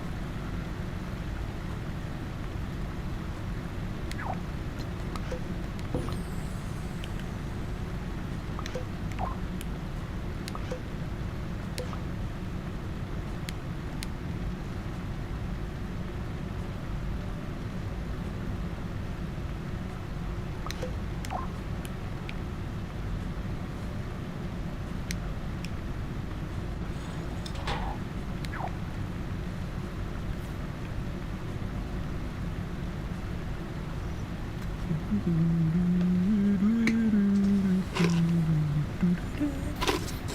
don't know why that song just popped into my head.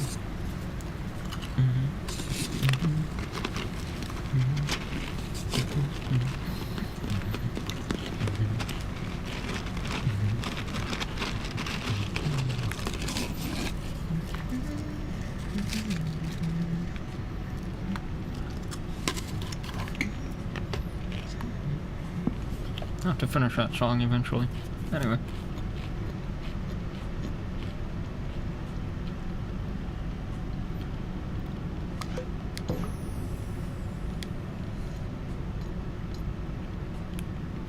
So. No, that thing shouldn't start. Oh. It should have. Yeah, I don't think it's gonna start up because we told it to not do that. So. Okay, so. Yeah, let me close the door and get to the true start. Cool. Okay. So, we're gonna lock her up.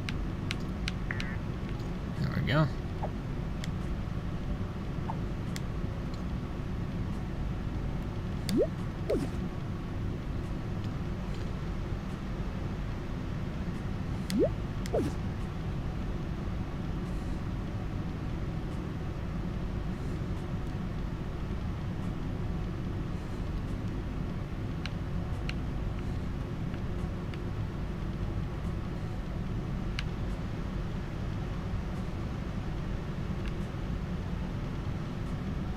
Oh, it might not do it when it's locked.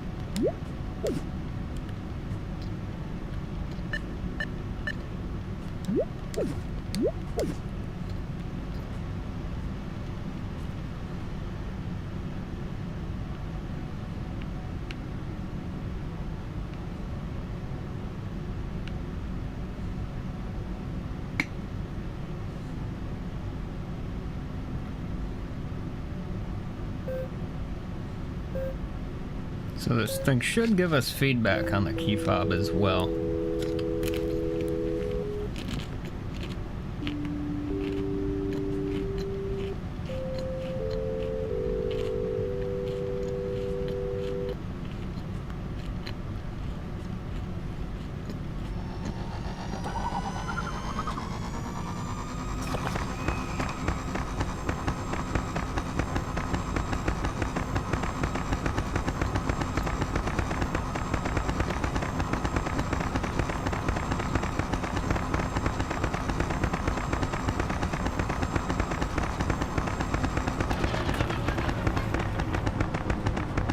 Yep. How fucking cool is that?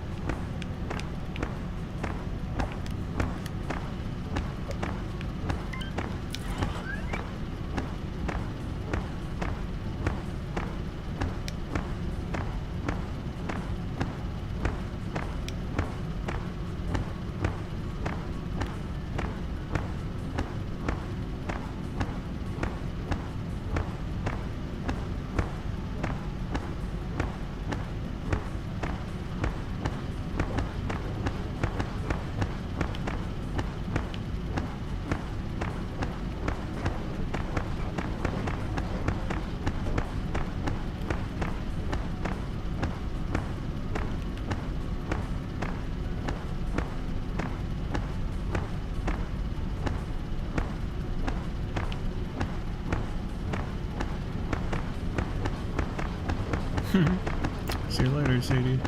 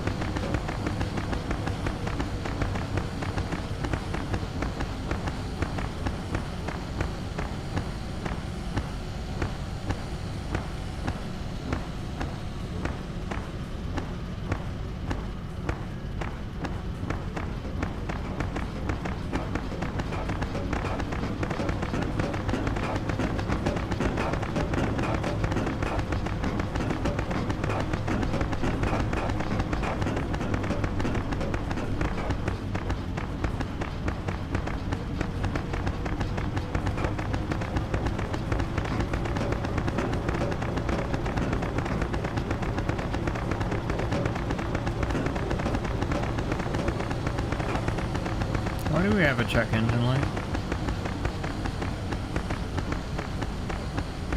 What the hell is broken?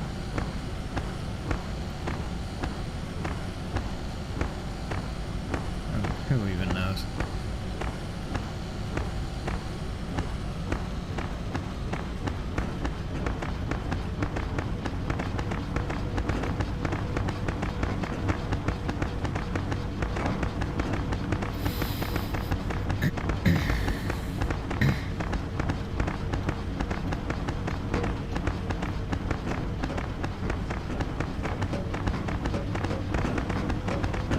Oh, maybe from overheat damage. It might be running oil or something. That's probably what's going on.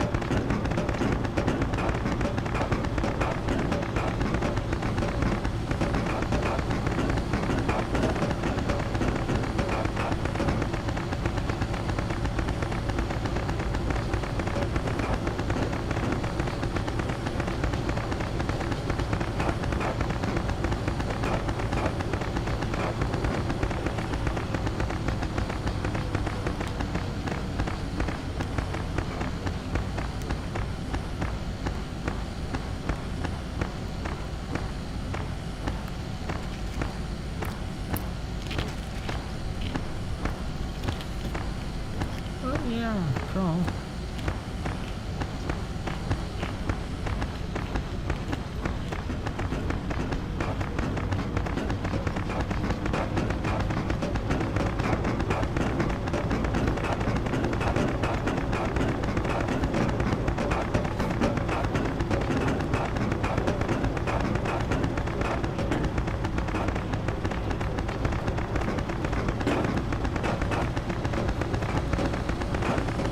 That's no way to treat your CDs. Sorry.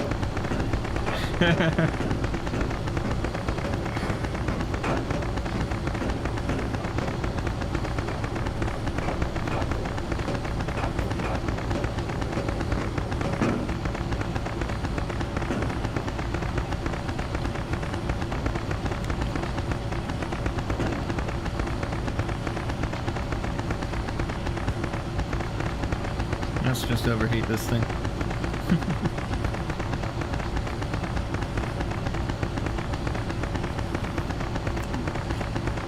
I want to see if we can blow it up. And then we'll go do some other stuff. And we've been streaming about 8 hours. That's not so bad.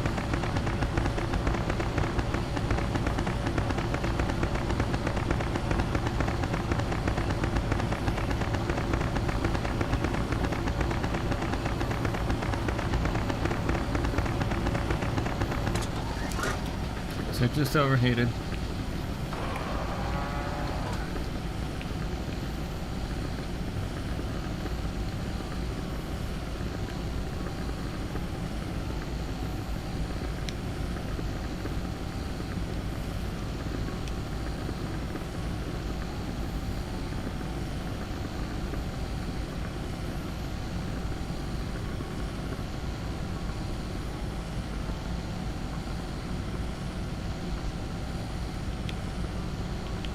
So, like, you can do other things while it's doing stuff.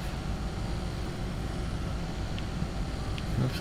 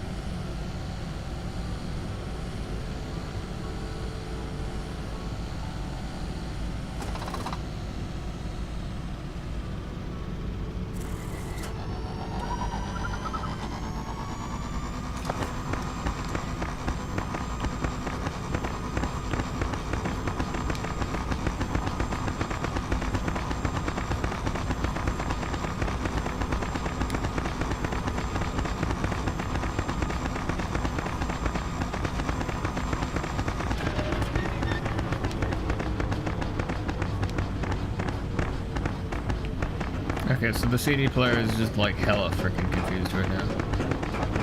So we're gonna have to go get a disc to have it not be stupid. And I don't think we're gonna blow it up actually. I think I'm just gonna do some other stuff.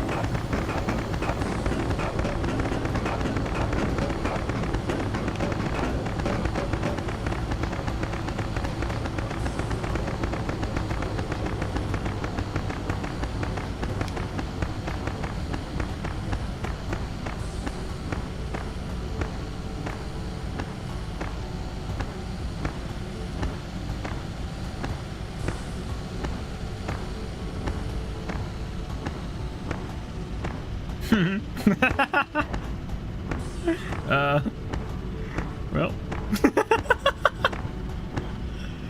Why exactly did it do that?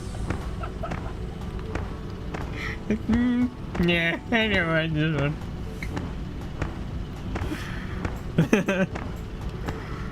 Oh man. Yeah.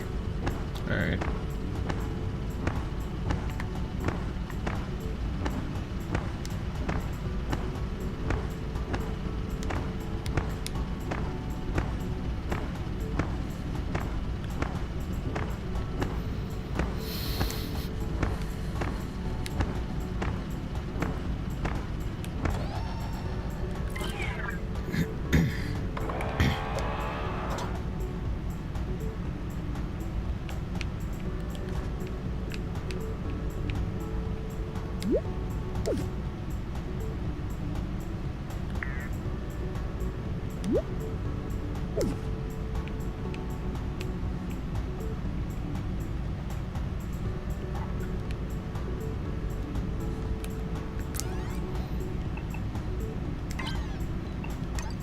Cool.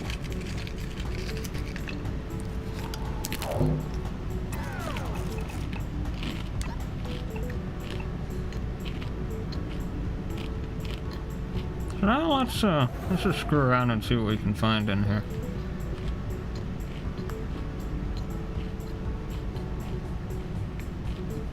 I love you so much, Savannah. Oh, I wish you were here so bad. Very old stuff.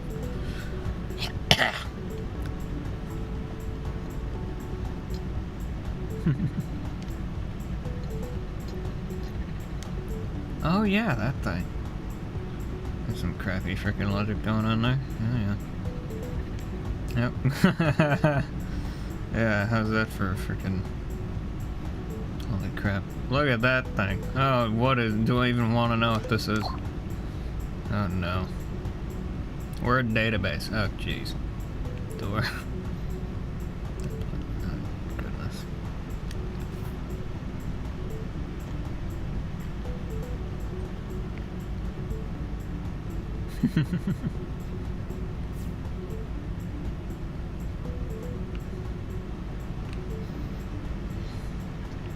That's pretty cool freaking tech though. I mean, look at that thing. That's pretty freaking snazzy. Nice. Look at how clear that is too. That's tiny. Dude. Like, I am gonna like finish this stuff and like upgrade it and all that eventually. But like, dude, that's some pretty freaking cool stuff. No two ways about it, dude. That's pretty cool.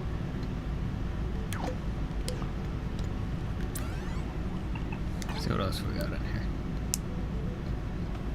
Check to see if I'm missing anything in the realm of places here. I don't think I am.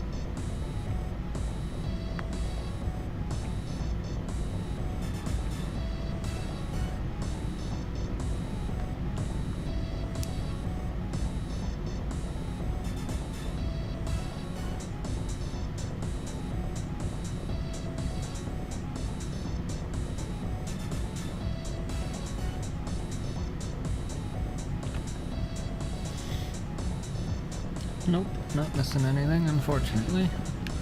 Or fortunately, depending on how you look at things.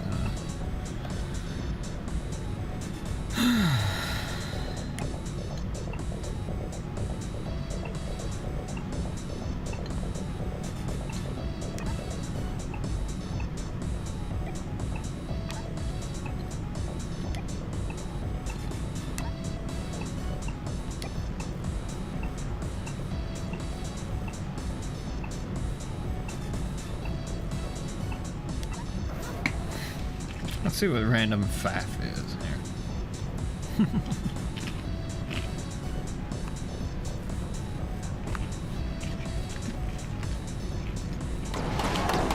Oh, it's broken. Whatever the hell's going on. Oh, this one.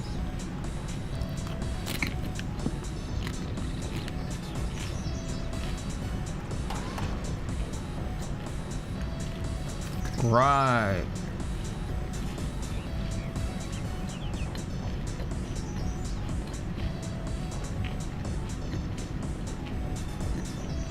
Yep, I remember this.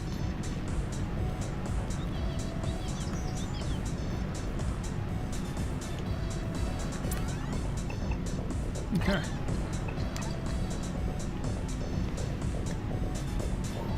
Remember that, and suddenly I'm sad. Hang on. Here it goes. Oh, thank God.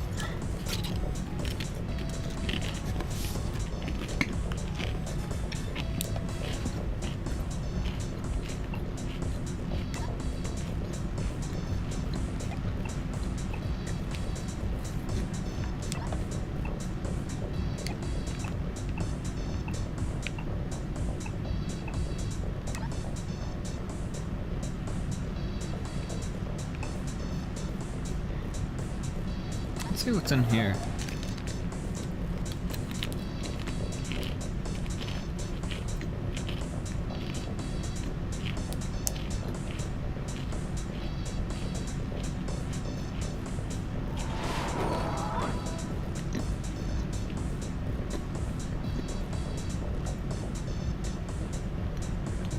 Oh, right. Yeah, okay. So this was when I was,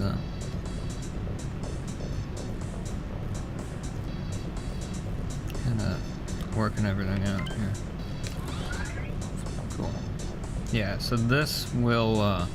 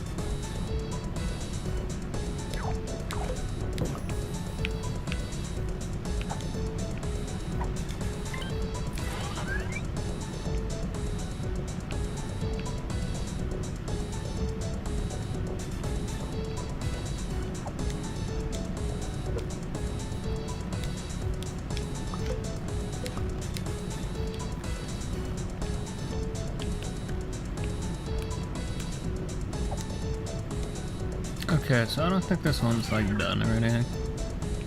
But anyway, that's all fine because this is all ancient stuff. So yeah, I was working on this and then I was like, you know what? Let's do other stuff. So, but that's all fine because I have an actual version of that works. A whole ton of cool stuff. So.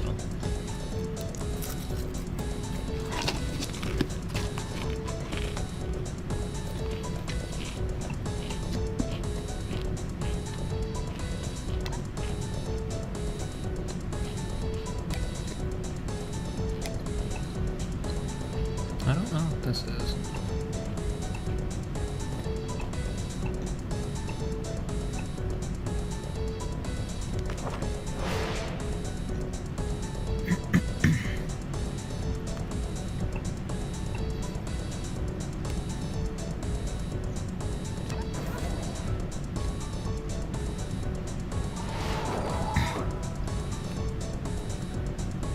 This is the wrong one.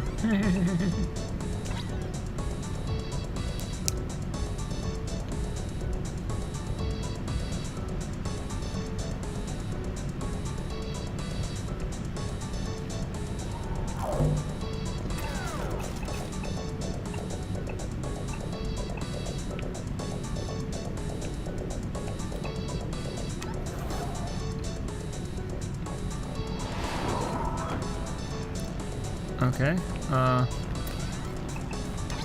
must not be in there then. Well then. Okay. Okay.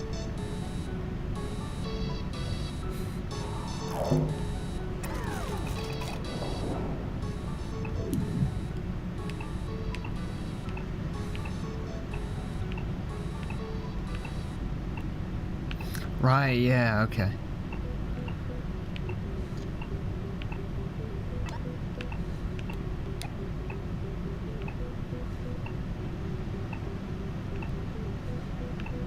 Is it in here? No.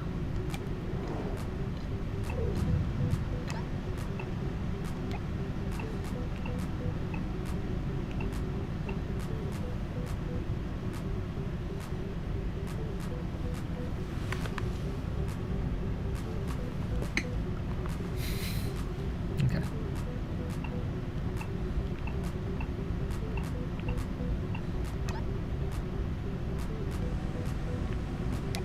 And before I do that, let's check this out.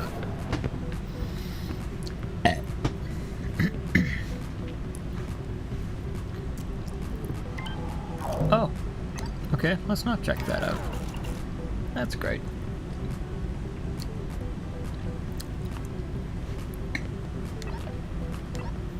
Well then.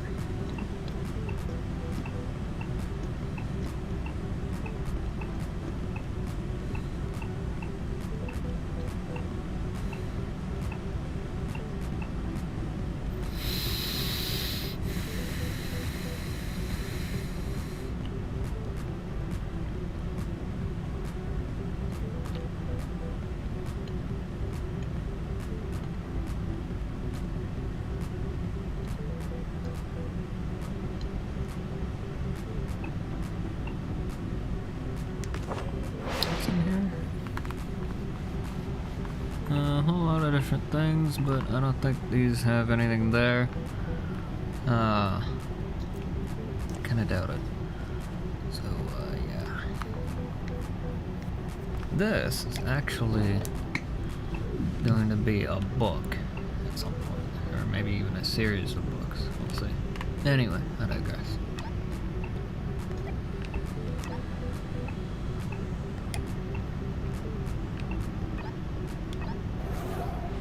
Yeah, let's go in here.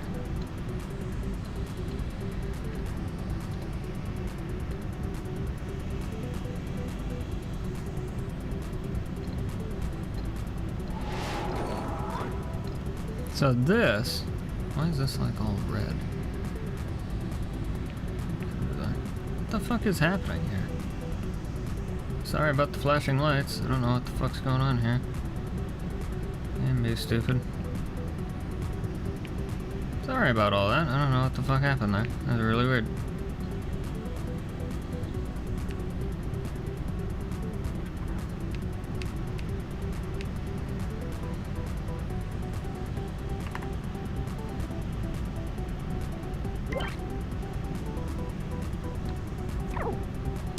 Okay, well,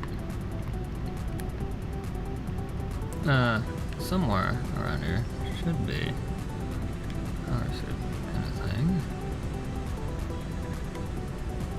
Oh, or am I supposed to run this in play mode? I don't remember.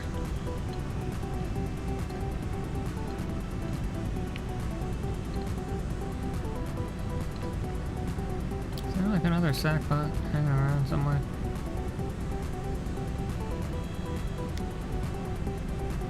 I don't think so. I know this level isn't done, but like not even like at all. But like, you know.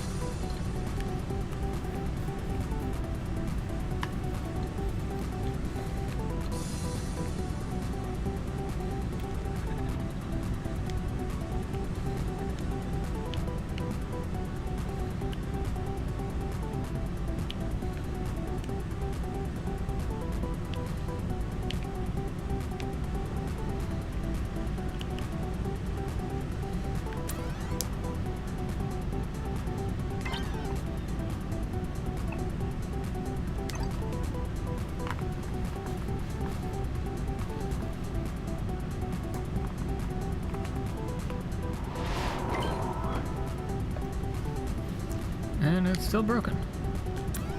Sorry about that. And that made no difference. Crap. Okay. Well, yeah, like I said, sorry for the weird light garbage. How would you stop at that?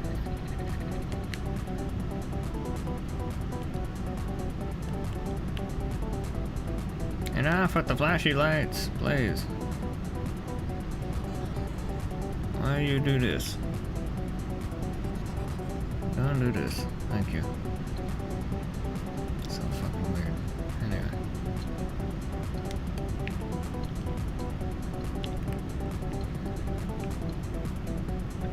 Well, I'm supposed to be in here. I don't know why this isn't working.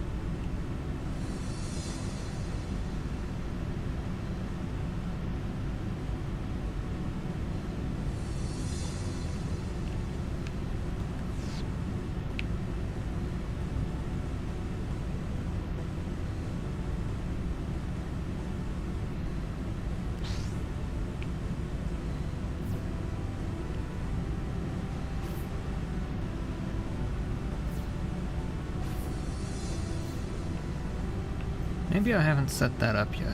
In fact, I know I haven't. So, okay. No, let's just try it out.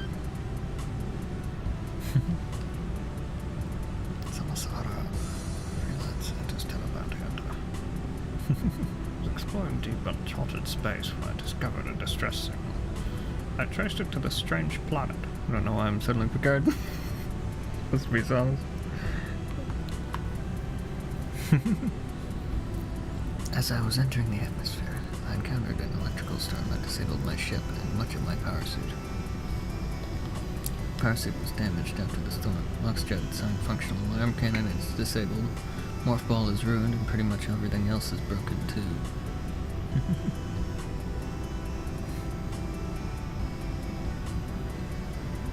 Only things that work are life support, my paralyzer, and the scan visor. Need to replace my non-functional equipment as soon as possible. Should go east to the research station. Scanner tells me there are many energy sources on this planet. Perhaps I will find materials for a new shield generator.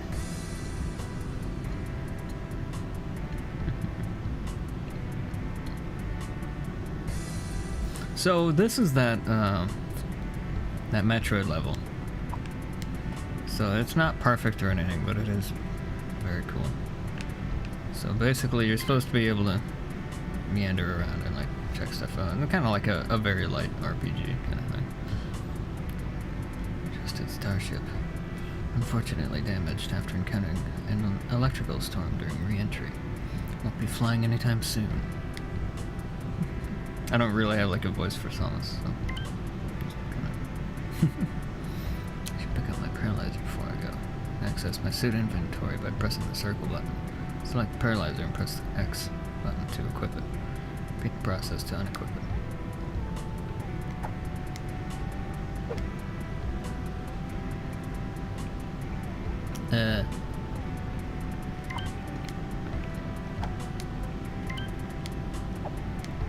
Where is that thing? I don't know where it is. It's supposed to be here somewhere. I don't already have it, do I? Oh, I do. Okay.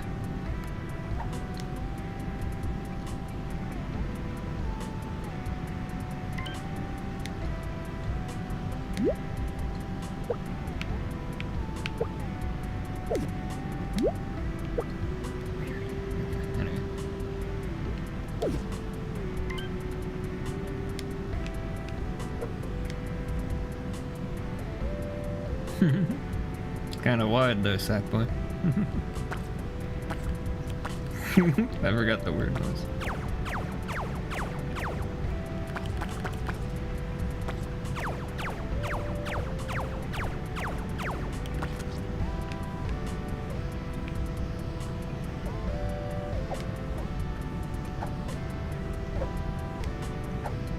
Wasn't there another text thing over here somewhere? No, just that one. Okay. Just checking.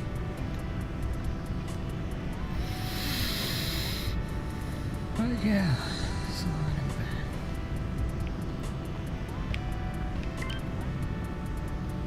The research station. Hopefully now I'll get some answers. If not, hopefully a trail to follow.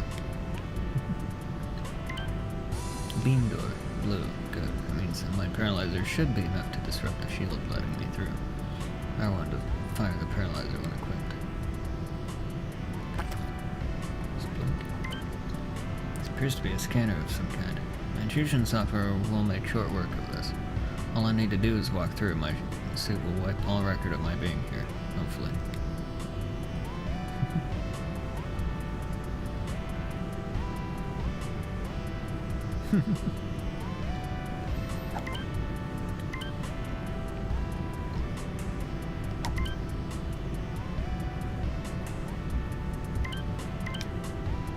This is a teleporter for my suit scanner. Unfortunately, it looks like it's falling apart. My suit insists that it's functional, but I'm not so sure. Only one way to find out.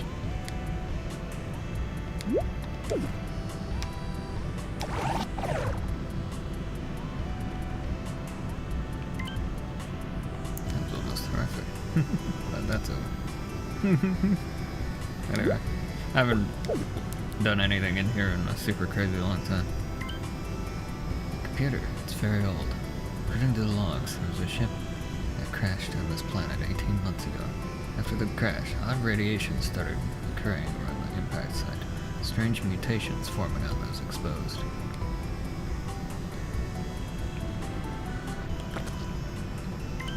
Uh-oh. Okay. Sorry.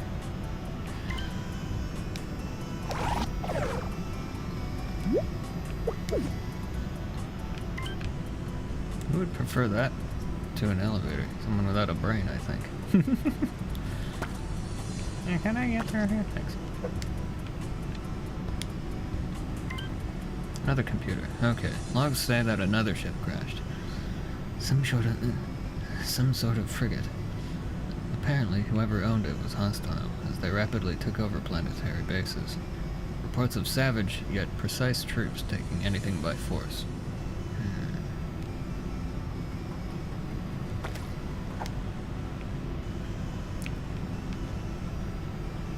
Oh, I have to fix this. Hang on.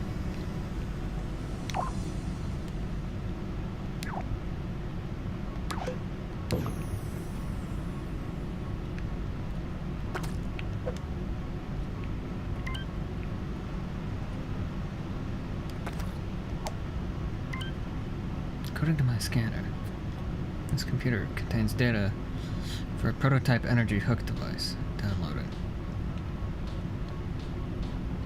Interesting. It appears that this data is based on a scan of a Chozo relic.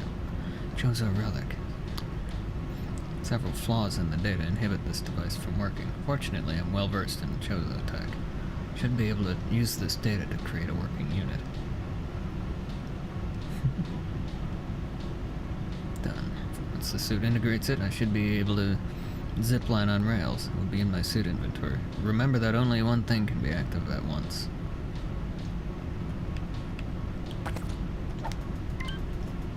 With the energy hook, I should be able to ride this rail into the next area. Activate it through the inventory and hold R1 while close. Use left stick to move.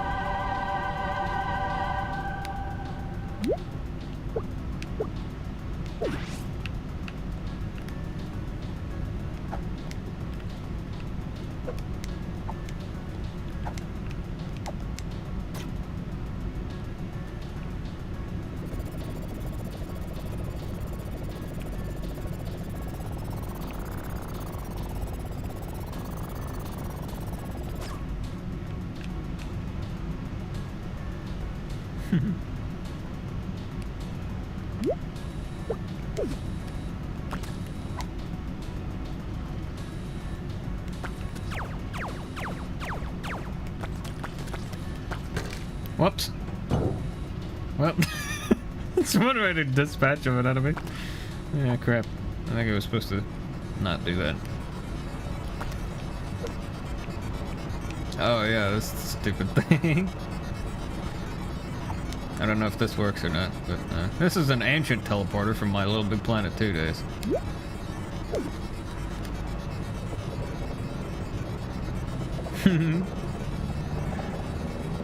A wonderful teleporter, huh? Watch this.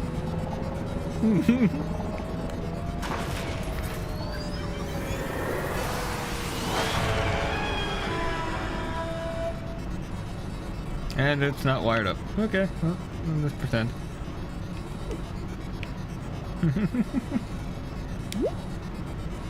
Like I said, working in progress level.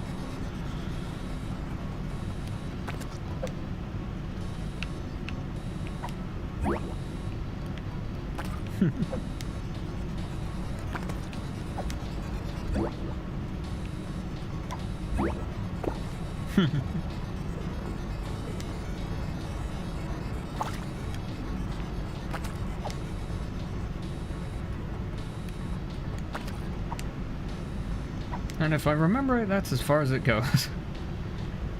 Yep, sure is. And a whole lot of anything over here. In fact, it's almost over, actually. But yeah, so yeah, that's, it's supposed to be like a whole big thing. That's a backwards S, I've just noticed. Anyway, alrighty. Oh, I did not say that.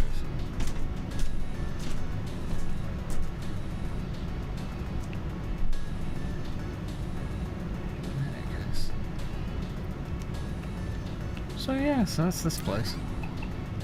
It's pretty cool. Very early. I'm no premium level designer for Little Big Planet anyway, but I'm great with lore though. Holy shit, am I ever great with lore. We'll make you all kinds of different worlds and things. And I'm great with the tech side of things too. Not so great at level design. In this game anyway. Excellent in other games, but not in this game. But in any case.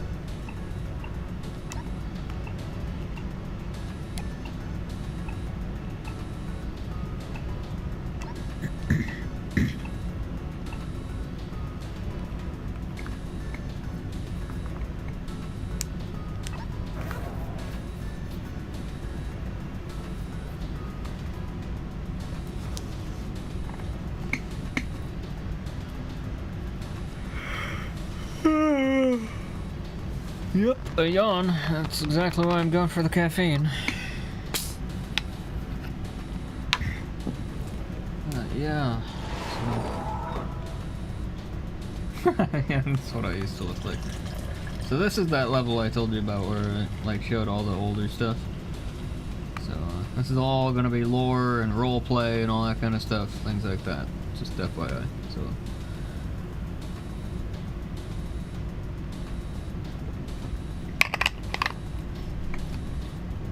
And this is also from an extremely long time ago. We're talking like Little Big Planet 2. So, very long time ago.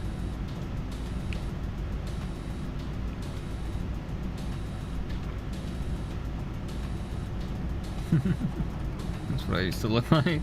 Yeah, it was quite strange. But anyway, I just noticed purple and green. Goodness gracious. Savea, you're everywhere.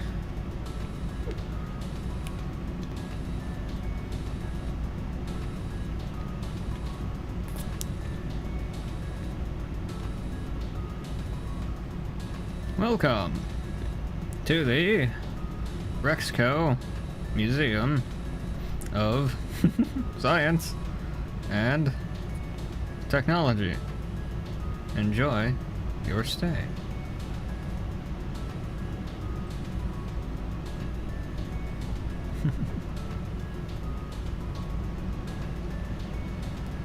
First ever vehicle, huge hit. Unfortunately, could not be merged with modern technology and had to be retired.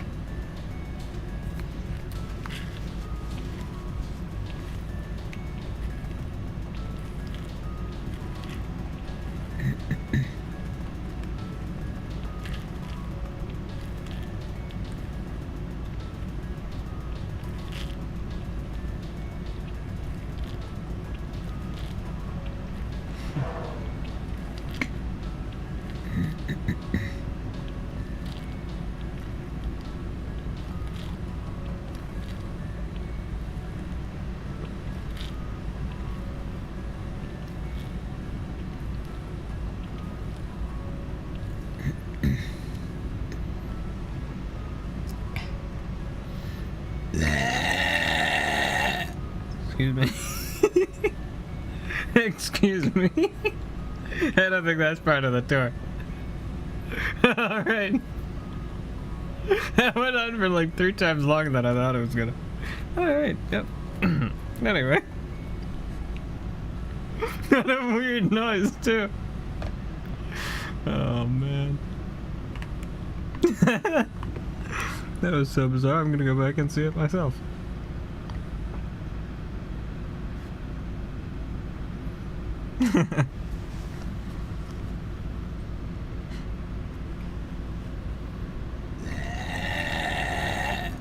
Excuse me. Oh no. Excuse me. I don't think that's part of the tour. Oh crap.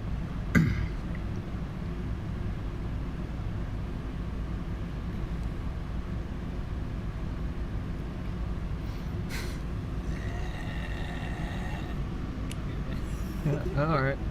Anyway.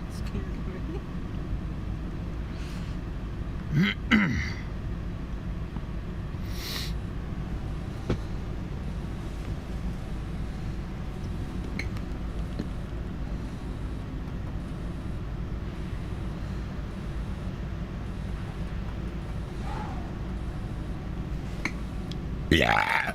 Excuse me.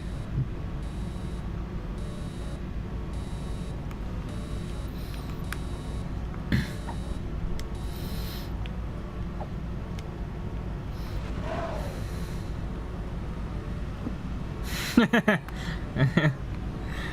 keyboard with the controller is hard, okay?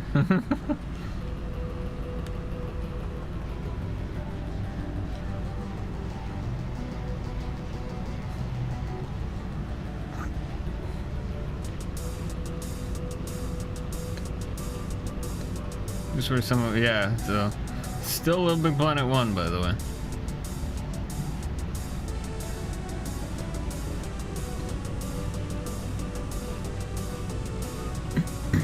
Those are not my legs, by the way. Those are somebody else's that I borrowed.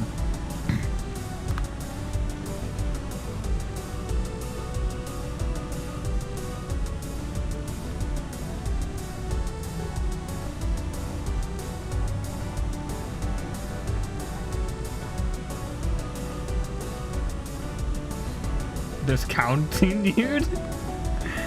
What the hell, dude? Can't you type? Jeez.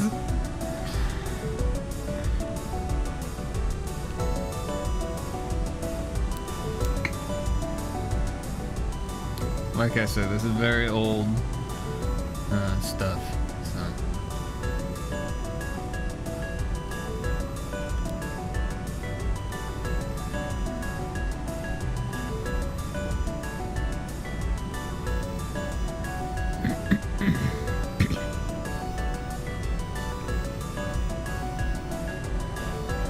Yeah, so there's that electric unicycle thing.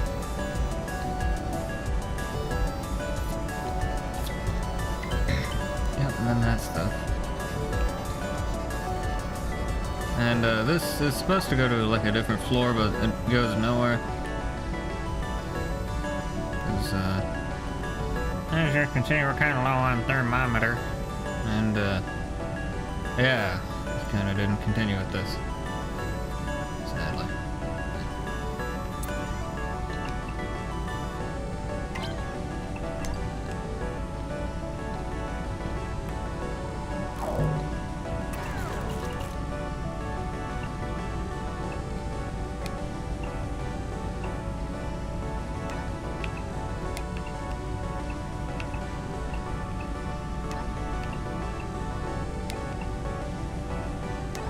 I don't know what this one is. Sorry.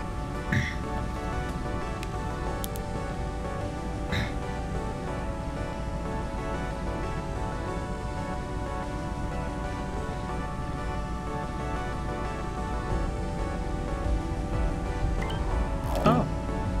I guess we won't find out. Oh, that stinks.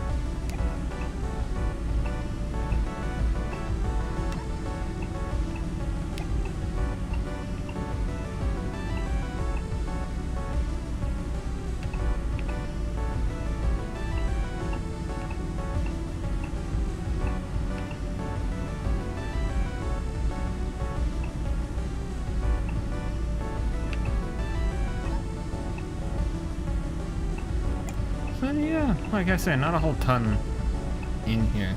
It's just what's here has taken a long time to do, so.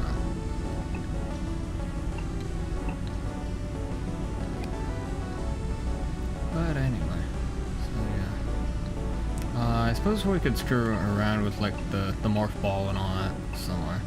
Let's go here and see what the hell this is. I'm gonna screw around. Assuming it loads. There we go.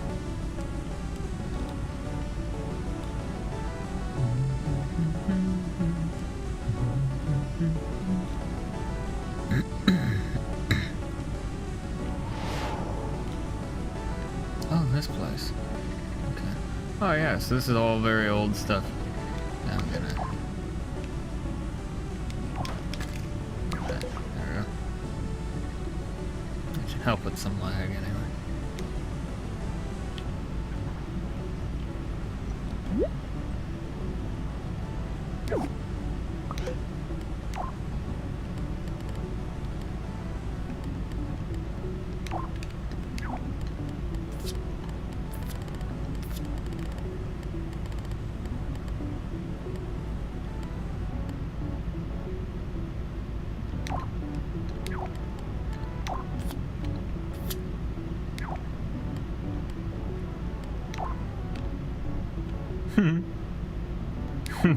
Tinfoil and a potato. A potato? What are them there potatoes? You got me and them there pro-taters. Anyway. The last one, Light duty energy shield. anyway. Can be used to damage strong materials. Yes. Plasma beam.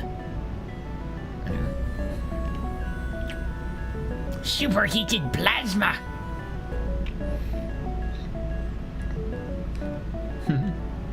Can be used to melt or warm certain materials. Anyway. Okay. Ouch. Launching bursts of Freezing energy. chill out. Anyway.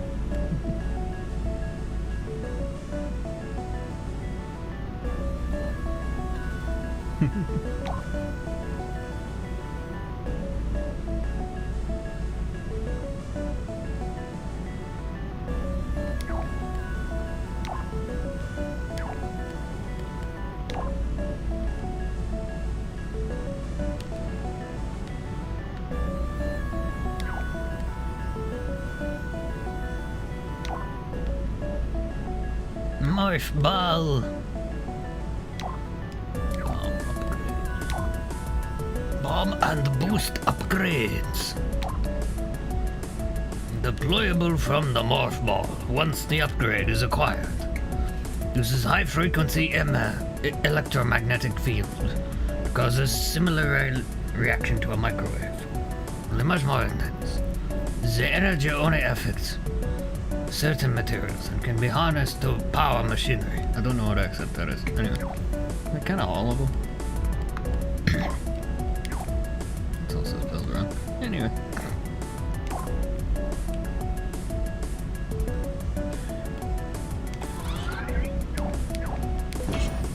Oops.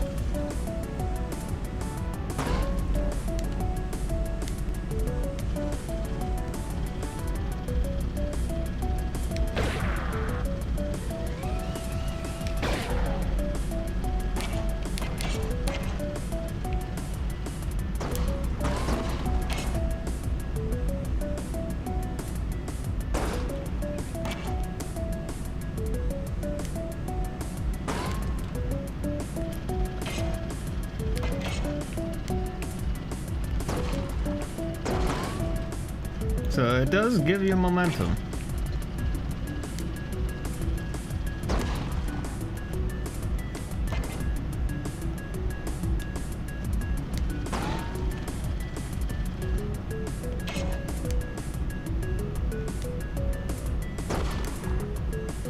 Except for when you're right inside of it, basically.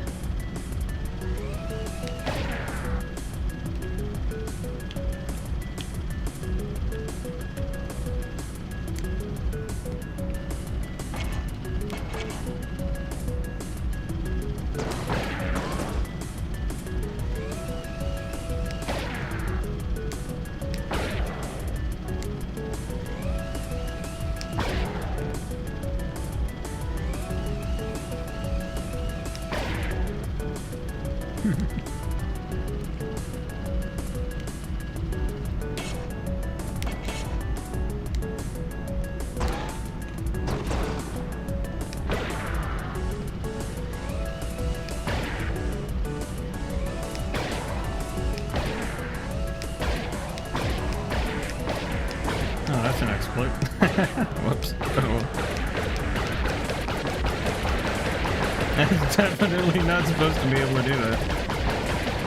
But I think I'll allow it. That's okay.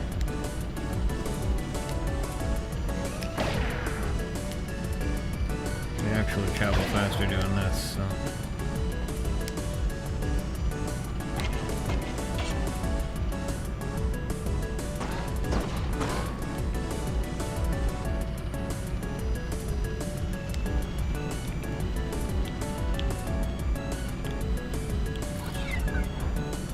Yeah,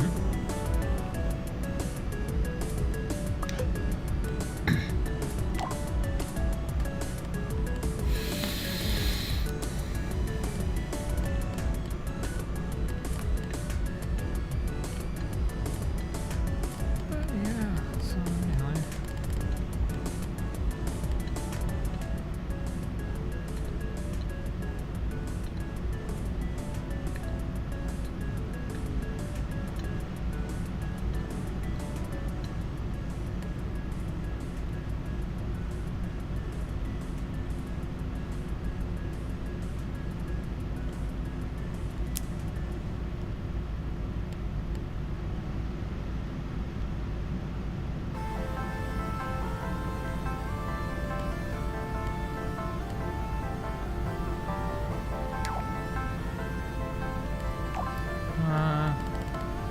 And then let's use the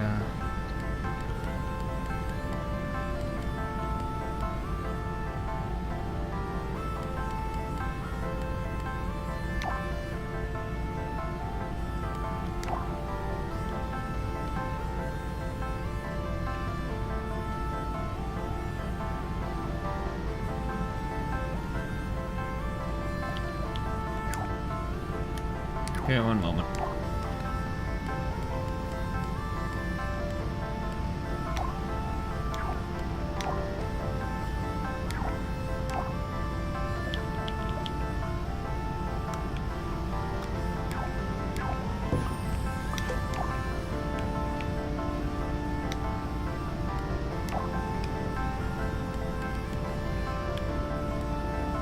Oh, I see.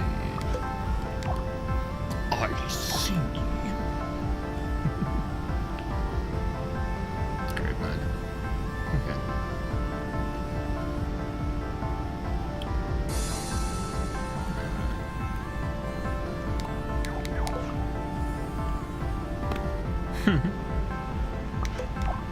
Kathank.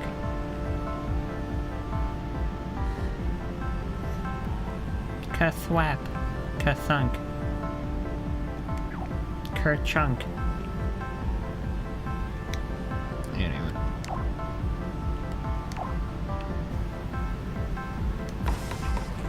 Cool.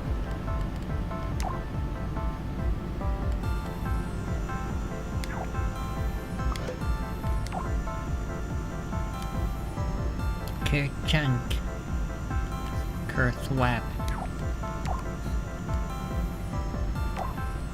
Kathunk. Kathwap.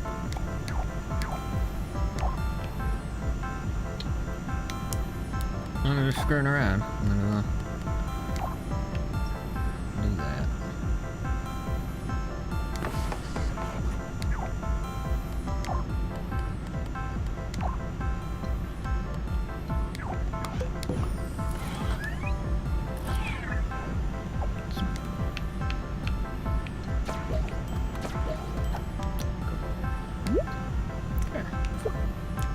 Now we can do this anytime we want.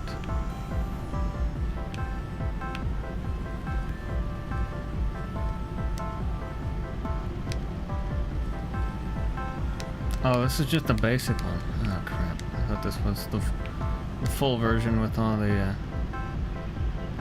stuff. Apparently not. That's fine. This one should be.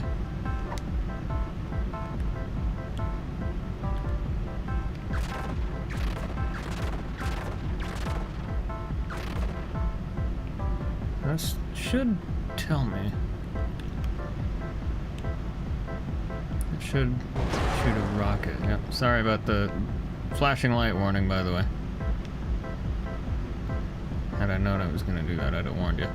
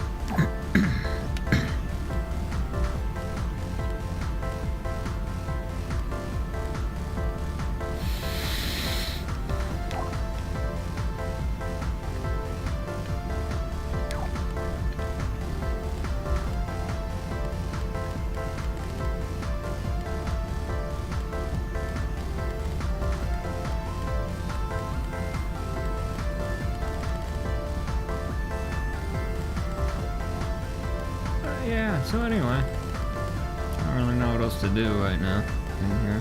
So kind of showed everything I can show, really.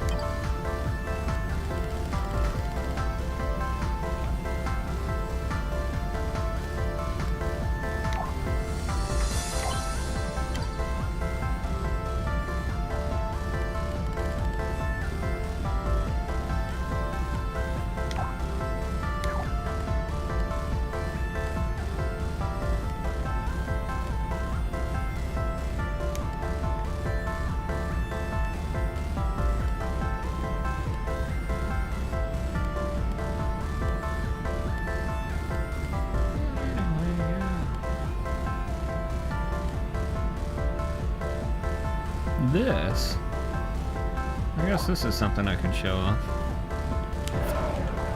This is a perpetual motion engine.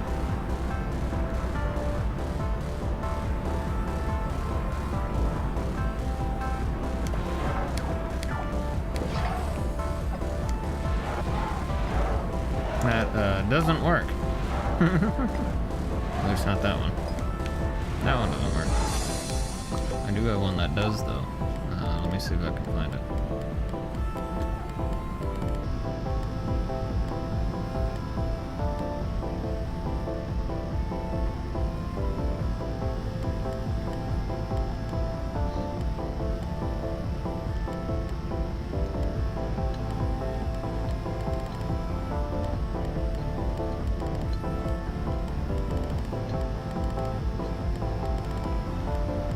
I don't know where it is, so I guess I can't find it.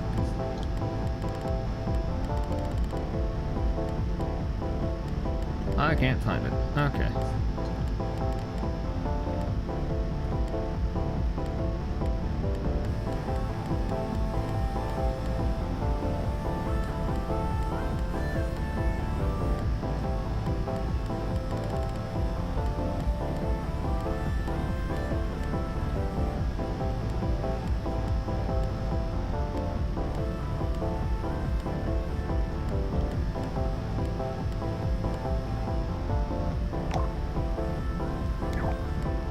This thing actually eventually turned into the morph ball that we just played around with. So.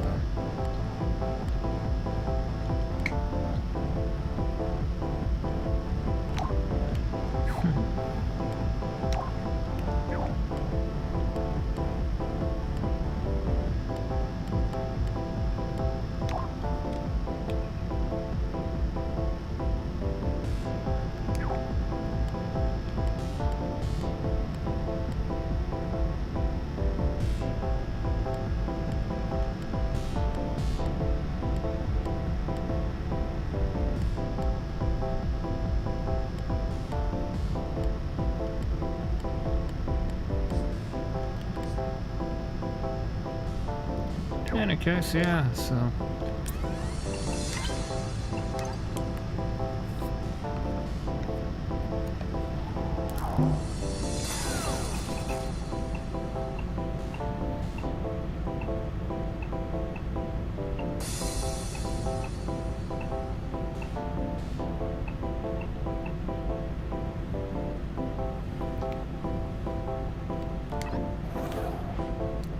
This ought to be a crazy thing to show off. I can show off the prototype for that car that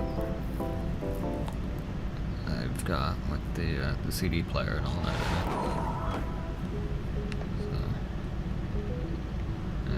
So, yeah. There's an alternate version that's eventually going to have a text-based display, or was anyway. Still one day. Got a whole bunch of different stuff. But yeah. I'm also in the process of completely redoing the engine design, because the one that it has is not the greatest. So, yeah. Unless this is just like super crazy hella old, which it might be. I know there is one that I am redoing the engine on. I don't know if it's this one or not, but I think it is, but I don't know for sure.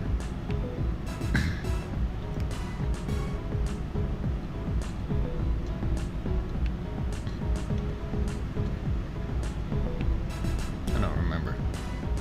I'm not sure.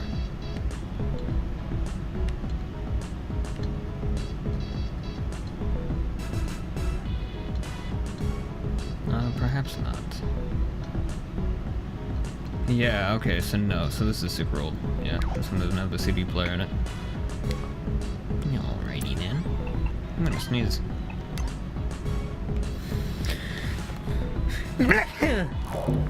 Okay, got that over with.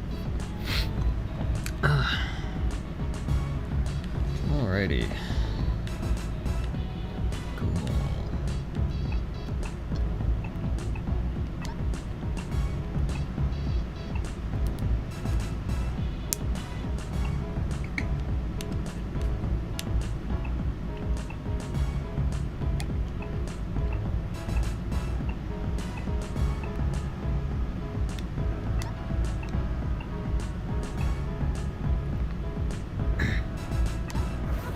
I don't even know what this is.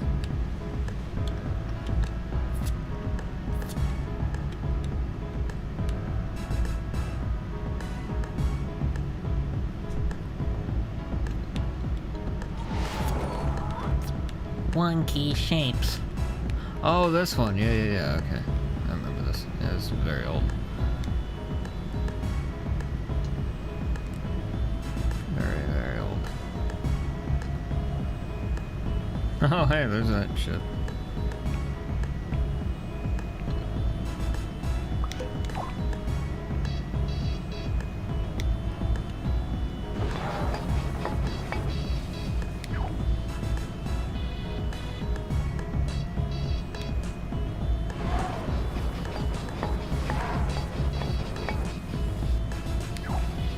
There we go. There's that perpetual motion engine.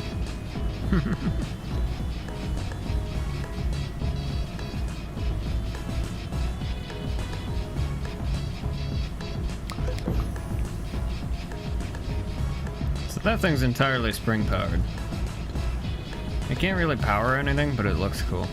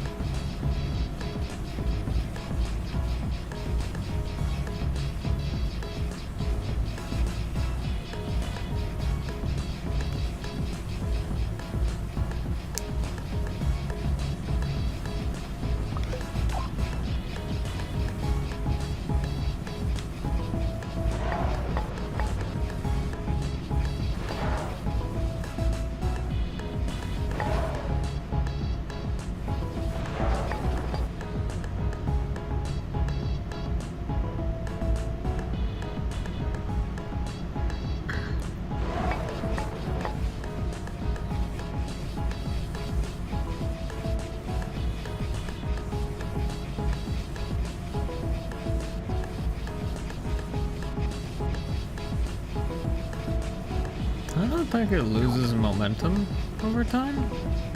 I don't think it does. I think that's a speed sensor. It doesn't seem like it is going down at all.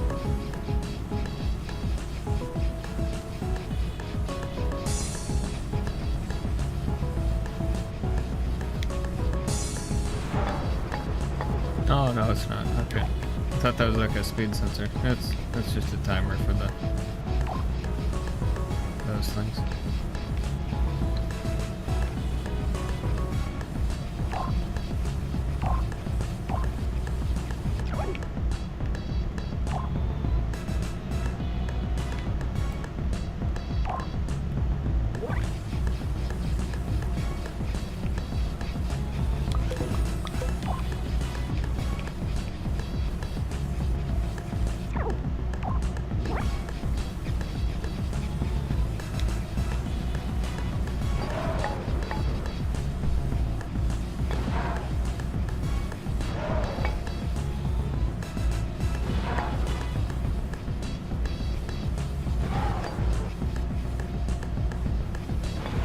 Trying to get it to stop is a challenge sometimes. It just wants to keep on going.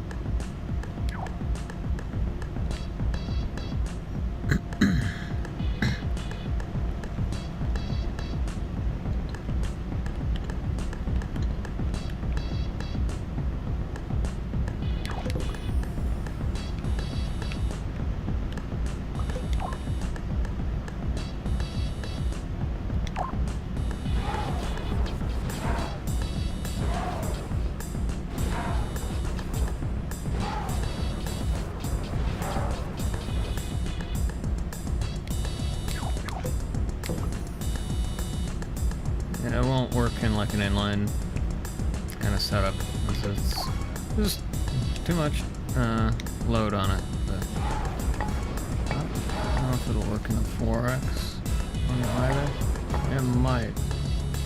It just can't really keep itself going. Oh yeah, it can.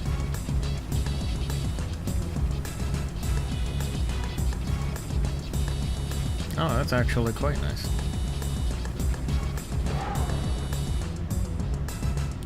Huh, I wonder if we can get this one to work then.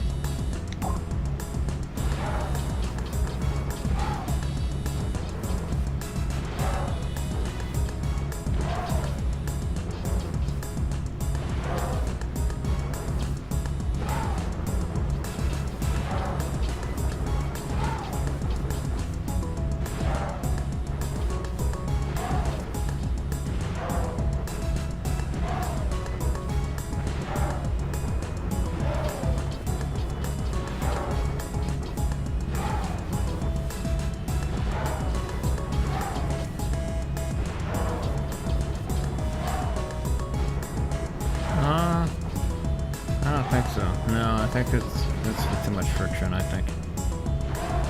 Or they're just improperly aligned, which could also be a problem. I don't know.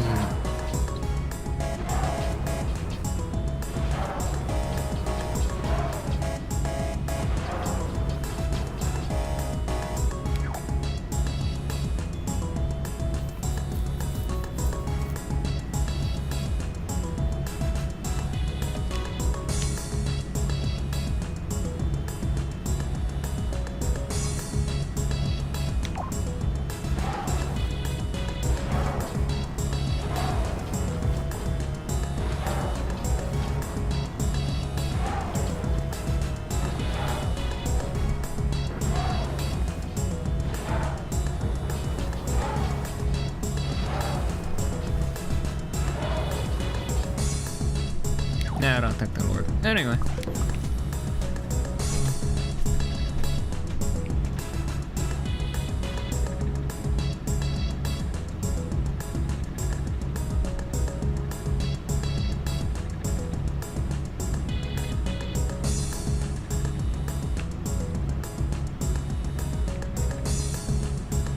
This was originally going to be like a shopping mall with like a currency system, but I couldn't figure out how to make the currency system work, so.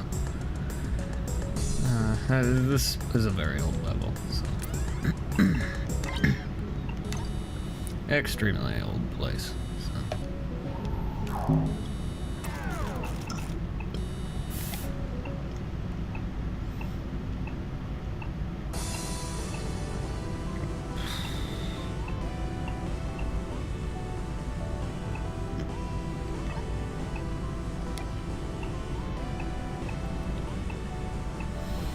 So yeah, okay, I've got to know what this is. It's staring me in the face the whole time. I gotta see what this thing is.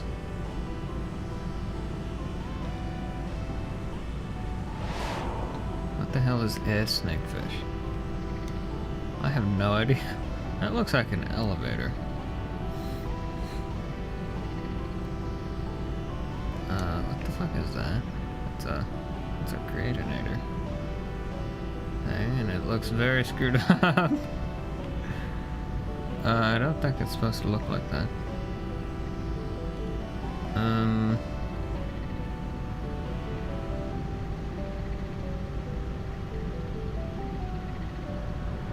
Oh, this stupid thing. Okay, yep, that's it is precisely. So then what the hell does this thing make?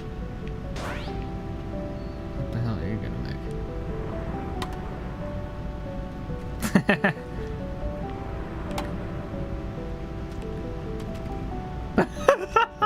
What the fuck? Why does this make fish? I will shoot fish out of my eye. What the fuck? Why do you need this?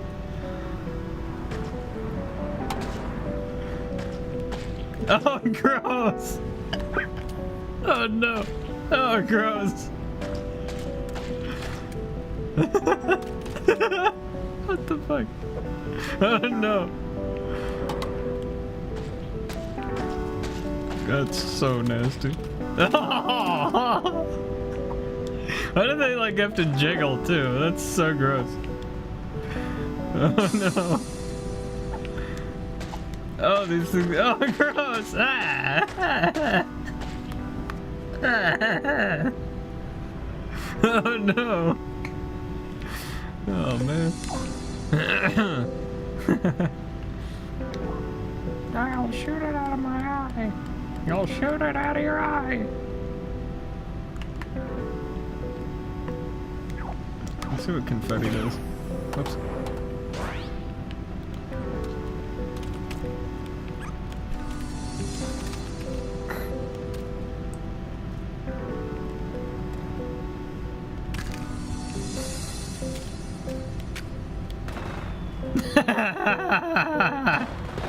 What the? Why? Okay. Whoa, dude. Freaking out, man. That is the weirdest shit ever. They're fucking fishing. Don't ask what that thing is, by the way. I don't know. It's so fucking weird.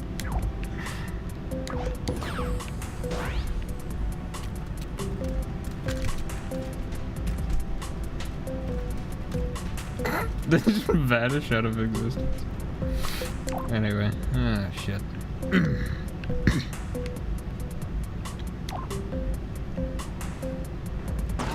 Explode. I love this plat. It's so gross. I love it. Oh no.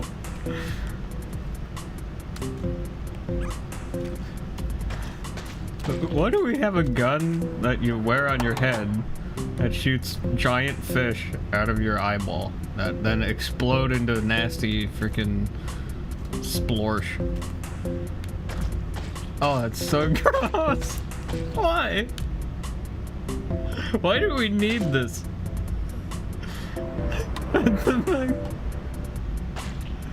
That is so gross, dude. Oh. That's so nasty.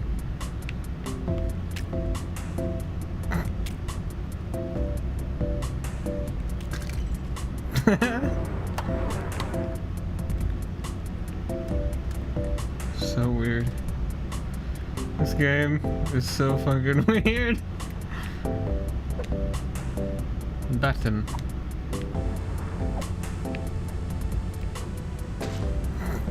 This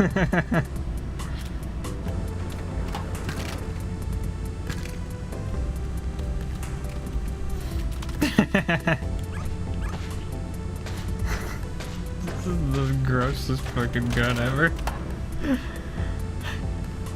If I get crushed by this, I'm gonna laugh my ass off.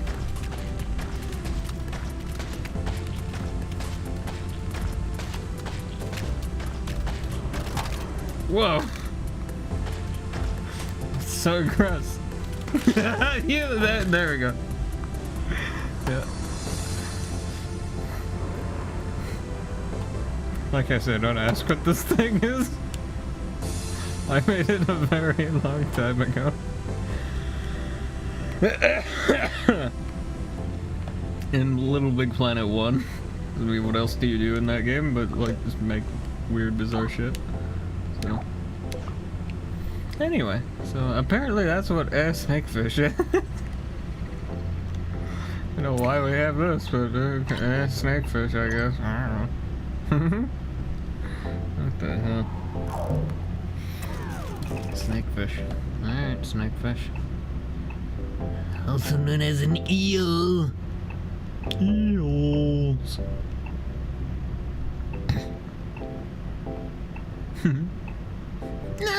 tartar sauce.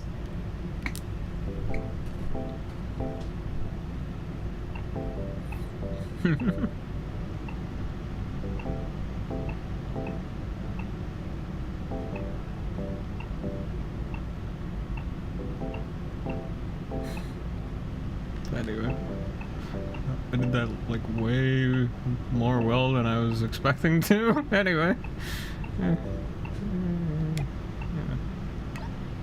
Happens. It happens. Okay. Well, I think that's that for this game.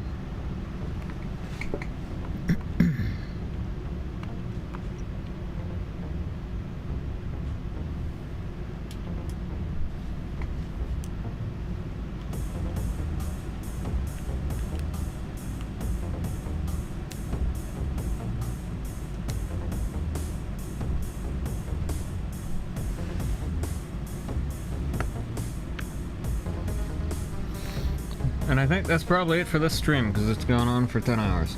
So, okay. Alrighty then. I'm going to change over to that view, so you all can see what we're doing. Oh, there you go. Screensaver. Screensaver. There we go. Eh? There. Watch that face be the thumbnail now. Wouldn't surprise me. There's been plenty of weird faces to use as thumbnails this time. Oh, shit. Oh, yeah.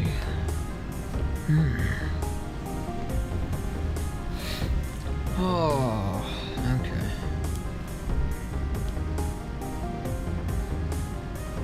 Power. Turn off PS4. Thank you. Cool. So we're done screwing around with that for now. And I don't know when we're gonna do it next.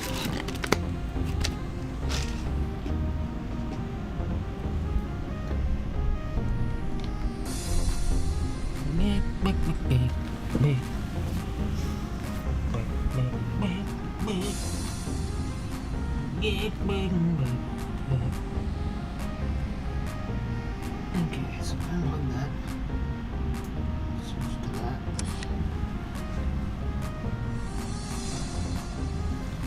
And you get confused, so we unplug you.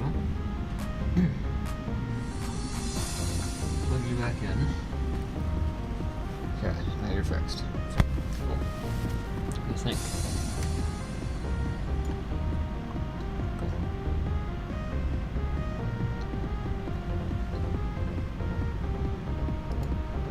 Check to make sure what your resolution is.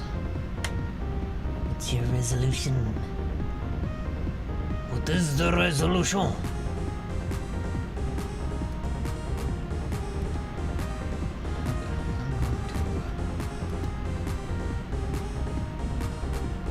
Le resolution. Resolution.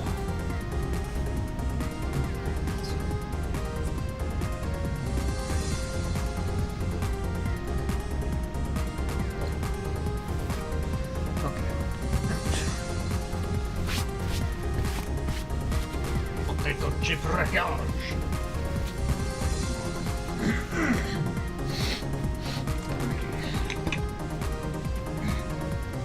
Now, do all this fun stuff over again.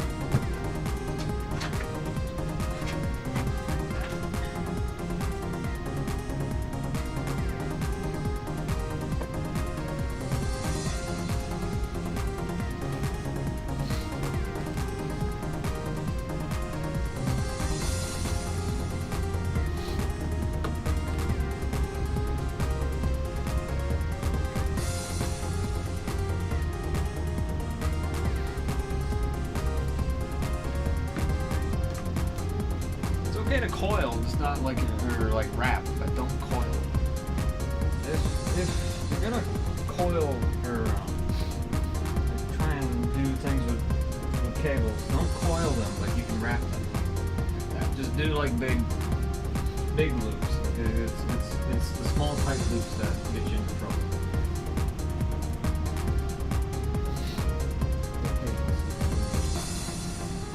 I'm just gonna leave that there. Unplug that. Down with it.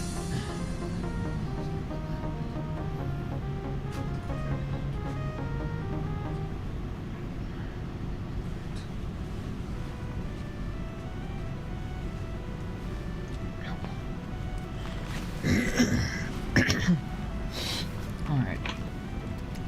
Sorry. Emotions are gonna getting to me, rather. So we're done with that.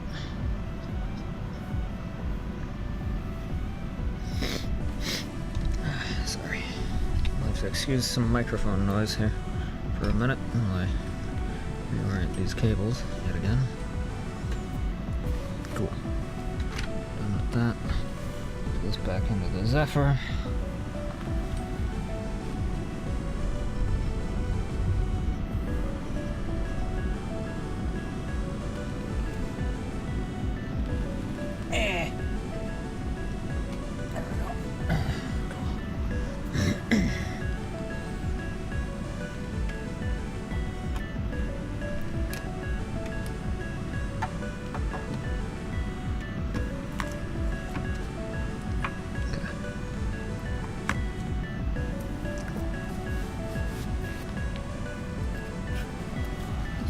Yonder.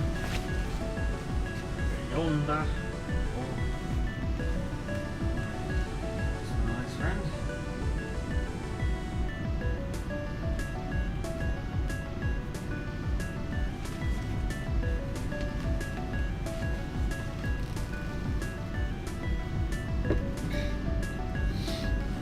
Okay.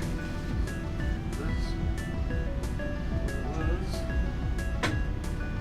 there. Oh, that'd be great.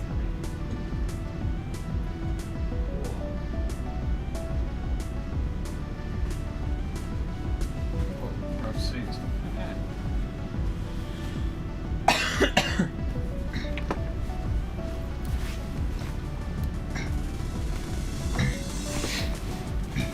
Alrighty.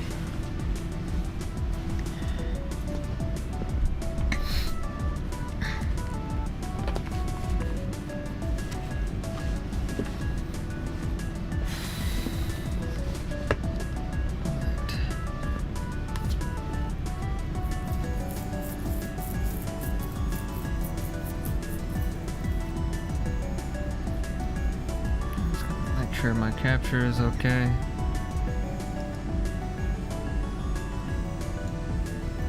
Yes. Cool. Go ahead and give this a refresh anyway, just to make sure. Okay, good. Cool. Alrighty, so yeah. Oh, our stream dropped. Sorry about that. Suppose we have an audio problem now.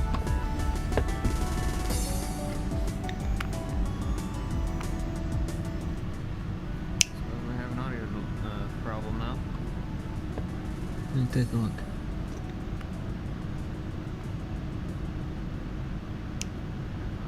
No, actually, we're fine.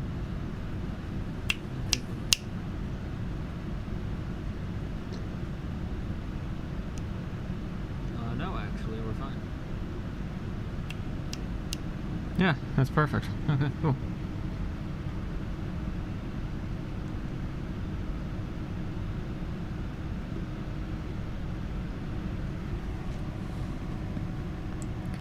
It's all fine, because I want to switch over to the other thing here anyway. Cool. Okay. Let me see here. Which one are we on? We're on.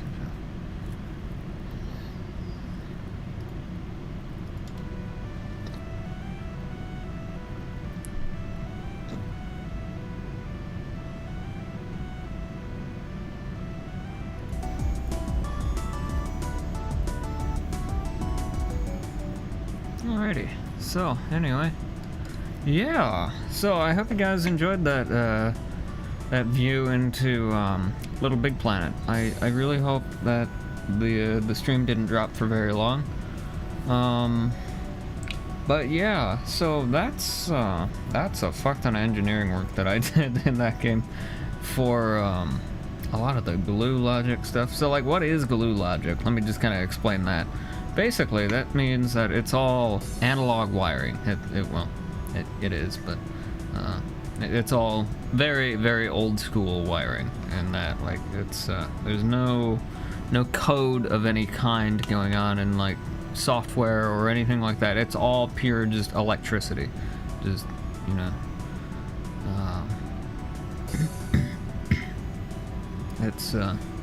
Yeah. So it's very much like I say, it's all AND gates, OR gates, NOT gates, XOR, XAND, you know, that kind of stuff, NOT gates, timers, counters, randomizers, you know, that kind of stuff. Like there isn't any like coding going on with that. So that's all glue logic, basically. This is what that means. So it's all just logic gates, basically, is all it is. And so when you think about all that stuff, it's fucking insane, the amount of stuff that I have done in that freaking game. So in particular, I think the CD player was probably one of the most impressive. I mean, don't get me wrong, the engine stuff, that's crazy impressive to me. Especially in that game, because that's not an easy thing to do. But in particular, for me personally, the CD player was a huge achievement for me, because that was like, okay, because it was an absolute nightmare to make, and like it's a simple concept of like, okay, it's a thing that plays things, and it shouldn't be that difficult, and it shouldn't, you're right, it shouldn't be, but it is, like, you wouldn't believe when you can't code things. So you have to use gates and things, like you have to use logic gates to make it all work. So the fact that any of that worked at all was just immensely insane to me. And the fact that it worked as well as it did, I mean, it had some hiccups here and there, but, like, you know, it worked really well for the most part. So, yeah, I know you guys couldn't hear any of the music, and I do apologize for that. Eventually we'll go in, maybe on stream, and we'll actually go in and make a new one of those that doesn't suck ass, basically, because I've got lots of ideas on how to make that happen. At least from a practical standpoint of, like, you know, the design of the thing, because it's got some issues and things that I just, you know, the whole tray loading stuff and all that, it's kind of a mess, honestly. So it works really well for that vehicle, but I think I can do a much better way of doing it, potentially. So yeah, but anyway, I digress. Of course, no ETA on any of that, just, you know, eventually, someday. But yeah, the same goes for that, those cars and everything, like, I make, you know, I mean, like I said, we'll do all that stuff on stream eventually someday. Just don't know when, or to what extent, or anything like that. It's the kind of thing where I, like, have to kind of do it in moderation, so, because it fries my brain to, like, go in there and, like, do all that logic shit. So it's easy for me to do. It's a very brain intensive task. So yeah, and I have to remember so much freaking stuff, and, like, you know, it's just, it can rapidly turn into a nightmare. I mean, you saw those cars with the freaking, not even just the CD player, but, like, the engine module that I had made. That one with the freaking, like, full-blown simulation of, like, you know, thermal dynamics and fuel consumption and all that shit. That was fucking nuts. So so yeah, that's really crazy. So yeah, that's not easy at all, like, in the slightest, to make happen. But in any case, I digress. So like I said, eventually we'll do some more stuff. But for right now, I just wanted to show all that stuff off because I think it's cool.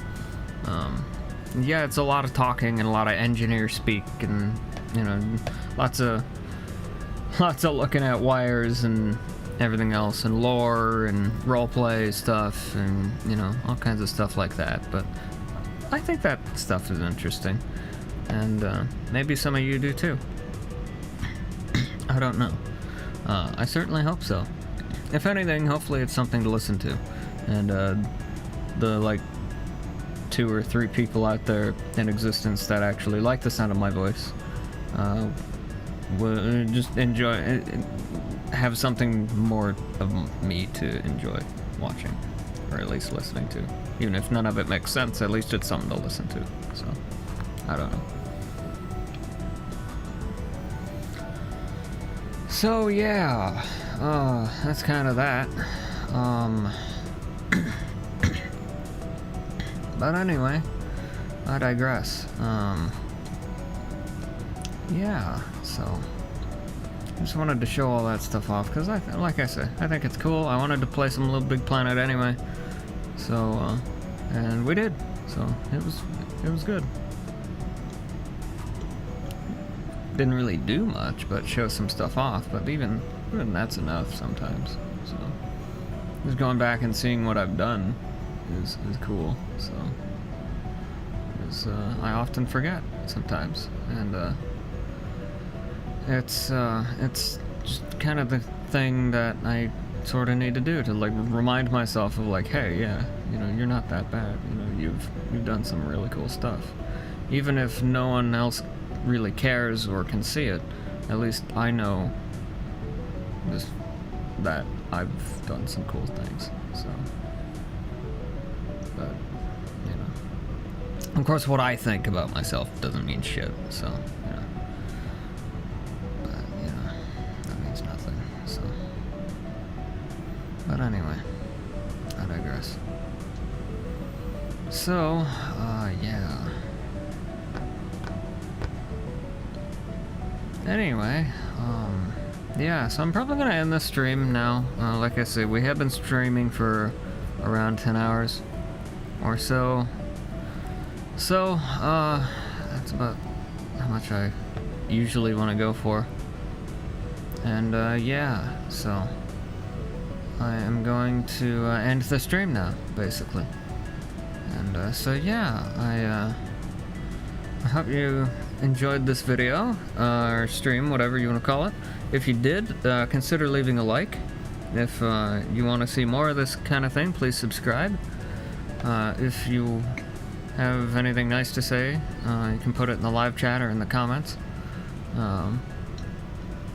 If you want to be notified of when these streams go live, you can hit the bell icon, and I hope it does something.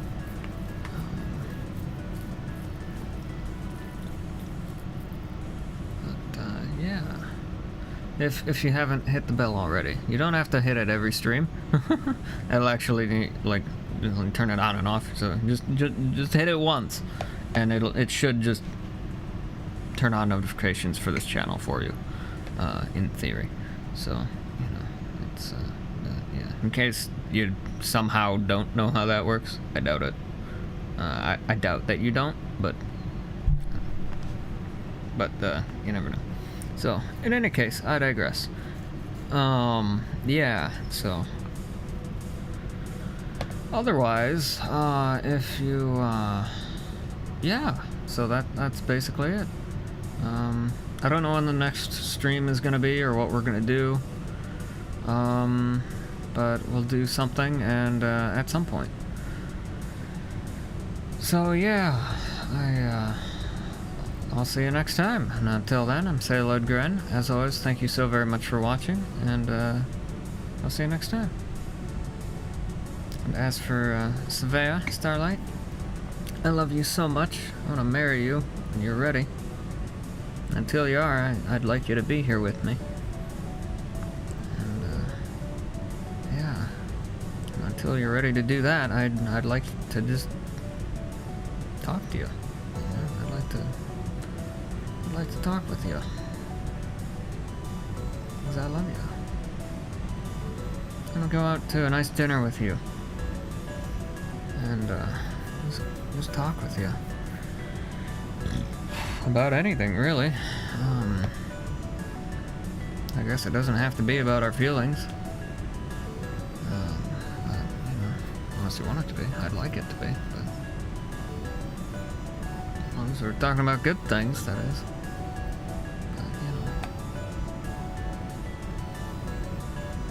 But, yeah, like I've said before, I love you. I'm already committed to you, honestly. So, I love you. I'm all yours. So, all you gotta do is just take my hand and I'm yours. So, that's where I'm at. I'll get you a ring as soon as I can. Basically, is, yeah, as long as you say the word. You say yeah, then it's happening. So, I'm already there. I've loved you the whole damn time, so, ever since we met. So, even if I didn't know what to do or what it meant at the time, back then, you've always been in my mind the whole time, Savannah. And I've always loved you. It took me this long to realize that you're my destiny, and I do sincerely apologize for that. But I'm here now, so I'm all yours.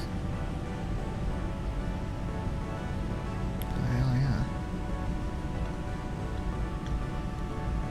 If you happen to be watching this, or somehow you get this far watching this part of the video, then I'll actually go ahead and say what, well, I'm not going to say the name of the store, but I'll say what kind of a store it was and what I was looking for. Although I kind of already hinted at it earlier at the start of the stream, but I'll go ahead and I'll say now I was looking for engagement and wedding rings, so, and I found some really nice ones that I think you would love. Because that's where I'm at, Savannah. I love you. I always have. I always will. I'm not crazy. We're destiny. So, and I love you.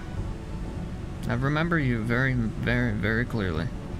Because I've got near photographic memory for the most part. Some of it's fuzzy, yeah. But I remember a lot about you. And I know you were built a lot like I was. You were built a lot like me. And had I not been screwed up from past trauma and everything in the past,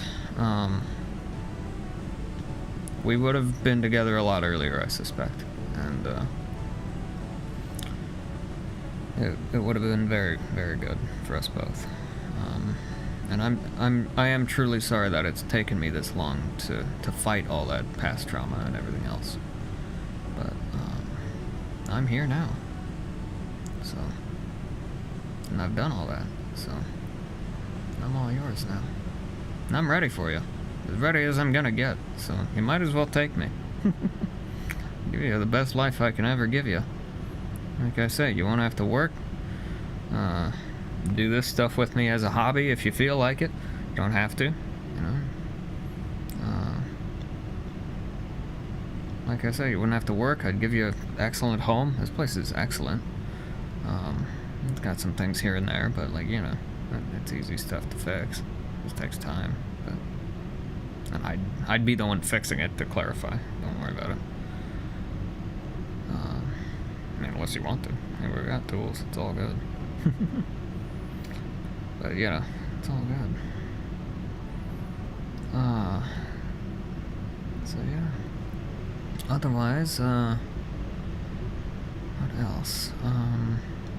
Yeah, so, like I said, you wouldn't have to work, you'd have a good home. Best husband in the whole damn universe for you. Right here. Here I is. I'm all yours. And only ever yours. Don't you worry about that. I'd satisfy every need, want, desire of yours in every single way. So hell yeah. Because I love you so much. And I always have.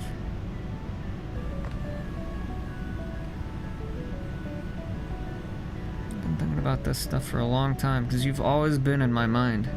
Even when I've tried to bury my feelings for you and pursue other people. That stuff has never worked. And I think it, I know now I know, but you know, before I knew, I thought it was because we must be destiny. And then I got confirmation this year many times now that we definitely are. So, like, okay. So, like, here I am. I'd have been here anyway, but I'm really here now. So, it's kind of part of the reason why I'm coming on kind of strong, and I do apologize for that. I'm just jumping in like that. I do strongly apologize, but it was sudden, and I'm sorry. It just kind of exploded out of me. It just tumbled out of me. I don't really understand why it happened. It just sort of did. Part of it may have been the fact that I've been through the ringer these last freaking year and a half. Fuck, not even. Longer than that, but I digress. I've been through hell for the last 5 years. Fucking whole damn life, to be honest, but I digress. I try not to think about it. It's challenging, but I do try. In any case, I'll get something to drink, 'cause I'm parched.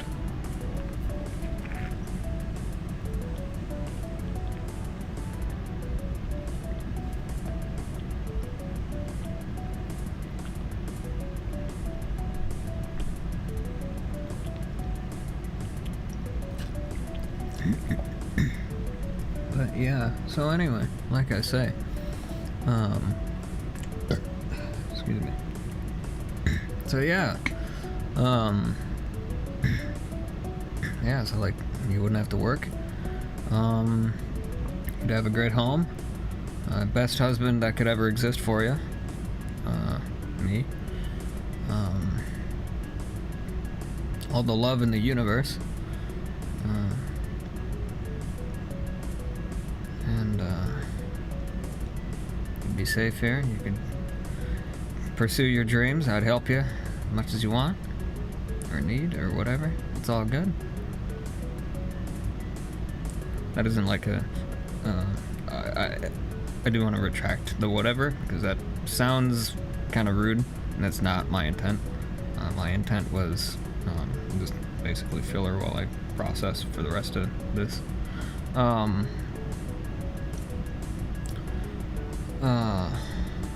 So I do apologize for that. I want to help you follow your dreams like you wouldn't believe. But only if you want that help, of course. If you want to do it all yourself, then by all means. But yeah. So.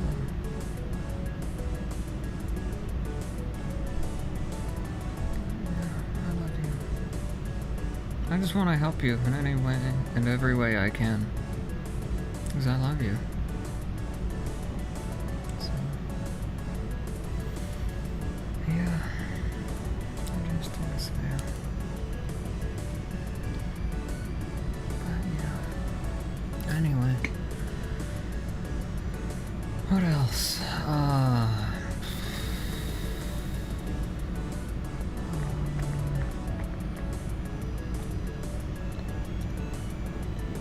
Well, yeah, like I said, good home, good life.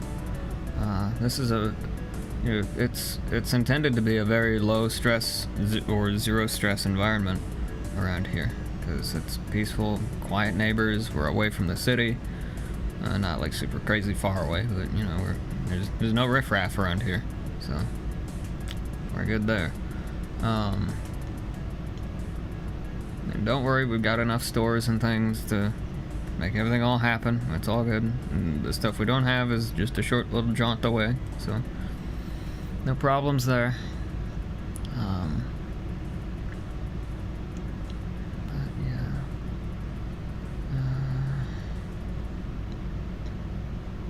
What else? I don't know. Trying to think if there's anything else I should reiterate that I haven't already said. That you would want to know.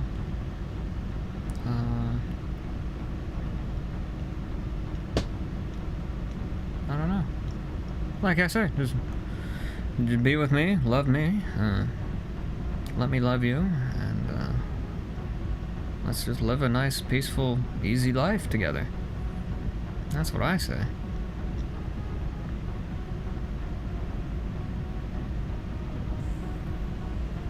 I say the hell with this working our asses off until we're 90 just to freaking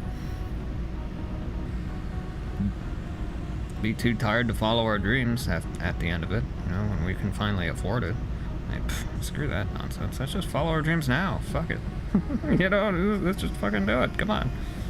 That's what I say. That's why I'm doing this. So.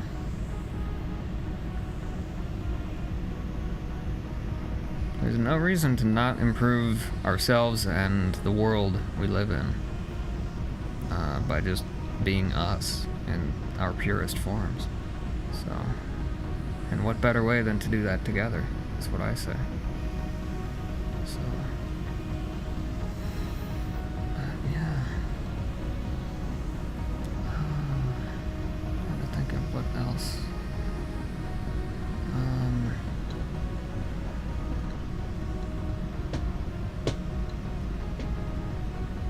Yeah, that's pretty much it, really, that I can think of off the top of my head.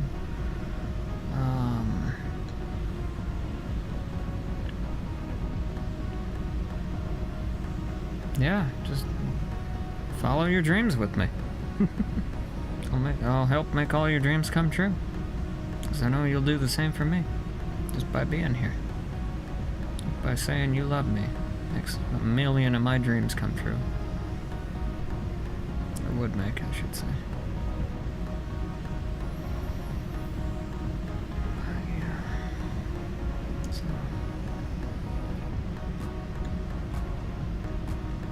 I love you, Svea. I love you so much. I wish you were here so bad. I wish you would talk to me, at the very least.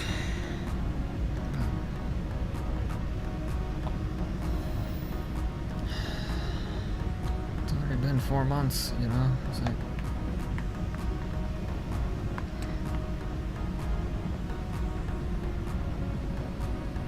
Either just don't check your social medias, or you just don't care. I don't know. Either don't know or you don't care. I don't know. I don't know. Something tells me you would have said something to me by now. So I don't know. I don't really want to guess either way. So, in any case, I digress.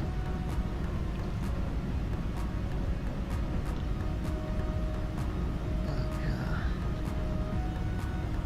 All I know is I love you very much. I want to marry you when you're ready. Whoa, bell sounds instantly. I think they're wedding bells. Anyway, so yeah, I don't know anymore. All I know is I love you, and here I am. I don't know what you want me to do, but here I am. So I hope you'll tell me what you want me to do, and I hope it's positive and good, and yeah. You can move in tonight if you really wanted to. Just say screw it and just freaking move in. We'll make it happen tonight. I'd do it, you know. Not because I'm nuts, but because it's just the right thing to do.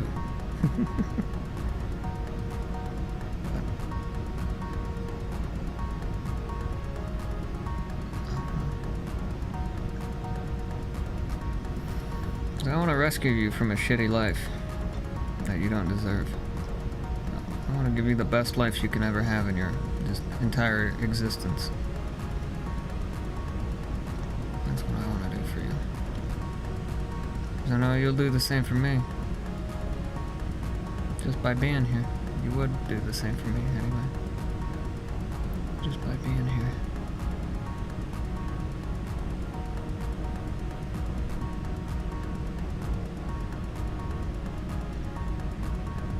That's how much you mean to me, Starlight. You mean so much to me.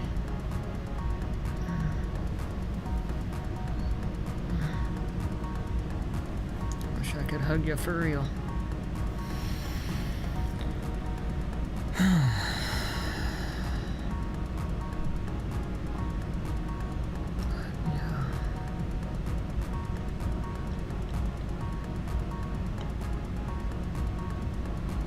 Stay positive and be optimistic.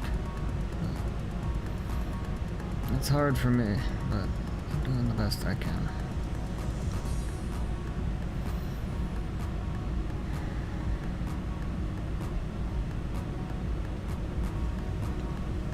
But anyway, yeah, so I hope I hear from you soon, Savannah. To be honest, I'm in agony, honestly. Just tearing me apart inside every freaking millisecond. Not knowing if you're safe, if you're okay, if you hate me or not, if you love me or not.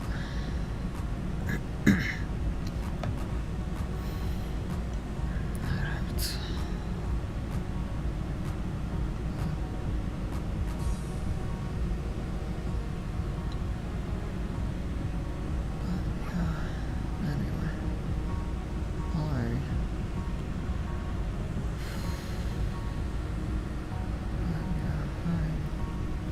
Well, sorry, I get kind of clingy. Maybe you like clingy. I don't know. Maybe you're clingy. You can be clingy with me as much as you want, because to be honest, I kind of need it. So, I kind of need to be clung to.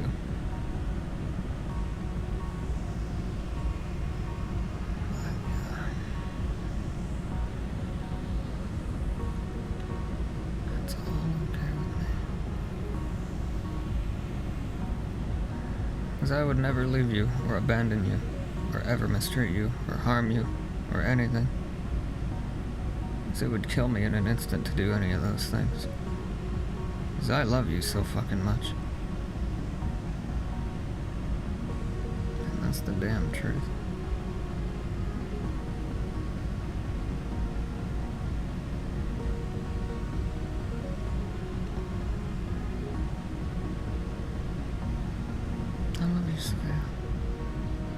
Have a good night. Or day, or whatever time it is for you right now. If you do happen to see this. And if you do happen to see this, please reach out to me soon. Because I love you so much.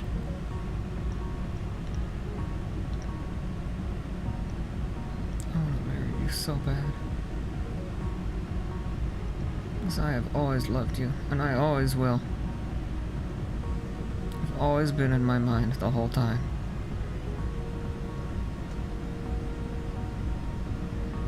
So I saw your soul when we met. And you're made of starlight. You're all the starlight in the universe. Definitely all the starlight in my universe. All my universes.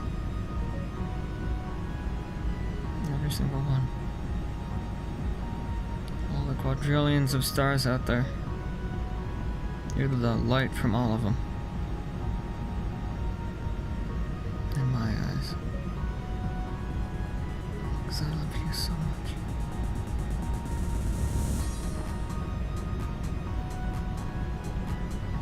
I wish I could tell you that in person so badly. I wish you would let me.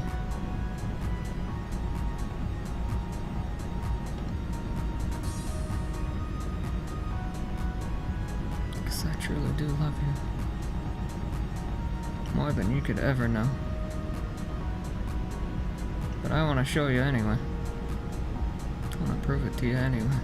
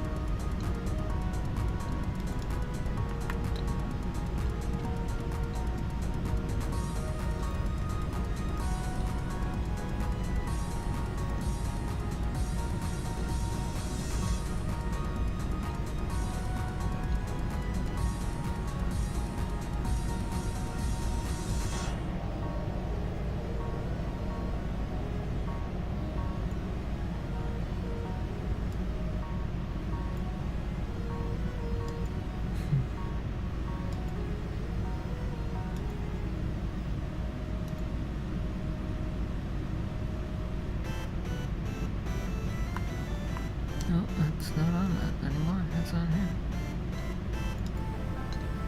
So that's almost there because it's happier. And it fits more.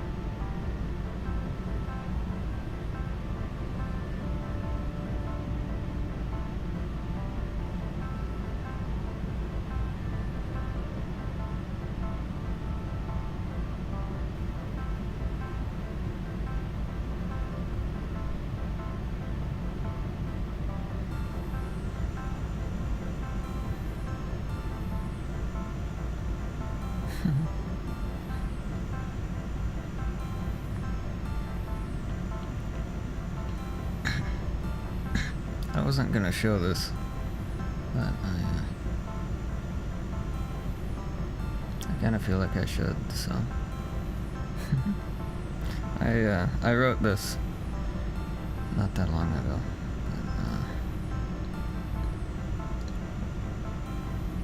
but it's this is the best I've ever written my last name. And yours, for that matter. But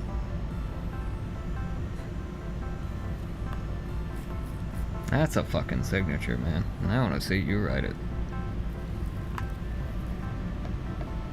Because your handwriting is probably 10 times better than mine will ever be.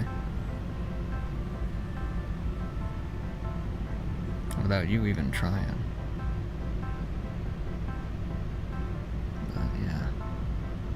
That's a fucking signature if I've ever seen one.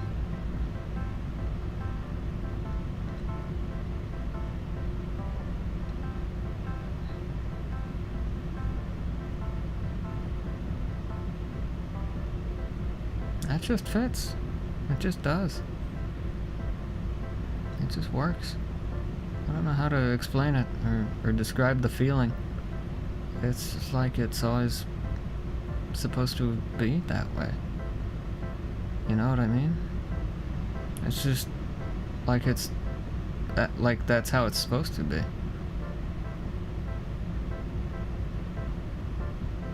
I don't know. That's the way it hits me when I look at it. When I look at our names together. It hits me like a freight train every time.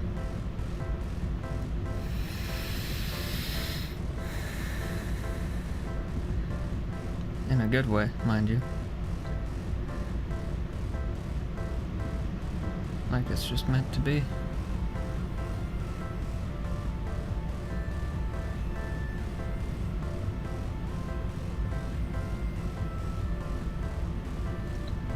And I wonder if you've always felt the same.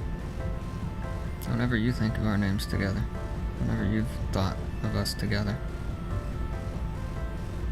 Maybe deep down. That's what you've always felt, is that name. Maybe you've always resonated with that name. Maybe it's always the only one that's ever felt right.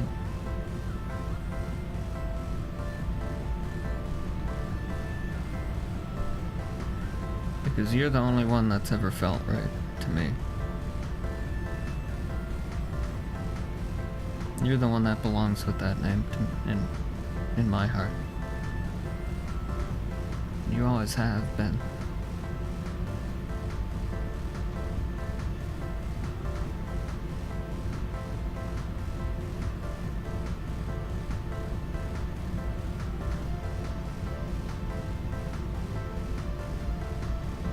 It just feels right.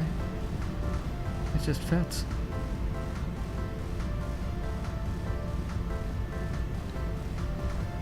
The first time I saw it after I wrote it, I just had to take a step back and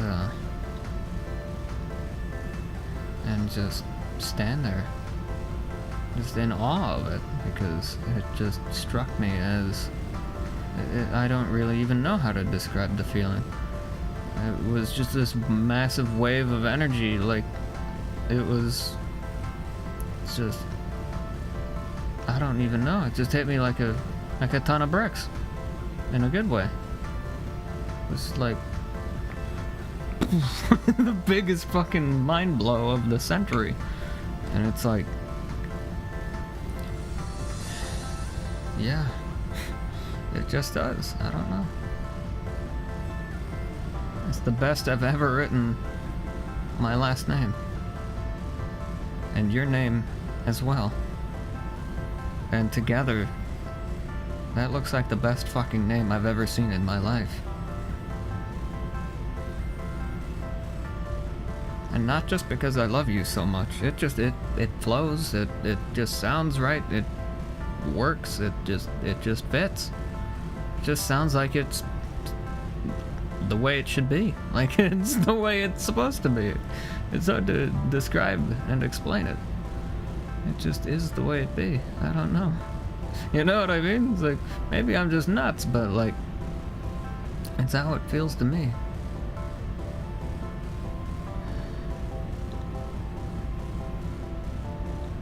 I don't know. Maybe you wrote that name a quadrillion times in some notebook or something throughout your whole life. Maybe you still do. I don't know. Maybe you always think of me and think of that name. Think that that's how things should be. That you wish so bad it could be that way. You don't know how the hell to make it happen. Maybe you feel like I do.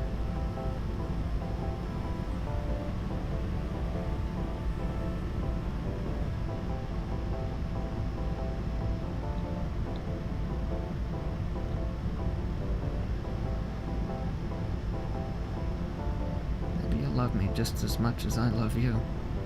And you have no clue what to say about it. You have no idea. I don't know. I don't know, Savannah. Because you haven't told me anything, so I have to guess. And I can either guess that you love me or you hate me. If those are my two choices, if those are my two options, then my insecurities would have me guess that you hate my guts and you never want, I'm no better than the frickin', I'd be an insult to the dumpster you'd want to throw me in. But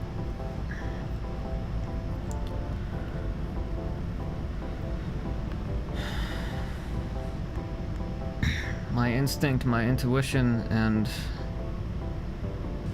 my gut, and my own sixth sense, and just inner feelings, and hopes, and dreams, and love, and just everything, every fiber of my being, other than my insecurities, are telling me that's the right thing, right in front of me. That name, your name, the name you should have. That's the freaking truth. And that's the thing you want. But I don't know. Only you know the answer to that. But I wish so badly that you'd tell me.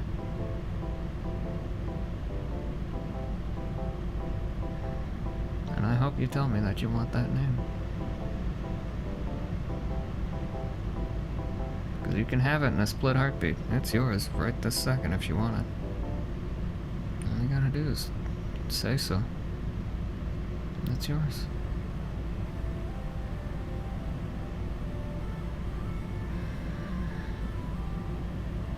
Because I love you so much, Savannah.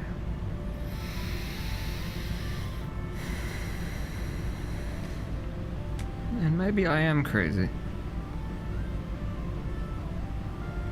Even if I am, would you still take me anyway?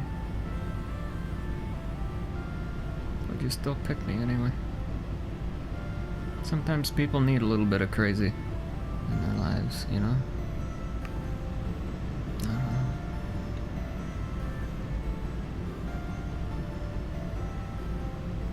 know. I don't know.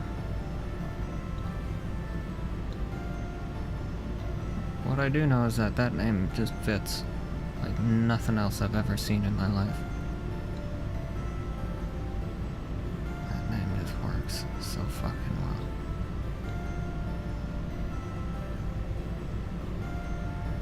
And I love it so much.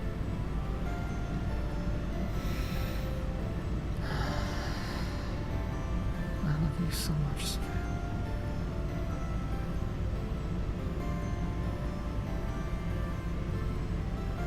I really hope you don't hate me.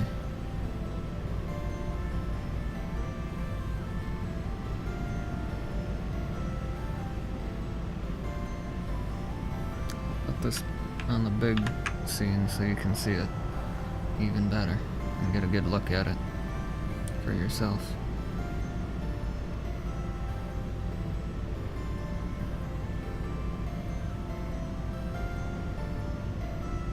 I wish you'd tell me what you think.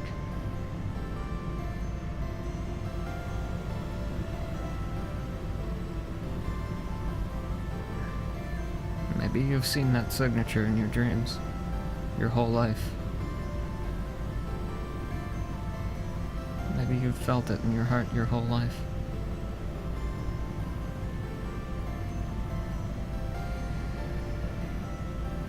Maybe your hand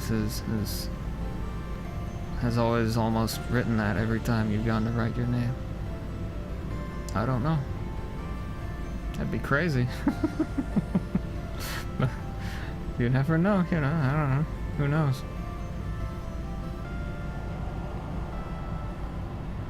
I don't know. I just don't know.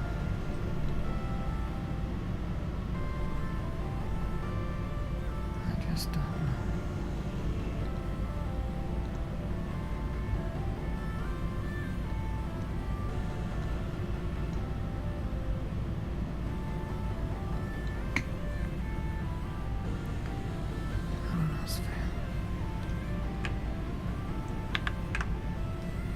All I know is I love you.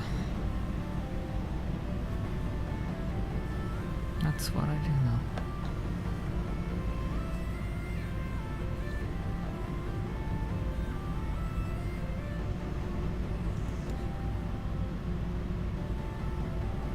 I love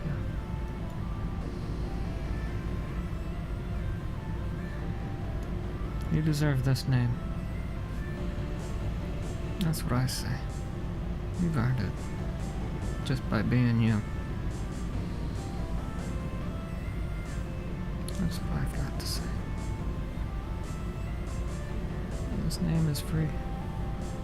There's no price tag. You don't have to fight for it. You don't have to earn it. You don't have to buy it. You don't have to pay for it. It's free. It's all yours. Because you are Savea, and you are the goddess of starlight. You're my goddess of starlight, anyway. That's who you are to me. And I love you so much. I want to marry you so bad. I always have. Even if I couldn't see it. The feeling's always been there. So That feeling's always been. And now I know it's there.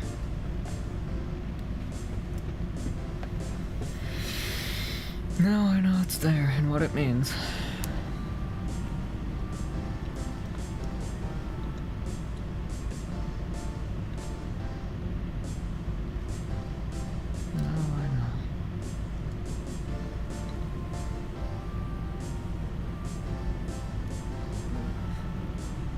Ignore the steak sauce and all this old meme crap down there.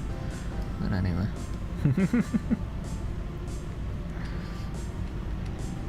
Don't worry about these. This just says I love you and different runes. I don't know. Made those languages a long time ago, so I figured, I don't know, if I'm a freaking alien and I end up being abducted by my own species and returned to my home planet, maybe they'll wonder how the hell I know their language already. I don't know. Who even knows, dude? But anyway, it's honestly it's just English with just different characters. But I love you, Savea. I love you, Savea. But anyway.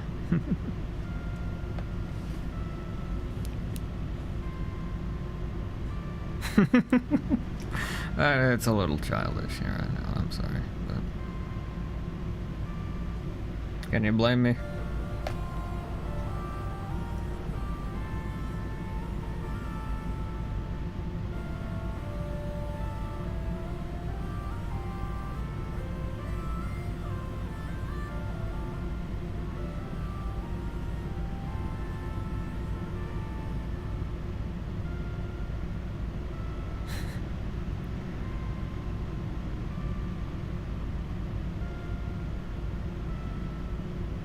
Sorry, just looking at meat sticks.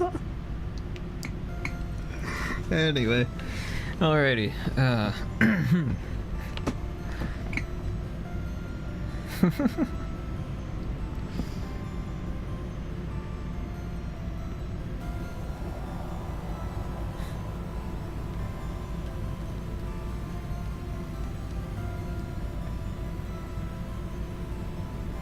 That feels like it's your name. Without a shadow of a doubt in my mind. It feels like your name right there.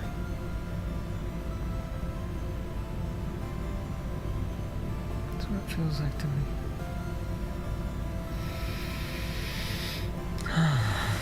And I hope you feel the same. I don't know, and I'm scared. I really am. Because I don't know what the hell you think. I don't know.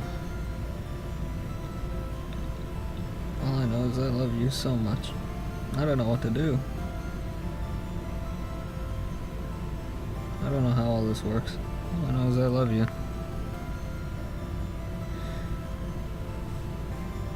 I don't know how to start relationships. I know how to maintain them like you wouldn't believe, but I don't know how the hell to start them. Nobody ever taught me, so this is what it's like.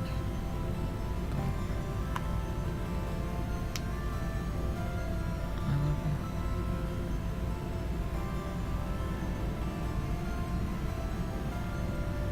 you. I hope that's what you want. Excuse me. Never fails. My stomach loves you too. Ah, crap. A walking circus act, I'm telling you. Alright. Pigsty businessman, here I is. I'll be your pigsty businessman if you'll be my steak sauce. I don't know. No, be my goddess of Starlight.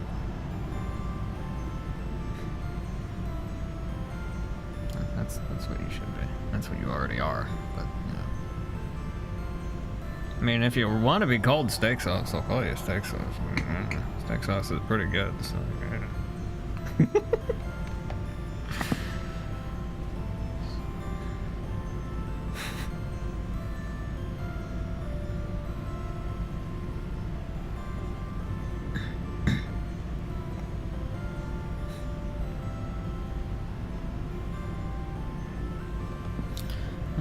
already.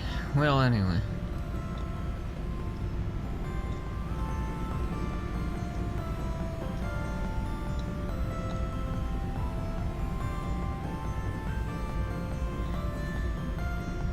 I love you, Savannah. So very much. What the hell is under my fingernails? That's really gross. Yeah. Ugh. I need to get cleaned. I need to clean myself. I'm a mess. I'm sorry, Svea. Oh.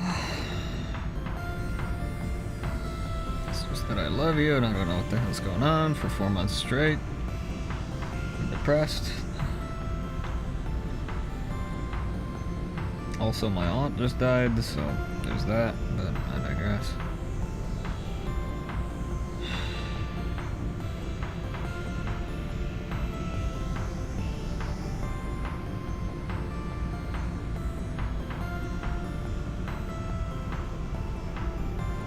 I just need you. That's what I know for sure. I need you. Well, anyway, I'm gonna end the stream now, so I'll let this song play out, and then I'll do the usual fade out thing. But I'll leave this screen up. So I'll turn my mic off so we can listen to the music. I love you so much, Savale.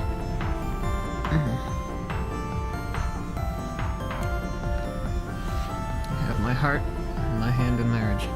It's all yours. I know my nails are long, I'm sorry. I'll trim them very soon.